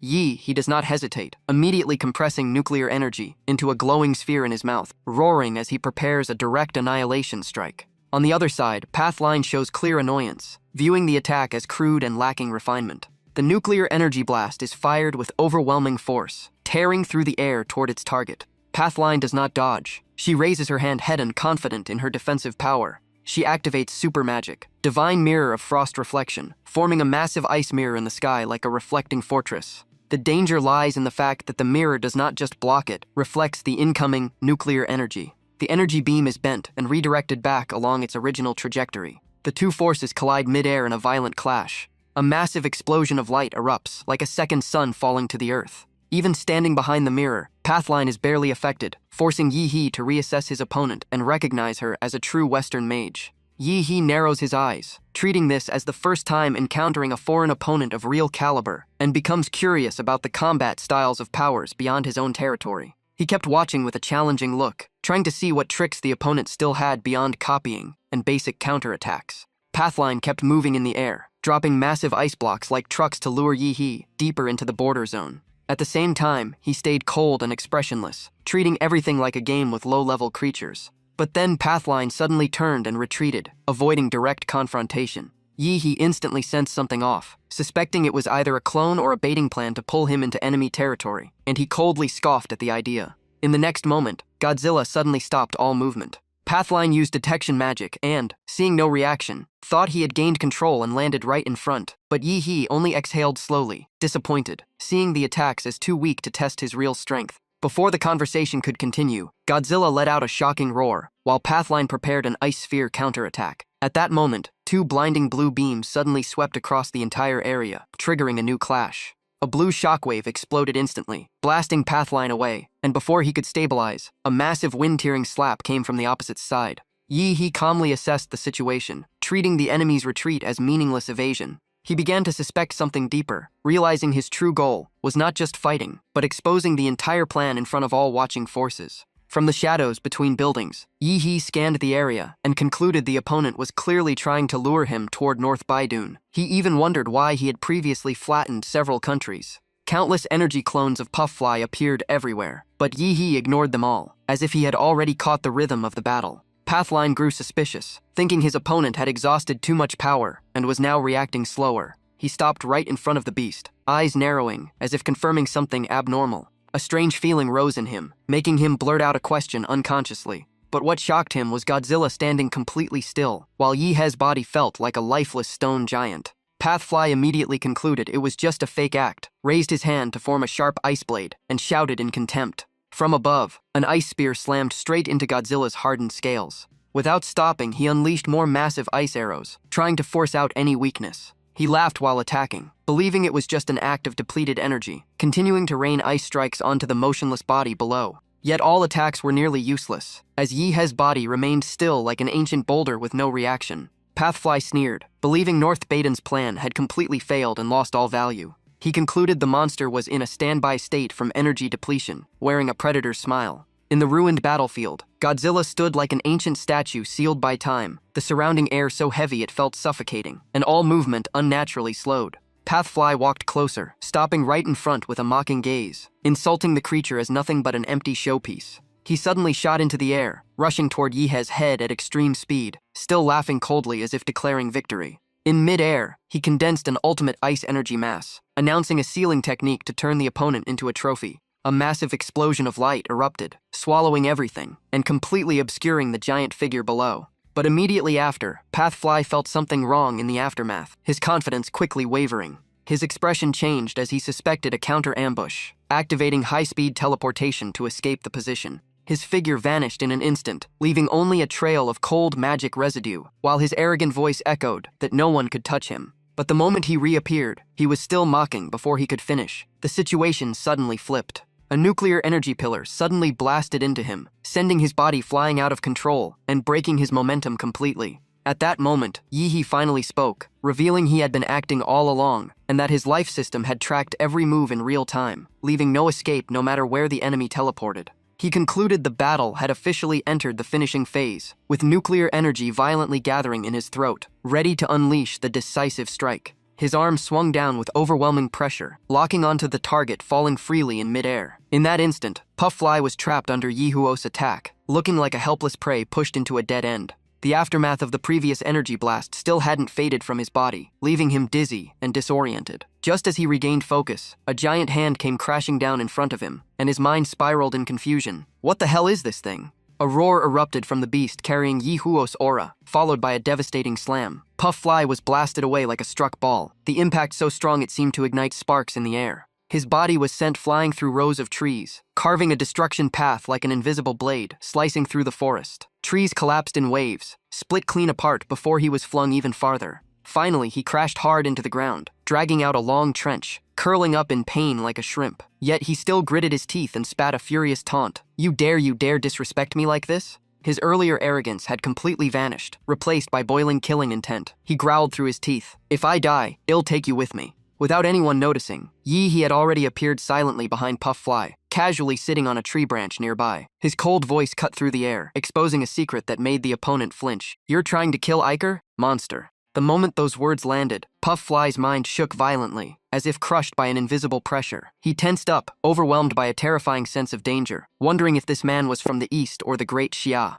He remained fully masked, pointing at Puff Fly with contempt. He mocked him further, referring to a girl tied to the opponent, his tone dripping with ridicule. "Just looking at you, she must be miserable, no wonder no one wants to stand by you." Puff Fly was knocked backward, barely stabilizing his body, as unease flooded him like a tidal wave. A strange, unexplained warning instinct rose in his mind. The moment his sister was mentioned, his eyes trembled violently. Killing intent exploded instantly, hitting his weak point as he roared in fury. "You want to die?" He only looked back coldly, his gaze sharp enough to pierce through him. He replied briefly, full of provocation, "You guess." Then he raised a hand to his forehead, forming a seal pointing to the sky. Energy around him erupted violently as beastly power surged in his eyes. And he declared calmly, "I came here to kill." The ground shook as a massive earth dragon, over 100 meters long, rose from below, covered in red scales and radiating a chilling aura. It coiled around a giant wooden golem before shooting into the sky, opening its jaws toward Puff Fly like it intended to devour him whole. Puff Fly frowned, instantly recognizing it as a form of plant control magic, but he dismissed it as weak, believing such tricks were beneath him as the Ice Demon King.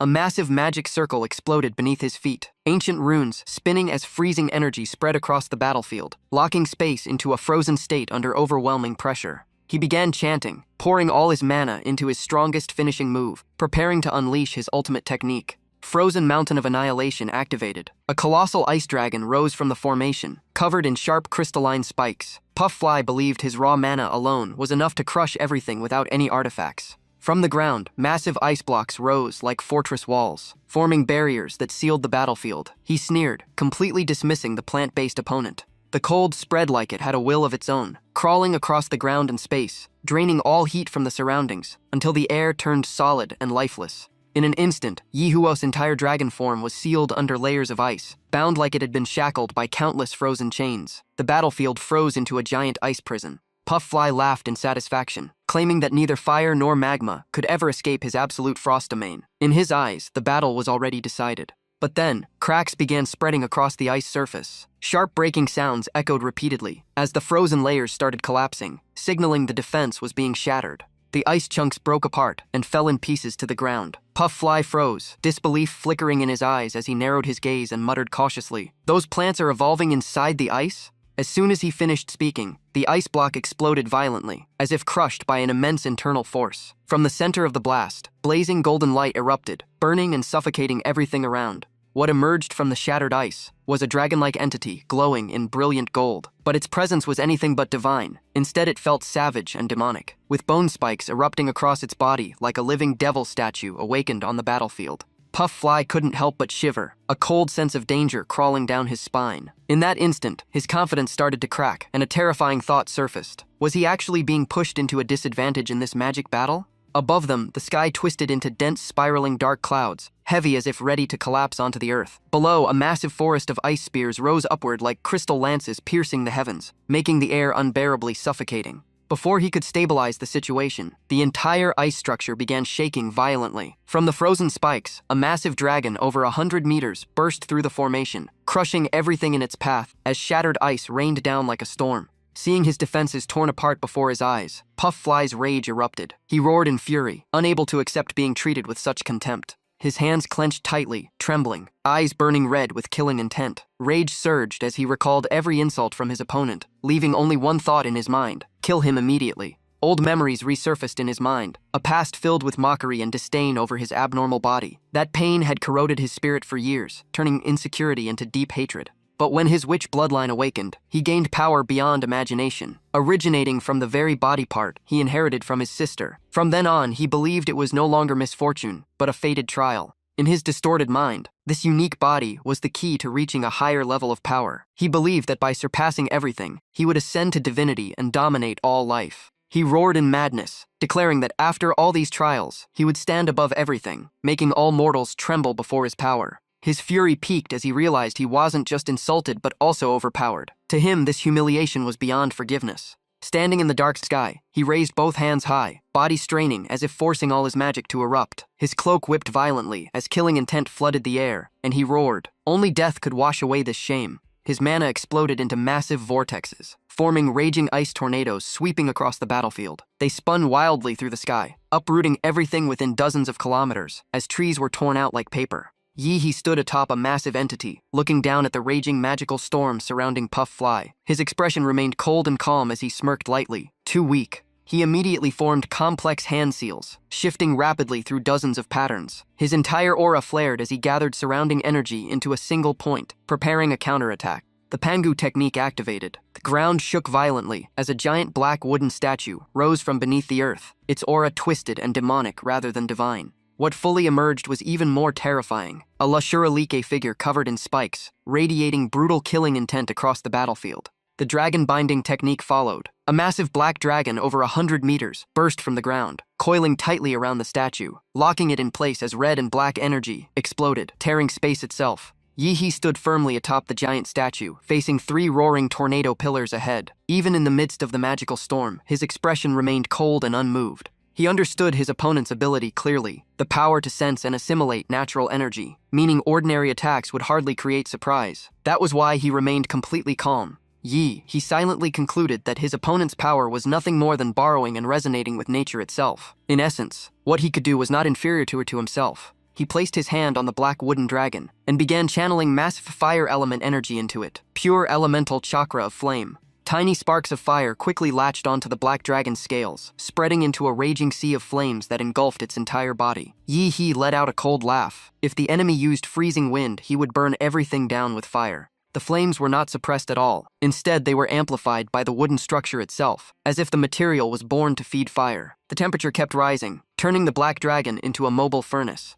Bloodflower abyss bloom. Yi ordered in a cold voice. Without hesitation, he activated the entire summoned plant force, causing them to erupt like a fury of nature. From underground, countless dark red giant flowers burst forth, spreading across the battlefield like a sea of death blossoms. Each bloom released a strange aura, both alluring and deadly, covering the entire forest. Red pollen was swept into the air, floating like glowing embers in a fiery rain. It reflected the burning light of the black dragon, making the scene both breathtaking and suffocatingly oppressive. From the burning black dragon, chunks of fire fell like meteor rain, exploding upon impact and spreading long trails of flame.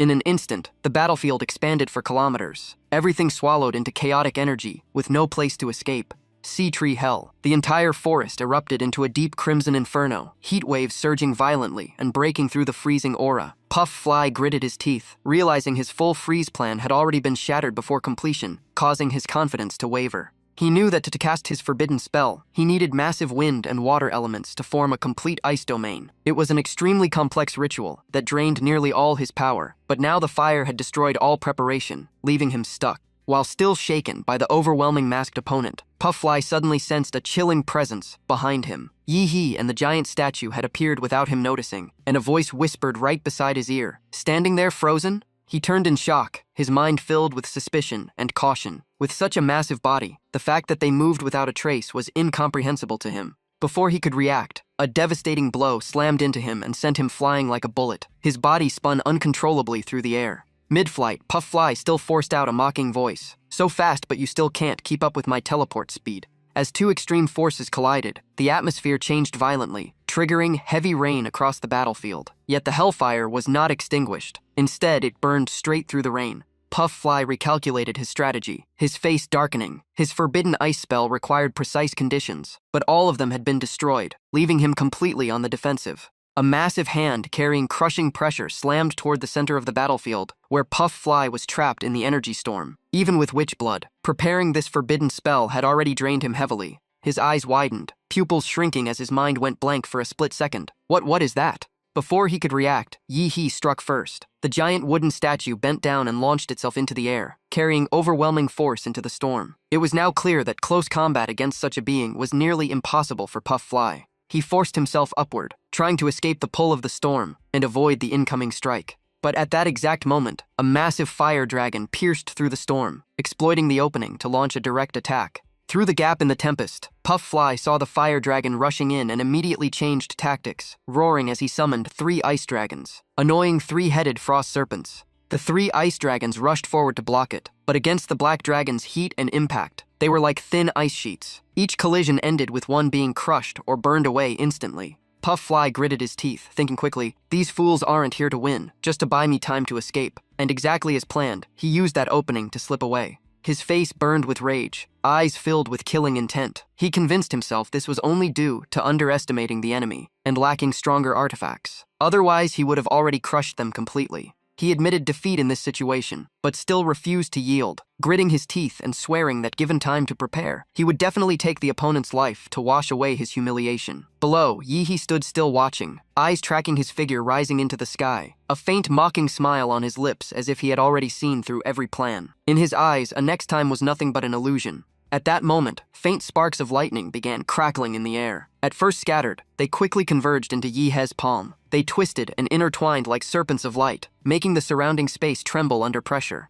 Without hesitation, he clenched his hand and released all the gathered energy. A blazing bolt of lightning was fired straight into the sky, tearing through space at terrifying speed. Puff Fly reacted instantly, twisting his body and narrowly dodging the lethal strike, his movement clean and precise, proving his combat instincts. Having barely escaped death, he sneered mockingly. Wrong again. Missed. Wait until I'm ready then, I'll take your life. But the moment he finished speaking, his skin crawled. Above him, the dark clouds churned violently, lightning flickering in unnatural patterns. The collision between the sea of fire below and the magical storm above created a chaotic environment, but also the perfect conditions for Yihe's ultimate technique. Yihe's voice echoed through the shaking space. All conditions are met, he shouted. Thunder Beast. Within the dark clouds, countless lightning bolts spiraled inward, converging into the shape of a massive entity slowly taking form. Puff Fly was right inside its formation zone, his pupils shrinking as he realized he had been locked into the kill range. He cursed in panic, understanding he could no longer escape its speed. The Thunder Beast, in the form of a quillin, roared, tearing through the clouds and diving down with its jaws wide open, ready to swallow everything. Puff Fly panicked completely, realizing his body had been electrified, disabling his teleportation ability. He stared helplessly as the lightning beast descended at unimaginable speed, his body frozen, unable to react at all. In the final moment, the Thunder Beast bit down on him and swallowed him whole without hesitation. His scream was instantly swallowed by lightning, his body crushed within the violent storm of electricity. The lightning quillin slammed into the ground, dragging a trail of destruction. Upon impact, a massive explosion erased everything in its radius, flattening the entire area into nothingness. Mid-air, Yi stood atop the massive entity, silently looking down at the scorched land below. The world was eerily quiet, leaving only residual energy behind. He paused slightly, eyes narrowing with suspicion. That attack should have erased nearly any living being, yet something felt wrong, preventing him from believing it was truly over. And at that moment, at the center of the scorched ground, a translucent ice coffin suddenly emerged, radiating a chilling presence that seemed to refreeze the air itself. Yi immediately sensed the atmosphere around the coffin shifting into an abnormal state. A danger beyond prediction surfaced, making him click his tongue and grow serious, realizing the Ice Demon King might have truly awakened and the situation was no longer simple. At the same time, another change sent chills down his spine. The dormant demon woman-like entity on his back suddenly reacted, her tightly closed eyes slowly opening, revealing a deep abyss-like gaze filled with sinister energy, signaling something even more terrifying had awakened.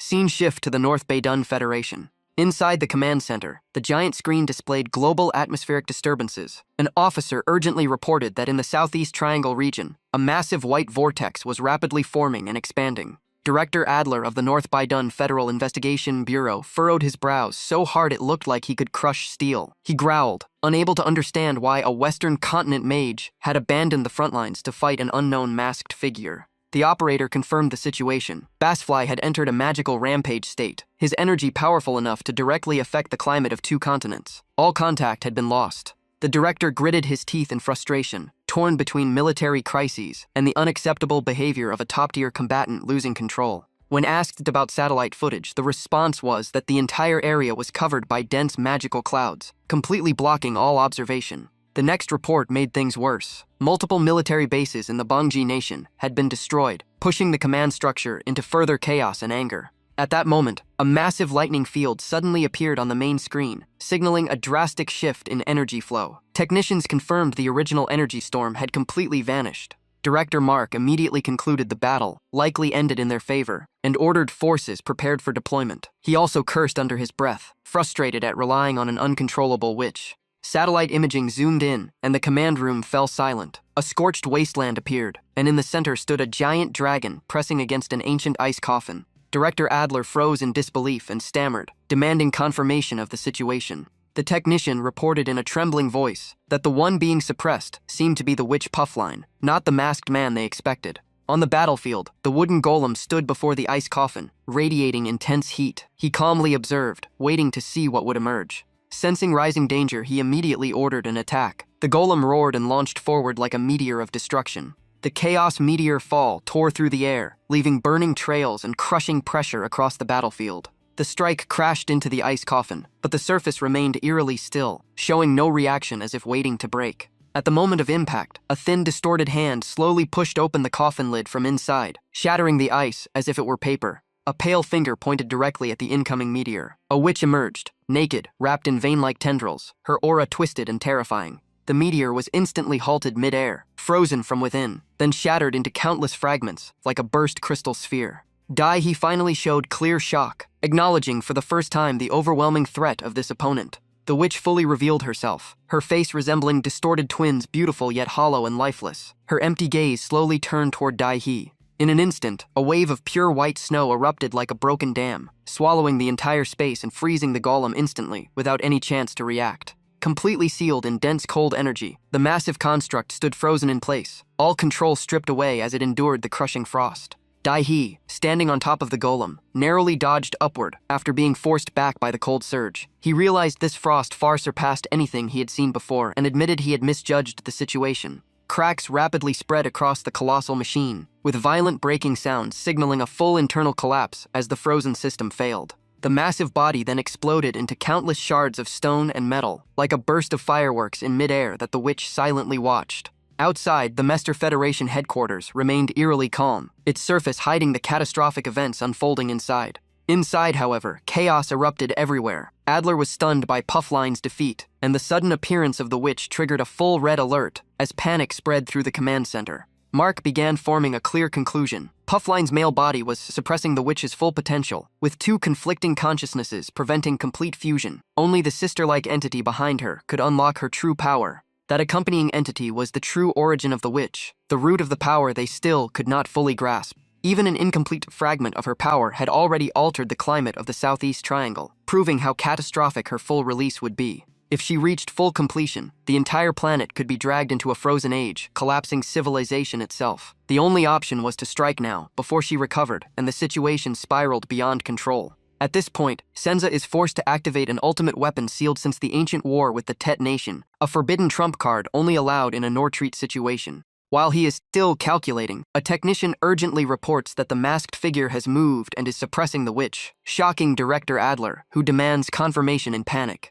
The scene shifts to Dai-He, standing face-to-face with the witch. He observes her and mutters an analysis, comparing her to a chakra-style tailed beast made of pure energy. Looking closer, he senses she is almost naive, a being formed purely from energy. Dai-He stays cautious while she stands motionless with an empty gaze. Her intelligence seems incomplete, driven purely by instinct. That instinct only leads to destruction, as seen in her earlier frost attack that shook space, while her expression remained blank. Suddenly, a massive ice mass forms overhead and crashes down like a collapsing mountain, compressing everything toward Dai-He at overwhelming speed. Countless ice spikes pierce the ground, triggering violent shockwaves as snow and cold mist explode outward, burying the entire area in crushing frost. When the dust settles, Dai-He seems completely swallowed underground. The witch tilts her head slightly, still confused about what just happened. What was in front of her a moment ago disappears without a trace. Before she can react, black-red tendrils appear behind her. Dai-Hei's voice echoes coldly, mocking her instinct-driven behavior. From underground, more tendrils erupt like living creatures, binding her limbs and dragging her downward to lock her in place.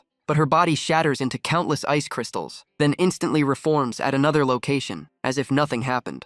Dai's eyes narrow. He coldly concludes in his mind, questioning if this is some kind of teleporting clone technique. At Dai's original position, the witch's body dissolves into frost mist, transforming into sentient cold energy that glides away like a deadly wind. Reappearing elsewhere, Dai realizes it is not cloning, but direct disassembly and reassembly of her physical form. Observing closely, he confirms she is pure energy-based life. He brushes off the frost on his hand, his smile turning intrigued. He laughs with ambition, even thinking of devouring her power. If combined with beings like the Ten Tails or Godzilla, the result would surpass all limits. From all directions, black plant-like pillars rise to form a sealing battlefield, causing the witch to waver as fragmented fear flickers in her instincts. Daha's tendrils expand endlessly, interweaving into a dense net that tightens around the entire area. The net compresses into a massive cage, fully sealing the battlefield and cutting off all escape routes. Daihe raises his thumb with a teasing expression and declares coldly that this time there is no escape. The massive cage fully closes. Inside, everything falls silent with no signal or sound escaping.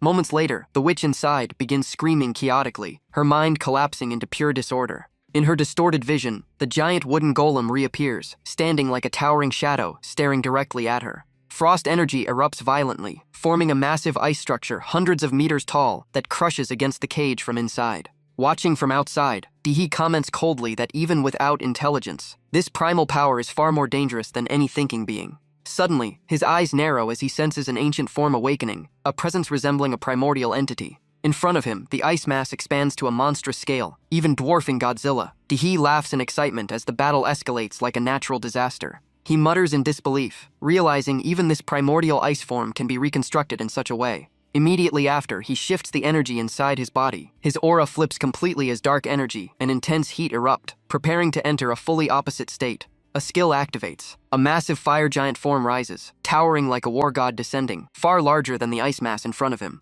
The flaming skull head shakes violently as a deep rumbling voice echoes, challenging everything. This fight will end only in total destruction. The ice giant across from him pauses. It clearly senses the emergence of this colossal fire opponent, its gaze wavering slightly. At the Mester Federation headquarters, the entire observation room falls into absolute silence as the clash of two titans defies all belief. The commander stands frozen, repeatedly questioning Daihe's identity, unable to understand how one man can summon such a being on the battlefield. The AI system responds after a few seconds, confirming no direct profile exists, but related data is available. Old records appear on screen from the three-headed beast Atula invasion, showing the masked figure once appeared from the skies over Hua City and single-handedly repelled the attack. Intelligence sources confirm the masked man belongs to an organization called Monster. His alias is Demon Child, and reports suggest he may be a top-tier combat asset, possibly equal to or beyond the Federation itself. The elderly commander frowns while rereading the report, his thoughts heavy as the name Monster forces him to reconsider everything he believed. Watching surveillance footage, he curses under his breath, unable to understand how an unknown organization could produce such a monster-level existence beyond Northern Federation control. On the battlefield, the thousand-hand Asura unleashes hundreds of arms like a storm of cannon fire, continuously crushing the massive ice structure. The giant ice mass begins to fracture at multiple points, with half of its face and shoulder collapsing as its defensive structure starts to fall apart. Through the shattered ice, part of the witch's body is exposed, as if forced upward from within the sealed prison. The witch panics as her protection breaks. She instinctively tries to rebuild the ice around her, but only creates more chaos and instability. Daihe evaluates the situation and concludes she has almost no combat experience. She relies purely on instinct and raw elemental regeneration, behaving more like a runaway entity than a fighter. After understanding her nature, Daihe moves for the kill and summons Zhu Long, a black wooden dragon wrapped in raging flames, rising beside the thousand-hand Asura. The fire dragon coils through the air before launching forward like a massive arrow toward the witch. The witch raises both hands and releases all her ice energy, screaming chaotically in pure survival instinct. Countless ice spikes form a defensive wall, piercing the fire dragon and slowing its advance as it takes repeated damage.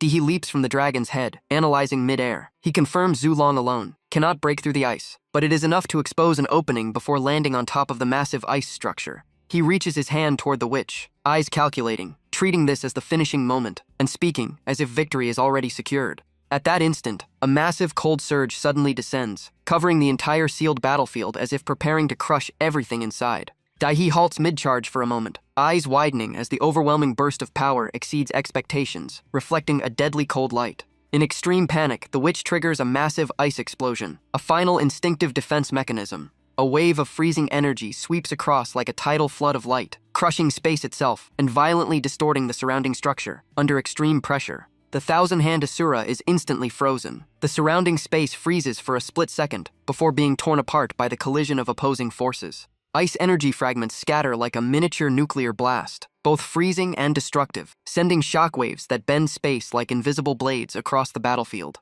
After the explosion, the thousand-hand Asura collapses. Hundreds of arms freeze solid and shatter into massive chunks, falling like icy meteors as cold currents spiral through the area. Amid the dissolving white frost field, a humanoid figure slowly reassembles from scattered elemental fragments. After reforming her body, the witch shows instinctive excitement, even attempting to fly upward to spread a global ice domain. In the next instant, a black dragon head appears before her, like it cuts through time itself. Dai-He steps out and directly seizes her, dragging her into the dragon's mouth to begin refinement. The witch falls into extreme agony, her body twisting under suppression as chaotic screams tear through space non-stop. The dragon head transforms into a massive furnace, continuously burning and compressing her with a spiraling energy vortex. Dai-He senses the pressure building inside and raises his hand to stabilize it, activating an opposing force to control the refinement process. Flames erupt around the dragon's mouth. Molten fire spirals inward like magma, while its eyes glow cold and emotionless, completely overwhelming. The explosion of fire shakes the entire structure. Dai-He realizes her power is based on elemental manipulation, meaning without her environment she weakens drastically.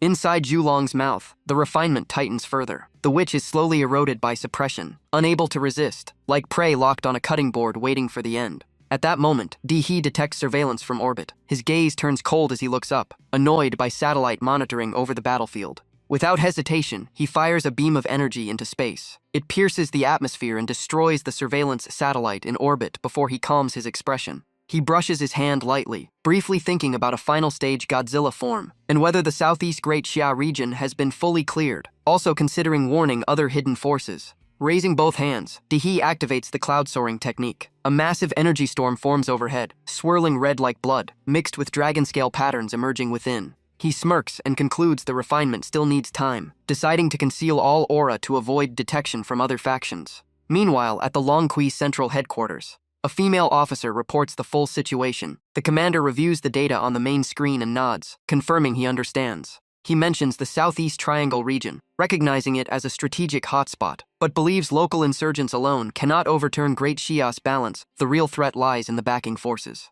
He further analyzes that overseas nations may exploit Great Xia's weakening state, using the excuse of freedom to justify military intervention. If that happens, multiple forces will tear into the region, pushing everything into an uncontrollable spiral of chaos. In this situation, Godzilla's appearance is treated as an unexpected variable. Though unclear why, the colossal beast rising from the sea and sweeping the Southeast Triangle has unintentionally eliminated a major threat for Great Xia. At the same time, the monster organization and the masked figure have officially entered the battlefield. In particular, the entity capable of summoning a black tree even defeated a modern ice witch, shifting the entire power balance. Now, too many unknown powerhouses are emerging, making the future situation increasingly unpredictable. Meanwhile, Godzilla has wiped out multiple military bases on the Kimchi Peninsula, leaving the southwest region in eerie silence as aftershocks continue across the battlefield. Dai-He opens his mouth as thick mist rises. A wave of white frostlight energy spreads across the battlefield. An ice cocoon gradually forms. Under extreme compression, it cracks open, revealing a pure white crystal emitting intense elemental pressure that makes space tremble.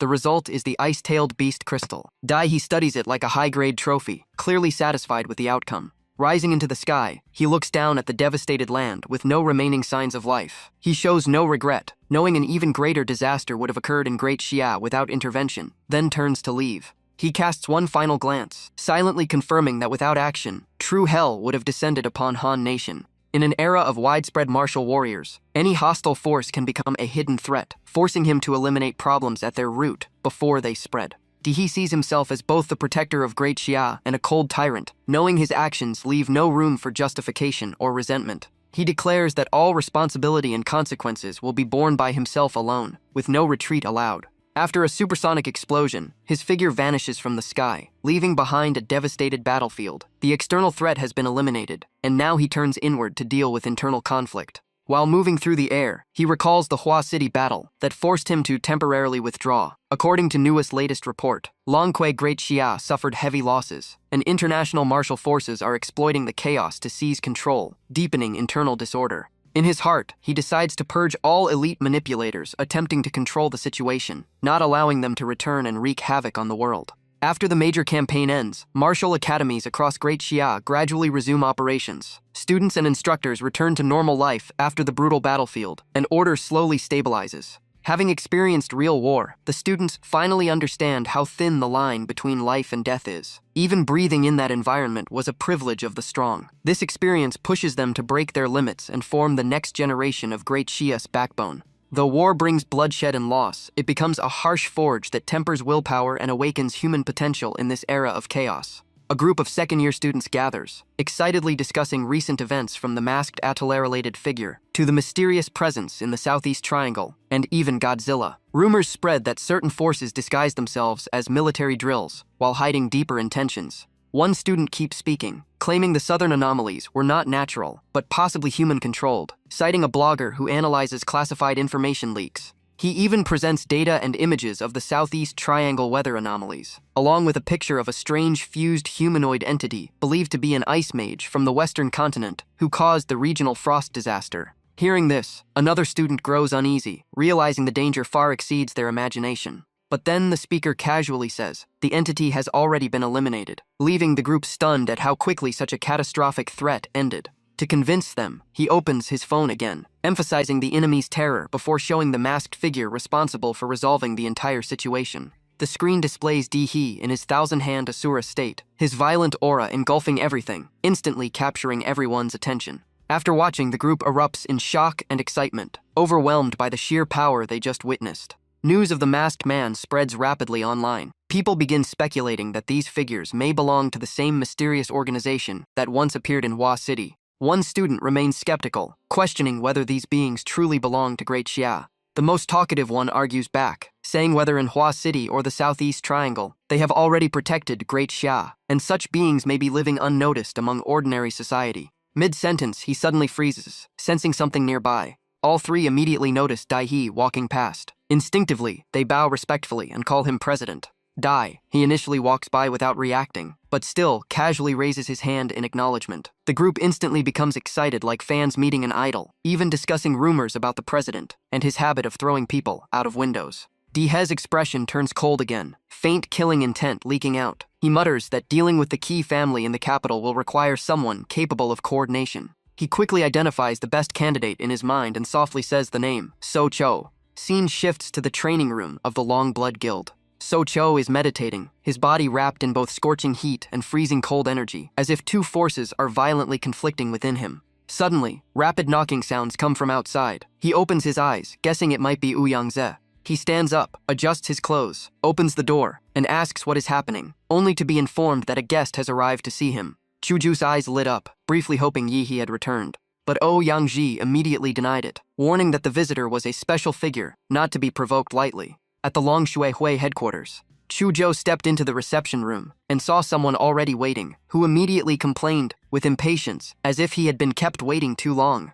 Chu Fengqi, eldest son of the Chu family from Huayu, walked in with a playboy noble aura, covered in flashy gold and jewelry, staring at Chuzhou like he was already in control. Chuzhou smirked coldly, not caring at all, even mocking his long journey like it was meaningless bragging. When questioned about provoking Mandu, Chuzhou answered bluntly without backing down, even earning a brief nod and smile from Chu Fengqi. But Chu Fengqi quickly changed tone, saying things couldn't be judged on the surface and needed deeper understanding. He began laying out the bigger picture, from the war weakening Da Xiaolonke, heavy losses everywhere, to Huadu seizing a chance to rise again like a massive chessboard. Chuzhou cut him off, visibly annoyed, demanding to know what he actually wanted, instead of the endless talk. Chu Fengqi didn't respond immediately, standing up and shifting into a more serious posture. He spread his arms in fake friendliness, calling Chuzhou younger brother, and inviting him home as if they were one harmonious family. Chuzhou immediately snapped and slapped away that flashy hand, clearly refusing any connection. He shouted in anger, saying not to call him a brother because he didn't belong to the Chu family of Huayu, only taking his mother's surname.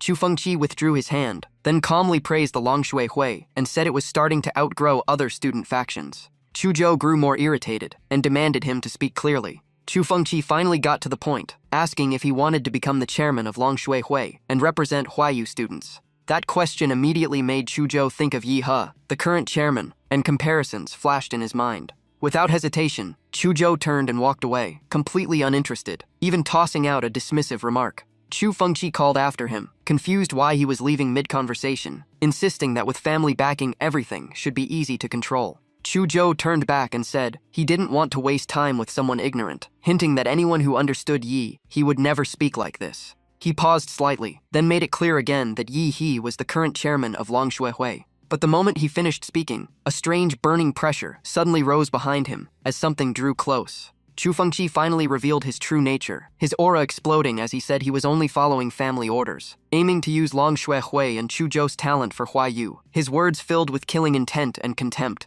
His restraint vanished completely, unleashing full malice as he mocked Chuzhou, as someone looked down on since childhood, claiming he just needed to be taught his place. Chuzhou held his face, feeling the crushing gap in power, instantly realizing the opponent was far beyond him. Chu Fengqi sneered with absolute superiority, saying the weak should obediently accept suppression to understand order. The overwhelming pressure pinned Chuzhou down, forcing him to brace himself on the ground, and he couldn't help thinking of Yi He as an unreachable gap. Just as everything seemed hopeless, a strange voice suddenly echoed, asking if the boy wanted power, freezing Chuzhou in shock. That voice didn't come from outside, but directly inside his mind, as if speaking straight into his consciousness. When he came to his senses, Chuzhou found himself in a strange crimson space, standing above a blood-colored reflective lake, panicking as he questioned whether this was illusion or reality. From the red lake surface, the massive skeleton of a colossal beast slowly rose, distorting the entire space, leaving Chuzhou frozen in disbelief at what he was seeing. Chuzhou's body froze completely, cold sweat running down his temples as his pupils shrank in shock, fear choking his voice so he couldn't even force out a sound. The creature's head slowly lowered, its pale flesh cracked like long-dead dried skin mixed with fresh blood-red torn tissue, its mouth opening into a grotesque maw lined with layers of overlapping teeth that sent chills down the spine. From the dense sea of blood aura, a figure stepped out, his presence unnaturally perfect, a sculpted body wrapped in eerie black and red energy, standing arrogantly as Chuzhou immediately demanded who the masked man was. Unable to suppress his vigilance, Chuzhou shouted again, asking who he was, how he infiltrated Huada University, and what his purpose was in coming for him. The whirlwind masked man looked down calmly and asked directly if Chuzhou wanted to join an organization called Monster. Chuzhou frowned in irritation and asked why he was chosen, only to receive a single cold answer: fate. The crimson space seemed to shatter under pressure as waves of light spread like broken stars, while the masked man explained only those destined to become monsters were selected, and Chuzhou was one of them.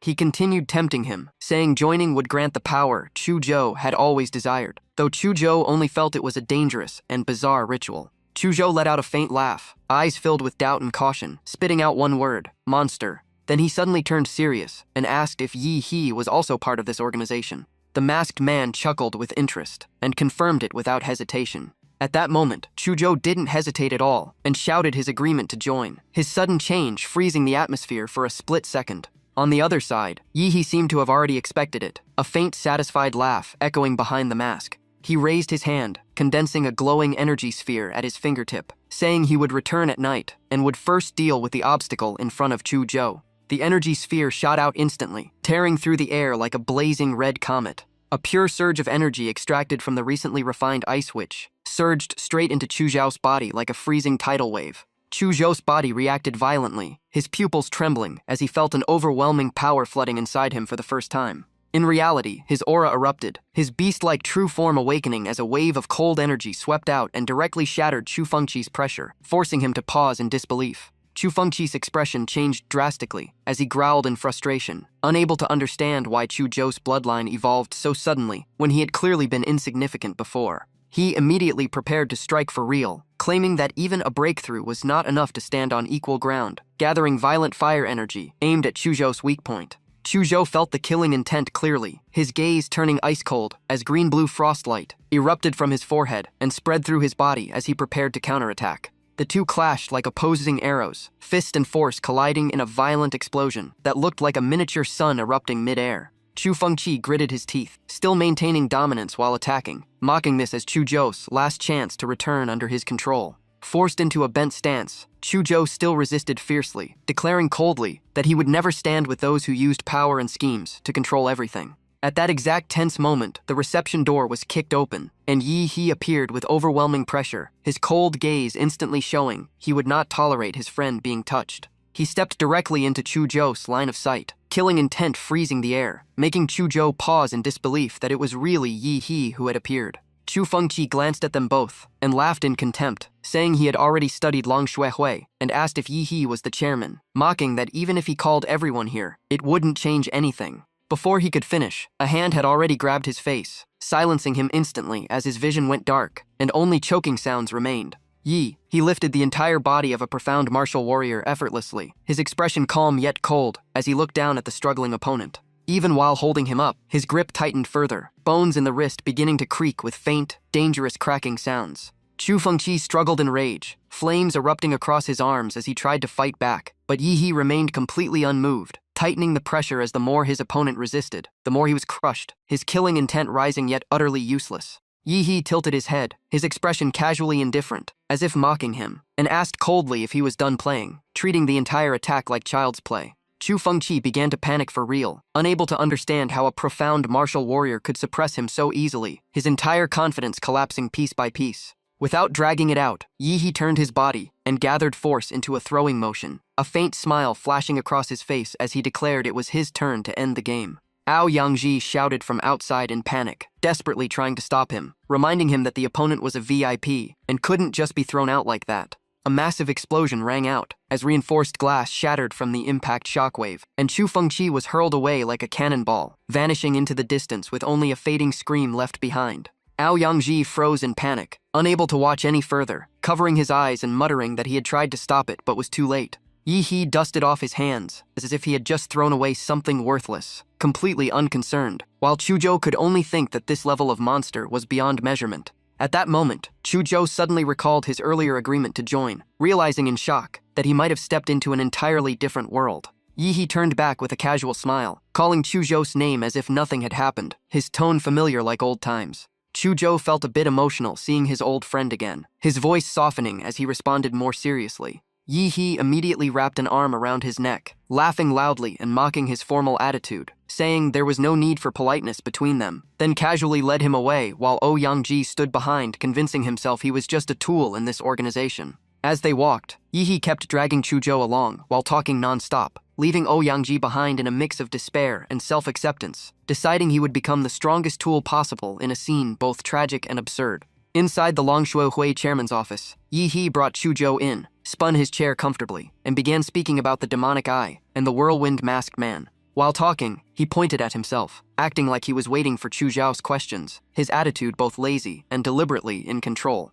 Chuzhou immediately asked when Yi He had joined the monster organization. He answered briefly that after returning from Linshui County, the demonic eye had personally come to recruit him into the organization. He neither fully confirmed nor denied everything, choosing a half-truth approach while calmly steering the conversation, subtly hinting that, with Chu Zhao's observation skills, he had likely already guessed he was the mysterious savior from West City. Though speaking seriously, Yi He looked shamelessly self-amused, half boasting and half joking about how he had already surpassed Grandmaster level at that time, casually inflating his achievements as if it were nothing. Chuzhou was not easily misled, piecing together fragments in his mind, while questioning the true purpose and scale of monster, including figures like the demonic eye and the whirlwind masked man, concluding the organization didn't seem hostile to Da Xia, but still held many unknowns. Seeing through too much of his intent, Yi He became slightly awkward, waving it off before casually saying there were about 5 others at his level, speaking lightly but shocking enough to make anyone pause.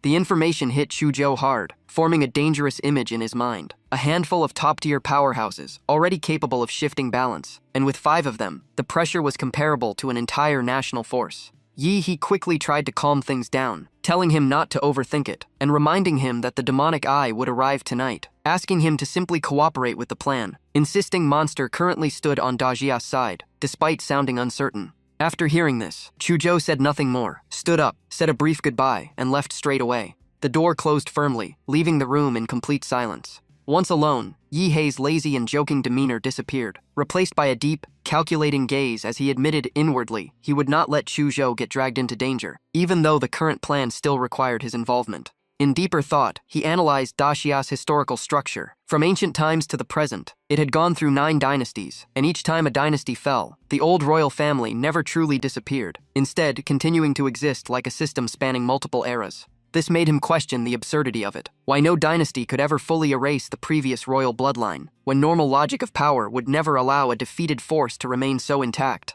The internal AI system quickly responded, citing classified documents related to the ancient history of Manhwa. The answer revealed a key concept: the power of belief, also known as wish power. He immediately connected it to the Linshui County incident, where an entity like Barros had absorbed that kind of energy to sustain its existence, realizing he had previously misunderstood its true nature. According to ancient records, from the founding era, the First Dynasty's mystics developed a special technique to extract and utilize wish power, but instead of naming it correctly, they disguised it as dragon chi or fate energy. Going deeper, this system was not only meant to protect the royal family, but also acted as a binding mechanism between them and all of Daxia, like a bomb planted long ago. If the royal family ever faced extinction, the fate energy mechanism could trigger nationwide disasters, plunging the entire land into chaos in a short time, which was why royal authority remained unnaturally stable across generations. From this, he concluded the real issue in opposing the 9 great families was not individual strength, but the fact that pushing them to the brink could drag the entire Daxia into destruction, binding all actions under a national-scale threat. Thinking of this, Yi He clenched his fist as a faint golden energy flame condensed, silently deciding that his next goal was to seize and control the dragon chi held by those powers. He continued searching related data within the Manhwa system, while also opening his personal device to extract additional information, preparing to dig deeper into the secret. Every 60 years, control over Daxia's dragon chi rotated among the 9 great families. Each time, the ruling family selected a chosen one, a living vessel forced to sacrifice all freedom to bear the dragon vein for the nation. Reading this, Yi He pressed his lips together, a mix of frustration and fatigue surfacing, as the truth felt heavier and far more unpleasant than expected. Even so, he quickly formed a plan. Temporarily have Chu Zhou, who carried royal blood, absorb the dragon chi to stabilize the growing bomb, while he would later find a way to free him. Looking at the overall state of Daxia, the top-tier existences seemed to have nearly vanished, leaving Yi He subconsciously feeling as if an enormous burden was being forced onto him. Sitting alone in the room, he realized that only after reaching this level of the world could one truly see how harsh everything was. Yet precisely because of that, he had no choice but to keep growing stronger and accept sacrifice as part of the situation. Outside, the moon hung high, while in Chu Zhou's room he was still focused on cultivation in the quiet darkness. Suddenly, an abnormal sound broke the silence, scattering nearby birds in panic, and Chu Zhou immediately became alert, turning toward the source. In an instant, his consciousness was pulled back into the familiar illusion space, where the massive beast once again appeared with its grotesque head and pale, cracked flesh, streaked with blood-red lines. Seeing this, Chu Zhou was no longer panicked as before, instead speaking calmly as if he had already anticipated its return. He appeared in the form of the swirling mask, tilting his head slightly, as he explained that meeting him required a stable mental state, otherwise the consciousness link could not be maintained. As soon as he finished speaking, his figure began to fade, leaving Chu Zhou slightly confused and unable to grasp the situation. But in the next moment, Yi He appeared silently behind him, announcing the start of special training in a cold and decisive tone, emphasizing that Chu Zhou was still far too weak. Without warning, he slashed across Chu Zhou's face at extreme speed, leaving 2 sharp wounds before the latter could react. Chu Zhou covered his face in shock, staring at the blood on his hand, only then realizing the injury, pain and panic erupting at once. Immediately after, the pain spread along with a strange invading energy that made Chu Zhou scream involuntarily. Yi He stood watching with arms crossed, observing like a researcher evaluating an experiment, then coldly reminded Chu Zhou not to open his eyes at will. He explained that he had implanted a special energy called human force into Chu Zhu's eyes, a necessary condition to unlock the Eye of Causality, while Chu Zhu's body began reacting violently as energy spread throughout him. Chu Zhou could not resist and collapsed to one knee in chaos, while Yi He declared he was officially his disciple, passing down the Eye of Causality and ordering him to absorb all of this power. After a period of inner struggle, Chu Zhou gradually calmed down, his gaze sinking as he no longer resisted like before. In the end, he knelt on one knee and bowed to Yi He in the mental world, showing clear respect to someone for the first time. In reality, Yi He stood beside the bed where Chu Zhou sat in meditation, eyes closed and completely detached from the outside world. He calmly used water elemental energy to wash away the blood on his hands, as if finishing an important procedure. On the table sat a special vial containing Chu Zhou's original eyes, freshly removed to complete the Eye of Causality implantation process. At the same time, he had injected human force into Chu Zhou's spiritual space, combined with pure elemental energies to accelerate his bloodline evolution. Yi He assessed the process, believing that with these modifications, Chu Zhou would soon reach a level sufficient to bear dragon chi without collapsing. Looking out the window, his eyes turned cold and distant, as he calculated the next step in a larger plan, where the entire Daxia was being pushed into an irreversible chess game. In the Huada Research Institute grounds, inside a small Imperial System cabin, Gongke sat with a dark expression, her gaze sharp enough to burn through the disciple standing opposite her. The room was tense like a drawn wire, clearly a confrontation from the start. The cramped room, once quiet, was now filled with pressure as Gongke locked onto Yihei, like she wanted to settle every old grievance at once, clearly furious at being abandoned by her disciple. Yihei stood awkwardly, fingers lightly gripping his pants like a student called to the front of class, not daring to speak a word, which only made Gongke's anger rise further. Gongke's frustration exploded as she listed everything, her prized disciple disappearing without a trace, broken promises of regular visits, not even a single call. She even mentioned the incident in Huadu last week where she nearly died, making her anger and grievance even more intense. Yihei could only give a forced smile, trying to calm her down by saying he had urgent reasons, but his words carried little weight. At the peak of tension, he pulled out a gift, a limited global golden edition magical girl model, dazzling and flashy. The moment Gongke saw it, her expression instantly changed, eyes lighting up as she nearly forgot all her anger. After hugging the toy like a treasure, Gongke reluctantly declared a temporary pardon, but quickly regained her sharp gaze and asked why Yihei had come. Yihei became serious and stated his purpose directly. He was about to reach the profound martial grandmaster threshold and needed the second half of the Killing Heart Bodhi scripture to break through. Gongke froze, her expression clearly saying she must have heard wrong. She couldn't believe someone who had just started not long ago had reached this level so quickly. In her mind, she recalculated his entire progress. In just half a year at Huada, he had leapt from martial novice to such a high threshold. It was absurdly inhuman. Meanwhile, Yihei analyzed things differently. To him, these levels no longer mattered much, especially after dealing with two planetary peak-level beings. What he now aimed for was the Grandmaster realm and his own martial domain. Gongke set the model box aside, sitting down in a somewhat arrogant teaching posture, hands on her knees like a senior instructor. She proudly praised her disciple while subtly boosting her own image as well. After her self-satisfied moment, she declared she would begin teaching. She reached into her clothes as if about to produce a world-shaking treasure, making the atmosphere tense. The result nearly made Yihei choke. What she pulled out was not some divine artifact, but a familiar pair of glasses. Once she put them on, she immediately switched into full teacher mode, ready to lecture properly. The lesson began from the basics. The transition from martial novice to martial practitioner was a process of accumulating blood energy, tempering the body, and building the foundation. Upon becoming a martial practitioner, the spirit begins to awaken, allowing finer control of the body through meridians and acupoints. Next comes the Xuanwu warrior stage, where both body and spirit must be trained in parallel. Once the breakthrough succeeds, the two gradually reach harmony.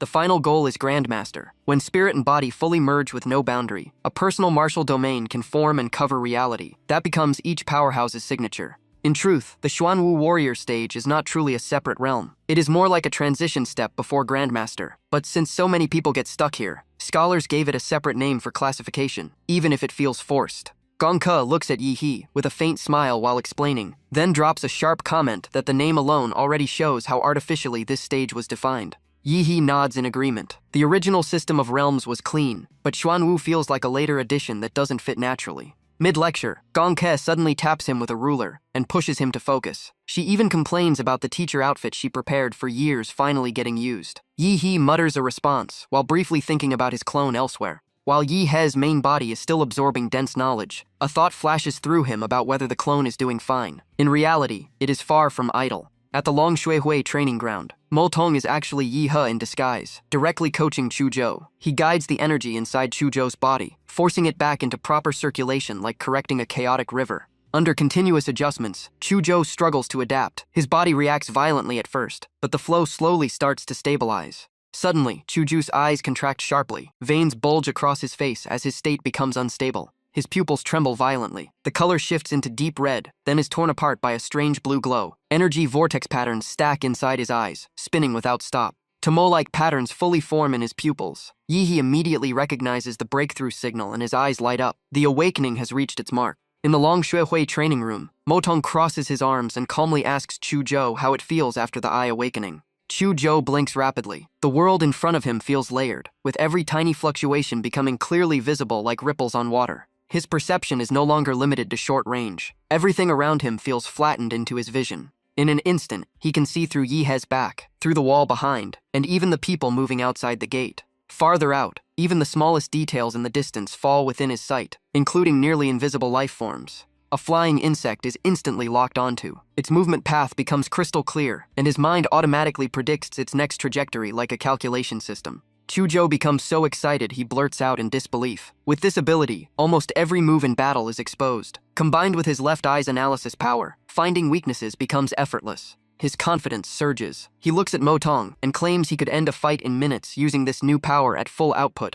Yi immediately corrects his mindset, telling him this is only the surface. The eye holds deeper abilities, from enhanced vision and illusion casting to constructing mental domains, and even giant spiritual avatars. Without control, it can backfire and blind the user. He continues warning that only at the highest level of mastery can it be fully controlled. At that moment, Motong's masked eyes flash with a cold purple glow, chilling the atmosphere. An invisible pressure sweeps through Chujo's mind, throwing his balance off in an instant. Pain erupts in his eyes. He drops to one knee, feeling as if his eyeballs are being crushed from within while his nerves strain violently. Yi calmly explains this is only the pressure difference in strength. Right now, Chujo cannot even look him in the eye directly. If he wants to catch up, the training ahead will be far more brutal. Despite the pain, Chujo forces himself up, eyes burning red with renewed determination as he says he will not stop. Hours passed, but the pain in Chujo's eyes and head still lingered. After training, he rested while complaining about the overload, yet he clearly felt himself improving. Even so, with royal blood flowing in him, his will remained extremely strong. Despite bleeding eyes and exhaustion, he kept reminding himself not to give up.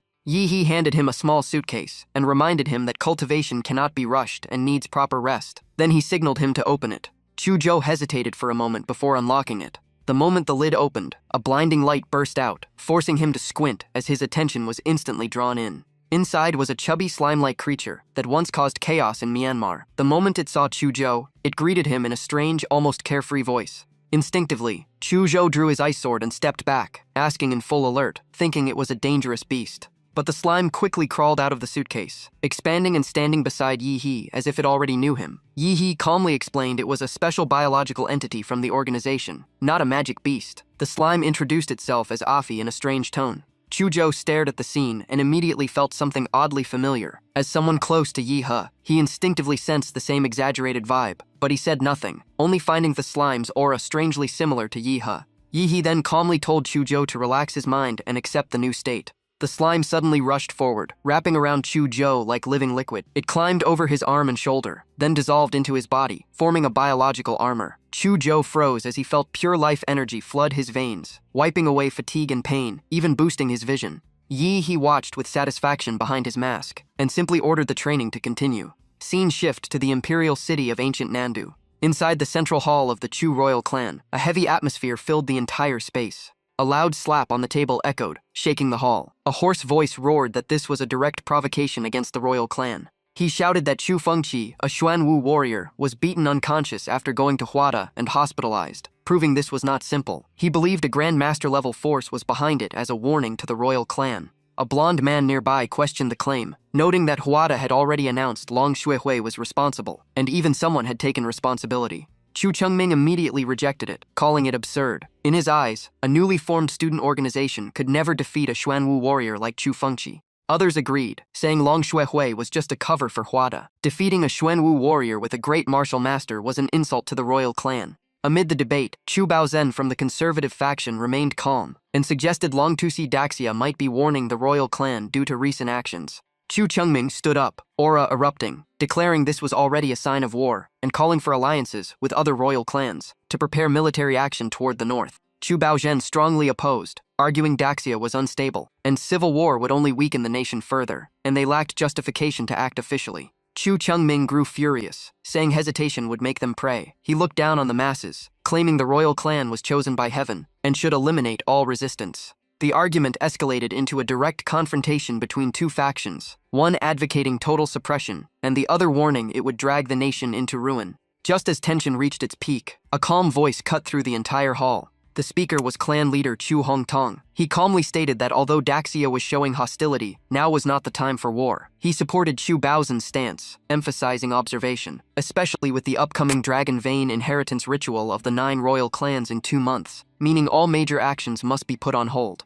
The moment the clan leader finished speaking, the entire hall fell silent. Chu Chengming was unwilling, but he couldn't refute it and could only swallow his anger, his eyes still full of dissatisfaction. In Chu Chungming's mind, killing intent slowly surfaced. He already saw the clan leader as the biggest obstacle to the royal clan's grand unification plan, even thinking about removing him to clear the path. The thought of killing flashed in his head, and he almost said out loud that the man had no reason to exist anymore. Outside the walls of the imperial city, Yi He's slime moved through the structure, its face twisted in discomfort. It discovered a barrier that blocked any non-royal bloodline life form, making infiltration nearly impossible, forcing it to consider reporting back. It paused and mocked the defense system, thinking that if bloodline was required, they could just create one, or simulate it biologically instead of being so rigid. In its mind, it even ridiculed the outdated design. While thinking, it suddenly shifted ideas and grew excited about a new plan. If it wanted royal blood carriers, it should go straight to the gathering places of the wealthy. There would definitely be candidates there. With that thought, it decided to act on its own. Scene shift to the Golden Horse Club, a luxurious entertainment district glowing with gold lights and obvious wealth. Supercars line the entrance, and the people coming and going are mostly rich elites. This place is a meeting point for young heirs and wealthy heirs, used both for entertainment and expanding family connections. Many young women also appear here, mainly hoping to change their fate through the upper-class circle. Inside the management office, a rough-looking but powerful woman is pressuring an employee named Xiao Qi. Her tone is domineering, implying that advancing in life requires knowing how to behave. Xiao Qi keeps her head down, extremely cautious, barely daring to look at the manager, repeatedly denying that she understands what is being implied. The woman steps closer, her behavior clearly oppressive, pulling the employee in to teach her a lesson. At that moment, he suddenly appears in the office, calmly saying he is just passing by. Both women are shocked, especially the manager, who immediately shouts, demanding to know where this intruder came from. He does not waste time. His gaze and mental pressure slightly suppress the other party, making the atmosphere in the room instantly sink. Calm in tone but forceful in intent, he demands information about VIP lists and royal clan members. Not stopping there, he also asks for full personal data, room numbers, and internal information about the highest status guests currently inside. In another luxurious VIP room, Liu Yewen, a royal-blooded member, is being flattered by local young heirs. The atmosphere is clearly hierarchical, with him at the center of admiration. He enjoys the praise, looking down on commoners, and seeing everyone as beings meant to serve the royal clan. Liu Yewen has no idea that a threat is already heading toward his room, carrying an unfriendly aura. Outwardly polite, he inwardly despises the locals, believing that ever since the royal clans appeared, all lower classes should bow. In the most luxurious VIP room of the Golden Horse Club, Liu Yuewen sits at the center, enjoying the submission around him, judging this place as more orderly than Hua capital. Nearby, people quietly discuss the escalating tension between Daxia and the royal clans. Everyone knows the situation is worsening, but no one wants to make the first move. Leaning back, Liu Yuewen lazily asks if there is anything more interesting to do in ancient Nanjing for entertainment. A local heir quickly smiles flatteringly, preparing to please him. He says that, although ancient Nanjing is not as prosperous as Hua capital, the women here are exceptional, and he will arrange entertainment for young Master Liu.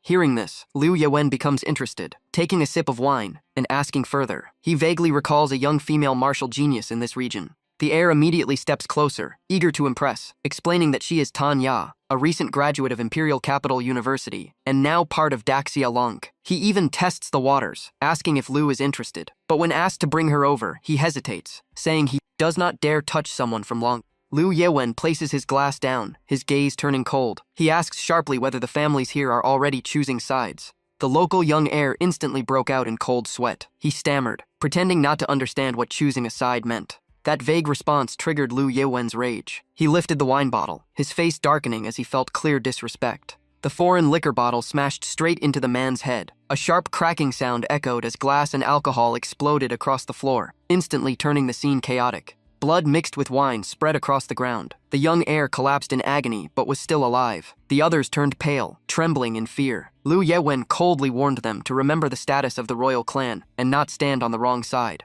He continued threatening them, declaring that Daxia belonged to the royal clans, not Longhui or commoners. The families in ancient Nanjing were too close to the core power, and those who failed to choose would be purged. Before leaving, he ordered all families to give a clear answer by tomorrow. He even stepped on the injured man, mocked everyone, and left as if it were all a joke. Even while being hated, Liu Yuewen remained arrogant, believing the people of this small place were completely ignorant. Just as he finished speaking, the door suddenly burst open. A guard walked in abruptly, making Liu Yewen pause. He angrily asked why someone would barge in without permission, but a strange feeling immediately rose in him. Before he could react, A mass of dark substance erupted from the guard's body, as if something was breaking out from inside him. The guard's body was torn apart. A pitch-black entity emerged, the skin falling away like an empty shell, revealing Yi He standing in the dim black aura. Everyone in the room panicked instantly, screaming in terror and repeatedly shouting "Magic Beast." Some tried to run and trigger the alarm, rushing toward the emergency bell.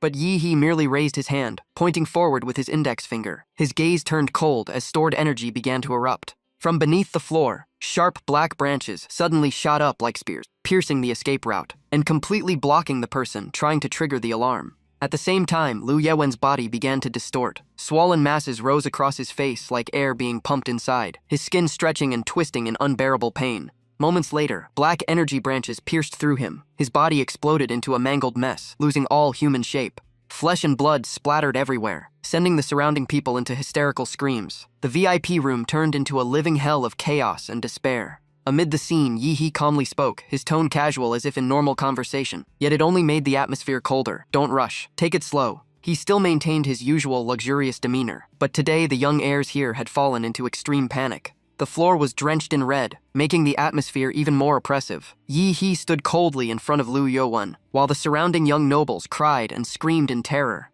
Liu Yuwen's face turned pale as if all blood had drained out. He trembled and forced out a few words, identifying himself as the third young master of the Liu royal branch, hoping to negotiate. Yi He simply raised his mutated finger, letting out a calm "oh" with complete indifference, clearly not caring at all. Liu Yewen tried to act tough despite his fear, attempting to use his identity to pressure the opponent and shouting if he even knew who he was. Before he could finish mentioning the royal clan, a streak of blood suddenly exploded from his forehead right in front of him, his eyes widening in disbelief as blood sprayed outward. Yi He smiled faintly and said coldly that his target was exactly people like this, and since he walked right into it, it saved him the trouble. At that moment, Liu Yewen's body slumped backward. Immediately after, Yi He's body was engulfed by a strange demonic force, his hair rising and his eyes flashing with a crimson glow. From his hair, countless pitch-black tentacles extended, twisting in an eerie and unnatural way. The next scene was chilling. One tentacle shot straight into Liu Yuwen's mouth from behind. Everyone witnessing it went weak in the knees, completely terrified out of their minds.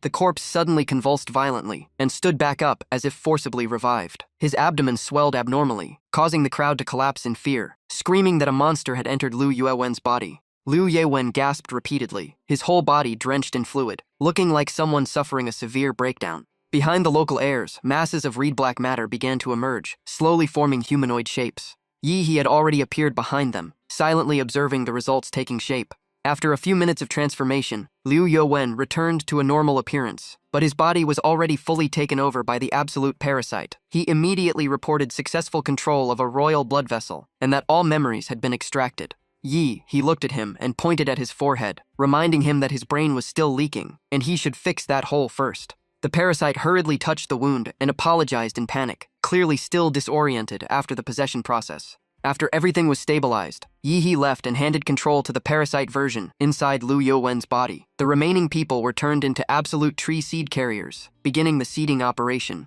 From outside, Liu Yuwen's voice could still be heard scolding the corrupt nobles of ancient Nandu, while inside, the scene had already become a living hell. The seeding operation to seize Dragon Qi officially began, and Yi He returned to cultivation. Back in his secluded cultivation space, Yi He slowly opened his eyes, revealing a strange blue glow. He poured all resources into spiritual attributes, absorbing life energy while calculating that the chess piece planted in the imperial city had succeeded, marking a key stage of the plan. Infecting the entire royal clan with absolute tree seed cells and turning them into controlled subordinates was not easy. This method only worked on the weak high-level martial artists who were almost immune to such low-density influence. Dragon Qi, formed from collective willpower, was extremely special. Placing it in the Chu royal clan was like keeping a ticking bomb inside Daxia. Moreover, he still needed Chu Zhou to absorb Dragon Qi and evolve into a dragon vein. Because of that, he had to interfere with that power source sooner or later. Since he still didn't fully understand its nature, he could only rely on experience from Linshui County to test it step by step and gradually erode the royal clan's strength.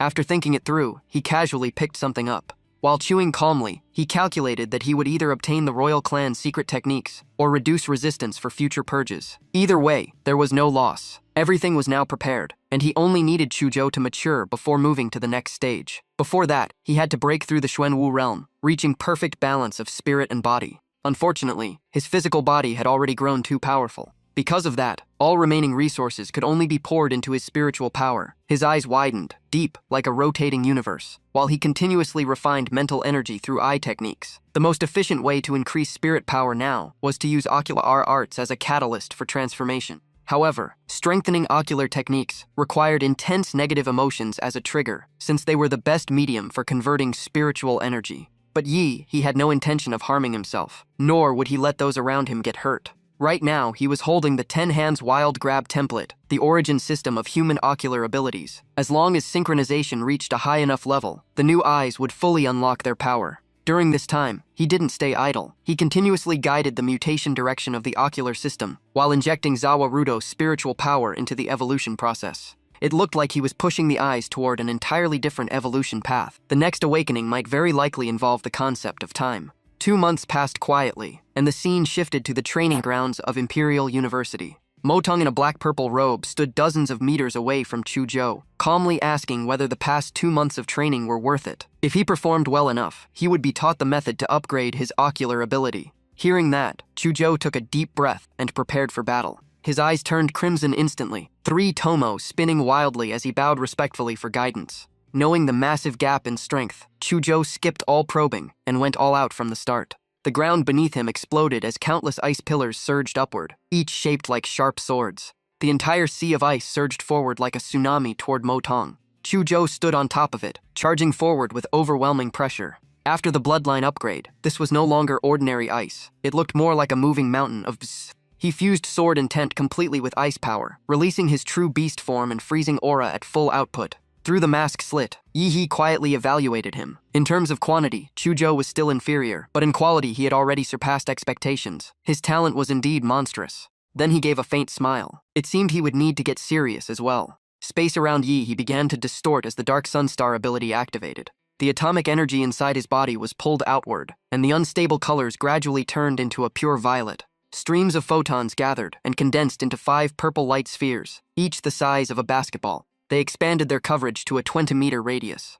The 5 spheres rotated at extreme speed, forming an absolute defensive field around Motong. Any incoming ice swords were instantly vaporized on contact, erased completely on impact. Chu Zhao's pupils spun rapidly, analyzing their trajectories, and he quickly noticed something unusual. These spheres were not following fixed paths. They were actively protecting the center target. In simple terms, anything that approached Yi, he would be automatically intercepted. But Chuzhou immediately found a counter. If he could slightly distort their trajectory, even for a moment, his ocular ability could exploit the gap. Frost energy began to condense violently. The Ice Dragon bloodline erupted at full power. Massive ice dragons surged out, twisting through the air, while continuously spitting sword chi. Chuzhou understood clearly that as long as the dragons distracted multiple angles, an opening would appear. Countless ice swords launched a coordinated attack on Yi He's defense field. At that exact moment, Chuzhou accelerated forward. His chance had come. As expected, the spheres shifted slightly under pressure, and he immediately slipped through the gap, rushing straight toward the target. But the moment he entered the 20-meter zone, Yi smiled faintly. "You think it's that simple?" The spheres kept rotating, but their size suddenly expanded, and their energy output surged dramatically. A series of explosions erupted as all 5 spheres detonated like dandelions scattering across the sky. Chuzhou froze on the spot, completely stunned. So this thing even had a self-detonation mode? Countless light needles rained down from above. Even with Sharingan's support, he couldn't fully evade them. Sharp pain struck as Chuzhou was forced to acknowledge just how overwhelming this power was. As the smoke cleared, only shattered ice fragments remained where he once stood. Yi raised an eyebrow slightly in surprise. It turned out that what had been destroyed was only an ice clone. The real body was standing atop an ice dragon in the sky, declaring that this had only been a decoy. And with that, he dove downward. Chuzhou's plan was clear. Use clones and Sharingan to mislead, while hiding his real body in a blind spot for a finishing strike. But just as he prepared to move, his expression suddenly froze. Yi He's voice directly echoed inside his mind. "Whether clone or real body, none of it escapes me. But this strategy is decent. It'll give you a chance to come closer."